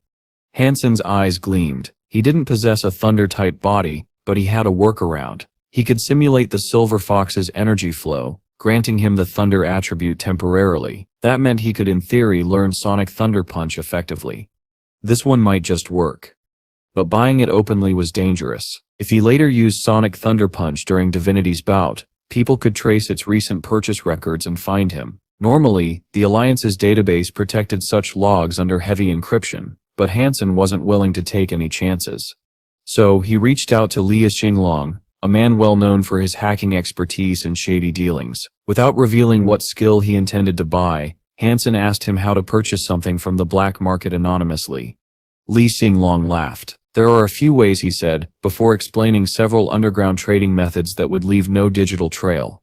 Following his advice, Han Sen explored a few of these black market trading hubs himself. They were as dangerous as they were secretive. Transactions here were unregulated. No guarantees, no protection, no refunds. Sometimes people didn't even receive what they paid for. After some thought, Han Sen abandoned the idea. It wasn't worth the risk. Instead, he decided to visit the free trade section, where individuals often sold second-hand items, including hyper-geno arts and geno solutions, with far less scrutiny. Perhaps among the chaos of that open marketplace, he'd find the Sonic Thunder Punch he was searching for. Han Sen searched everywhere for Sonic Thunder Punch, but luck wasn't on his side. Not a single person was selling it second-hand. He even went through the listings for S-class hyper-geno arts, and found many results, yet none for the skill he came for. Many people were selling second-hand hyper-geno arts and geno solutions, just not the one he wanted. When it came to buying second-hand hyper-geno arts, there were always a few warnings potential buyers had to keep in mind. There was no way to confirm whether a hyper-geno art copy was complete, nor any guarantee that the accompanying geno solution was a proper match. Scams and misleading transactions were common due to the lack of official support. One particular hypergeno art caught Han Sen's attention. It was called Elephant Disc Punch. He had heard of this skill before. It was said to be a legendary art from ancient times. The scroll describing it mentioned that long ago people believed the world was built upon a massive disc resting on the back of an elephant. The elephant symbolized existence itself, while the disc represented time and space. Though this was nothing more than a myth, the skill written on the scroll was said to be extremely difficult to master. The scroll was incomplete. Many parts were illegible or missing. Someone had once researched what remained and concluded that a certain type of elephant blood was required to finish learning the art. Despite that, Han Sen felt a surge of hope and excitement. He thought to himself, the elephant disc punch is so profound. If I simulate the bone elephant sit's energy flow, maybe I can unleash the true strength of this art. If I can manifest its real power, no one will know it came from a lower class skill. With that determination, Han Sen used his Geno solution and began training in elephant disc punch, attempting to fuse it with the energy flow of the bone elephant. What he discovered next amazed him. Whenever he drew upon the bone elephant's energy, he found himself unable to control it. He had to release it all in a single explosive burst. But the more he practiced the art while channeling that same energy, the more control he gained over it. That progress pleased him. If he could learn to manage the energy of the bone elephant, he wouldn't be completely drained after every punch. By controlling the strength of each strike, he could conserve energy and release only what was necessary. Day by day, Han Sen improved. His punches grew devastating. Each one carried the weight of a mountain. The power was overwhelming. The elephant disc punch was incredibly deep, rivaling even his dual sword skill. In some ways it was even superior. A month passed quickly. By then all the shelters had announced their top combatants. It was finally time for Divinity's bout to begin. Fang Mingquan entered the battle arena from his shelter and found his seat. He looked toward the center of the grand stage, waiting for the first fight to start. Although Fang Mingquan lived in a royal shelter housing over 500,000 people, the arena itself could only accommodate a small audience. The truth was, humans in the second god's sanctuary weren't particularly enthusiastic about Divinity's body. For most, the excitement came from the holy battles between human shelters, where they competed to prove who was strongest. But when it came to the main Divinity's bout, the battles of life and death, interest dwindled quickly. Many human fighters even chose to forfeit after qualifying, unwilling to risk their lives. Still, Fang Mingquan watched eagerly, hoping that Golden Coin would make an appearance. Golden Coin was in the second god's sanctuary, and a fighter of his caliber might just join the bout. Even so, Fang wasn't overly optimistic. Golden Coin hadn't been in the sanctuary long, and no matter how strong he was, the spirit opponents were on another level entirely. As he waited for the match to begin, Fang Mingquan heard someone call his name. Turning around, he saw a familiar face, Mr. Hua. He stood and quickly greeted him with a handshake. Mr. Hua's full name was Hua Peng. He had been in the second god's sanctuary for 100 years, one of the earliest evolvers. These days, he worked in media and served as Fang Mingquan's supervisor. "You're interested in Divinity's bout?" Hua Peng asked, mildly surprised. "I am," Fang replied. "That's why I came to watch." "Old Hua, are you here to cover the event as well?" "Once every 10 years, Hua said with a small smile. "This will be my 13th article about Divinity SIP's bout. Few people read them though, so not many know of my work." "If that's the case," Fang asked, puzzled, "why do you still keep doing it?" Viewership numbers mattered in media, after all, and for an old supervisor to insist on producing something that few cared about seemed strange. "Figures are important, I admit," Hua replied thoughtfully, "but as a journalist, I believe in documenting things that matter to humanity's growth. It's true that humans rarely perform well in Divinity's bout, yet within that struggle, there are sparks of inspiration worth preserving. Every decade, new talents come here seeking honor and glory for humanity. Win or lose, they are selfless heroes." Old Hua paused, sighed, and continued, "But these days, I fear glory has become all that matters. Only victory and success seem to define a person's worth. Those who fail are looked down upon, and that's a burden no one should bear. I record these battles so that future competitors can learn something from them." Fang Mingquan scanned the list of participants intently, his eyes darting from name to name, searching for one in particular, Golden Coin. Beside him, Hua Ping sat with a pen in hand, taking meticulous notes, his expression composed and serious. Then Fang suddenly froze. "He's really here," he exclaimed, unable to contain his excitement. Hua Ping glanced up, puzzled. "You have a friend taking part in Divinity Sep's bout?" "Yes," Fang replied with enthusiasm. Though he had never met Golden Coin in person, had never spoken to him, in fact he regarded him as a close friend in spirit. In his heart he saw Golden Coin as his greatest ally, someone he deeply admired. "What Sep's your friend Sep's battleground number?" Hua Ping asked. "Let me check if he's Sep's facing a spirit." Fang quickly relayed the number. Hua Ping, with his experience, could tell at a glance what kind of opponent Golden Coin was about to face. He looked down at the list, frowned slightly, and said, "Golden Coin and Black Gold. Your friend's luck isn't good. He's up against a spirit in his very first match, and not just any spirit. Black Gold is a royal class warrior. His armor is nearly indestructible. Even sacred blood weapons struggle to pierce it." As they spoke, the two combatants entered the arena. Black Gold towered 3 meters tall, encased in pitch-black armor that gleamed like forged steel. Every movement he made was mechanical, methodical, like a weapon built for destruction. His opponent, clad in thinner purple armor, appeared almost fragile by comparison. Yet the man's stance was steady, calm, unmistakably human. Black Gold roared and lifted his massive hammer, a weapon as large as a small car. He brought it crashing down with such force that the arena floor trembled violently, the impact strong enough to level a mountain. Fang Mingquan gripped the railing, heart pounding. He could tell, even through the armor, that the human standing below was Golden Coin. His manner, his posture, it could be no one else. But fear gnawed at him. As an evolver himself, Fang could sense the deadly power radiating from the spirit's hammer. "Your friend seems a little slow," Hua Ping murmured, watching carefully. "If his strength is purely physical, he won't last long. Black Gold's power is endless, unless your friend is among the strongest humans in history." He didn't finish the sentence. The implication hung heavy in the air. Golden Coin didn't move. He didn't dodge, didn't even draw a weapon. Fang's breath caught. The hammer swung again, straight toward Golden Coin's head. Then, without warning, Golden Coin raised his right fist and struck. Hua Ping Sip's eyes widened. "Your friend is reckless. Black Gold Sip's power is—" He never finished. The moment Golden Coin's fist connected with the hammer, a deafening boom shattered the air. The metal hammer exploded into fragments, scattering across the battleground. For a moment, neither man in the stands could move. Hua Ping and Fang Mingquan simply stared, their minds unable to grasp what they had just witnessed. Hua Ping, who had seen countless divinities bouts over the decades, was stunned. He knew Black Gold well, a formidable royal spirit, feared for his unbreakable armor and colossal strength. Many evolvers had fallen before that hammer, crushed or torn apart. Yet this human had destroyed it with a single blow.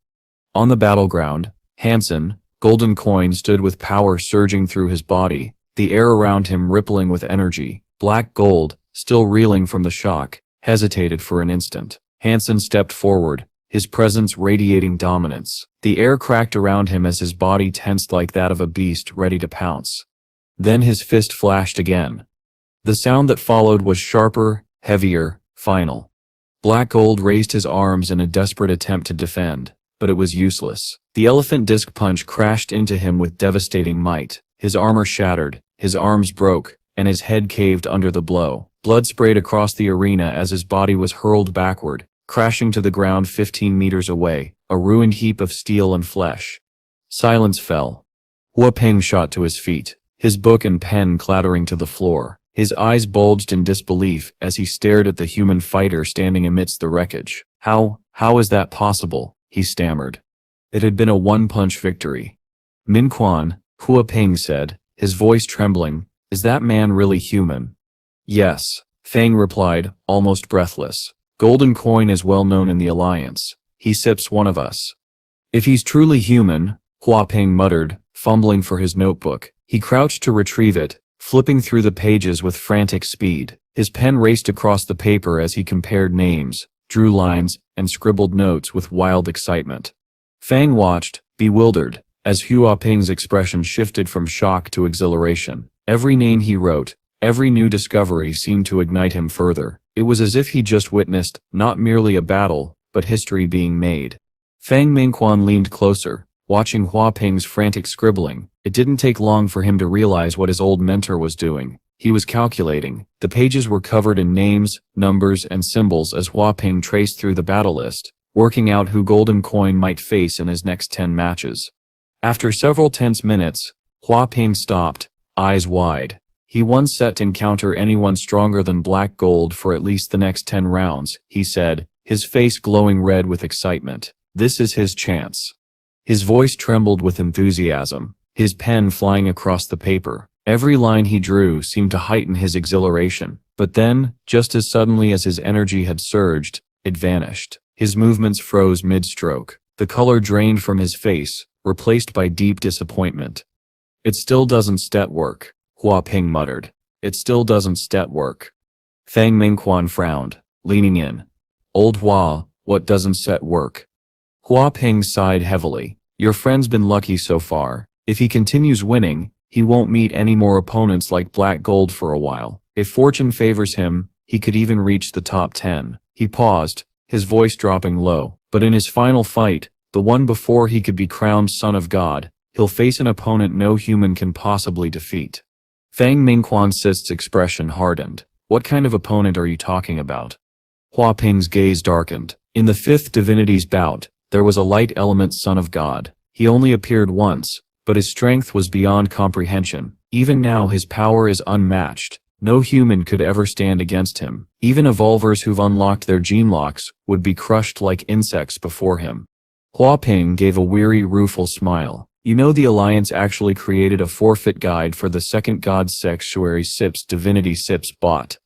Yes, I've heard of it, Fang said quickly. It lists all the most powerful spirits ever to compete. The Light Son of God is one of them. I was too optimistic before. To become a Son of God, a human needs more than luck. Tell your friend this. He can keep fighting for now, but he must withdraw before the final match. If he faces the Light Son of God, he won't even be given the chance to surrender.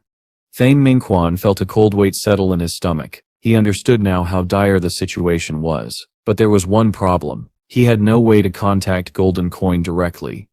After thinking it over, Fang decided the only way to reach him was through the public. If he published an article, there was a chance Golden Coin might see it. And so, that's exactly what he did. Within hours, the Alliance SIP's message boards and news channels erupted with the headline, Golden Coin enters Divinity SIP's bout.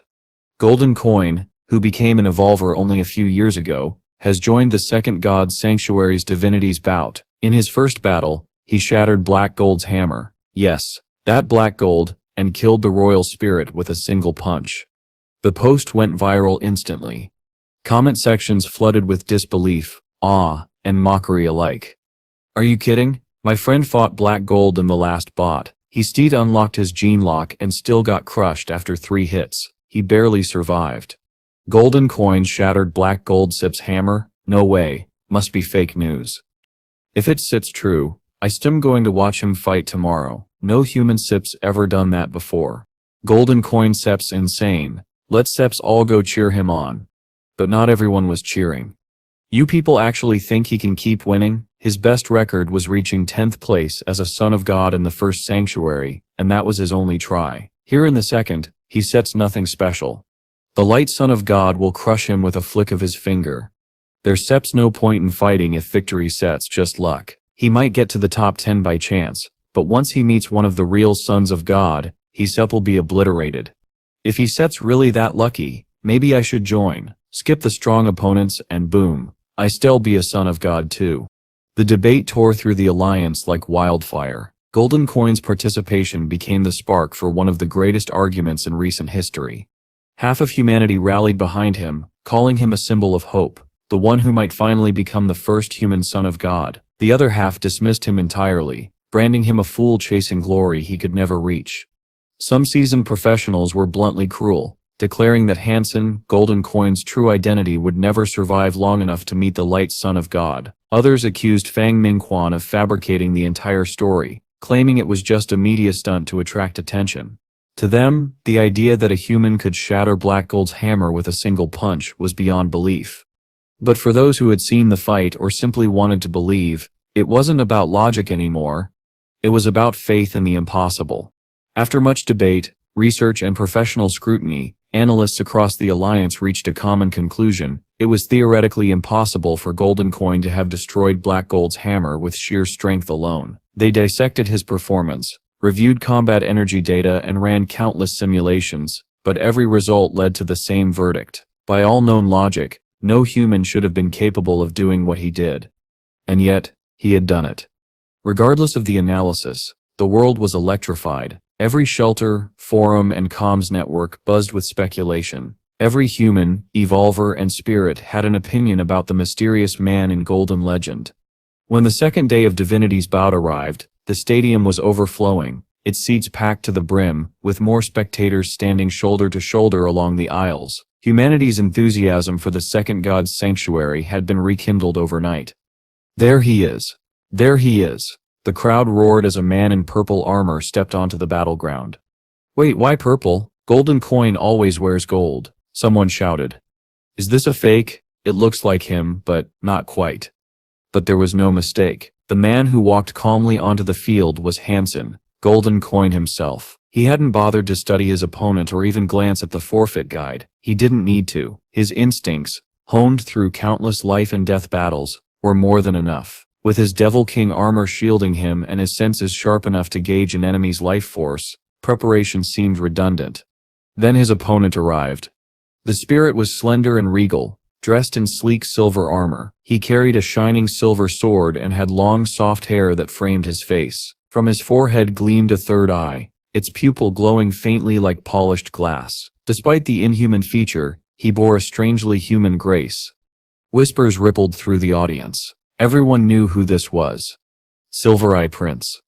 A royal-class spirit, infamous for his blinding speed and flawless swordsmanship. According to expert analyses, he was one of the most formidable foes Golden Coin would face on his road toward the light sun of God. Many believed he would be the one to end Golden Coin's streak. The Silver Eye Prince said nothing. He merely raised his sword, and in the next instant, his form blurred into a flash of light. A rain of sword shadows poured down like a silver storm, so fast, so dense, that they seemed to merge into one endless wave. The entire battlefield shimmered under the countless strikes. Spectators rose from their seats, eyes wide, desperate not to miss the moment. And yet, Han Sen didn't move. He stood perfectly still, calm, unflinching, his gaze fixed ahead as the silver storm engulfed him. Gasps erupted through the crowd. The blinding sword rain sliced through his image again and again until Silver Eye Prince's figure finally stopped, panting slightly, his sword gleaming wet with energy. For a few seconds no one dared breathe. Then the dust cleared. Han Sen still stood where he was, completely unharmed. Not a single scratch marked his armor. The crowd went silent. Women in the stands covered their mouths to stifle screams. The spirit's deadly technique, one that had felled dozens, had done nothing. Han Sen calmly raised his right hand. 2 fingers flicked upward, precise, deliberate. In that instant, the storm vanished. All that remained was a single streak of silver, trapped between Han Sen's fingers just 3 inches from his throat. But those 3 inches might as well have been 1,000 miles. The Silver Eye Prince strained with all his might, yet the sword refused to move. Han Sen's fingers tightened. The blades snapped like dry twigs. Before the spirit could recover, Han Sen's open palm slammed into his chest. The sound was sharp, crystalline, the sound of armor shattering like glass. Silver shards exploded across the arena as the spirit's armor disintegrated into glittering fragments. His body twisted under the force, blood bursting from his lips before he even hit the ground. By the time he fell, he had already turned to light, dissolving back into his spirit stone. Silence fell once more. Every spectator, every commentator, every spirit watching through the feeds froze in place, as if petrified. The mighty Silver Eye Prince, who had annihilated countless challengers, hadn't even lasted a single strike. And then, as if a dam had burst, the crowd erupted. It really is him. Golden Coin, he sits back. That was terrifying. He steps unstoppable. What nonsense were those so-called experts spouting? They said he couldn't even damage Black Gold Sep's hammer. They said he lose to Silver Eye Prince. Look at him now. Golden Coin, our savior. Show those spirits what a human can do. Invincible. He still invincible, even here. The stands turned into chaos. People screamed, cried, laughed, and prayed to the name golden coin like it was a battle cry. Han Sen, however, showed no reaction. He turned quietly, walking off the stage to wait for his next match. When the time came, he returned calm as ever, his mind empty of strategy lists or speculation. He never checked who his opponent would be. It didn't matter. He believed preparation beyond instinct was pointless. But when his opponent appeared, Han Sen stopped in surprise. A human.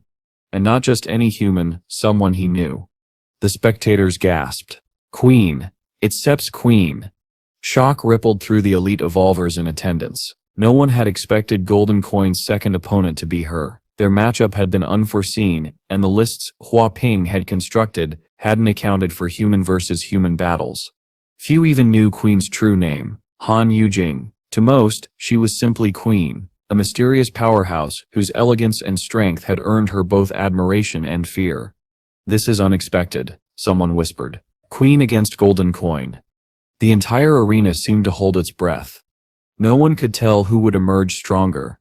It was a shame, Tang Zhenlu thought, that Lin Feng was still away on his mission and unable to join the divinity's bout. His participation would have made things even more thrilling. Tang watched as Queen squared off against the mysterious Golden Coin, feeling a mix of awe and regret. It was an incredible matchup, yet part of him wished Lin Feng had been the one facing Han Sen instead.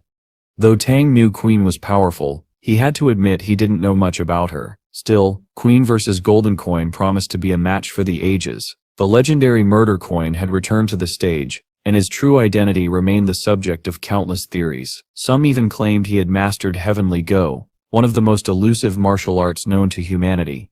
Is it really Heavenly Go? Tang muttered to himself. If so, this fight might finally tell us how powerful Golden Coin truly is. Elsewhere, in the frozen expanse of the ice fields, inside the royal class goddess shelter, the Beetle Knight, a creature that could mimic Han Sen's form, was also watching. It brought along the little angel to observe, and for a while, those who believed Golden Coin was secretly Han Sen were left disappointed by the doppelganger's presence. Back in the arena, Queen faced Han Sen without hesitation. She didn't care who her opponent was, nor did she know she was fighting the famed Golden Coin. She simply wanted to win.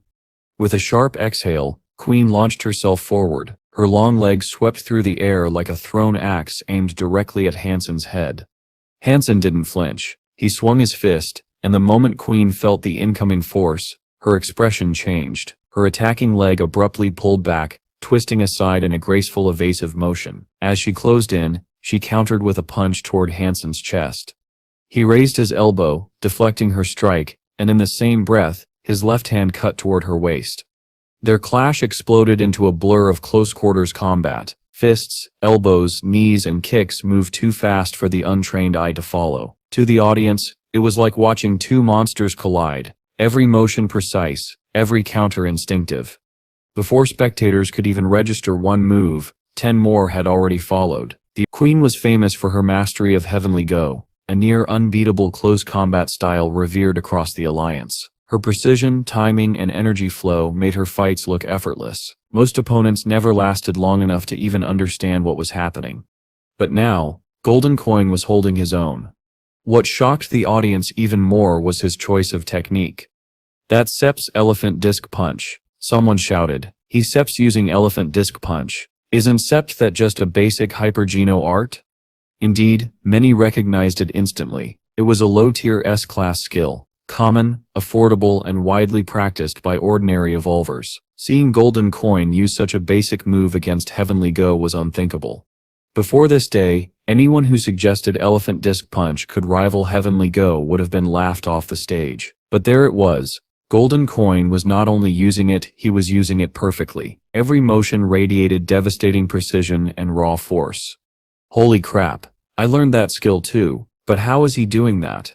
Same here. I can set even compare. He Sep's turning a basic skill into a divine technique. He Sep's unreal. If that's Sep's elephant disc punch, he might as well be a god himself. The crowd Set's disbelief turned into roaring excitement. Even Tang Zhenlu couldn't set help but grin. Golden Coin is Golden Coin, he said with pride. Set's no one else like him. Queen meanwhile was just as shocked. She knew exactly how ordinary elephant disc punch was. And yet her opponent was matching her blow for blow. She couldn't afford to hesitate. Whatever technique he used didn't matter. The only thing that did was victory. Her eyes sharpened, and her movements grew faster. The air rippled from the speed of her strikes. The fight had gone far beyond anything the spectators had expected. In the stands, Fang Mingquan clenched his fists, thrilled by what he was witnessing. "This is incredible. Humanity hasn't been idle after all," he whispered. "The next generation has truly surpassed their predecessors." Back on the battlefield, fists clashed again. Han Sen's blows heavy and deliberate, like an elephant stamping down upon the earth, while Queen's attacks sliced through the air like a battle axe. The balance was perfect. Neither yielded an inch. But Han Sen understood something crucial. This stalemate couldn't continue. Queen's stamina was immense, and if he pushed too hard, he might have to use power he'd rather keep hidden. He didn't want to hurt her, nor did he want to waste unnecessary energy. So Han Sen made a decision. He stopped moving. As Queen's leg, sharp as a blade, swept down toward his head, Han Sen didn't dodge. He stood still and let her attack come. Everyone was stunned. No one could comprehend why Golden Coin had suddenly stopped fighting. It made no sense. Queen's next kick was already in motion, a strike powerful enough to crush bone and shatter armor. To accept it without resistance seemed like suicide. Surely, they thought, Golden Coin must have some secret technique ready, a hidden trump card to turn the tables. But he didn't set. Queen's leg connected with Han Sen's head, landing with precise, devastating force. The impact echoed across the arena like a thunderclap. Yet Han Sen didn't so much as sway. He didn't step back. He didn't flinch. He didn't move at all. It was as though Queen had kicked a stone statue. The crowd erupted in disbelief. With Queen's power, even a statue would have crumbled into dust under that blow. But Han Sen remained standing upright, unmoved, utterly unaffected. Impossible. Tang Zhenlu rose to his feet, his eyes wide with shock, as he stared down at Golden Coin. It wasn't just him. Every evolver, every spectator, every veteran who knew even a fraction of Queen's strength was frozen in disbelief. Queen's power was legendary. Among human evolvers, she stood nearly unrivaled, and her strikes were said to leave even sacred blood armor in ruins. For someone to withstand that force without defense, without even budging, was unthinkable. Queen herself was just as shaken, but hesitation wasn't in her nature. She steadied her breathing and launched another barrage of attacks. Her long, powerful legs whipped through the air like twin dragons. Every strike landed squarely on Han Sen's body, his chest, his head, his shoulders, with earth-shaking precision. The air crackled with every impact. Yet Han Sen didn't retaliate. He simply stood there unyielding. The audience could hear the relentless thud, thud, thud of Queen's attacks, each one like the strike of a war drum, but the man before her might as well have been made of iron.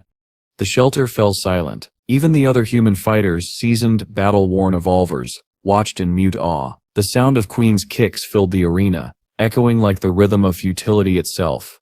Still, Han Sen didn't move. Finally, Queen's rhythm faltered. Her breathing grew sharper, her expression less composed. For the first time she hesitated. Then she spun, lifted her leg again, and prepared one last decisive strike, aimed directly at Han Sen's face. But just before it landed, she stopped. The air was heavy with silence. The entire audience leaned forward, watching. Han Sen raised his right hand slowly, almost lazily, and caught her leg. His palm closed around her calf, firm but controlled. Queen froze, her balance lost. "Have you kicked me enough yet?" Han Sen asked quietly. "Can we end this now?" The words carried clearly across the arena, calm and almost gentle. Something strange happened then. The tension in the air dissolved and the atmosphere shifted. It no longer felt like a battle between two top evolvers. It looked more like a father scolding a stubborn child.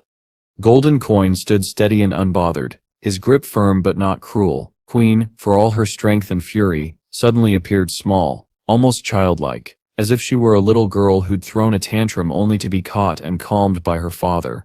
The audience couldn't help but feel it too. The scene, absurd as it was, carried that strange emotional tone. A father's love, someone whispered, half in jest, half in awe. Queen noticed the shift in the crowd. Her face flushed red with anger and humiliation. She gritted her teeth and twisted her body. With a sharp turn, she raised her other leg and struck at Han Sen's neck. Han Sen didn't avoid it. The kick landed cleanly. He didn't react. He stepped forward, wrapped his arms around Queen's waist midair, and lifted her effortlessly, like a child being carried home. The audience could only watch, dumbfounded, as Golden Coin calmly walked toward the edge of the battleground, Queen kicking and thrashing in protest. But it was useless. No matter how many times she struck him, no matter how furiously she fought, Han Sen didn't falter. His steady pace never changed. The sight was surreal. The cold, untouchable Queen, one of humanity's strongest evolvers, looked utterly helpless, carried like a rebellious daughter by a father too patient to punish her. The resemblance was uncanny, and the crowd couldn't unsee it. By now the entire stadium had fallen into stunned silence. Even the warriors of the Ares Martial Hall, Queen's own people, sat gaping in disbelief. Queen's fury boiled within her. She had never been treated like this, not by any man, not by any spirit, not even by her superiors. Anger, embarrassment, and disbelief clashed in her chest until she could barely breathe. She would rather have been defeated outright, killed, even than humiliated like this.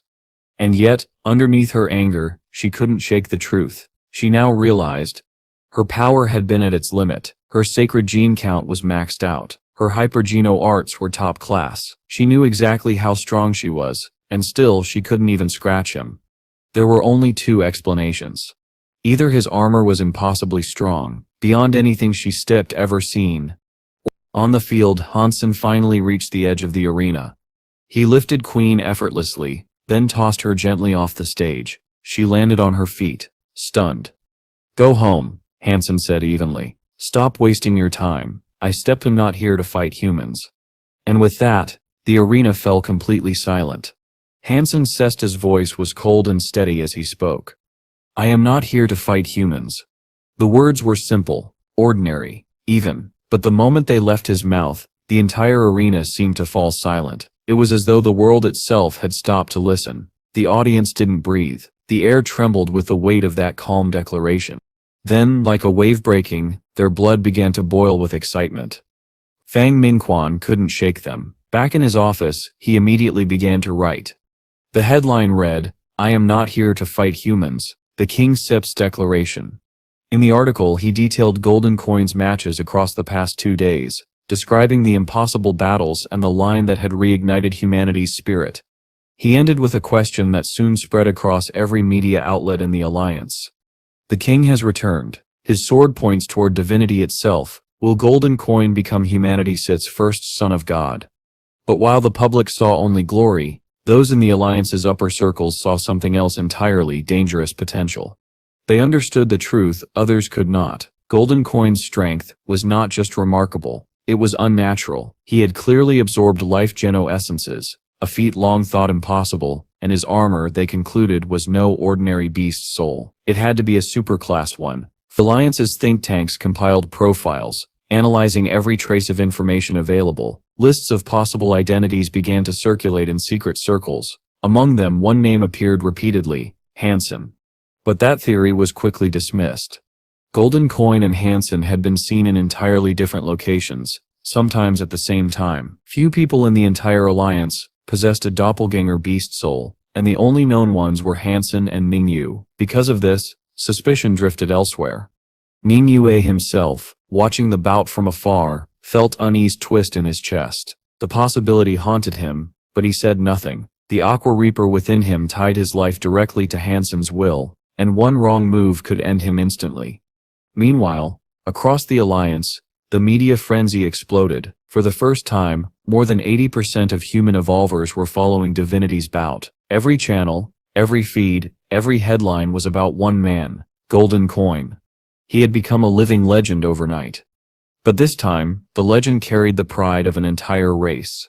Rumors multiplied faster than anyone could track. Some claimed Golden Coin had been genetically engineered in a secret lab. Others swore he had been born with divine genes, walking and fighting from the moment he could crawl. A few, less serious voices even joked that he had been sparring at age 1 and admiring women by age 3.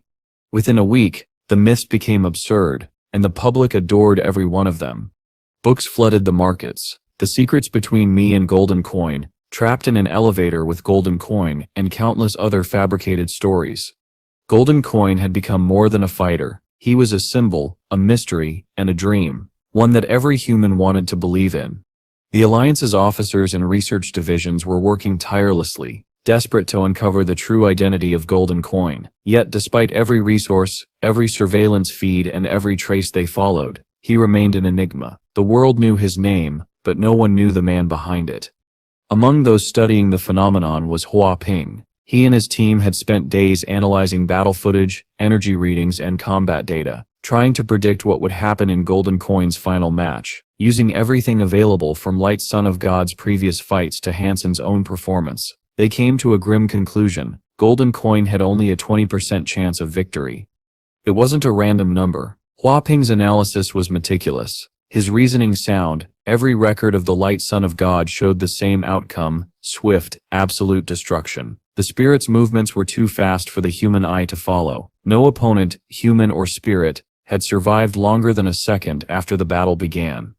The only reason Hua Ping gave Han Sen even a 20% chance was because of his armor. If Golden Coin's berserk super armor could somehow withstand one strike, just one, then perhaps in that fleeting moment, he could counterattack. It was a narrow, fragile hope, but it was hope nonetheless. Still, the general public didn't care about numbers. To them, Golden Coin was a hero. Their hero. Optimism spread like wildfire. Everywhere people gathered, the same sentiment echoed: Golden Coin will win. To most, defeat wasn't even a possibility worth considering. Han Sen, of course, saw it differently. He tried to ignore the endless news coverage, but it was everywhere. The predictions, the discussions, the betting pools. Finally, curiosity got the better of him. As he read one of Fang Minquan's reports, quoting Hua Ping's analysis, he frowned. A speedy spirit, he thought. That could be a problem.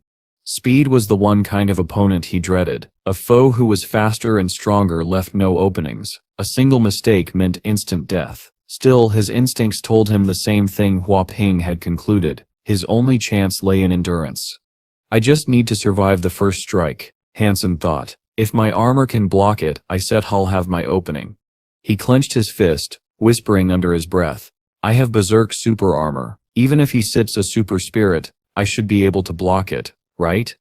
While he was lost in thought, Annie entered, carrying dinner. She sat across from him, watching as he absent-mindedly picked at his food while reading the reports. If you still brought your pet, she said, you could sit had all this glory yourself. Han Sen smiled faintly. Maybe, but I don't have super armor, and I can't absorb life Jano essences like Golden Coin apparently can. My body wouldn't be strong enough. In that tiny arena, a super spirit would ignore my pet and come straight for me. I'd have no room to dodge, no time to command it properly. Annie crossed her arms. You stir right about that. But even Golden Coin Sist's fitness can match a super spirit sits. Armor or not, he sits still at a disadvantage. He one sit be able to hit the Light Son of God. He sits still lose. She sighed, shaking her head. If your pet were with him though, it might have given him an edge. Maybe enough to break into the top 10 sons of God. Han Sen chuckled quietly. Even if I wanted to lend it to him, where would I find him? Every major faction in the Alliance is searching for Golden Coin right now. Annie nodded in resignation. We Steph run test after test on life Jano essences, and still nothing. We can set absorb them. Somehow, Golden Coin has managed to figure it out. Han Sen finished for her, taking another bite. I know. The next morning, the world held its breath. The human shelter's arena was filled beyond capacity, so crowded that people stood in aisles and hung from railings just to glimpse the stage. The energy was electric, a storm of emotion waiting to break. If Golden Coin won today, he would become the first human son of God in history, a living symbol of everything humanity had fought for. It would be the highest glory, the proof that humans could stand equal to the gods. From young evolvers barely in their 20s to veterans who had lived 2 centuries, the excitement spanned generations. Even those who had mocked or doubted him before found themselves praying for a miracle. Billions of humans across shelters, cities, and sanctuaries tuned in. And for a moment, just one, the entire human race shared the same heartbeat. They watched, and they waited. Even those who believed Golden Coin's defeat was certain still hoped, just maybe, somehow he could prove them wrong. Because in that moment, Golden Coin wasn't just a fighter. He was humanity SIP's last, brightest flame.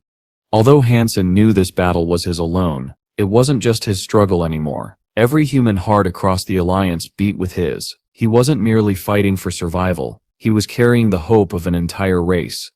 Until this day, no human had ever stood at the gates of divinity. No one had ever come this close to becoming a son of God. Han Sen was a pioneer, walking an untrodden path with all of humanity's pride on his shoulders. This was his moment, his glory. When the announcer called his name, the arena erupted. A towering figure in purple armor stepped forward, his presence unmistakable. The tension that had gripped the crowd broke into a wave of wild cheers. Billions of eyes across the sanctuaries were fixed on him. Every shelter, every transmission feed, every city square was watching the same man, the one who had become humanity's final torch. Then the light dimmed. A presence entered that silenced the world. The light Son of God walked onto the stage. He looked almost ethereal, long white hair cascading around his sharp, flawless features. His skin seemed to glow faintly, and the gold-trimmed white robe he wore rippled like the surface of holy water. He wasn't just radiant, he was terrifyingly perfect. Women in the crowd gasped involuntarily. "He's so holy," one whispered. Even the men couldn't look directly at him. His presence pressed down like invisible gravity. Every instinct screamed reverence. To gaze upon him felt like blasphemy. The light Son of God stood casually, hands clasped behind his back. He was the same height as Han Sen, yet the way he carried himself made him seem taller, like a god looking down upon a mortal insect. His pale eyes, calm and contemptuous, regarded Han Sen as though he were a curiosity rather than a challenger. Then, in a voice soft yet commanding enough to hush the world, he spoke the same words he always did before a fight. God said, "Let there be light." The words rang across the arena like divine scripture. His eyes glowed white, his finger rose, slender, perfect, and still. And then, without warning, a white beam erupted from the air. It struck Han Sen squarely in the forehead before he could even blink. The impact was blinding. The audience heard the sound of metal ringing, and the next instant, Golden Coin's body was hurled backward as if shot by an unseen rifle. He crashed onto the ground, sliding across the stage in a trail of dust and sparks. Gasps and cries filled the arena. Then, silence. The crowd froze in collective horror. Had it ended already? One attack, just one, and humanity's greatest hope lay motionless on the ground. Even the analysts who had studied the light Son of God shook their heads in grim acknowledgement. They had seen it coming. No one could survive that speed. No one could even see it coming. But then, Han Sen moved. Slowly, painfully, he pushed himself up. One arm braced against the ground. He raised a trembling hand to his head and touched the dent in his helmet. A deep circular mark marred the purple armor, as if a bullet had struck it, but it hadn't pierced through. For a second, no one understood. Then realization spread through the stands like wildfire.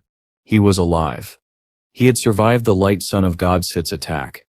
The stadium erupted. People screamed his name, their relief overflowing into tears and laughter. Every human who had been holding their breath exhaled at once. But Han Sen's head throbbed violently. His vision swam. Even with the Ant King's energy flow reinforcing his berserk super armor, the attack had nearly broken through. His skull rang with pain. His neck ached from the whiplash. The power behind that beam wasn't just super spirit level, it was beyond. He wasn't fighting a normal spirit, he was fighting something greater. The light Son of God looked down at him, a faint smile playing on his lips. "Not bad," he said mockingly. "To survive my light once means your life has been full of accomplishments. When I end it, it will simply add to my collection." Han Sen straightened slowly, his head pounding, but his eyes never left his opponent. The light Son of God's arrogance didn't faze him. He had faced monsters before. This one was no different. "Your light barely scratched me," Han Sen replied evenly. "If that sips a taste of your power, your well must be a shallow one." The crowd gasped at his audacity. The light Son of God's smile sharpened. "Ignorant human," he said, raising his finger again. "That first hit was only a drop from the well of my strength. You cannot even comprehend what true light is." Another blinding flash. Han Sen took a step forward, then the beam struck. It hit the same spot on his forehead, drilling deeper this time. His armor sparked, the impact sending a shudder through his entire body. Blood ran from beneath the helmet, tracing down his cheek. He staggered, but did not fall. The audience went silent again, their hope twisting into dread. "Too strong," someone whispered. "That speed, that power, no human can fight that." Even those who had believed in Golden Coin's invincibility felt their hearts sink. The light son of God wasn't just powerful, he was transcendent. His every movement carried the weight of inevitability, as though the outcome had already been written. Han Sen's head throbbed. His breathing was uneven. A small hole had formed in the helmet where the beam had broken through, and crimson trickled down his armor. And still, he raised his head. He stared at the light son of God, his voice low but unwavering. "Is that all you Sith got?" The words echoed in the vast silence. And for the first time, the light son of God's smile faltered. Han Sen stared at the light son of God, the blood in his body pounding in rhythm with his heartbeat. But there was no fear, only excitement. Deep within his eyes glimmered a spark of hope, faint yet burning, guiding him toward the one possibility of victory. The light son of God's attacks struck him repeatedly, beams of divine light piercing through his armor. Yet even as the energy seared into him, it failed to truly harm his gargoyle glyph body. Han Sen had already fortified himself with the bear cub's energy flow, his body layered with multiple streams of power, but that was also his greatest weakness. Using the Dongshuan Sutra to control so many energy flows at once drained him fast. He knew he couldn't last much longer. If he didn't end the battle soon, exhaustion would collapse him before his opponent did. He stepped forward again, his eyes set with grim certainty, and raised his fist to strike. The light son of God's face twisted in anger. His 5 fingers extended toward Han Sen, and 5 searing beams of light tore through the air. Each one punctured Han Sen's body with precision. Gasps rippled through the crowd. A few women covered their mouths, tears gathering in their eyes as blood seeped from the holes in his armor. And yet Han Sen stood, silent, battered, drenched in red, but still standing. Without a word, he lifted his fist once more and swung. Cold light flickered in the son of God's eyes. Another volley of beams shot out too fast to evade. 5 more holes appeared, blood flowing freely. Still, Han Sen did not fall. His legs dug trenches into the hard floor, his arms bracing him upright. The arena fell into breathless silence as he refused to collapse. The spectators' hearts sank under the weight of helpless emotion. Even the light son of God's expression shifted. The arrogance vanished from his face, replaced by something else: respect. "I still treat you as a true opponent now," he said evenly. "You may still surrender. If you refuse, I won't still let you live." Han Sen gave no reply. He only raised his fist again. The son of God's body turned to light, vanishing and reappearing before Han Sen in an instant. Blinding rays stitched through the air, striking him again and again. The impact launched Han Sen into the air. Blood burst from his armor like a blossoming red peony. He crashed to the ground with a thunderous impact. No one spoke. The arena was utterly silent. The light son of God's power stunned everyone. But in their hearts, a flicker of hope stubbornly remained. Stand up, they thought, though none dared say it aloud. It was a fragile wish, like lighting a match in a storm. They wanted that little flame to live, yet feared that even a whisper might extinguish it. But Han Sen was not a fragile flame. He stood, his armor was cracked and bleeding, the once dark purple surface now streaked crimson. Still, he straightened his back, lifted his arm and aimed his fist once more at the light son of God. The son of God snorted and unleashed another barrage of light. The beams tore through Han Sen, each one spilling more blood. He tried to dodge, but his opponent was simply too fast. He couldn't see the attacks, couldn't move in time. Every blow knocked him down, yet every time he rose again. His armor was now covered in scars, drenched in his own blood. "Stop fighting! Give up!" A woman cried out suddenly, her voice trembling. It came out as a prayer more than a plea. She couldn't bear to watch Golden Coin suffer anymore. But Han Sen didn't hear her, and even if he had, he wouldn't have stopped. He looked worse than he truly was. Had he been wearing ordinary armor, he'd have been dead long ago. The Devil Ant King armor possessed incredible recovery abilities, and Han Sen had gone further. He was simulating the Ant King's energy flow, allowing the armor to absorb and repair damage almost as fast as it was dealt. Every time a new wound opened, the previous one was already healing. That was the only reason he could stand again and again. Without that armor, he would have been reduced to shreds. Once more he rose. His fist trembled, his body staggered, yet he refused to stop. But the truth was clear. He could not even touch the light son of God's robe. He wasn't being reckless, he simply couldn't keep up. The difference in speed was overwhelming. If he couldn't endure the next exchange, defeat was certain. Han Sen focused. He needed to read his opponent's attack rhythm to find even a single opening. If he could just touch him once, even briefly, he might have a chance to turn the battle. He began to rely on the heavenly ghost formation, an art that allowed him to predict his opponent's movements. With it, one could dodge even bullets, reacting before the trigger was ever pulled. Timing was everything. He would have to anticipate the instant the attack began, before the light even formed. If he was too late, there would be no second chance. The Dongshuan Sutra could achieve this too, perhaps even more effectively. It allowed energy to move before the body did, and energy, unlike the flesh, could not lie. If Han Sen could read the flow of power within the light Son of God, he could predict his every motion, striking or evading before the divine spirit even acted. "It's almost there," Han Sen told himself. "Just a little more time." Gradually, the light Son of God's energy flow became clearer to him. Each ripple, each surge, each pulse of divine power traced a rhythm Han Sen could feel rather than see. Soon he would be able to anticipate everything. But to the human spectators, it looked like nothing was changing. All they saw was Han Sen being beaten down again and again, his armor cracking, his body covered in blood. Their hearts ached as they watched the relentless slaughter unfold.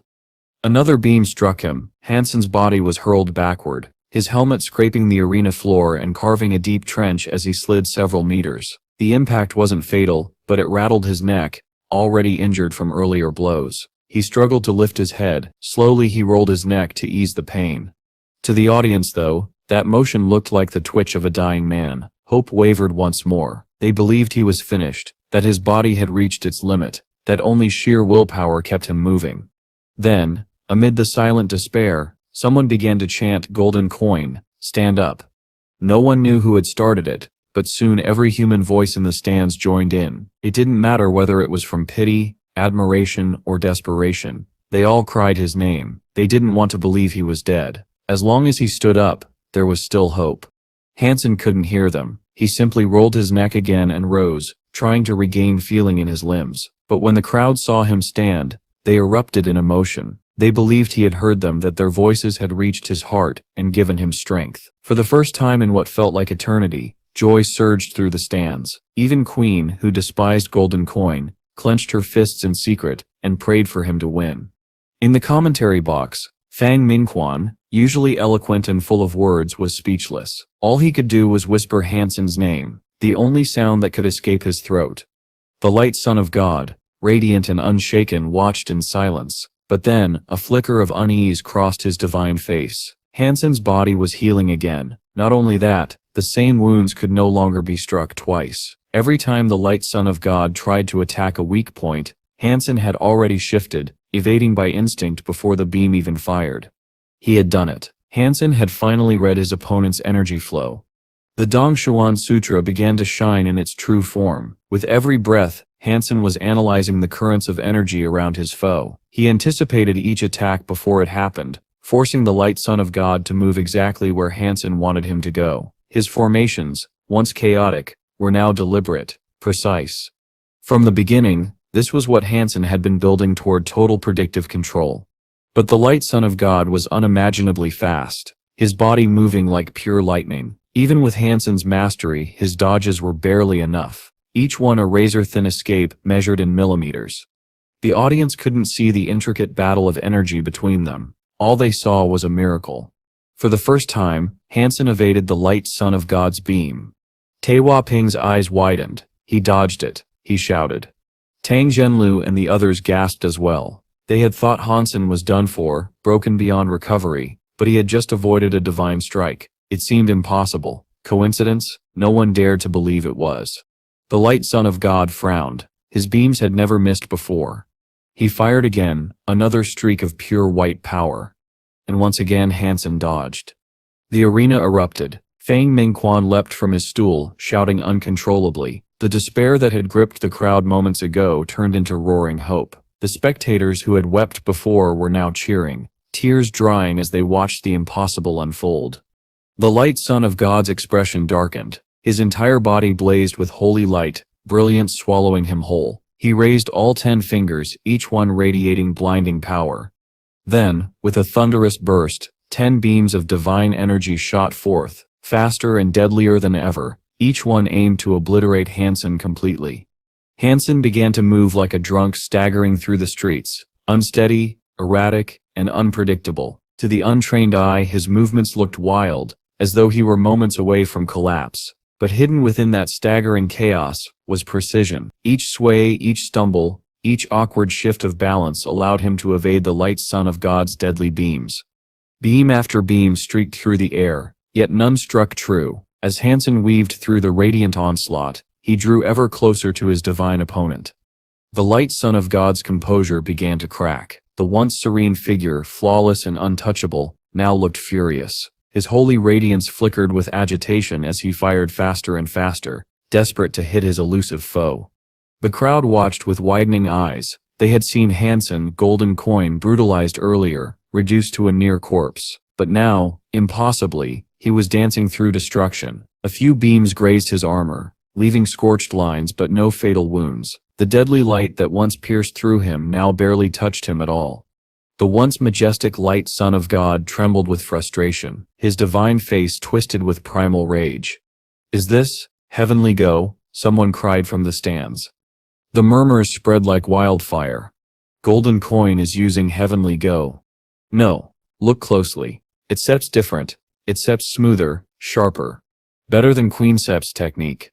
Queen herself stared, her expression unreadable. The moves resembled heavenly go, yes, but they weren't the same. She could see what others couldn't. Han Sen's technique wasn't imitation, it was evolution. What he used surpassed her own. If she were in his place, even with her mastery, she wouldn't have been able to dodge those beams. She clenched her fists tightly, torn between pride and disbelief. He sips not using heavenly go, she thought, but something greater.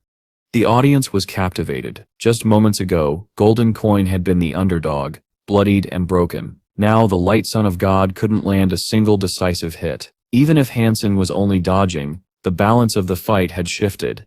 If this continued, he might actually win. The light Son of God felt the same realization, and for the first time regret. He should have ended the battle quickly instead of toying with his opponent. The arrogance that once shone like his divine aura now burned into bitter fury. He attacked recklessly, firing beams like a crazed storm of light. But Han Sen's body flowed like water, bending, twisting, always one step ahead. The divine being didn't even notice that Han Sen had been guiding him, little by little toward the very edge of the arena. Walking watched from afar, torn between excitement and dread. Golden Coin. "He Sep's the only human who Sep's ever made it this far," he whispered. "Please let him win." But he knew the truth. Even now, a vast gulf of power separated them. Han Sen's endurance was unnatural, his gene lock still open after a battle that should have exhausted any other revolver, but it wouldn't last forever. No one knew when his body would finally give out. And yet, Han Sen's eyes were calm, his movements, subtle, deliberate. Every sway drew his opponent deeper into a trap, every breath aligned with his inner rhythm. Finally, when the light Son of God was unknowingly backed against the corner, Han Sen made his move. His energy shifted. The Dongshuan Sutra guided him as he simulated his opponent's own divine energy flow. His physical limits were lower. His fitness score was only 217, far below a super creature's 300, but even so he could now mirror that celestial rhythm. The difference was only 30%, not enough for the light Son of God to completely dominate him anymore. Then Han Sen struck. The audience leapt to their feet as a flash of motion erupted on stage. "How can he be that fast?" someone shouted. Maybe he can do it," cried Fang Mingquan, his voice trembling with exhilaration. Wang clenched his fists so tightly, his knuckles turned white. "If this doesn't set hit, there won't set be another chance." Han Sen's figure blurred, moving faster than he ever had before. The crowd held its breath. But at the very last instant, the light Son of God twisted aside. Han Sen's strike cut through empty air. The divine being slipped past him, narrowly escaping the corner he'd been trapped in. The spectators groaned in unison. It had been so close. The light Son of God turned back with a mocking smile. "If you wish to compete with my speed, human," he sneered, "you still have a long way to go." Han Sen's fist was still raised. His breath was steady. He met his opponent Set's gaze and replied quietly, "I do." Han Sen stood where he was, breathing steadily, his cold eyes fixed on the light Son of God, who had just sped past him. Without a word, he opened his hands, as though trying to seize the divine being mid-flight. The light son of God sneered. It seems useless to compete with my speed. Nothing in the second God Sip's sanctuary rivals me. You pitiful humans will never reach this level. He accelerated again, widening the gap between them in an instant. Han Sen's fingers brushed nothing but air. The crowd's fleeting hope faltered, the fire in their hearts dimming once more. But then, something impossible happened. The light son of God, who had been far away only a second before, suddenly jerked backward. His body twisted violently in midair as though a magnetic pull had seized him. In the blink of an eye, the divine figure was yanked upside down, hurtling toward Han Sen. The two collided. Han Sen's hand shot out and clamped around his enemy's head.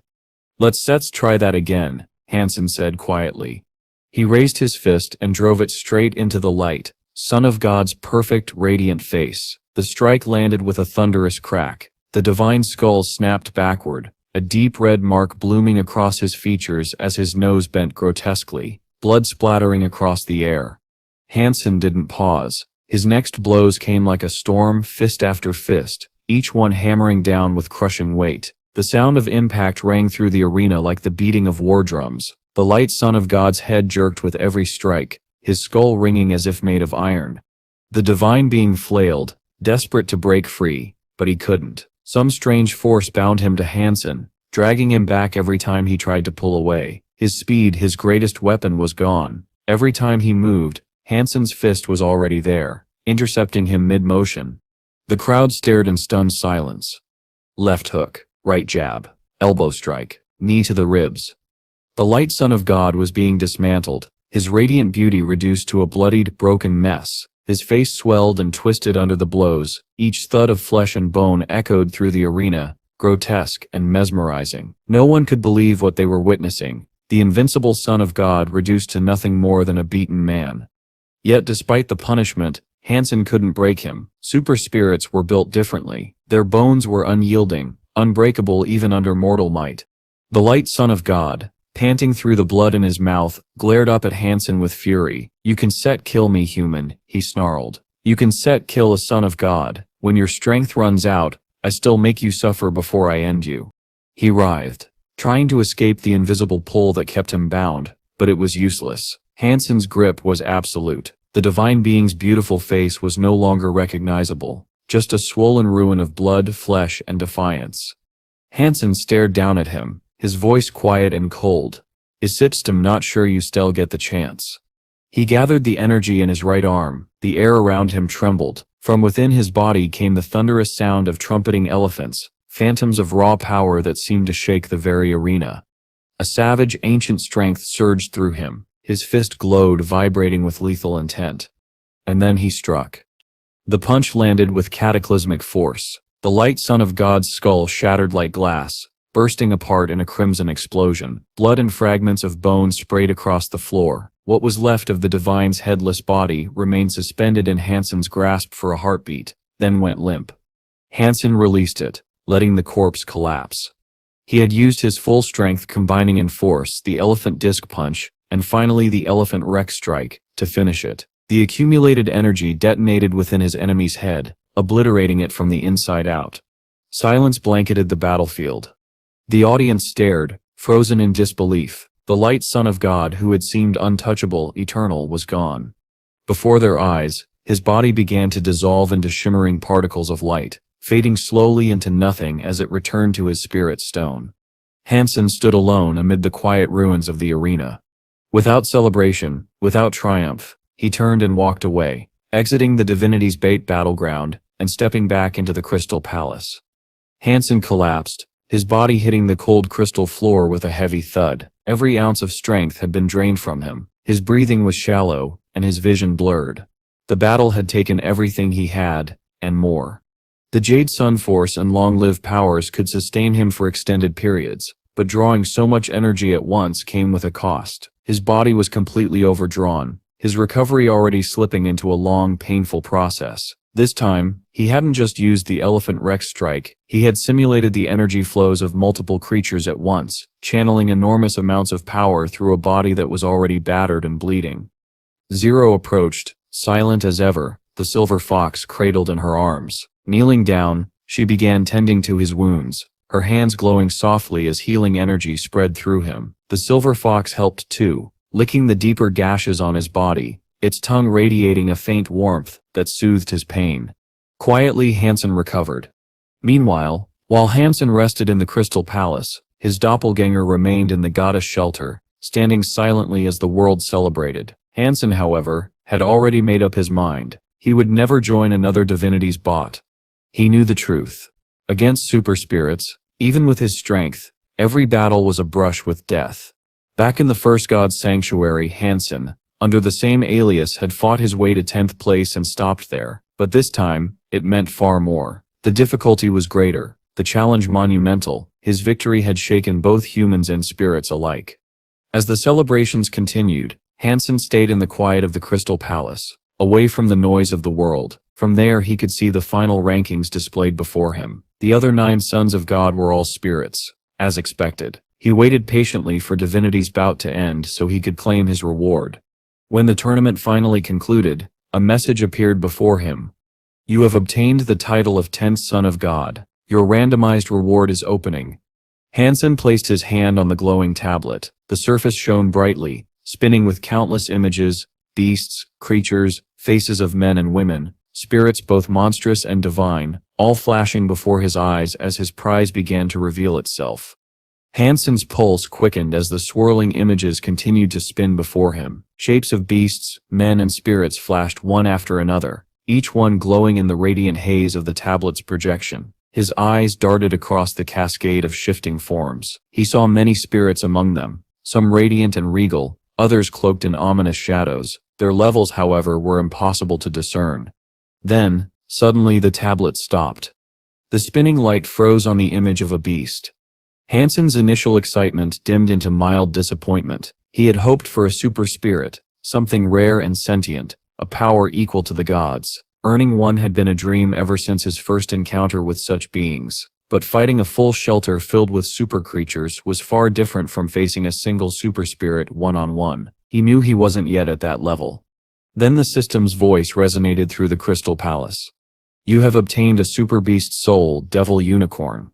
At once, Han Sen's spirits lifted again. A super beast soul was still an incredible reward. Before him materialized a pitch-black creature that vaguely resembled a unicorn, though stripped of its beauty and grace. Its mane flickered like smoke, its horn twisted and jagged. The beast dissolved into dark light, which spiraled into Han Sen's chest and vanished within his sea of soul. He called up the information in his mind. Super beast soul, devil unicorn, possession type. A possession beast soul could fuse directly with its master, amplifying physical or elemental abilities. Curious, Han Sen decided to test it. He summoned the devil unicorn, and instantly a black mist enveloped his body, rising like an infernal flame. His skin gleamed with a dim metallic sheen, and his eyes turned deep as obsidian. He looked like a demon risen from the underworld.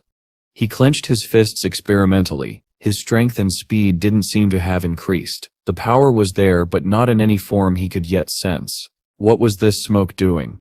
To test it, he struck a rock nearby. It shattered easily, but Han Sen felt no extra force behind the blow. The power wasn't physical.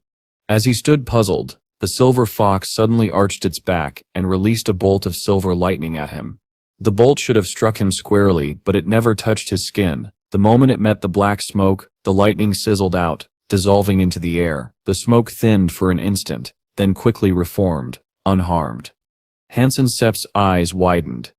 The devil unicorn. It can absorb and block elemental power, he realized aloud. An elemental shield. His disappointment vanished, replaced by awe. He turned to the silver fox again. Go ahead, hit me with everything you got.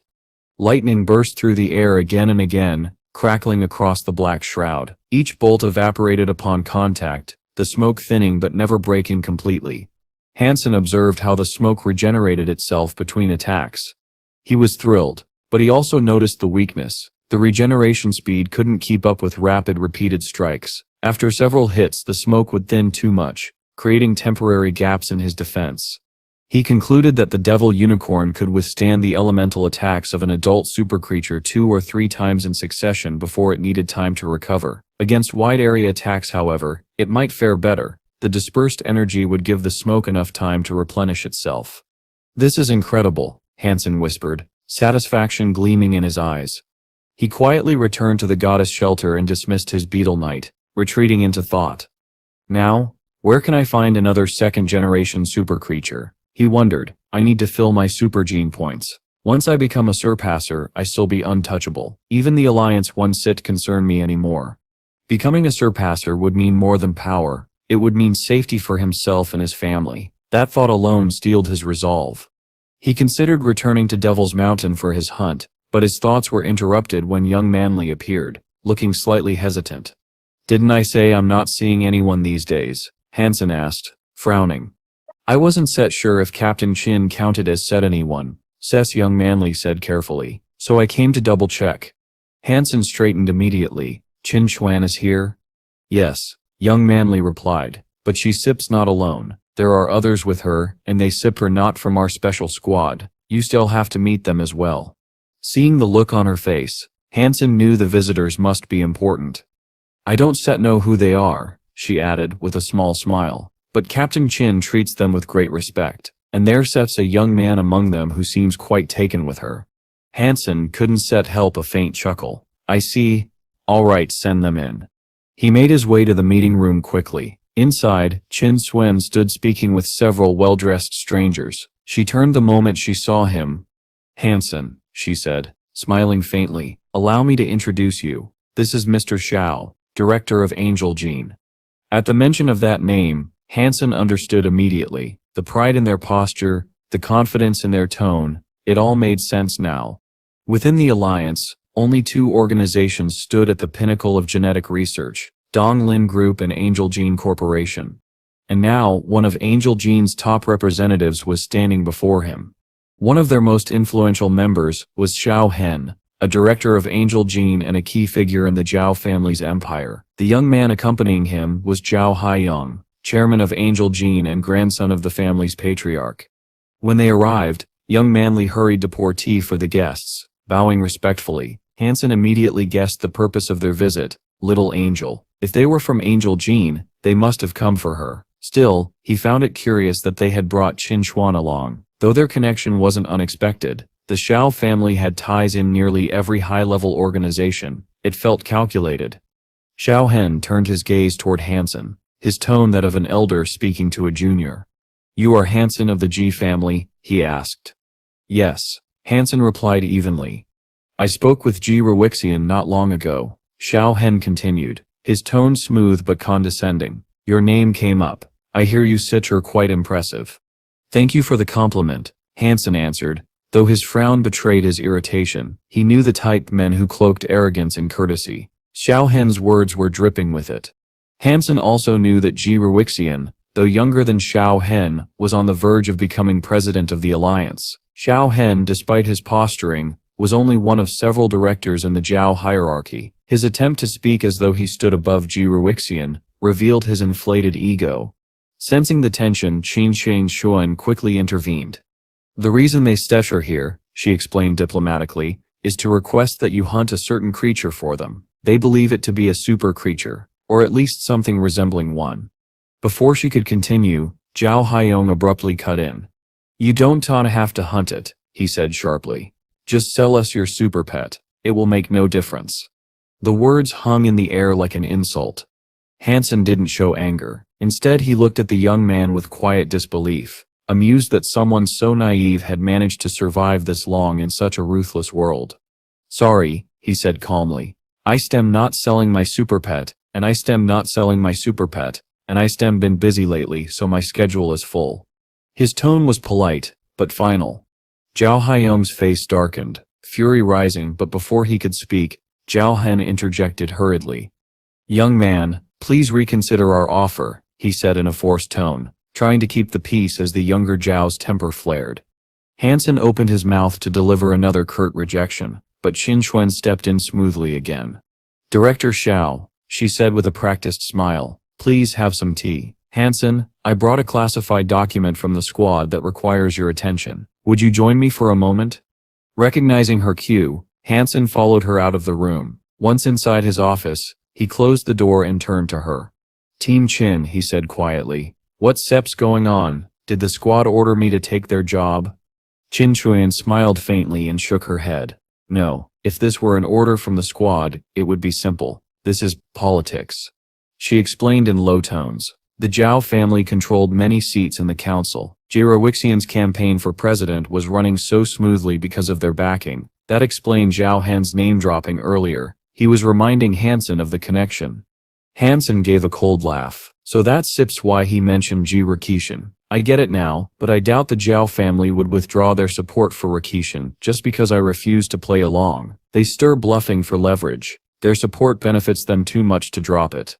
You steer right. Qin Shuan agreed softly. But think about it. If you reject Zhao Han and he complains to Ji-Rikishin, would that sit well with you? Especially with your shares in Sky Technology. She was right. Han Sen owned 5% of Sky Technology, and its market value was directly tied to Ji-Rikishin's success. If the election went wrong, his stocks would plummet, and if Ji-Rikishin truly did become his future father-in-law, it would make things awkward.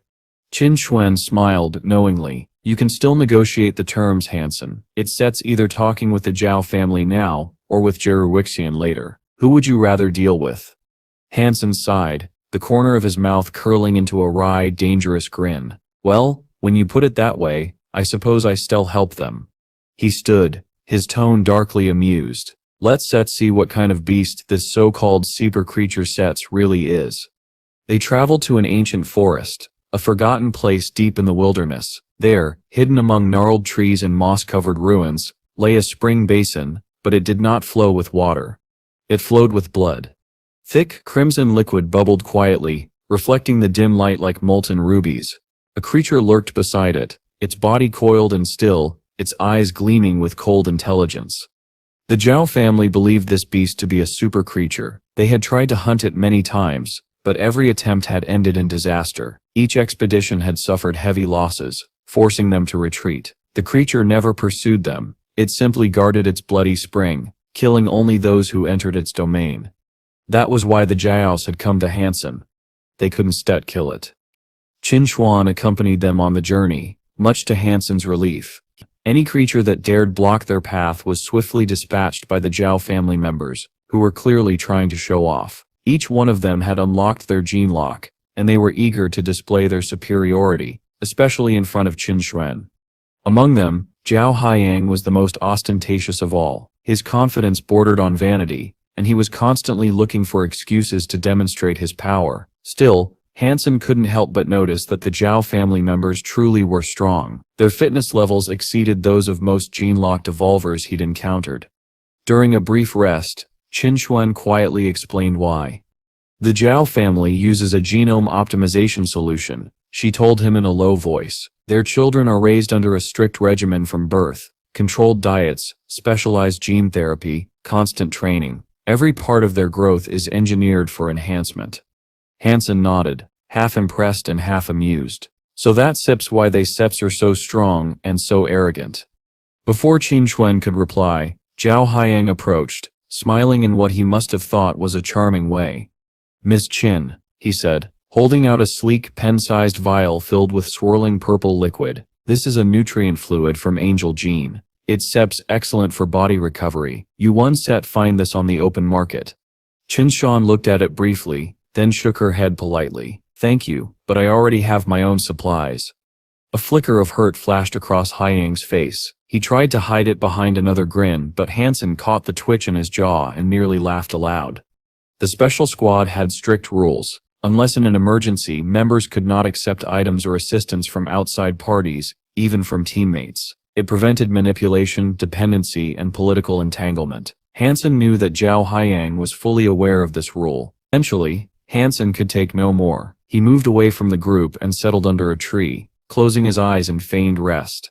While he sat in the shade, he sent a discreet message to Princess Yin Yang, who was leading a second team several kilometers away. Her group included Zero, the Silver Fox, and Wang Yuhong, who brought up the rear, sulking miserably.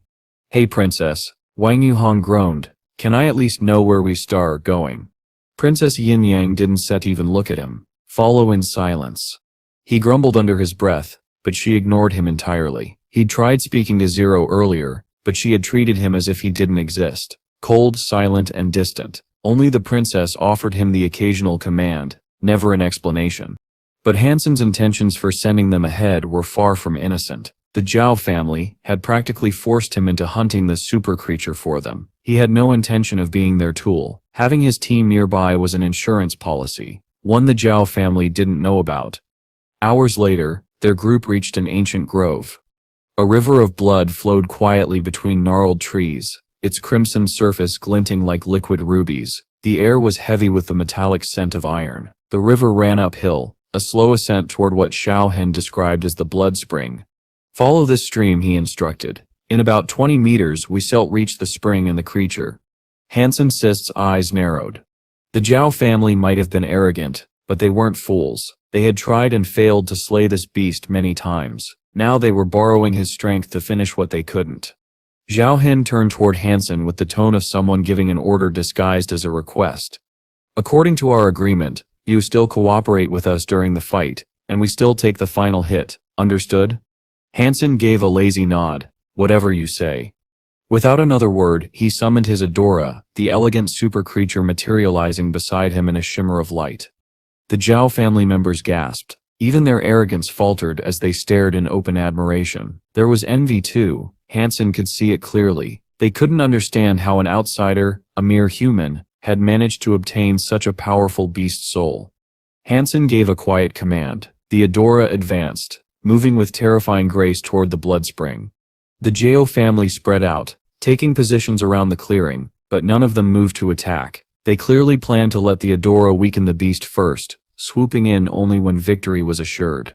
From a distance, Han Sen smirked faintly. He had already sent another message to Princess Yin Yang, instructing her to move her team into position. Let the Zhao family think they were using him. They had no idea how carefully he was using them. Han Sen cursed silently under his breath. These arrogant fools had no idea what they were walking into. He turned his attention back to the creature before them and opened his gene lock, scanning its life force. The energy within the beast was turbulent and hazy, strong but not overwhelmingly so. The clouded flow of power told him what he needed to know. It was a first-generation super creature. That alone was enough to drain most of Han Sen's enthusiasm. Such creatures were formidable, but predictable. They lacked the refinement and terrifying instinct of second-generation variants. The Adora, his little angel, was likely a bit stronger, but the gap wasn't large enough for total domination. The super creature was balanced, powerful, durable, and quick, but without any distinct weakness or advantage.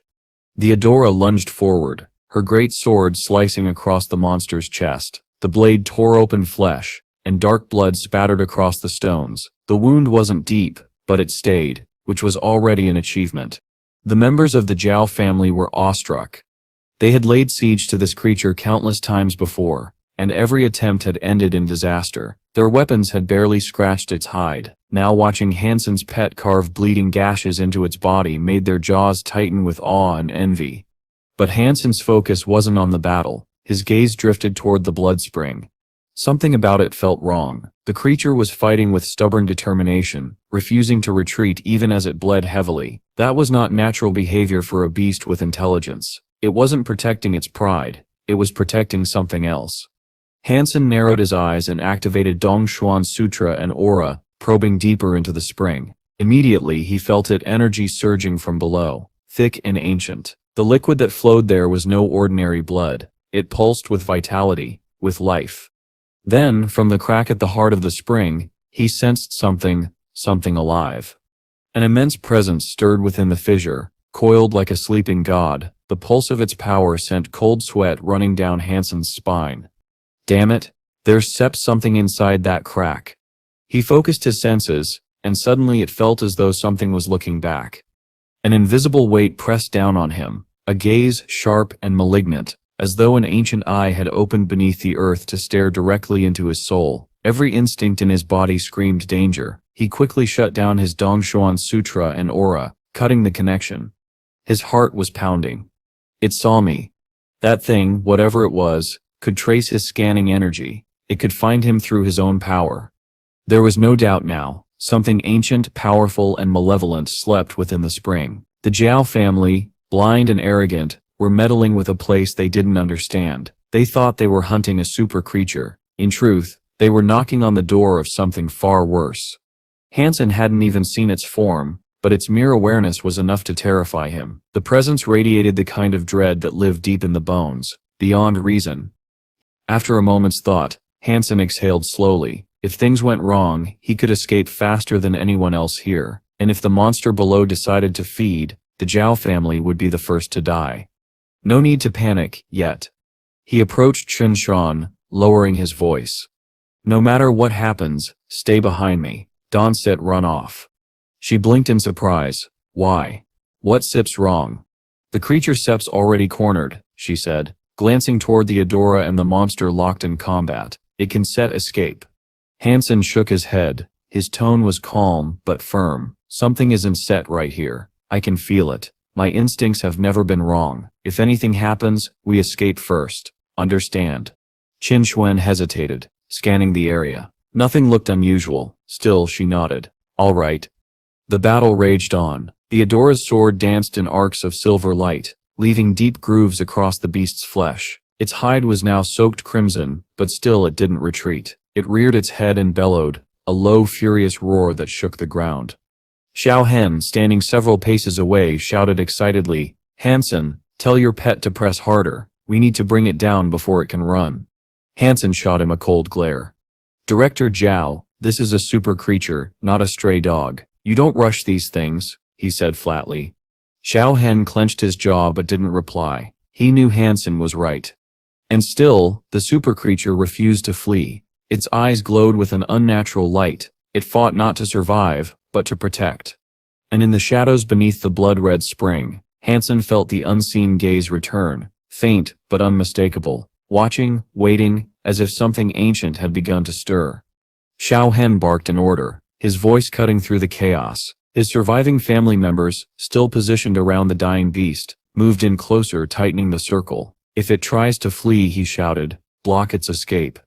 But the super creature didn't even try. It fought like something possessed, ignoring the pain and blood pouring from its many wounds. Its claws scraped uselessly against the ground, its attack slowing, its breathing harsh. Every movement sent crimson droplets flying through the air.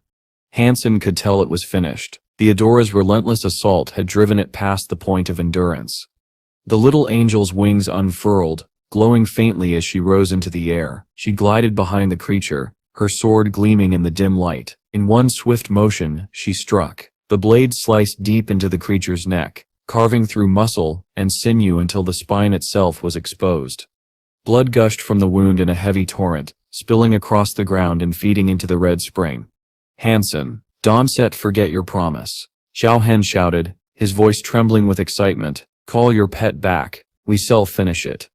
Han Sen didn't argue. He simply nodded and withdrew the Adora, her form dissolving into light. He had no interest in claiming the final blow, or in staying here one moment longer than necessary. But as the angel vanished, Han Sen's instincts flared. He felt it, an aura rising from beneath the spring. The water rippled unnaturally, and a thick wave of dread rolled through the air. The ground beneath them began to vibrate. Something beneath the hill was waking. Han Sen's gut turned to ice. It's moving. He took a step back. Whatever was inside that spring wasn't supposed to leave its lair. The sense of ancient malice he'd felt earlier now thickened into suffocating pressure. The dying creature before them twitched and screamed. Its body convulsed as it suddenly lunged, biting straight into one of the Zhao family men. Its jaws clamped down on his head with a wet crunch. The man's scream cut short as the creature's claws tore the rest of his body apart. Attack! Xiao Hen shouted. He drove his lance into the creature's torn neck, striking deep. The beast roared in agony and crashed to the ground again. The rest of the Zhao family charged forward, hacking and thrusting at the wounded monster. Despite the carnage, they refused to call for Han Sen's help. Pride wouldn't allow it. If the Adora returned, it would steal the final strike, and the glory. One after another, they threw themselves into the fight. The super creature lashed out desperately, its claws still sharp enough to draw blood. Within moments, 3 more of the Zhao family lay dead, torn apart by the beast's final thrashes. The survivors, bloodied but determined, pressed on. Let me finish it, Xiao Hen shouted, his eyes burning with greed.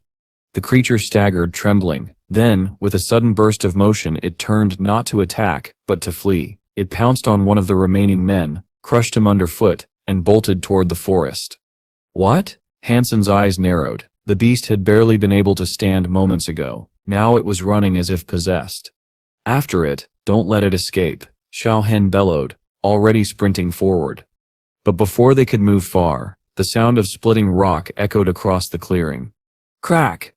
The ground shook violently. Everyone froze. The small hill at the heart of the blood spring exploded outward in a thunderous eruption of dust and stone. The spring's liquid burst into the air like a fountain of gore. From within the crater, something massive emerged, a creature that defied belief. A blood-red centipede, its body thick as a train car, rose from the earth. Each segment of its body was the length of a small building, and dozens of glistening legs rippled beneath its armored shell. Its mandibles clacked together with a metallic shriek as its eyeless head turned toward them. For a moment, no one moved. Then the centipede struck. Two of the remaining Zhao family members were skewered instantly, impaled on its spear-like legs. Their screams were short-lived as the monster lifted and flung their bodies aside. Han Sen spun around, already running with Qin Shuan at his side. Are you insane? He yelled over his shoulder. You want me to throw my pet at that thing? Don't forget our deal, Xiao Han roared. Our deal, Han Sen shouted back coldly, was to help you kill the first super creature. This one wasn't set part of it. You stare on your own. He didn't look back again. He and Qin Shuan were already retreating into the forest, their steps quick and sure. Behind them, chaos reigned. The blood centipede rampaged through the clearing, its body crushing trees like matchsticks. Another Zhao clansman was caught in its jaws and devoured in a single sickening bite. Of the 8 who had come, only 3 were still alive, and they were running for their lives. But to their bewilderment, the centipede didn't pursue them for long. It turned instead, its long body coiling and uncoiling as it moved toward the forest in the same direction the other super creature had fled. Han Sen glanced back just long enough to see it. His heart dropped. The centipede's going after it, he muttered. Then realization struck him like lightning. No, not it, Wang Yuhong. He cursed under his breath. His other team, the one led by Princess Yin Yang, was in that direction. Of all the rotten luck, Han Sen growled, tightening his fists. That fool Sips cursed. Every disaster in the world seems to find him first. The forest behind them shook as the monstrous centipede vanished into the trees, its roars echoing across the blood-soaked hills.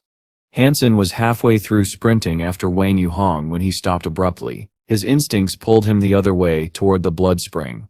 Qin Shuan, panting behind him, called out, "What are you doing?" "I just need to check something," Han Sen said, already turning back. "You go first. Get out of here." Without waiting for a response, he dashed toward the shattered hill. The surviving members of the Zhao family, bloodied, terrified and furious, watched him run straight toward the spring they had barely escaped from, their expressions twisted between confusion and contempt. "Let him go," one muttered bitterly. "If he wants to die, fine. Better him than us." Han Sen didn't care what they thought. His mind was fixed on the life force he had sensed earlier, the one he detected deep within the spring before everything had gone to chaos. If the blood centipede had left to chase its prey, now was his only chance to investigate. He leapt over the cracked stones and into the cavern beyond. Inside, the air was thick with the stench of iron and old blood. The walls pulsed faintly, as if the entire tunnel were alive. At the end, in a shallow hollow surrounded by crimson light, rested a single egg, perfectly round, smooth and glowing with a deep red hue. It was enormous, nearly the size of a football, and every pulse from it vibrated with raw life energy. Han Sen's heart raced. So that sets what I sensed. He recognized the energy immediately. It was like the devil ant king's egg he had devoured before, but even purer. This wasn't a life geno essence. This was better. Direct consumption of such an egg could yield super geno points instantly, with no risk and no complex absorption process. He couldn't believe his luck. The blood centipede had laid an egg, and now it was his. He burst from the cave, sprinting back toward where the Zhao family had fled. Ahead of him, he could already see Xiao Han and the others running for their lives. The ground was shaking violently behind them. When Xiao Han turned and saw Han Sen, his face twisted in disbelief. "You? What are you doing back here?" Before Han Sen could answer, a colossal shadow surged out from behind the tree line. The blood centipede came crashing through, tearing down entire trees as if they were grass. Its body churned the ground, its many legs churning soil into dust. "What did you do?" Xiao Hen roared. "Why is it coming this way?" I didn't do anything," Han Sen said innocently, not even breaking stride. He sprinted past them, leaving the others to face the oncoming monster. "Curse you, Han Sen," Xiao Hen bellowed, his voice cracking with fury. The centipede was right behind them now, its enormous jaws snapping through the air. It crushed one of the remaining Zhao family members without slowing down, the sound of bones splintering drowned by its monstrous hiss. Han Sen's speed far outpaced theirs. Within seconds, he caught up to Qin Xuan, who was sprinting ahead through the dense forest. "Let's go." Han Sen grabbed her around the waist, summoned his berserk sacred wings and launched into the sky. The wind roared in his ears as they shot upward, the forest falling away beneath them. But no sooner had they taken flight than Han Sen heard another terrifying sound, the screech of something massive splitting the air behind him. He looked down and his stomach sank. The blood centipede was spreading wings, translucent, shimmering blood wings that stretched wider than any dragon's. Its body, 100 meters long, rose into the air like a crimson storm. "Bollocks," Han Sen muttered. "It can fly?" The monster hurtled toward them with impossible speed, closing the distance faster than he could gain altitude. The berserk sacred wings were fast, but they were nothing compared to this ancient horror. "Go the other way," Han Sen shouted, teeth clenched. He dove sharply, landing hard on the forest floor and setting Qin Xuan down. "Run that way now." She hesitated only for a second before sprinting toward the trees. Han Sen turned the other direction, deliberately drawing the centipede's attention. It worked. The creature screamed again and plunged after him, crashing through the forest in a frenzy. Trees snapped and splintered around him like twigs. The ground heaved beneath the centipede's massive weight. Every living thing fled. Birds, beasts, and insects scattered in every direction. The entire forest seemed to tremble at its passing.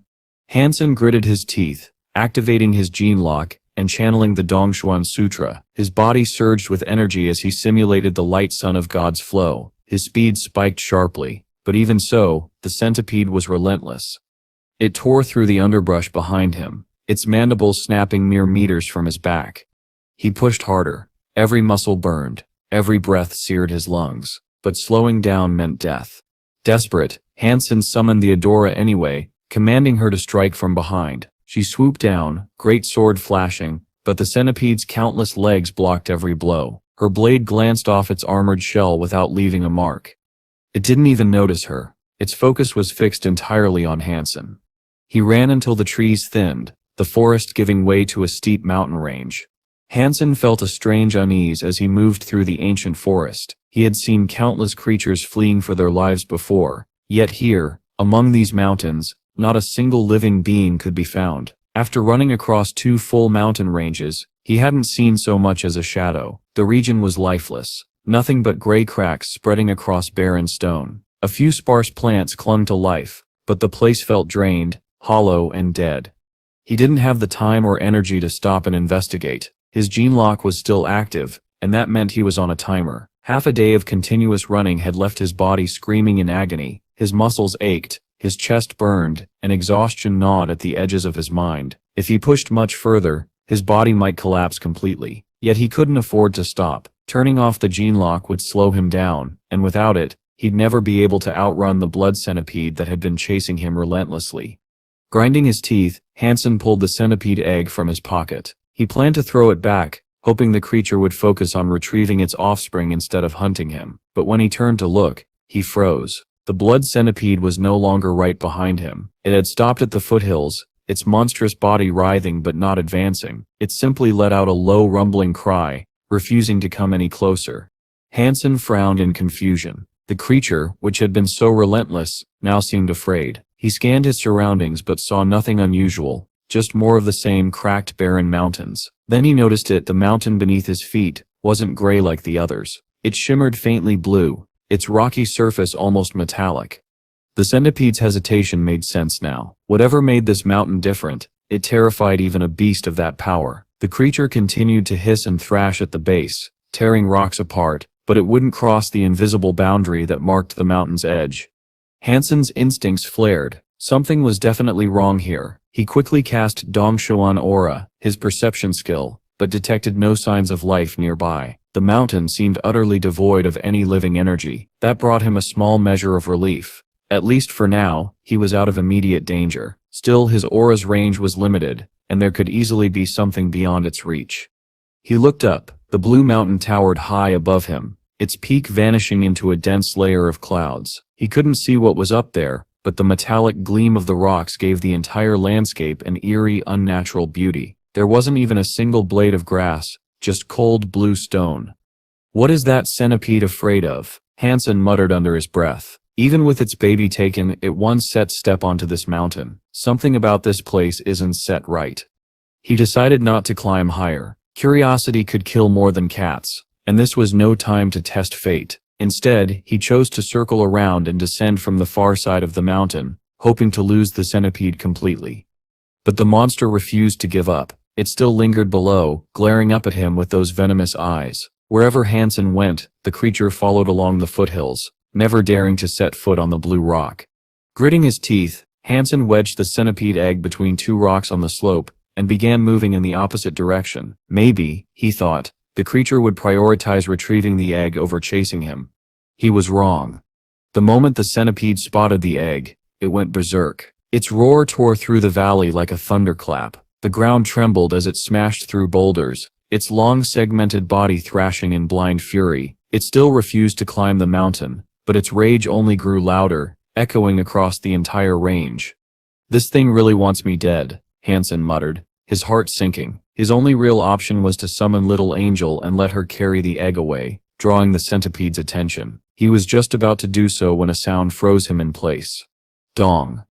The deep, resonant toll of a bell rolled down from the mountain's peak. The sound was ancient, haunting, and yet strangely clear. The vibration passed through Han Sen's body, and in that instant, the energy within him went haywire. His inner flow turned turbulent, threatening to tear him apart from within. He immediately focused, running the Dongxuan Sutra to stabilize himself. Dong. The bell rang again, and once more the mysterious force stirred his energy into chaos. Han Sen gritted his teeth, forcing the sutra to circulate faster, pushing back against the wild, unseen power. The sound was beautiful yet terrifying. Each note carried a strange spiritual resonance that rippled through the air like a wave. As it spread, the clouds and mist shrouding the peak began to clear, swept away as if by invisible hands. Slowly, the summit of the blue mountain revealed itself. Han Sen looked up, eyes narrowing.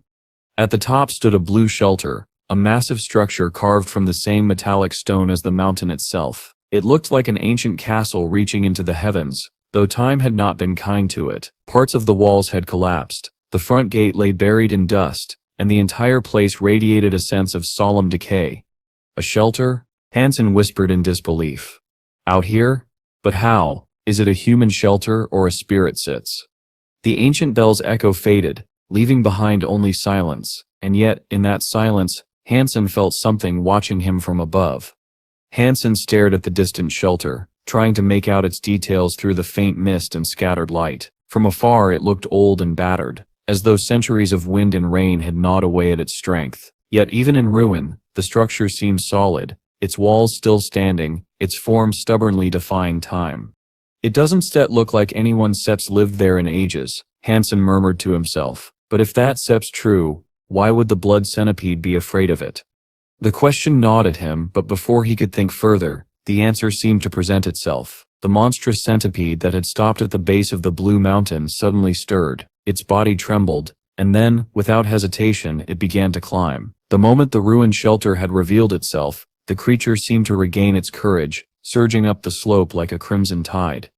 Han Sen froze for an instant. Then realization struck him. "It thought the shelter was intact," he whispered. "But now that it sits seeing the ruins—" He didn't finish the thought. His body was already moving. He sprinted up the mountain toward the ancient shelter. There was no other path left to him. If the structure still held a functioning teleporter, he might be able to escape back to the Alliance. That hope, however slim, was all he had left.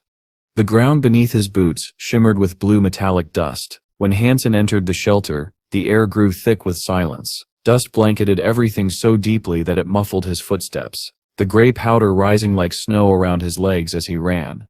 Behind him, the blood centipede reached the entrance. For a moment it hesitated, its antenna twitching as if testing the air. Then it screamed, an ear-splitting guttural cry, and crawled inside.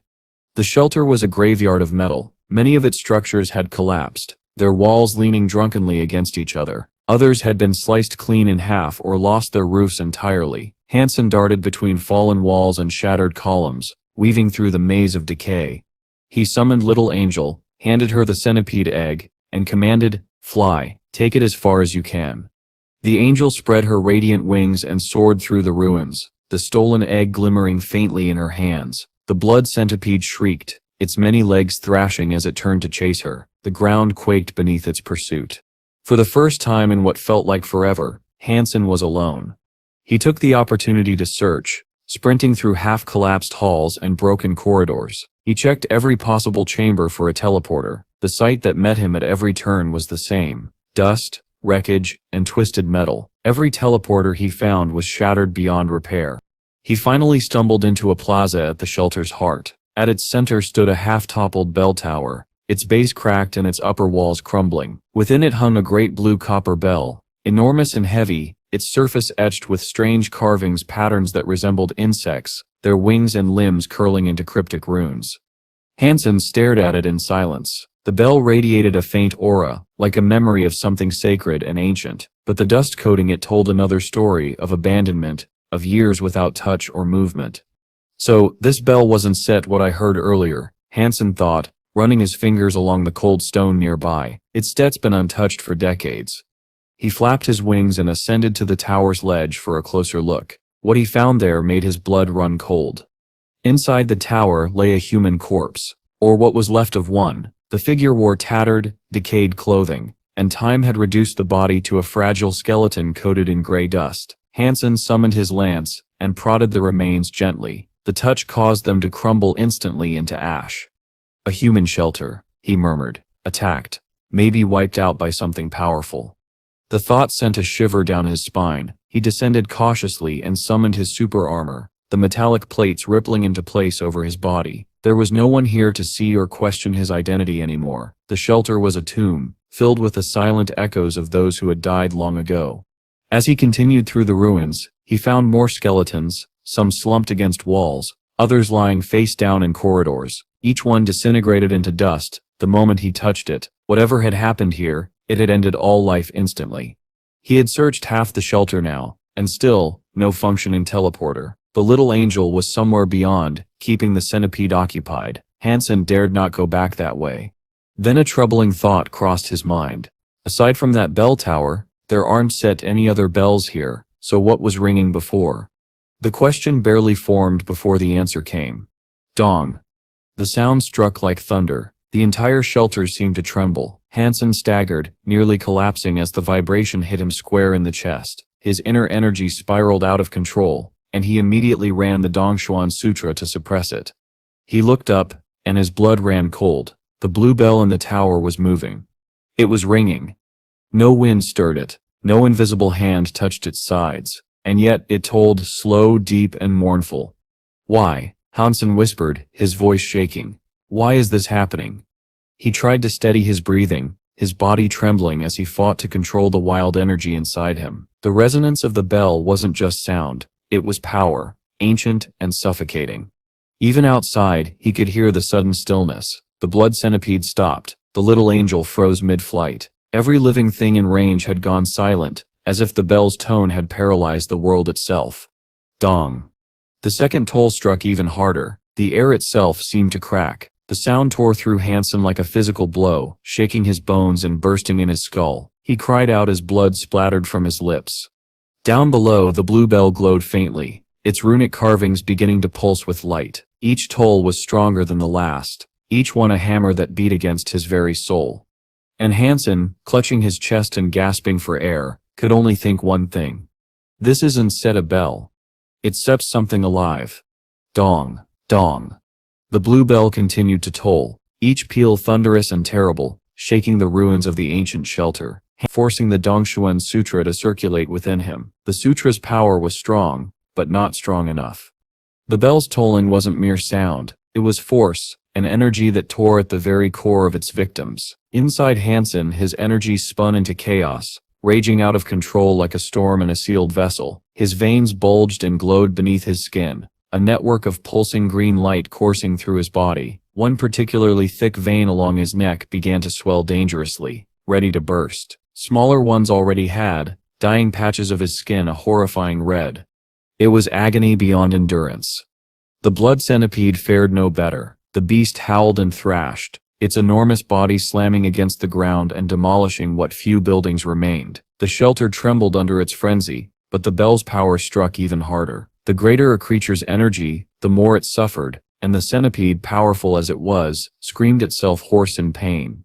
Only the little angel seemed untouched by the tolling. The holy energy that radiated from her body repelled the corruption in the sound. Still, the sheer volume of it forced her to halt mid-flight.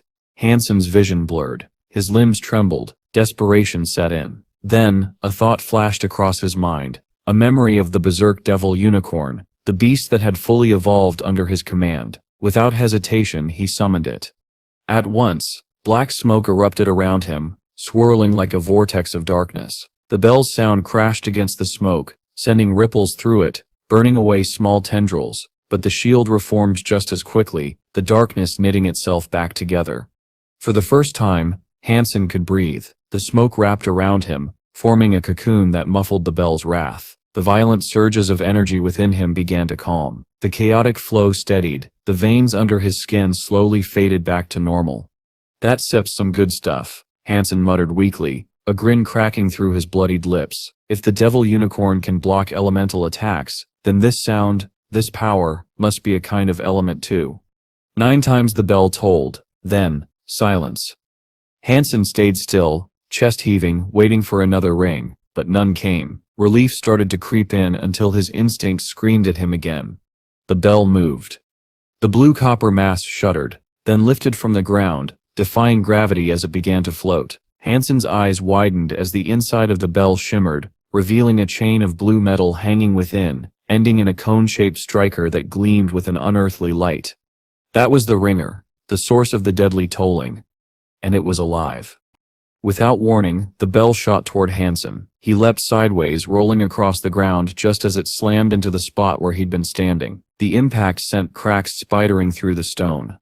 The bell spun in the air, humming like a predator, sniffing out its next meal. Han Sen scrambled to his feet, but before he could react, it turned sharply away from him and sped toward the blood centipede. Hovering above the monster, the bell began to grow. Its smooth blue surface expanded until it loomed over the centipede's entire body. In moments, it was massive, large enough to engulf the beast whole. Han Sen's heart pounded. What in the world?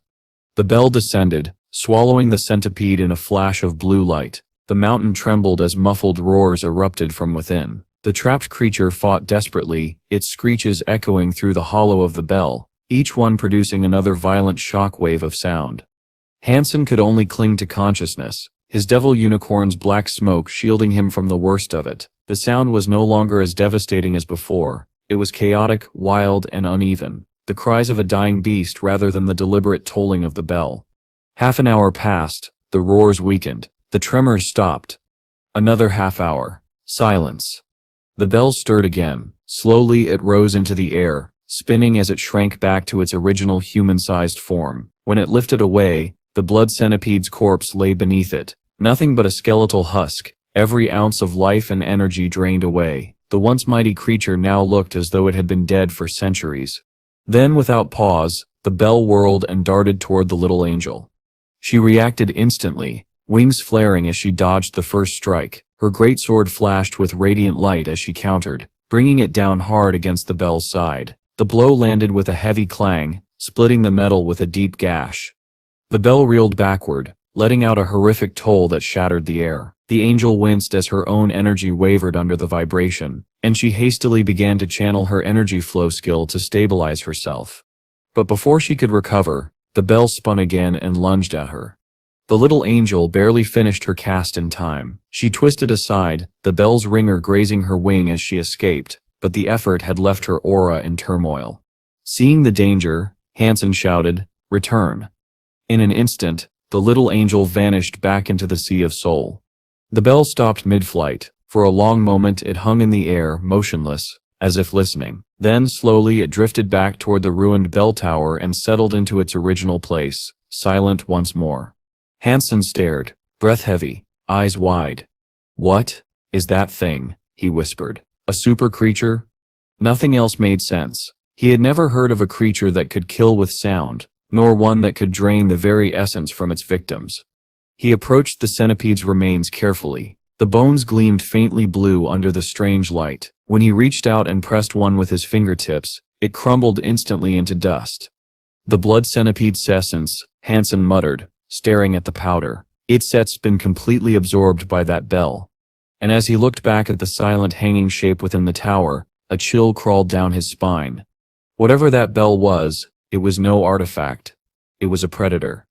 Han Sen was astonished. At last he understood the nature of the creature that had haunted the Blue Mountain, the monster bell. Its tolling sound was not meant to frighten, but to destroy. The vibrations it produced scrambled the energy flow of any being within range, throwing their life force into chaos, and when its prey was at its weakest, writhing, bleeding, unable to control their own power, the bell would strike, flying down to engulf them completely. That was what had happened to the blood centipede, one of the most terrifying creatures Han Sen had ever faced, drained of all its essence in less than an hour. The realization made him shiver. This bell was a nightmare, a predator that fed on chaos. But there was one small comfort: it was slow. As long as its sound could be resisted or blocked, it wasn't invincible. Han Sen reasoned that if he could shield himself from its tolling, he might not need to fear it. The bell hadn't attacked him again after its first failed strike. That, Han Sen thought, proved it possessed a degree of intelligence. It must have realized he was too fast to catch. He summoned the little angel again. "Attack it," he commanded. The angel spread her glowing wings and soared upward, her great sword gleaming. With all her might, she brought it down against the side of the blue bell. The strike resounded like thunder. Dong! The bell screamed in fury, its tolling spreading through the shelter in violent waves. But Han Sen grinned when he saw the result. A deep crack marred the bell's metallic surface. The creature was enraged. It tore itself free of the tower and lunged toward the angel, spinning wildly as it tried to swallow her whole. Han Sen immediately recalled her back into the Sea of Soul. The bell stopped mid-air, confused, before slowly drifting back to its original position. Han Sen's grin widened. This could work. He summoned the little angel again. Another strike, another recall. Again and again he repeated the process. The cycle continued. Attack, withdraw, and strike once more. Each time the bell rang in anger, and each time it returned to rest, covered in new cracks and dents. Its once perfect blue sheen dulled, scarred by dozens of deep clefts. It lifted into the air, spinning as it drifted away from the shelter. Han Sen realized it was trying to escape. "Not this time," he said, eyes narrowing. He sent the little angel after it. Another tolling burst from the bell mid-flight. The sound was weaker than before, but still strong enough to freeze the angel in mid-air. Han Sen immediately recalled her before the vibrations could crush her. "It can still toll while flying," Han Sen noted, "but its range and power are reduced." He waited for the noise to die down, then resumed the chase. The mountains echoed with the clamor of battle. Dong, dong, dong, as the bell and the angel clashed across 1,000 miles of rocky terrain. By the end, the once pristine bell was shredded with gashes and fractures. And then, at last, victory came. The little angel's final strike split the bell clean in half. The metallic shriek that followed faded into silence as the two halves crashed to the ground. The air stilled. The sound was gone. Then, a familiar voice rang in Han Sen's mind. "Super creature hunted. Death kill. Beast soul acquired. Flesh cannot be consumed. Life geno essence obtainable random amount between 0 and 10. Han Sen's face lit up. A super creature beast soul and a life geno essence? I really struck gold this time. He approached the fallen halves of the death knell, studying them. Normally, a slain super creature's body would vanish, but the bell remained where it had fallen. He frowned. Strange. Can this thing be a second-generation super creature, or third? Don't tell me bells can reproduce. He snorted at his own thought. That's be ridiculous. Still, the idea amused him. He knelt and examined the bell's remains more closely. It had no flesh, only the blue metal shell, the long chain, and the pointed inner ringer. So this is where the Geno essence must be. He summoned the little angel one last time, smashed the pendant. With a single clean strike, the angel cracked it open. A glowing blue orb, the life Geno essence, floated free. Han Sen caught it in his hand, the light reflecting in his eyes. "I'm going to be rich," he said with a laugh. "A centipede egg, a Geno essence, and the death Kalnelcep's beast soul. What a day." He looked once more at the shattered remains of the monstrous bell, then began gathering the broken pieces. He filled a large bag, crushing the larger fragments to make them fit. When he was done, he summoned his golden roar, mounted it, and fastened the bag to its back. With his spoils secured, Han Sen turned toward the horizon. The ruins of the Blue Mountain faded behind him, silent once more. Han Sen carefully stored away the life Geno essence from the death Canmel before turning his attention to the blood centipede's egg. He gestured for the little angel to handle it. With a clean swing of her greatsword, the egg split open, and the familiar chime echoed in Han Sen's mind. Super creature hunted, 1,000-blade blood dragon baby, beast soul not acquired. Consume its flesh to obtain a random numeric amount of super Geno points ranging from 0 to 10.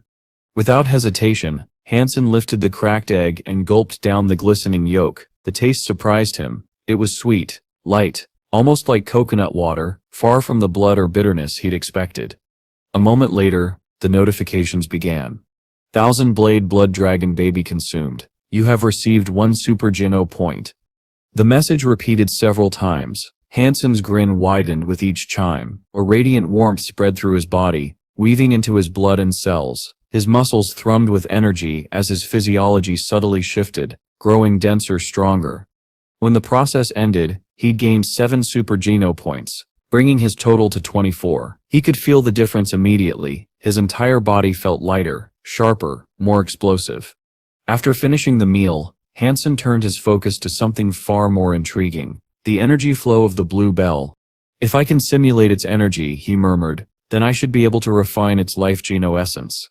He sat cross-legged and began circulating the Dongshuan Sutra, aligning it to mimic the death Kel's strange resonance. Almost immediately his body began to vibrate, faintly at first, then harder, until a low dong echoed from within his chest. The sound resonated through his bones, pulsing outward. He flicked his arm experimentally. The motion produced another faint bell tone, eerily similar to the death canals. The sound sent a tremor through the golden roar standing nearby, which stumbled and growled uneasily. Han Sen laughed softly. "Interesting. If someone attacks me while I use this skill, the bell resonance might disrupt their energy flow just like the death Kel did. Not as powerful, but still useful." Then he paused, thoughtful. "But it affects everything, even allies. I still have to be careful, otherwise, I still end up hurting my own people. Am I strong enough to visit my mother's shelter now?" he wondered. With the silver fox and the little angel by his side, few creatures could pose a real threat anymore. Perhaps the time had come. He was still mulling over the idea when a shout broke the silence. "Han Sen." He stopped. The voice was familiar, but he couldn't immediately place it. He turned toward the sound and saw a towering man sprinting toward him, waving a massive arm. Han Sen blinked, then broke into a smile. "Brother Fist." The man laughed loudly and clapped him on the shoulder with enough force to stagger him. Brother Fist was a giant of a man over 2 meters tall, built like an armored tank. He was one of the leaders of the Steel Armor Shelter's army, a man Han Sen had fought alongside a few times in the past. Though they'd never been close, there was mutual respect between them. "Brother Fist, I know you love me," Han Sen said dryly, slipping out of the man-sit's crushing embrace. "But I am a raging heterosexual. This is getting awkward." Brother Fist burst out laughing. "You feel awkward? I don't sit. I do love you, kid. Seeing you here nearly brings tears to my eyes." He patted Han Sen's back again, grinning from ear to ear. "Since fate brought us together, why don't you come help me and Fang take a spirit shelter?" "Fang Jingqi is here?" Han Sen asked, surprised. "Of course," Brother Fist said proudly. "We stetter like 2 peas in a pod, never apart. We both ended up in this dump when we arrived in the second God Sit's sanctuary. The place is barren, no resources, barely any elites, so we stetter planning to raid a royal shelter to make things easier." He threw an arm around Han Sen's shoulders as they walked. "There are only a few strong fighters nearby, and we need every one of them. You showing up now? That's Sep's fate, my brother." Han Sen chuckled. "You never change, do you?" "Not a bit," Brother Fist replied cheerfully. "Come on, Fang will be thrilled to see you." They made their way toward a night-class shelter, one of the few surviving strongholds in the region. Inside, Han Sen found Fang Jingqi, who looked just as surprised to see him. Han Sen, Fang said, his eyes widening. What are you doing here? Before Han Sen could answer, Fang grinned broadly. What luck. We supper preparing to take down a royal shelter, and you star just the man we need. Join us. Han Sen smiled faintly. After everything he'd faced, the Blue Bell, the Blood Centipede and the Death Count's curse, the idea of working with old allies again almost felt comforting. All right, he said finally. Let's see what kind of trouble we can stir up together. Han Sen smiled and agreed without hesitation. Helping his old friends while earning a royal spirit for himself was an easy decision. It had been far too long since he last collected a spirit, and he secretly hoped this one would turn out to be another beautiful female spirit, one worthy of joining the growing ranks of his goddess army. Fang Jingqi grinned broadly. Today the people from Thunder Shelter and Devil God Shelter will arrive. Once they're here, we can finalize our plans. His tone was full of excitement. When Fang Jingqi and Brother Fist brought him to the council table to meet the others, however, tension filled the air. The leaders of Thunder Shelter and Devil God Shelter, men named Kai, Jiang and Lu Tai, did not take kindly to Han Sen's inclusion. Brother Fist frowned. Kai, Jiang, you two are being unreasonable. We're all cooperating to take down the royal shelter. Jiang nodded in agreement. Exactly, you can just drag someone in at the last minute, and expect us to pay for it. We didn't ask for his help. Brother Fist's expression darkened. Han Sen is a strong elite. With him, we still suffer fewer losses. Isn't that worth something? Jiang sneered. If he that strong, why didn't he go take a royal shelter on his own? Maybe he's not as impressive as you say. Han Sen said nothing. He wasn't interested in arguing about spoils or shares. The only thing that interested him was the royal spirit waiting inside that shelter. If not for that, he wouldn't have wasted a second on this debate. Lu Tai, the Devil God Shelter SIP's leader, folded his arms and stepped forward. Our deal was made long before you brought him here. The distribution is settled. If you want to bring your own people, you pay the price. That's the rule. The conversation stalled there, neither side willing to yield. Brother Fist turned to him, frowning. What do you mean? Fang crossed his arms, his expression calm. He's already slain a super creature. The words dropped like stones into water. Everyone froze. Even Brother Fist's confident grin faltered. You what? You killed a super creature? Han Sen shrugged, expression casual, something like that. Brother Fist let out a low whistle. You mean to tell me you've done what only a handful of evolvers in the entire sanctuary can do, and you didn't mention it? He laughed, half in disbelief, half in awe. If I'd known, I wouldn't have bothered talking to these guys. You could take the royal shelter on your own. He slapped Han Sen on the back again. Still, if you serious, then count me in. We still take it together. Fang Jingqi nodded eagerly. I stemp with you. We already planned for this. We can stop now. Even if Kai and the others come sniffing around to steal from us, we be ready. Brother Fist, still grinning, added, No, you misunderstand me. I said it'd be difficult to go now. Han Sen raised an eyebrow. Why? Brother Fist grinned wider. Because if I go now, I won't be back in time for lunch. Han Sen burst out laughing. Lunch? You need lunch. Once we take that royal shelter, I roast the meat for you myself, and heat up the wine right there on the battlefield. Brother Fist's laughter boomed across the camp. Deal. My family makes the best grilled meat you ever taste. You see. Then it's settled, Han Sen said, his smile returning. Let's go. The argument behind them died quickly. The Thunder Shelter and Devil God Shelter men could only watch as Han Sen and his allies marched away, unaware that they were about to witness something far beyond their imagination. The day one man and two veterans would attempt the impossible. The day Han Sen would walk into a royal shelter and claim it as his own. Kai Jiang and Lu Tai were stunned when the news reached them. Han Sen, Brother Fist, and Fang Jingqi, they're actually doing it? Kai muttered, disbelief creeping into his tone. Lu Tai frowned. They were really going to attack the royal shelter alone, just the three of them and their small group? By the time they reached the outskirts of the battlefield, the fight had already begun. Brother Fist was charging at the front of his army, his enormous frame towering over the others as he roared commands. Fang Jingqi flanked him, his blade cutting down beasts that dared to approach, and at the very head of the assault, riding his golden growler, a massive lion-like mount blazing with light, was Han Sen. "Are they insane?" Lu Tai muttered. "They are attacking the main gate head-on." "Impossible," Zhang scoffed. "No one breaches a spirit shelter from the front." But even as he spoke, the ground trembled. From within the shelter poured a tide of creatures, wolves, bears, monstrous apes, and scaled beasts that towered over the battlefield. A serpent over 50 meters long slithered through the ranks, and giant birds spread their wings across the sky, blotting out the light like storm clouds. The defenders of the shelter had awakened, and Han Sen didn't slow down for even a moment. The fiery blade met the eagle mid-flight. Srack! The sky split open in a storm of blood and feathers. The enormous bird was cleaved in half, its body raining down upon the battlefield in two smoldering pieces. A cold chime sounded in Han Sen's mind. Sacred blood creature hunted, green cloud eagle, beast soul not acquired. Consume its flesh to obtain a random number of sacred geno points, ranging from 0 to 10. Brother Fist let out a shout. "Did you see that? One hit." Fang Jingqi's eyes gleamed with awe. Unbelievable. From their vantage point, Kai, Zhang, and Lu Tai stared in speechless disbelief. "That was a single strike," Kai whispered. "He killed it with one strike."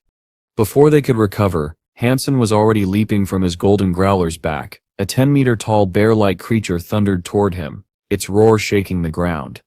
Han Sen met it head-on.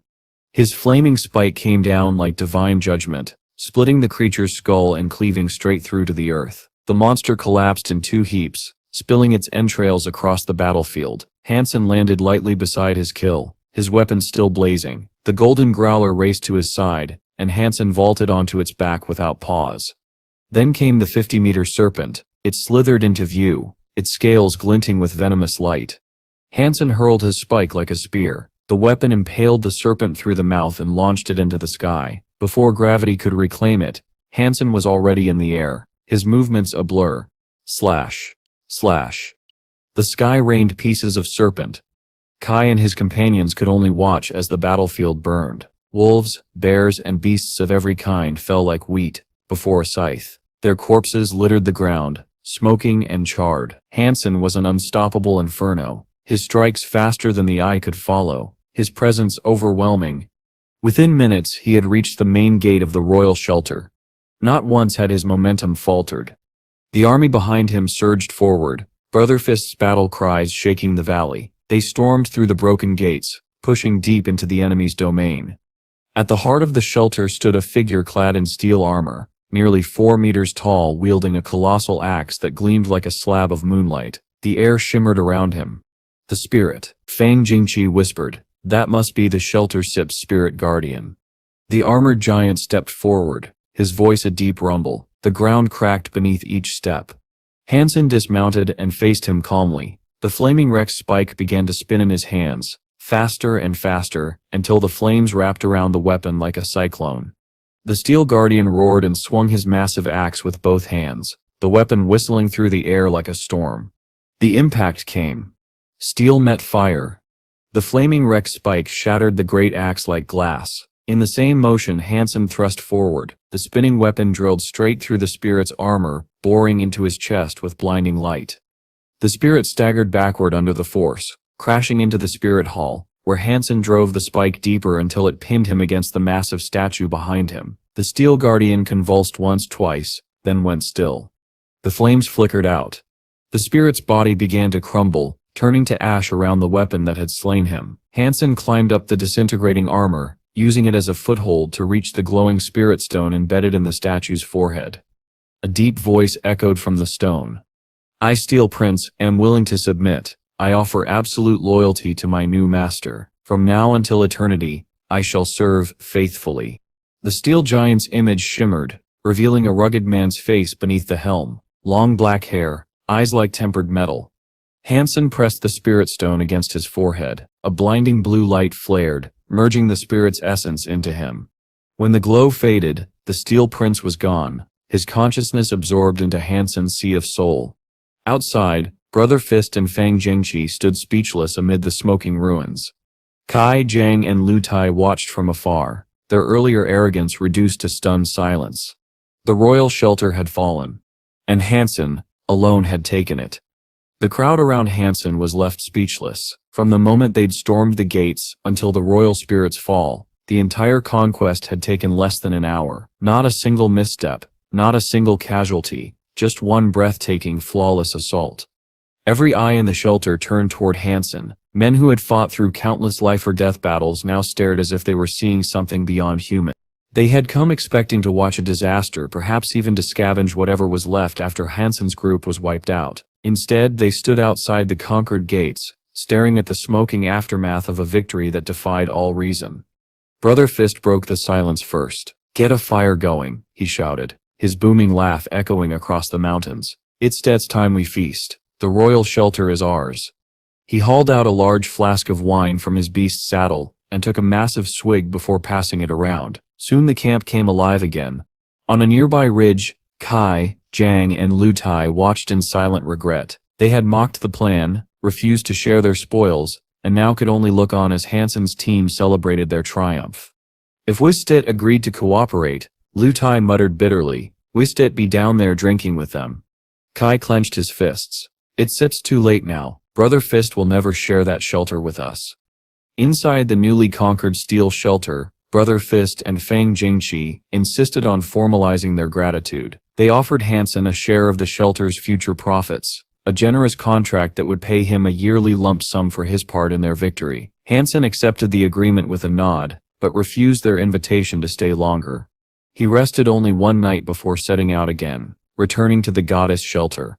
His journey had been more fruitful than even he had anticipated. Besides gaining the loyalty of Prince Steel, he had also acquired the beast soul of the giant serpent, a sacred blood-class, metal-boned snake, whose soul had taken the form of a spear. It was an elegant, deadly weapon, but Han Sen had long surpassed the need for sacred blood beast souls. He decided he'd eventually sell or trade it, perhaps for something rarer or more useful.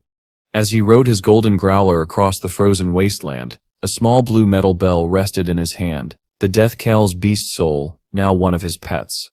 In his palm, it looked harmless, almost delicate, no larger than a toy bell. No one could have imagined the devastation it once caused, how it had swallowed the blood centipede whole. When Han Sen first obtained the Death Cal, he'd been puzzled about how to feed it. It clearly wasn't a creature of flesh and bone, but after the royal shelter's conquest, he experimented, dripping blood from the slain sacred blood beasts onto its surface. The bell absorbed the blood eagerly, glowing faintly afterward. That's when Han Sen realized the Death Canal drank blood, but not just any blood, it only absorbed that of sacred blood creatures. Like the little angel, it was a picky eater. He watched the bell glimmer faintly in his palm, deep in thought. If it feeds only on sacred blood, that might not be enough, he mused. To evolve into a battle-form pet, itself needs something stronger, super creature blood. The idea made him grin. If it evolves into a battle mode, could it be as powerful as the original Death Canal? The thought excited him. Hunting super creatures was no longer an impossible task for him, merely a challenge. With the right opportunities, he could test his theory soon enough. His journey across the ice fields was quiet, until he heard a voice calling out. "Bossman, wait up." Han Sen turned in surprise as Wang Yuhang came running toward him, his breath misting in the cold air. "Bossman," Wang said eagerly, would you be willing to sell me that Life Jano essence?" His eyes gleamed with desperate hope.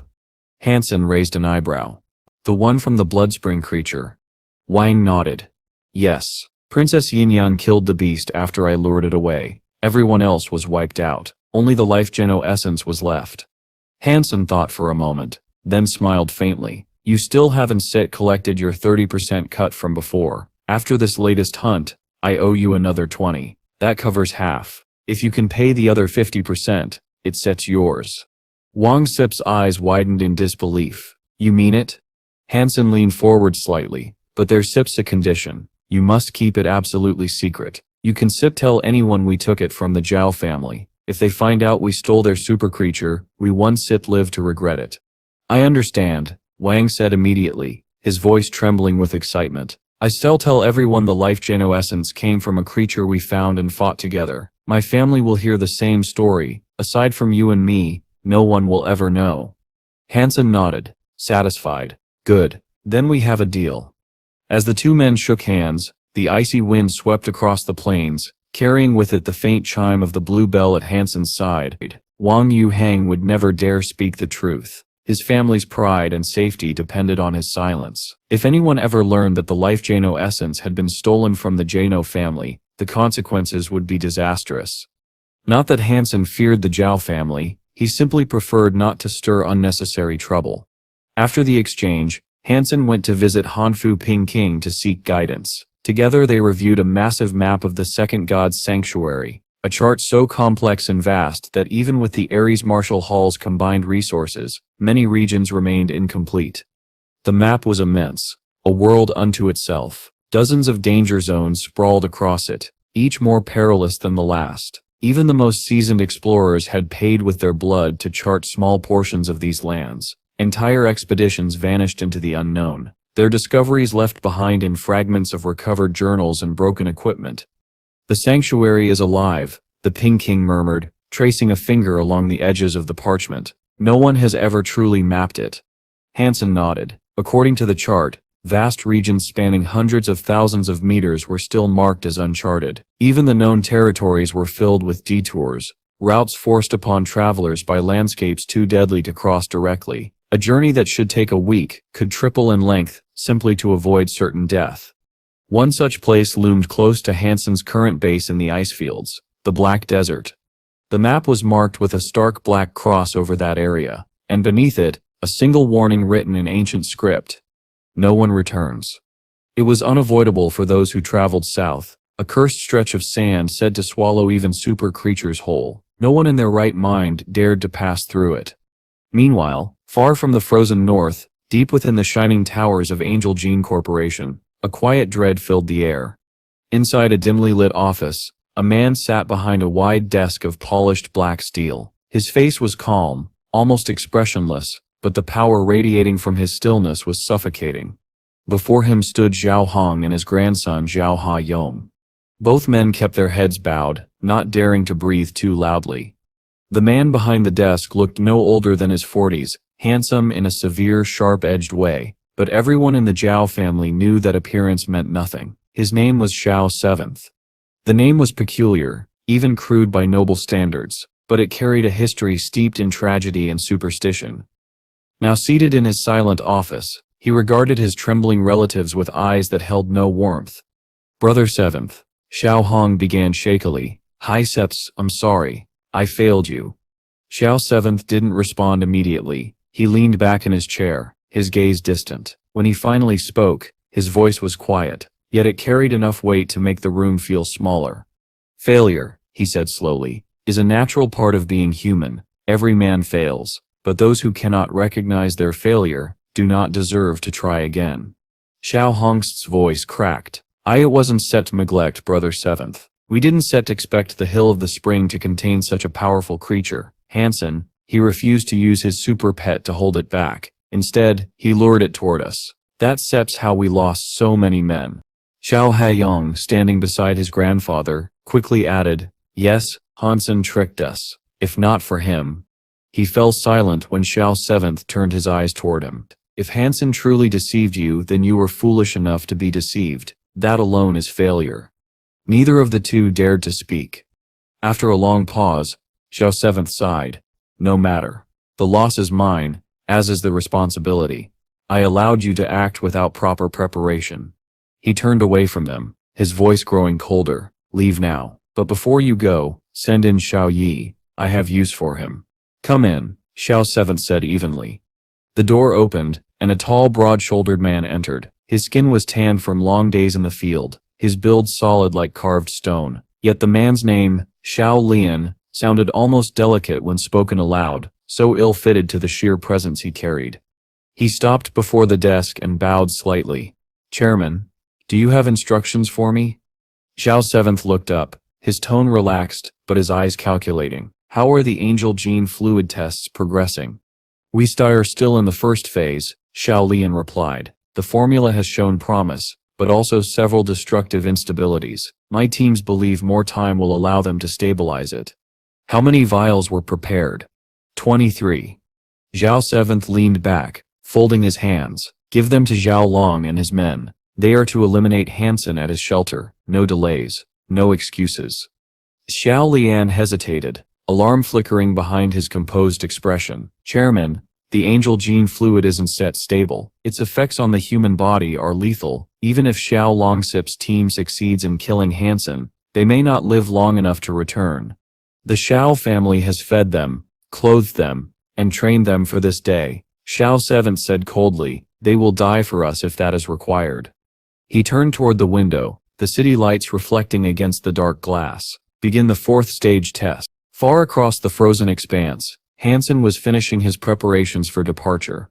According to the calculations of the Ares Marshall Hall, the journey through the Black Desert, if everything went perfectly, would take at least a month. If trouble arose, the odds of returning alive were uncertain at best.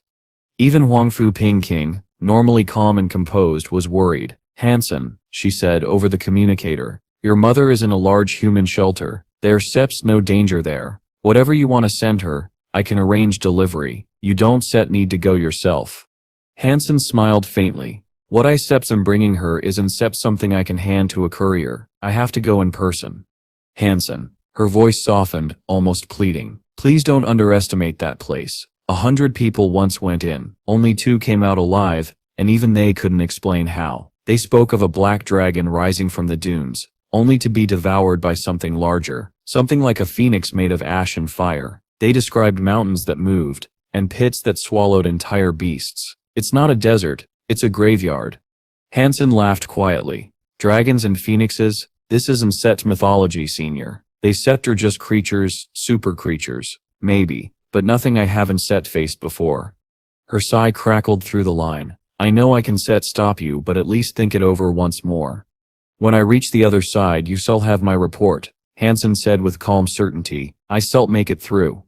Pingqing chuckled faintly, trying to lighten the mood. If you insist, then take some of my beast souls with you. Consider it a favor. Maybe they shall bring you luck. When all his preparations were complete, Han Sen summoned the silver fox, mounted his golden growler, and departed the goddess' shelter. His path led first across the plains toward the Devil's Mountain, and beyond it, toward the dark horizon where the Black Desert began. But the moment he reached the mountain trail, unease gripped him. He slowed, scanning the familiar pass. He had traveled this route many times. It was normally quiet, safe. Yet now, the air felt wrong. The silence pressed against him like a living thing. He frowned. I've walked this trail 100 times. There shouldn't be any danger here. Still, instinct warned him otherwise. Han Sen closed his eyes and activated the Dongshuan Sutra, extending his perception outward in a vast invisible web. The results hit him like a shockwave.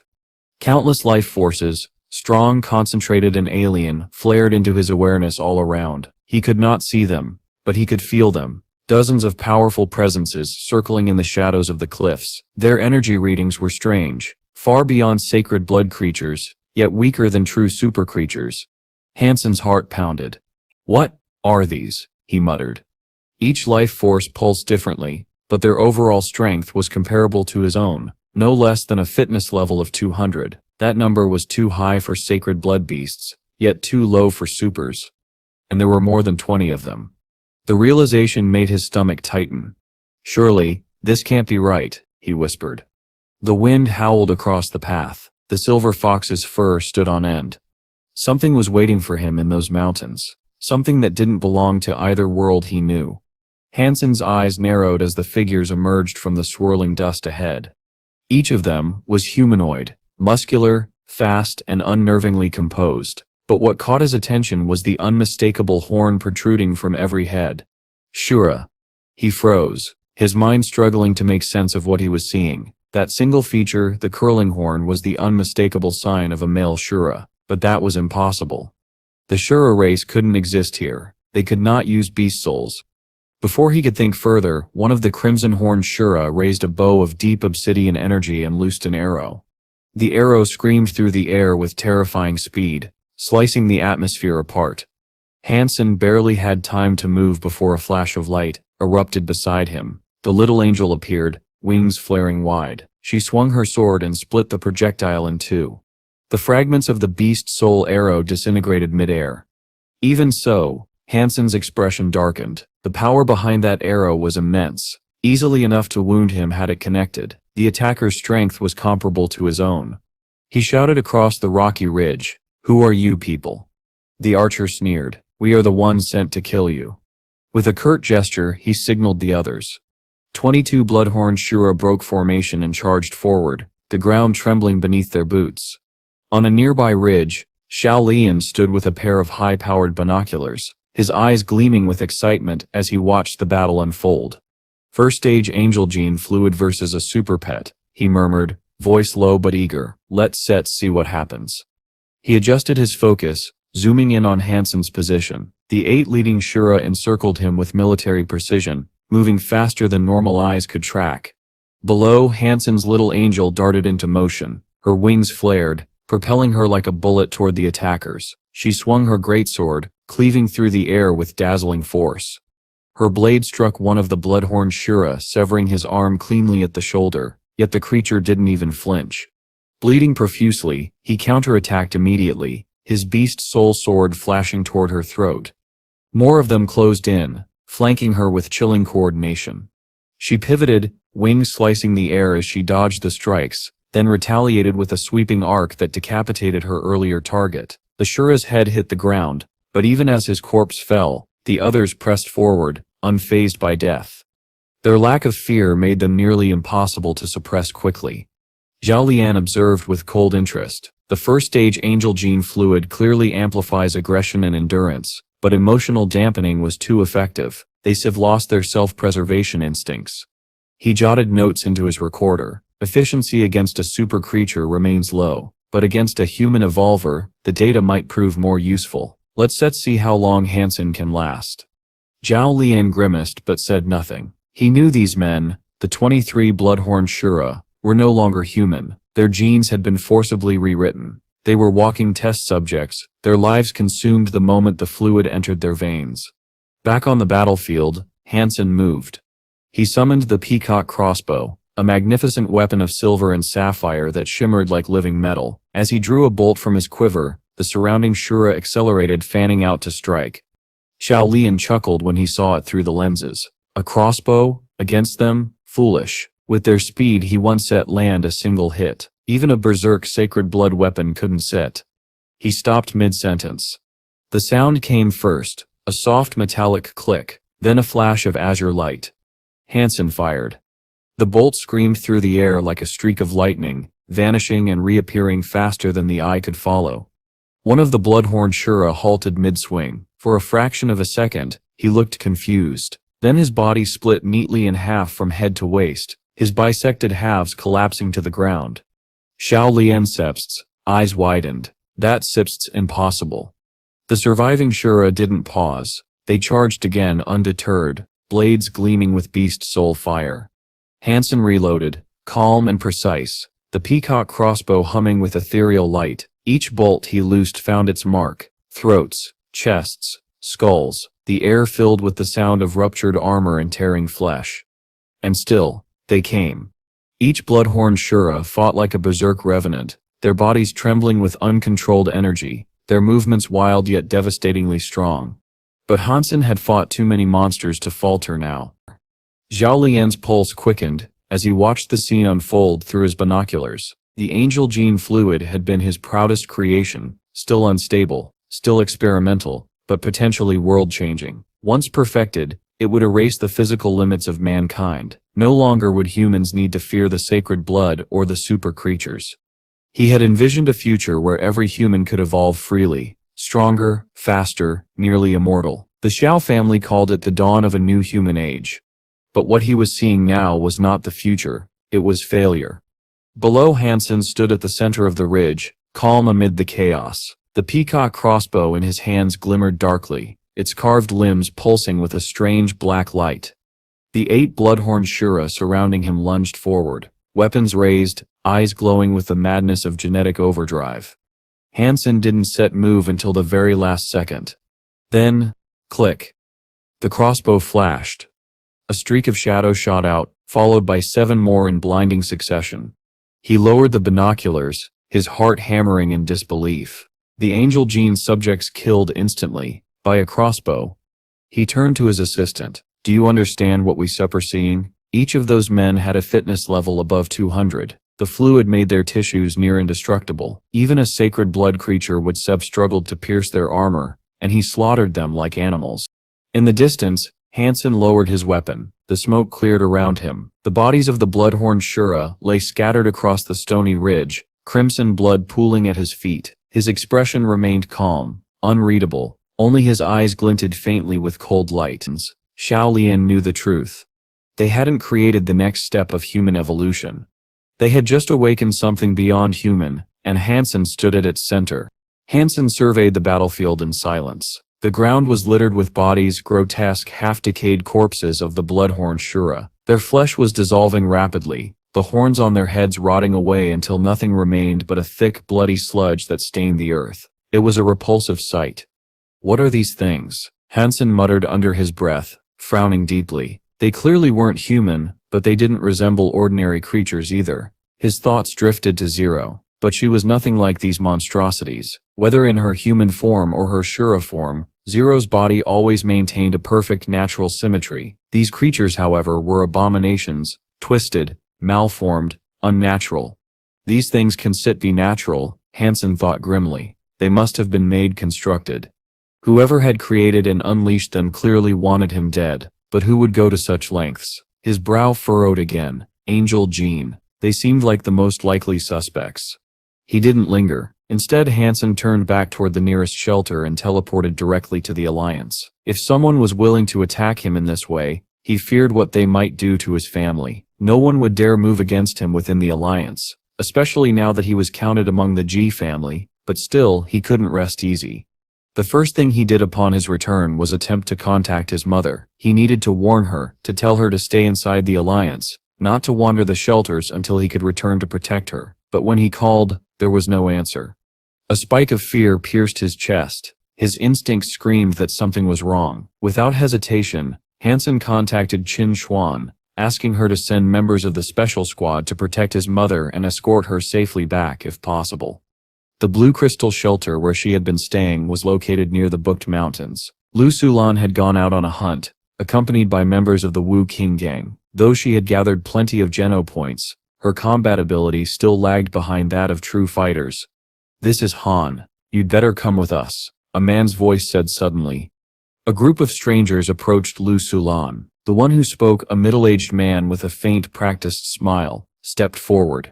Who are you people? Lu Sulan asked, fear flickering in her eyes. Why should I go anywhere with you? Don't set worry, the man said smoothly. We mean you no harm. We stetch her here to reunite you with your son. Her expression changed instantly. What happened to my Han Sen? She demanded. You'll find out soon enough, the man replied coldly.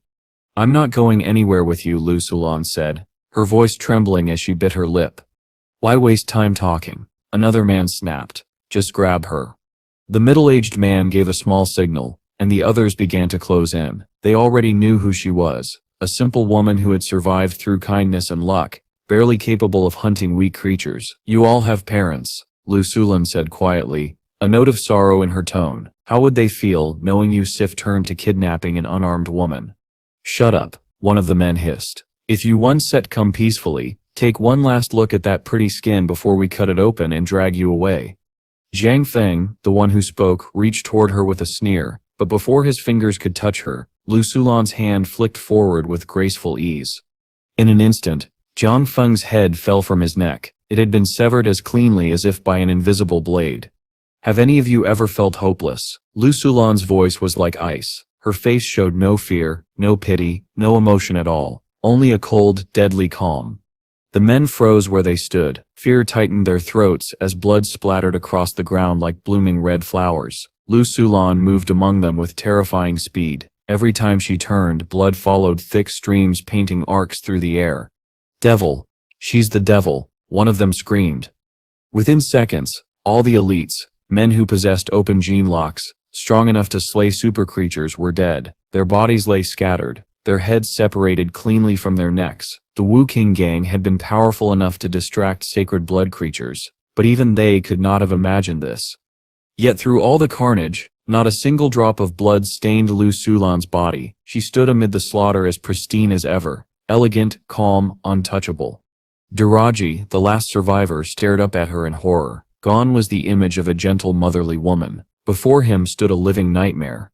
"Don't set kill me," he begged, collapsing to his knees. "Please, I still have my parents, my wife and children." Lu Sulan Sip's eyes were colder than death itself. The devil doesn't set believe in tears. With a swift motion of her hand, Duraji's head flew from his shoulders. When the Blue Crystal team finally arrived, they found Lu Sulan standing silently amid the corpses near the mountains. They quickly escorted her back to the shelter, none daring to ask what had happened. The Wu King gang returned to the shelter with blood still fresh on their weapons. They had managed to slay one sacred blood creature and drive off the other two. Yet, despite their success, unease lingered in the air. Those beasts should never have appeared in that region. Something about it all felt wrong. But for the Blue Crystal team, the only thing that truly mattered was that Lu Sulan was safe. After returning, Lu Sulan teleported back to the Alliance. Near the base of the Booked Mountains, however, the earth bore strange signs: disturbed soil, freshly turned, as if something had been buried there not long ago. When Han Sen received word from Qin Xuan about the incident, he immediately called his mother. "Mom, are you okay?" he asked. "I'm fine," Lu Sulan replied calmly. "What could possibly happen to me?" "Mom, I might have offended someone in the shelter," Han Sen said with a frown. "They already tried to come after me once, but failed." Her voice sharpened. "Little Sen, who did you offend? Will something happen?" "Don't worry," Han Sen reassured her. "I can handle this. Your son's strong now." He smiled faintly, though the concern in his eyes didn't fade. "It's my fault," Lu Sulan said softly, guilt coloring her tone. "I couldn't protect you." "Mom, you worked so hard to raise me," Han Sen replied. "Now it's my turn to protect you." She hesitated for a moment, then asked, "Little Sen, do you still have your great-grandfather Sip's relic?" "Of course," Han Sen said. "I always carry the pendant with me. Don't worry." A subtle sigh of relief left her lips. "Good," she said quietly. When the call ended, Lu Sulan sat in silence, her expression complicated. Years of hardship, of running, of fighting to survive, and still, they could not seem to escape the cycle of danger that shadowed them. Meanwhile, Han Sen, having confirmed his mother's safety, resumed his journey to the Blue Crystal shelter. He rode atop the Golden Growler, traversing the endless dunes of the Black Desert. The world stretched in all directions, vast, empty, and merciless. Against that desolation, Han Sen looked small, almost fragile, swallowed by the wasteland. "I wish I didn't need to eat or drink," he muttered. "At least then this damned place wouldn't feel so miserable." 6 days into his journey, Han Sen realized he was lost. 2 days earlier, a colossal black sandstorm had swept across the desert. Though it hadn't harmed him, it had obliterated every landmark in sight. Since then, he'd been wandering aimlessly, trying to regain his bearings. The silver fox perched on his shoulder squinted against the sun, clearly displeased. It curled its fluffy tail over its head like a makeshift parasol and yawned repeatedly, unimpressed with their ordeal. Just when exhaustion began to gnaw at Han Sen's resolve, something appeared in the distance, a structure rising from the black sands. "A shelter," he whispered, his eyes widening. Even if it wasn't a human settlement, as long as it wasn't a super shelter, he could enter it, claim a new spirit, and teleport back to the Alliance. A hot shower, rest, food, those thoughts spurred him forward.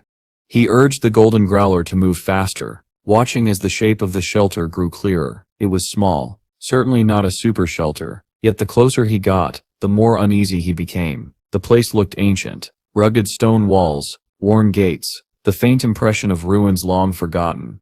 "This can be an abandoned shelter," Han Sen murmured. "Please, let the teleporter still work." As he approached what appeared to be Yellowstone City, his worries faded slightly. The city wasn't entirely in ruins. In fact, at the entrance, someone had placed a giant parasol. Beneath it stood a sunbathing bench, and lying on it was a woman. She was stunning. Long legs, a toned waist, short black hair that gleamed under the sun, and smooth skin that seemed to glow. Her body was firm, sculpted, perfect, yet undeniably feminine. And she was completely naked. Han Sen froze. "Am I hallucinating?" he wondered aloud. "Too much sun. Maybe it's a mirage." He rubbed his eyes hard. But when he looked again, the scene remained. The parasol, the bench, the woman, all vivid and real. He dismissed the golden growler into the sea of soul and ran forward on foot. The closer he got, the more certain he became that this was no illusion. No way, he breathed. This can set be real. There seps no way a naked woman is sunbathing in the middle of the black desert. It doesn't set make sense.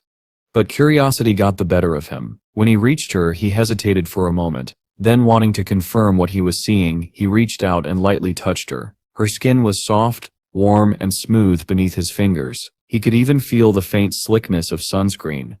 "This feels real," he whispered. And before he realized it, he gave her a little squeeze. A moment later, the woman stirred. Her eyes fluttered open, unfocused and sleepy. "Little orange don't set do that," she mumbled. "I set been trying to sunbathe." Her voice trailed off as her gaze sharpened, and then she froze. Her eyes widened as she took in Han Sen's hand, still resting firmly on her bare skin. For a few seconds, neither moved. Silence hung heavy between them. Then she screamed. Her legs shot up with lightning speed, two deadly, flawless limbs that twisted like striking dragons. They scissored through the air, aiming straight for Han Sen with enough force to cut him in half. Han Sen darted backward, narrowly avoiding another kick that would have broken a lesser man's ribs. The woman's movements were fast, too fast, and her fury burned hotter than the desert sun. "Wait, lady, listen to me," Han Sen shouted, ducking as a punch whistled past his ear. "I've been wandering this desert for days. I thought you were a mirage." He spoke between evasive rolls and sidesteps, but the woman showed no sign of slowing. Her short hair whipped about her face as she attacked again, a blur of motion. "I just wanted to check if my eyes were deceiving me," Han Sen added quickly, though he wisely left out the part about how he rather enjoyed testing her reality. "I'm going to kill you," she screamed, her voice sharp as the crack of a whip. Han Sen jumped back again, hands raised defensively. "If you stare going to kill me, could you at least put on some clothes first? That's distracting." The woman froze mid-swing, realizing her current state. Her face turned red with rage and embarrassment before she screamed once more. In the next instant, shimmering armor materialized over her body, covering her in sleek plates that hugged her form. She gritted her teeth and resumed her assault without hesitation. "Lady, you have to believe me," Han Sen pleaded, continuing to dodge her wild strikes. "I stemp a soldier with ethics." He wasn't sure where he'd heard that line before, but it sounded convincing enough. Unfortunately, she didn't seem the type to appreciate humor or irony. Her attacks grew even more ferocious. Han Sen sighed. "If you keep this up, I still have to be rude. You won't set be able to blame me for what happens next. It's Sep's daytime and you are half-dressed trying to kill someone in public. What would people think?" "Screw your public," she snapped. "Aside from you, what other perverts are even around here?" "Wait, what?" Han Sen blinked. Between dodging her blows, he finally noticed something odd. The entire city was silent. No sound of life, no footsteps, no distant chatter, nothing. Han Sen's patience finally wore thin. His principle was simple: talk first if possible, fight if not. With a sharp movement, he caught her leg mid-kick, twisted, and swept her off her feet. She gasped as she hit the ground. Before she could recover, Han Sen caught her wrist and pinned her arm behind her back. "Sorry about this," he said flatly, pulling the platinum chain from his waist and binding her hands and ankles. Once secured, he lifted her effortlessly with one arm. "Let me go," she snarled, struggling in his hold. She tried to bite him, but from that position her teeth only snapped uselessly at the air. "When you calm down, I'll let you go," Han Sen said, his tone annoyingly calm for a man carrying a furious woman through an abandoned city. He spotted a half-empty bottle beside her sunbathing chair, grabbed it and took a long drink, then another, then a third. Finally he wiped his mouth and let out a loud belch. "You stir disgusting," she spat. "You obscene cheap brute. Don't touch my beverages." Han Sen only shrugged and continued walking. The deeper they went into the city, the more it became apparent how lifeless it truly was. The streets were lined with decayed stone houses buried halfway in sand. Dust clung to every wall and doorway. No footprints marked the ground except his own. He made his way toward the central plaza, reasoning that smaller shelters usually had their teleporters there, or in the spirit hall nearby. But when he finally found the teleporter, disappointment struck. It was cracked, its runs flickering faintly with dead energy, completely useless. Figures, Han Sen muttered. He pressed on toward the large structure ahead, the spirit hall. It was taller than the rest, 4 stories high, its black stone walls mostly intact. Suddenly, the woman spoke, her voice urgent. Don't set go in there, leave this place. Han Sen stopped. Oh, finally willing to talk. He lowered his head to meet her gaze. Why shouldn't set I go in? You can sit stop it, she said quickly, her voice trembling. Once you enter, you won't sit be able to leave. There sits a spirit inside, something terrifying. Han Sen raised an eyebrow, lips curling faintly. It's such a small shelter, at most. This place belonged to a noble. What kind of scary spirit could possibly live here? Besides, if one did, how have you managed to come and go? I've never left, the woman replied sharply. There is a spirit, and I've been trapped here ever since. Han Sen chuckled. So what? You've just been sitting here, sunbathing all this time, surviving on drinks. Her eyes flared with anger. She remembered his hand, his smirk, and the way he had just guzzled her carefully rationed beverages. Yes, that sip's right, you big horny. Give me back my drinks. Han Sen ignored her protests and continued forward, pushing open the spirit hall's heavy door. He had already scanned the building with his Dongshan aura and detected nothing. That alone was enough for him to assume she was lying. Don't go in, she cried, twisting in his arms. You still regret it. If you step inside you still die. Let me go, you fool. Don't drag me to hell with you. But Han Sen stepped through the doorway anyway. The moment his foot crossed the threshold, the air changed. A deep vibration rattled through the stone floor. His chest tightened as a wave of unnatural pressure filled the room. Then it came, a dark, suffocating presence rushing toward him like a living shadow, silent and fast as a serpent. Dong. The sound echoed through the hall, heavy and ominous, as if the spirit itself had just awakened. Han Sen reacted in an instant. The shadow-like serpent lunged toward him, its hiss echoing like steel scraping stone. He swung his flaming Rex spike horizontally, sparks scattering as weapon met darkness. The impact rang out across the empty hall. From within the gloom, he saw it. What he'd mistaken for a shadow wasn't just energy. A black chain, thick as an arm, coiled around his weapon. The links twisted and pulsed like something alive, and at the other end of the chain stood a man. He was bound to a black pillar, his body pierced clean through by the very chains he wielded. His armor hung in tatters, ancient and broken, revealing deep wounds that had long stopped bleeding. Yet his face was striking, sharp, handsome, and utterly cold. 2 fox-like ears jutted from his head, and his long black hair cascaded down his back like ink. His eyes, narrow, glinting with a predator's calm, locked onto Han Sen's. With one long-fingered hand, he gripped the chain and gave it a single pull. A violent force ripped through the hall. Han Sen felt himself being yanked forward as if caught in a hurricane. He quickly released his Rex spike before the chain could drag him in. In one fluid motion, Han Sen summoned his snow beast soul, merging with it as icy energy flared around him. The Rex spike reappeared in his hands. The black chain recoiled, then split apart, splintering into thousands of smaller chains, each writhing like venomous serpents, all slithering toward him. Oh no, Han Sen muttered, his heart pounding.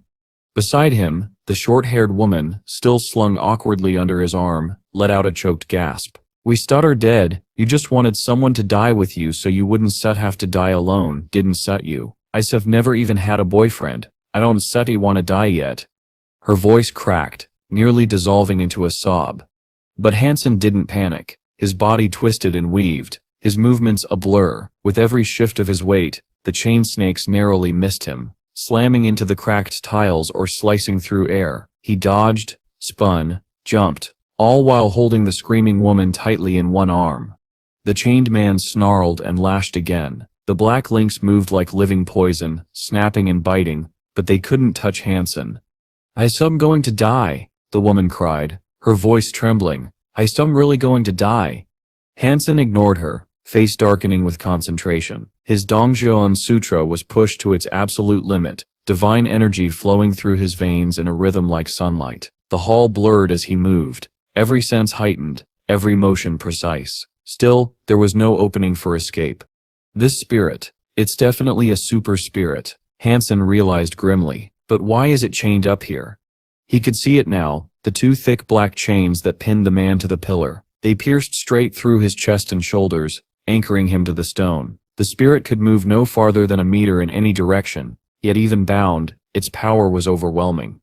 6 times Han Sen tried to flee. 6 times the chains barred his path. Each time he narrowly evaded death by inches. Worse, if the spirit's binding broke upon death, it could reappear elsewhere, free and furious.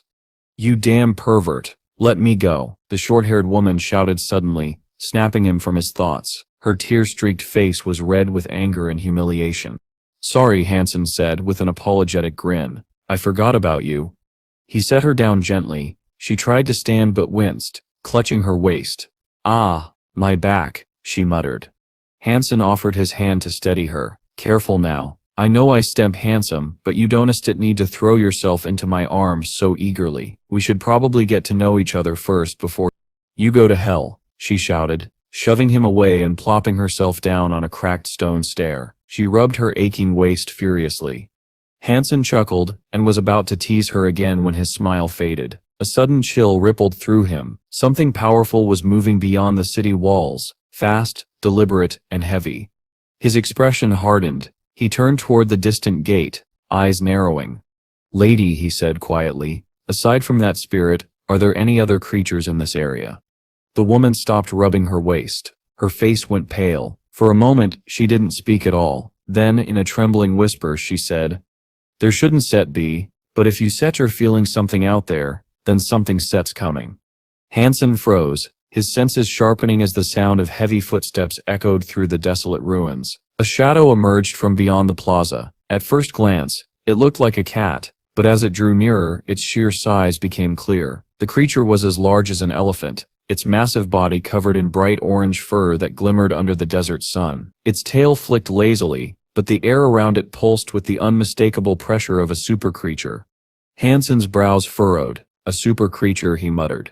The short-haired woman sits, face lit up with delight. "Little orange, perfect timing," she cried, springing to her feet and running toward the beast. "This big pervert has been bullying me, teach him a lesson." Han Sen blinked. "Pervert?" Before he could respond, she had already leapt onto the enormous catship's back, stroking its head like a proud owner. The creature lifted one huge paw, pointed directly at Han Sen, and let out a thunderous meow. The absurdity of it almost made Han Sen laugh, until the air crackled beside him. The silver fox perched on his shoulder suddenly stiffened, its fur standing on end. A shimmering charge of silver lightning rippled through its coat. Before Han Sen could say a word, the fox launched its attack, an arc of pure energy streaking through the air. The lightning struck Little Orange square in the chest. The impact lit up the square with blinding light. The giant cat let out a piercing roar that mixed with the short-haired woman's startled scream. The sound faded, leaving the smell of scorched fur hanging in the air. Though the orange cat towered over the silver fox, both were juvenile super creatures, not yet fully grown. Still, the fox's power was viciously precise, its attack laced with a teasing kind of cruelty, as if mocking its opponent. The woman, her name Han Sen now recalled, was something like Jui, stared in disbelief. How? Han Sen walked closer, his eyes glinting with a mix of amusement and curiosity. Yume instinctively stepped back, her voice trembling but defiant. "Ju, what do you want? Eine spem warning you, eine spem evolver. Keep your hands to yourself and don't try anything stupid." Her tone tried to sound fierce, but it came out thin, unconvincing. The memory of being overpowered by him earlier still lingered. Worse, her strongest ally was currently rolling around in the sand, twitching from residual static.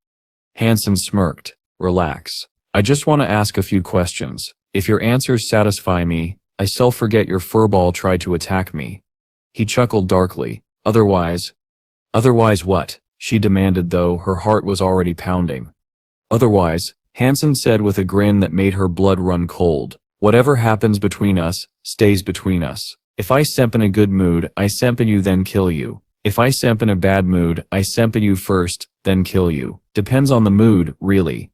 Yume's face went pale. Her body stiffened, goosebumps crawling down her arms. Then, forcing herself to smile sweetly, she switched tactics. Oh, big brother, please, there's no need for that. We're both humans, aren't we? In this vast second god's sanctuary, meeting like this can only be fate. We should help each other, not antagonize each other, right?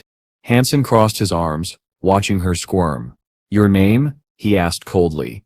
Jumei, she said quickly. I come from a humble family, not much status to speak of. I worked so hard to evolve, and then I ended up here, completely alone. Meeting you is honestly the first bit of luck Isep had. Her voice quivered as she spoke, her wide eyes full of false innocence. Han Sen raised an eyebrow. You expect me to believe that? Justen's smile faltered. I really am from a poor family. Stop acting, Han Sen cut her off. Is still young, strong, and Yusef already evolved. You must you maxed out your sacred geno points before coming here. Don set to insult me by pretending you set you're some helpless commoner. Ju hesitated, her forced smile twitching. Well, maybe I'm poorer than the rich, but richer than the poor, she offered weakly. Han Sen took a step closer, his voice low and calm but laced with threat. Be honest with me, Ju Yume. Han Sen's stare didn't soften, but he gave a small nod. So she told him everything about herself, about Little Orange, and how she had ended up trapped in this godforsaken place. She admitted that her real name was Ju Yume, a daughter of the Ju family, a councilman's child. Though the family was vast and filled with descendants of varying talent, only a few possessed real power, and Ju Yume was one of them. She had reached the evolver stage with maxed out sacred geno points at a remarkably young age. Han Sen listened quietly, occasionally sipping from one of her drinks as she spoke. The more she revealed, the clearer her story became. Her bond with Little Orange wasn't unlike his with the Silver Fox. It was rare, almost unheard of, for super creatures to willingly acknowledge humans as equals, much less companions. When she finished, Han Sen simply nodded and leaned back on her reclining bench. Without asking, he grabbed another of her cherished beverages, cracked it open and took a long sip. Ju Yume's heart sank as she watched. Those drinks, she had been saving them for months, carefully rationed to stave off despair in this lonely wasteland. But Han Sen was drinking them like water, one after another, with the satisfied air of a man who had finally found something better than nutrient paste. Those were mine, she muttered weakly, watching the third can disappear. He didn't even look up. The fourth can hissed open. By the time he reached for the fifth, her patience broke. With a burst of determination, she lunged forward, snatching the last can out of his reach. She popped the tab and gulped the entire drink in one go. When she was done, she tossed the empty can aside and stared at him, chest heaving slightly. Go ahead, she said, defiance flickering in her eyes. Do whatever you want. I'd rather die with dignity than let you humiliate me any further. Han Sen slowly removed the sunglasses he was wearing. Her sunglasses, borrowed without permission. He looked at her face, flushed with anger and exhaustion, and gave a small smile. Your dignity, he said dryly, is worth exactly one soda can. He tilted his head. Good. Then don't ask questions you don't want answered. Her words tangled in her mouth, and she looked away, flustered. If you really want to die, Han Sen continued, his tone soft but cold, I can help with that. I don't need your help, she snapped, regaining some of her bravado. If I decide to die, I'll do it myself. He smirked faintly, then turned and began walking back toward the ruined city. He wasn't angry, nor cruel, just utterly unreadable. Behind him, Ju Yume glared daggers at his back. Pervert, horny bastard, shameless animal, obscene, cheap. She spat every insult she could think of, her voice echoing off the broken walls. But her fury only hid the unease beneath. This shelter was small, too small, and now she was stuck sharing it with a maddeningly unpredictable man who seemed capable of anything. I'm young, I'm beautiful, I have a perfect figure, she thought bitterly. There's no way that guy can resist me forever. I should escape. But where? She glanced toward the endless black desert. The idea of wandering it alone sent a chill through her. Out there, death waited behind every dune. Yet staying here meant facing Han Sen, and possibly losing more than her patience. Her thoughts tangled hopelessly. Up on the city gate, the silver fox had finally tired of its game. It yawned and curled up lazily, tail flicking in the fading light. Below, Little Orange lay sprawled out in the sand, too exhausted, or too humiliated, to move. The pet stits, just like the master, Ju Yume muttered under her breath. Annoying, smug, and completely infuriating. Even so, she didn't dare provoke the little fox again. She had felt its strength firsthand, and it was nothing to trifle with. The sun dipped lower, The ruins glowed with the orange light of dusk. Juyume sat on the cracked steps, still torn between running and staying. If he were ugly, she thought miserably, I'd have fled already. But why does he have to be handsome? Why does he have to look so normal? He didn't look like a villain. That, perhaps, was what made him so dangerous. Her gaze drifted back to the silent city. What is he even doing in there? She wondered. He's been gone for hours. Her irritation faded into faint worry. Standing up, she cupped her hands around her mouth and shouted toward the plaza. Hey, are you still in there? Her voice echoed through the ruins. No answer. Only the whisper of the wind replied, carrying a faint metallic hum from deep within the spirit hall, low, steady, and unnatural. Juyume stood just outside the ruined plaza, pacing anxiously. The last orange light of sunset had faded into the desert horizon, and still Han Sen hadn't come out. What is he doing in there? She muttered, biting her lip. Unable to wait any longer, she crept back into the silent city, her bare feet padding quietly over the cracked stone. The eerie quiet set her on edge. Even the faint hum from the spirit hall was gone now. She tiptoed through the ruins, peering around corners and ducking behind walls as if she were sneaking up on danger, or perhaps just on trouble she knew she shouldn't find. After searching for some time with no sign of him, she sighed in frustration. That seems strange. Where did he go? Did he leave without telling me? Ow. Damn it. When she looked up, she froze. Han Sen was standing right in front of her. He looked perfectly at ease, holding a small cake in one hand and a can of soda in the other. His hair was damp and slightly toast, and the faint scent of soap and clean water surrounded him. He was wearing fresh clothes, neat, pressed, and entirely out of place amid the ruins. Juyume blinked. Where did you get all that? I bought it, obviously, Han Sen replied, giving her a puzzled look. Where else would I get it? Her brow furrowed. No, that's not what I meant. Where did you buy it from? He looked at her as though she asked him to define gravity. From a vending machine. Where else? She stared at him, her mind slowly fracturing. You found a vending machine? He nodded, sipping his drink. You mean you can leave this place? She asked suddenly, grabbing his arm, her voice trembling with a mix of shock and wild hope. Well, yeah, Han Sen said, looking amused. How else would I have bought snacks? Juyume Sip's breath caught, then the teleporter. It works. But the spirit, how did you get past it? I just walked, Han Sen said simply, taking another bite of cake. Her world spun, her eyes lit up. Really? Great. Then let's go. I still repay you once we step for free, I promise. When do we leave? I said I forgive you, Han Sen replied, taking another sip of his drink. I didn't say I said take you out. The smile on her face froze. What? I don't feel like putting in the effort, he said casually. She nearly collapsed, trembling with rage. You? What do you want from me? Nothing, Han Sen said, lifting his drink to the light. I just don't see a reason to drag trouble along with me. Juyume's hands balled into fists. There was nothing she could do. She couldn't fight him, couldn't beg him, couldn't even curse him effectively anymore. Her anger had nowhere to go until she saw the bag in his hand. Without warning, she lunged, snatched it, and bolted. As she ran, she shouted, You drank all my beverages. This is payment.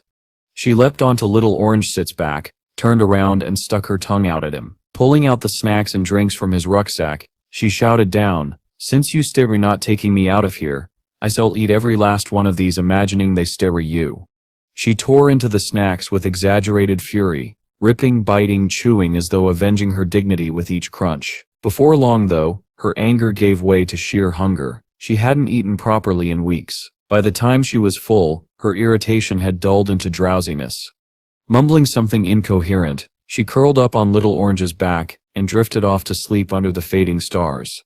Meanwhile, Han Sen sat quietly at the edge of the plaza, the silver fox curled beside him. He watched the horizon, his expression unreadable. Saving people, he thought, was rarely worth the trouble. If he brought Juyume out, the Ju family would learn he'd been involved with her, and given his recent conflicts, that could cause more problems than it solved. If he left her, the family might hate him for it. If he escorted her and she died along the way, they'd surely come for his head. Too many variables, he muttered, finishing his drink. Best not to meddle. When Juyume awoke the next day, The morning sun already lit the desert in gold. She rubbed her eyes, stretching, and froze. The silver fox was gone. Han Sen too. Her heart tightened. He really left? She waited all morning, telling herself he'd gone to fetch something and would return soon. But as the hours slipped by, worry set in. Then she remembered before he vanished. Han Sen had asked her about points of interest nearby. She had told him about the Black Mountain, a grim silhouette on the horizon said to be home to a fearsome creature, a twin-tailed purple scorpion that even Little Orange refused to approach. At the time, she had warned him not to go. The creature was a super beast, possibly a second-generation one, but Han Sen's eyes had gleamed with the unmistakable hunger of a hunter. Now as she looked toward the distant mountain range, dread stirred in her stomach. "Dawn set, tell me," she whispered. Far away, under the unrelenting sun, Han Sen rode his golden growler across the shifting dunes, the silver fox perched on his shoulder. The desert seemed to part before him, creatures sensing his presence and fleeing into the sands. By the time he reached the foothills, he could already feel it, the immense poisonous life force radiating from the mountain. And there it was. The twin-tailed purple scorpion, its body glistening like amethyst, was burrowed deep into the sand, digging furiously. Black stones scattered around its claws, and a faint tremor pulsed from the hole it had made. "What are you looking for, I wonder?" Han Sen murmured, gripping his weapon tighter. The creature hissed, its twin tails arching over its back like drawn blades, each tip dripping with violet venom that shimmered in the sunlight. A smile spread across Han Sen's face. "Perfect," he said quietly. "Let's see what kind of treasure you stake, guarding." Han Sen crouched low atop the 10-meter boulder, the desert wind tugging at his clothes as he studied the creature below. The twin-tailed purple scorpion continued to dig furiously, claws scraping against black stone, tail blades twitching with tension. He didn't set move. Not yet. Instead, Han Sen activated the Dongshon Sutra, opening his gene lock to observe the creature's inner flow of energy. His vision sharpened, tracing the faint light that pulsed beneath its armored shell, but the flow was indistinct, blurred and uneven. His lips curved into a small, disappointed smile. "So, it's only a first-generation super creature." Han Sen frowned and summoned his holy wings, lifting himself into the sky for a better view. The pit stretched a dozen meters deep, widening into the dark mouth of a cavern. "There's something down there," he whispered. He donned his super armor, scooped the silver fox into his arms, and dropped down. The cavern opened around him like the throat of a buried beast. As his eyes adjusted, he noticed a second opening branching off the main chamber. He followed it cautiously, and froze in awe. A vast subterranean world stretched before him. Columns of strange bamboo-like plants rose from the ground, pale green and faintly luminescent. The scorpion was there, tearing into them with its claws. The bamboo cracked with a dry snap, revealing hollow chambers filled with fat white grubs, each one as thick as a finger and glistening with moisture. The scorpion devoured them greedily, the sound of its crunching echoing off the stone walls. Han Sen's eyes narrowed. If it sets eating, it must be pregnant. He watched quietly as the scorpion tore through stalk after stalk, feasting until its belly bulged. At last, it turned and began lumbering back toward the exit. Han Sen quickly backed away, concealing his presence until it passed. When it was gone, he exhaled slowly. "Pregnant, huh? Then I wait until you laid your eggs," he muttered. "Killing one super creature is good. Killing two or more is better." Still, his curiosity lingered on the strange bamboo and the bugs it housed. Once he was certain the scorpion was far away, he gestured for the silver fox to stand guard near the cave's mouth, then returned inside. The cavern floor was littered with broken stalks from the scorpion's feast. Each plant was roughly 30 centimeters thick, its exterior smooth as metal. He picked one up and tried to snap it between his hands, but it didn't even bend. He grunted, pouring strength into his grip, until the fibers finally cracked apart with a sound like shattering stone. "That's some tough bamboo," he muttered, tossing it aside. A movement caught his eye, one of the pale grubs wriggling toward the safety of another stalk. Han Sen raised his peacock crossbow, loaded a Z-steel bolt, and fired. The shot pierced clean through the creature's body. The grub shrieked, a thin, high sound, and burst apart, releasing a plume of frosted air. Han Sen's eyes widened. A mutant? But how can a mutant creature release elemental energy? Only super creatures should have that ability. Intrigued, He summoned his flaming wreck spike and began to systematically cull the remaining grubs. One after another, they hissed, exploded, and filled the cave with icy vapor. A voice echoed in his mind with every kill. Mutant creature hunted, dark silkworm. Beast soul obtained. Consume flesh to gain up to 10 mutant geno points. After slaying dozens of them, a final message resonated. Beast soul of mutant dark silkworm acquired. Han Sen held out his hand. A moment later, a fat, white, writhing grub materialized in his palm. It was heavy, surprisingly so, and its body pulsed faintly with cold light. He turned it over, studying the strange creature with fascination. A hidden weapon-type beast soul, he mused, feeling the frost seep into his skin. What exactly do you do? The dark silkworm wiggled once, almost as if in response. And then it split open, unfolding in Han Sen's hand with a shimmer of crystalline threads that glinted like spun ice. Han Sen stood in the dim cavern, the cold mist from the shattered dark silkworm still clinging to the air. He watched the icy vapor curl and dissipate along the stone, a faint smile forming on his face. The explosion had left a layer of frost spreading across the wall, glittering faintly in the pale blue light. Interesting, he murmured, crouching to inspect the frozen surface. A mutant-class beast soul that can produce this kind of elemental frost. That's Sips, not normal at all. He prowled the bamboo cavern for hours, slaying every white grub he could find. The ground soon became littered with crushed shells and pale bodies, each one exhaling a puff of frosty vapor before dissolving into nothingness. By the time he stopped, he had killed 100 more. 2 additional mutant beast souls materialized in his mind, but still no sign of a sacred blood variant. Never mind, he muttered, dusting frost from his sleeves. Time to pack up what I have, and get out of here. He stooped to collect the fallen silkworms, storing them neatly in his space crystal. That was when he heard it. A deep, muffled rumble.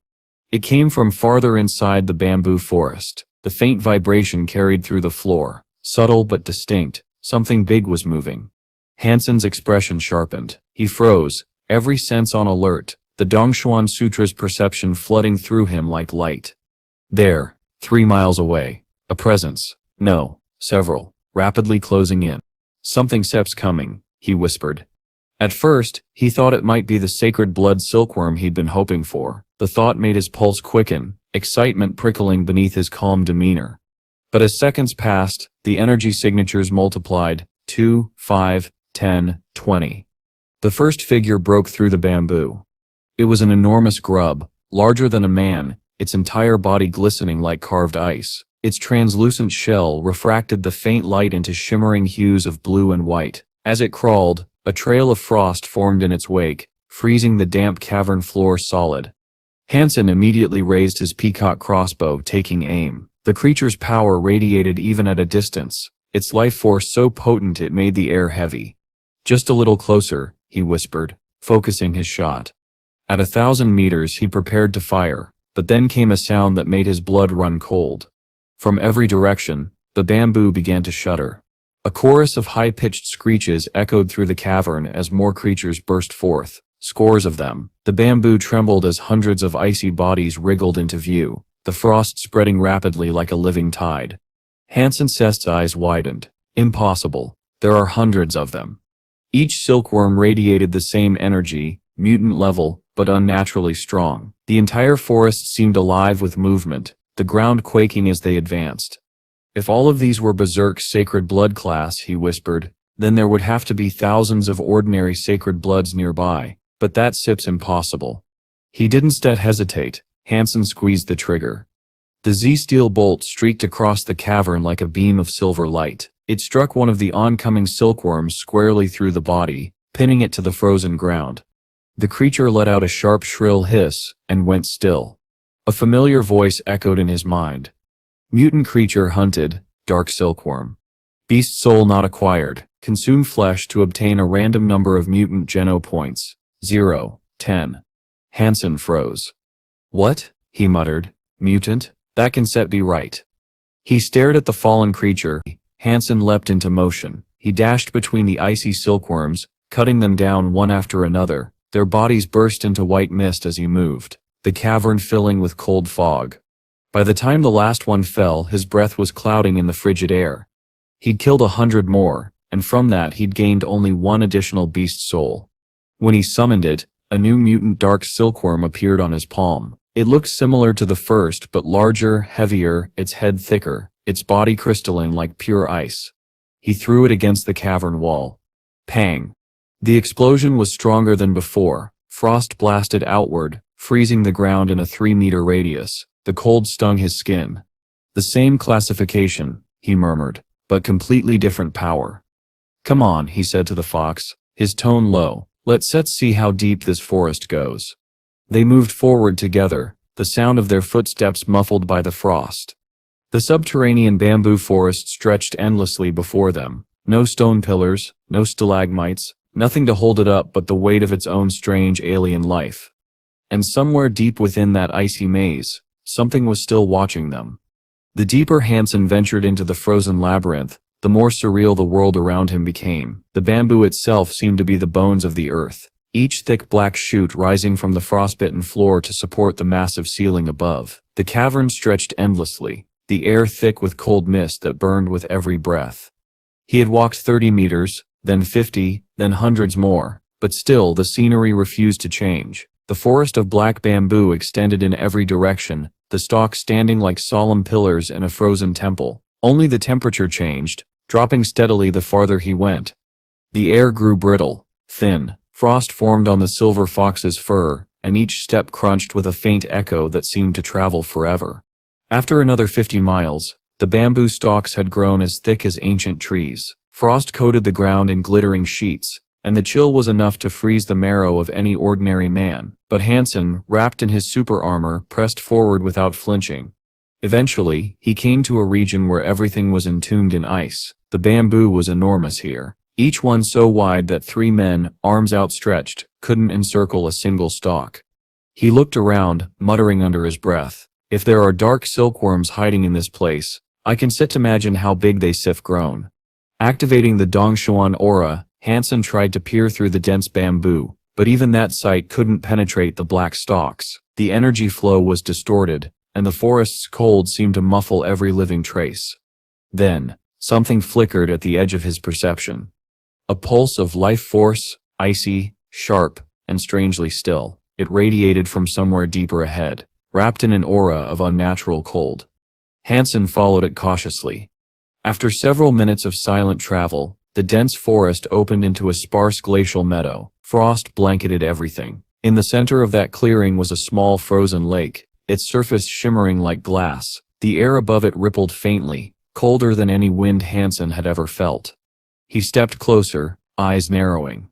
In the heart of the lake, surrounded by thin cracks of glowing ice, stood a flower, a snow-white bloom, delicate and hauntingly beautiful. It looked almost like a narcissus, its petals pure and luminescent, swaying ever so slightly despite the still air. The sight was strange, but not alarming. Han Sen had seen plenty of bizarre flora before, plants that glowed, screamed, even hunted. Compared to those, this quiet flower seemed almost peaceful.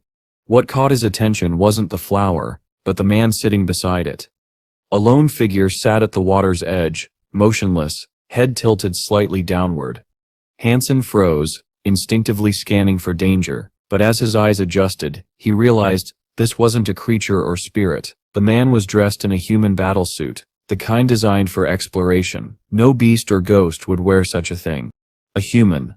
Han Sen's heart quickened. How was there another person here? He used his Dongshuan aura to assess the stranger's energy.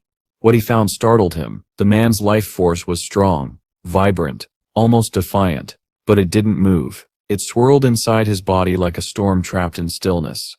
Han Sen frowned deeply. The energy suggested life, but something wasn't right.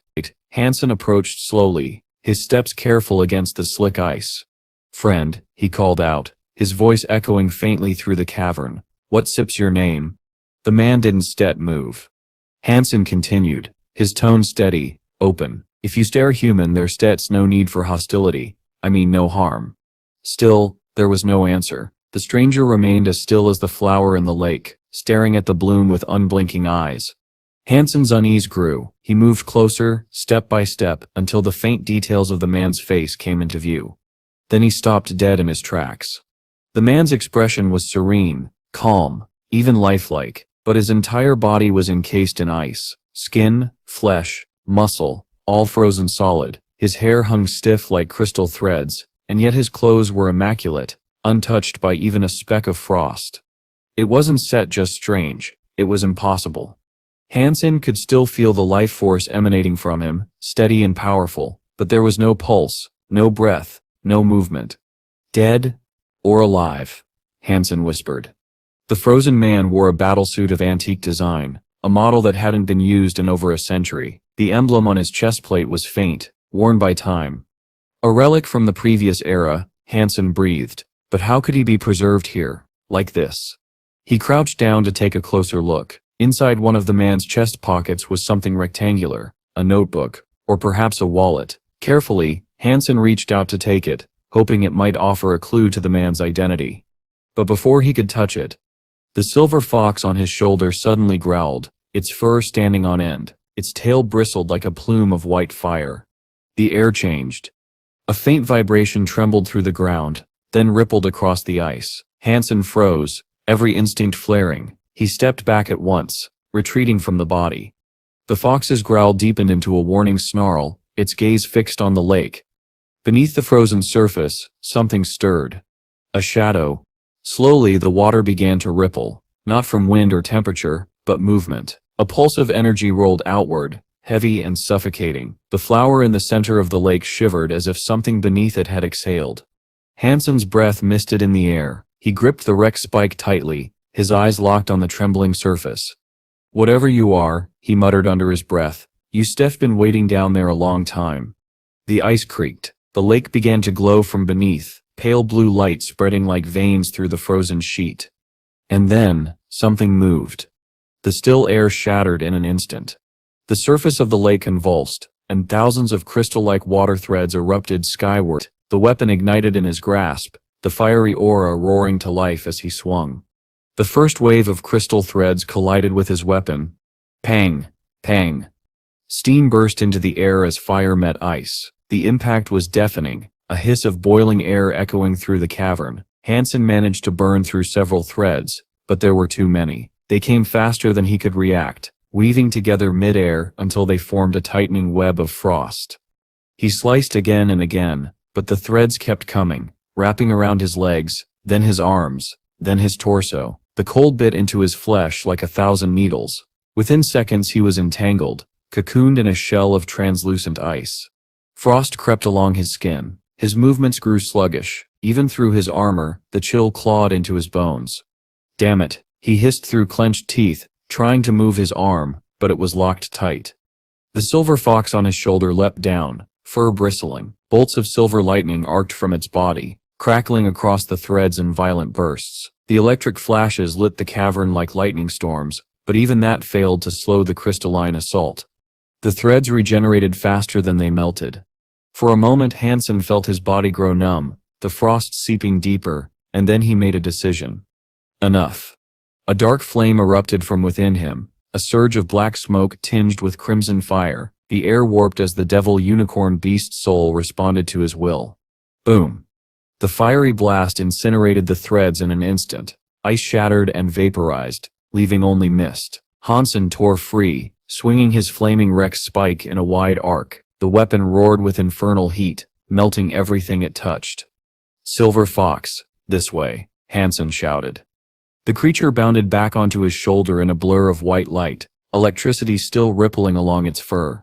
Han Sen didn't hesitate. He fought his way through the remaining threads, carving open a path back toward the frozen man by the lake. His every swing scorched the air, each strike igniting a burst of vapor as fire devoured frost. Reaching the body, he bent down and snatched the object from the man's pocket, something rectangular and heavy. Then without a glance back, he turned and sprinted toward the bamboo forest, still cutting through the threads that pursued him like living tentacles. Even as he fled, the threads regenerated, surging from the lake in endless waves. Persistent, he muttered grimly, burning through another cluster. Still, his devil unicorn armor absorbed the attacks he couldn't dodge. His strength, his speed, everything was beyond what the threads could truly restrain.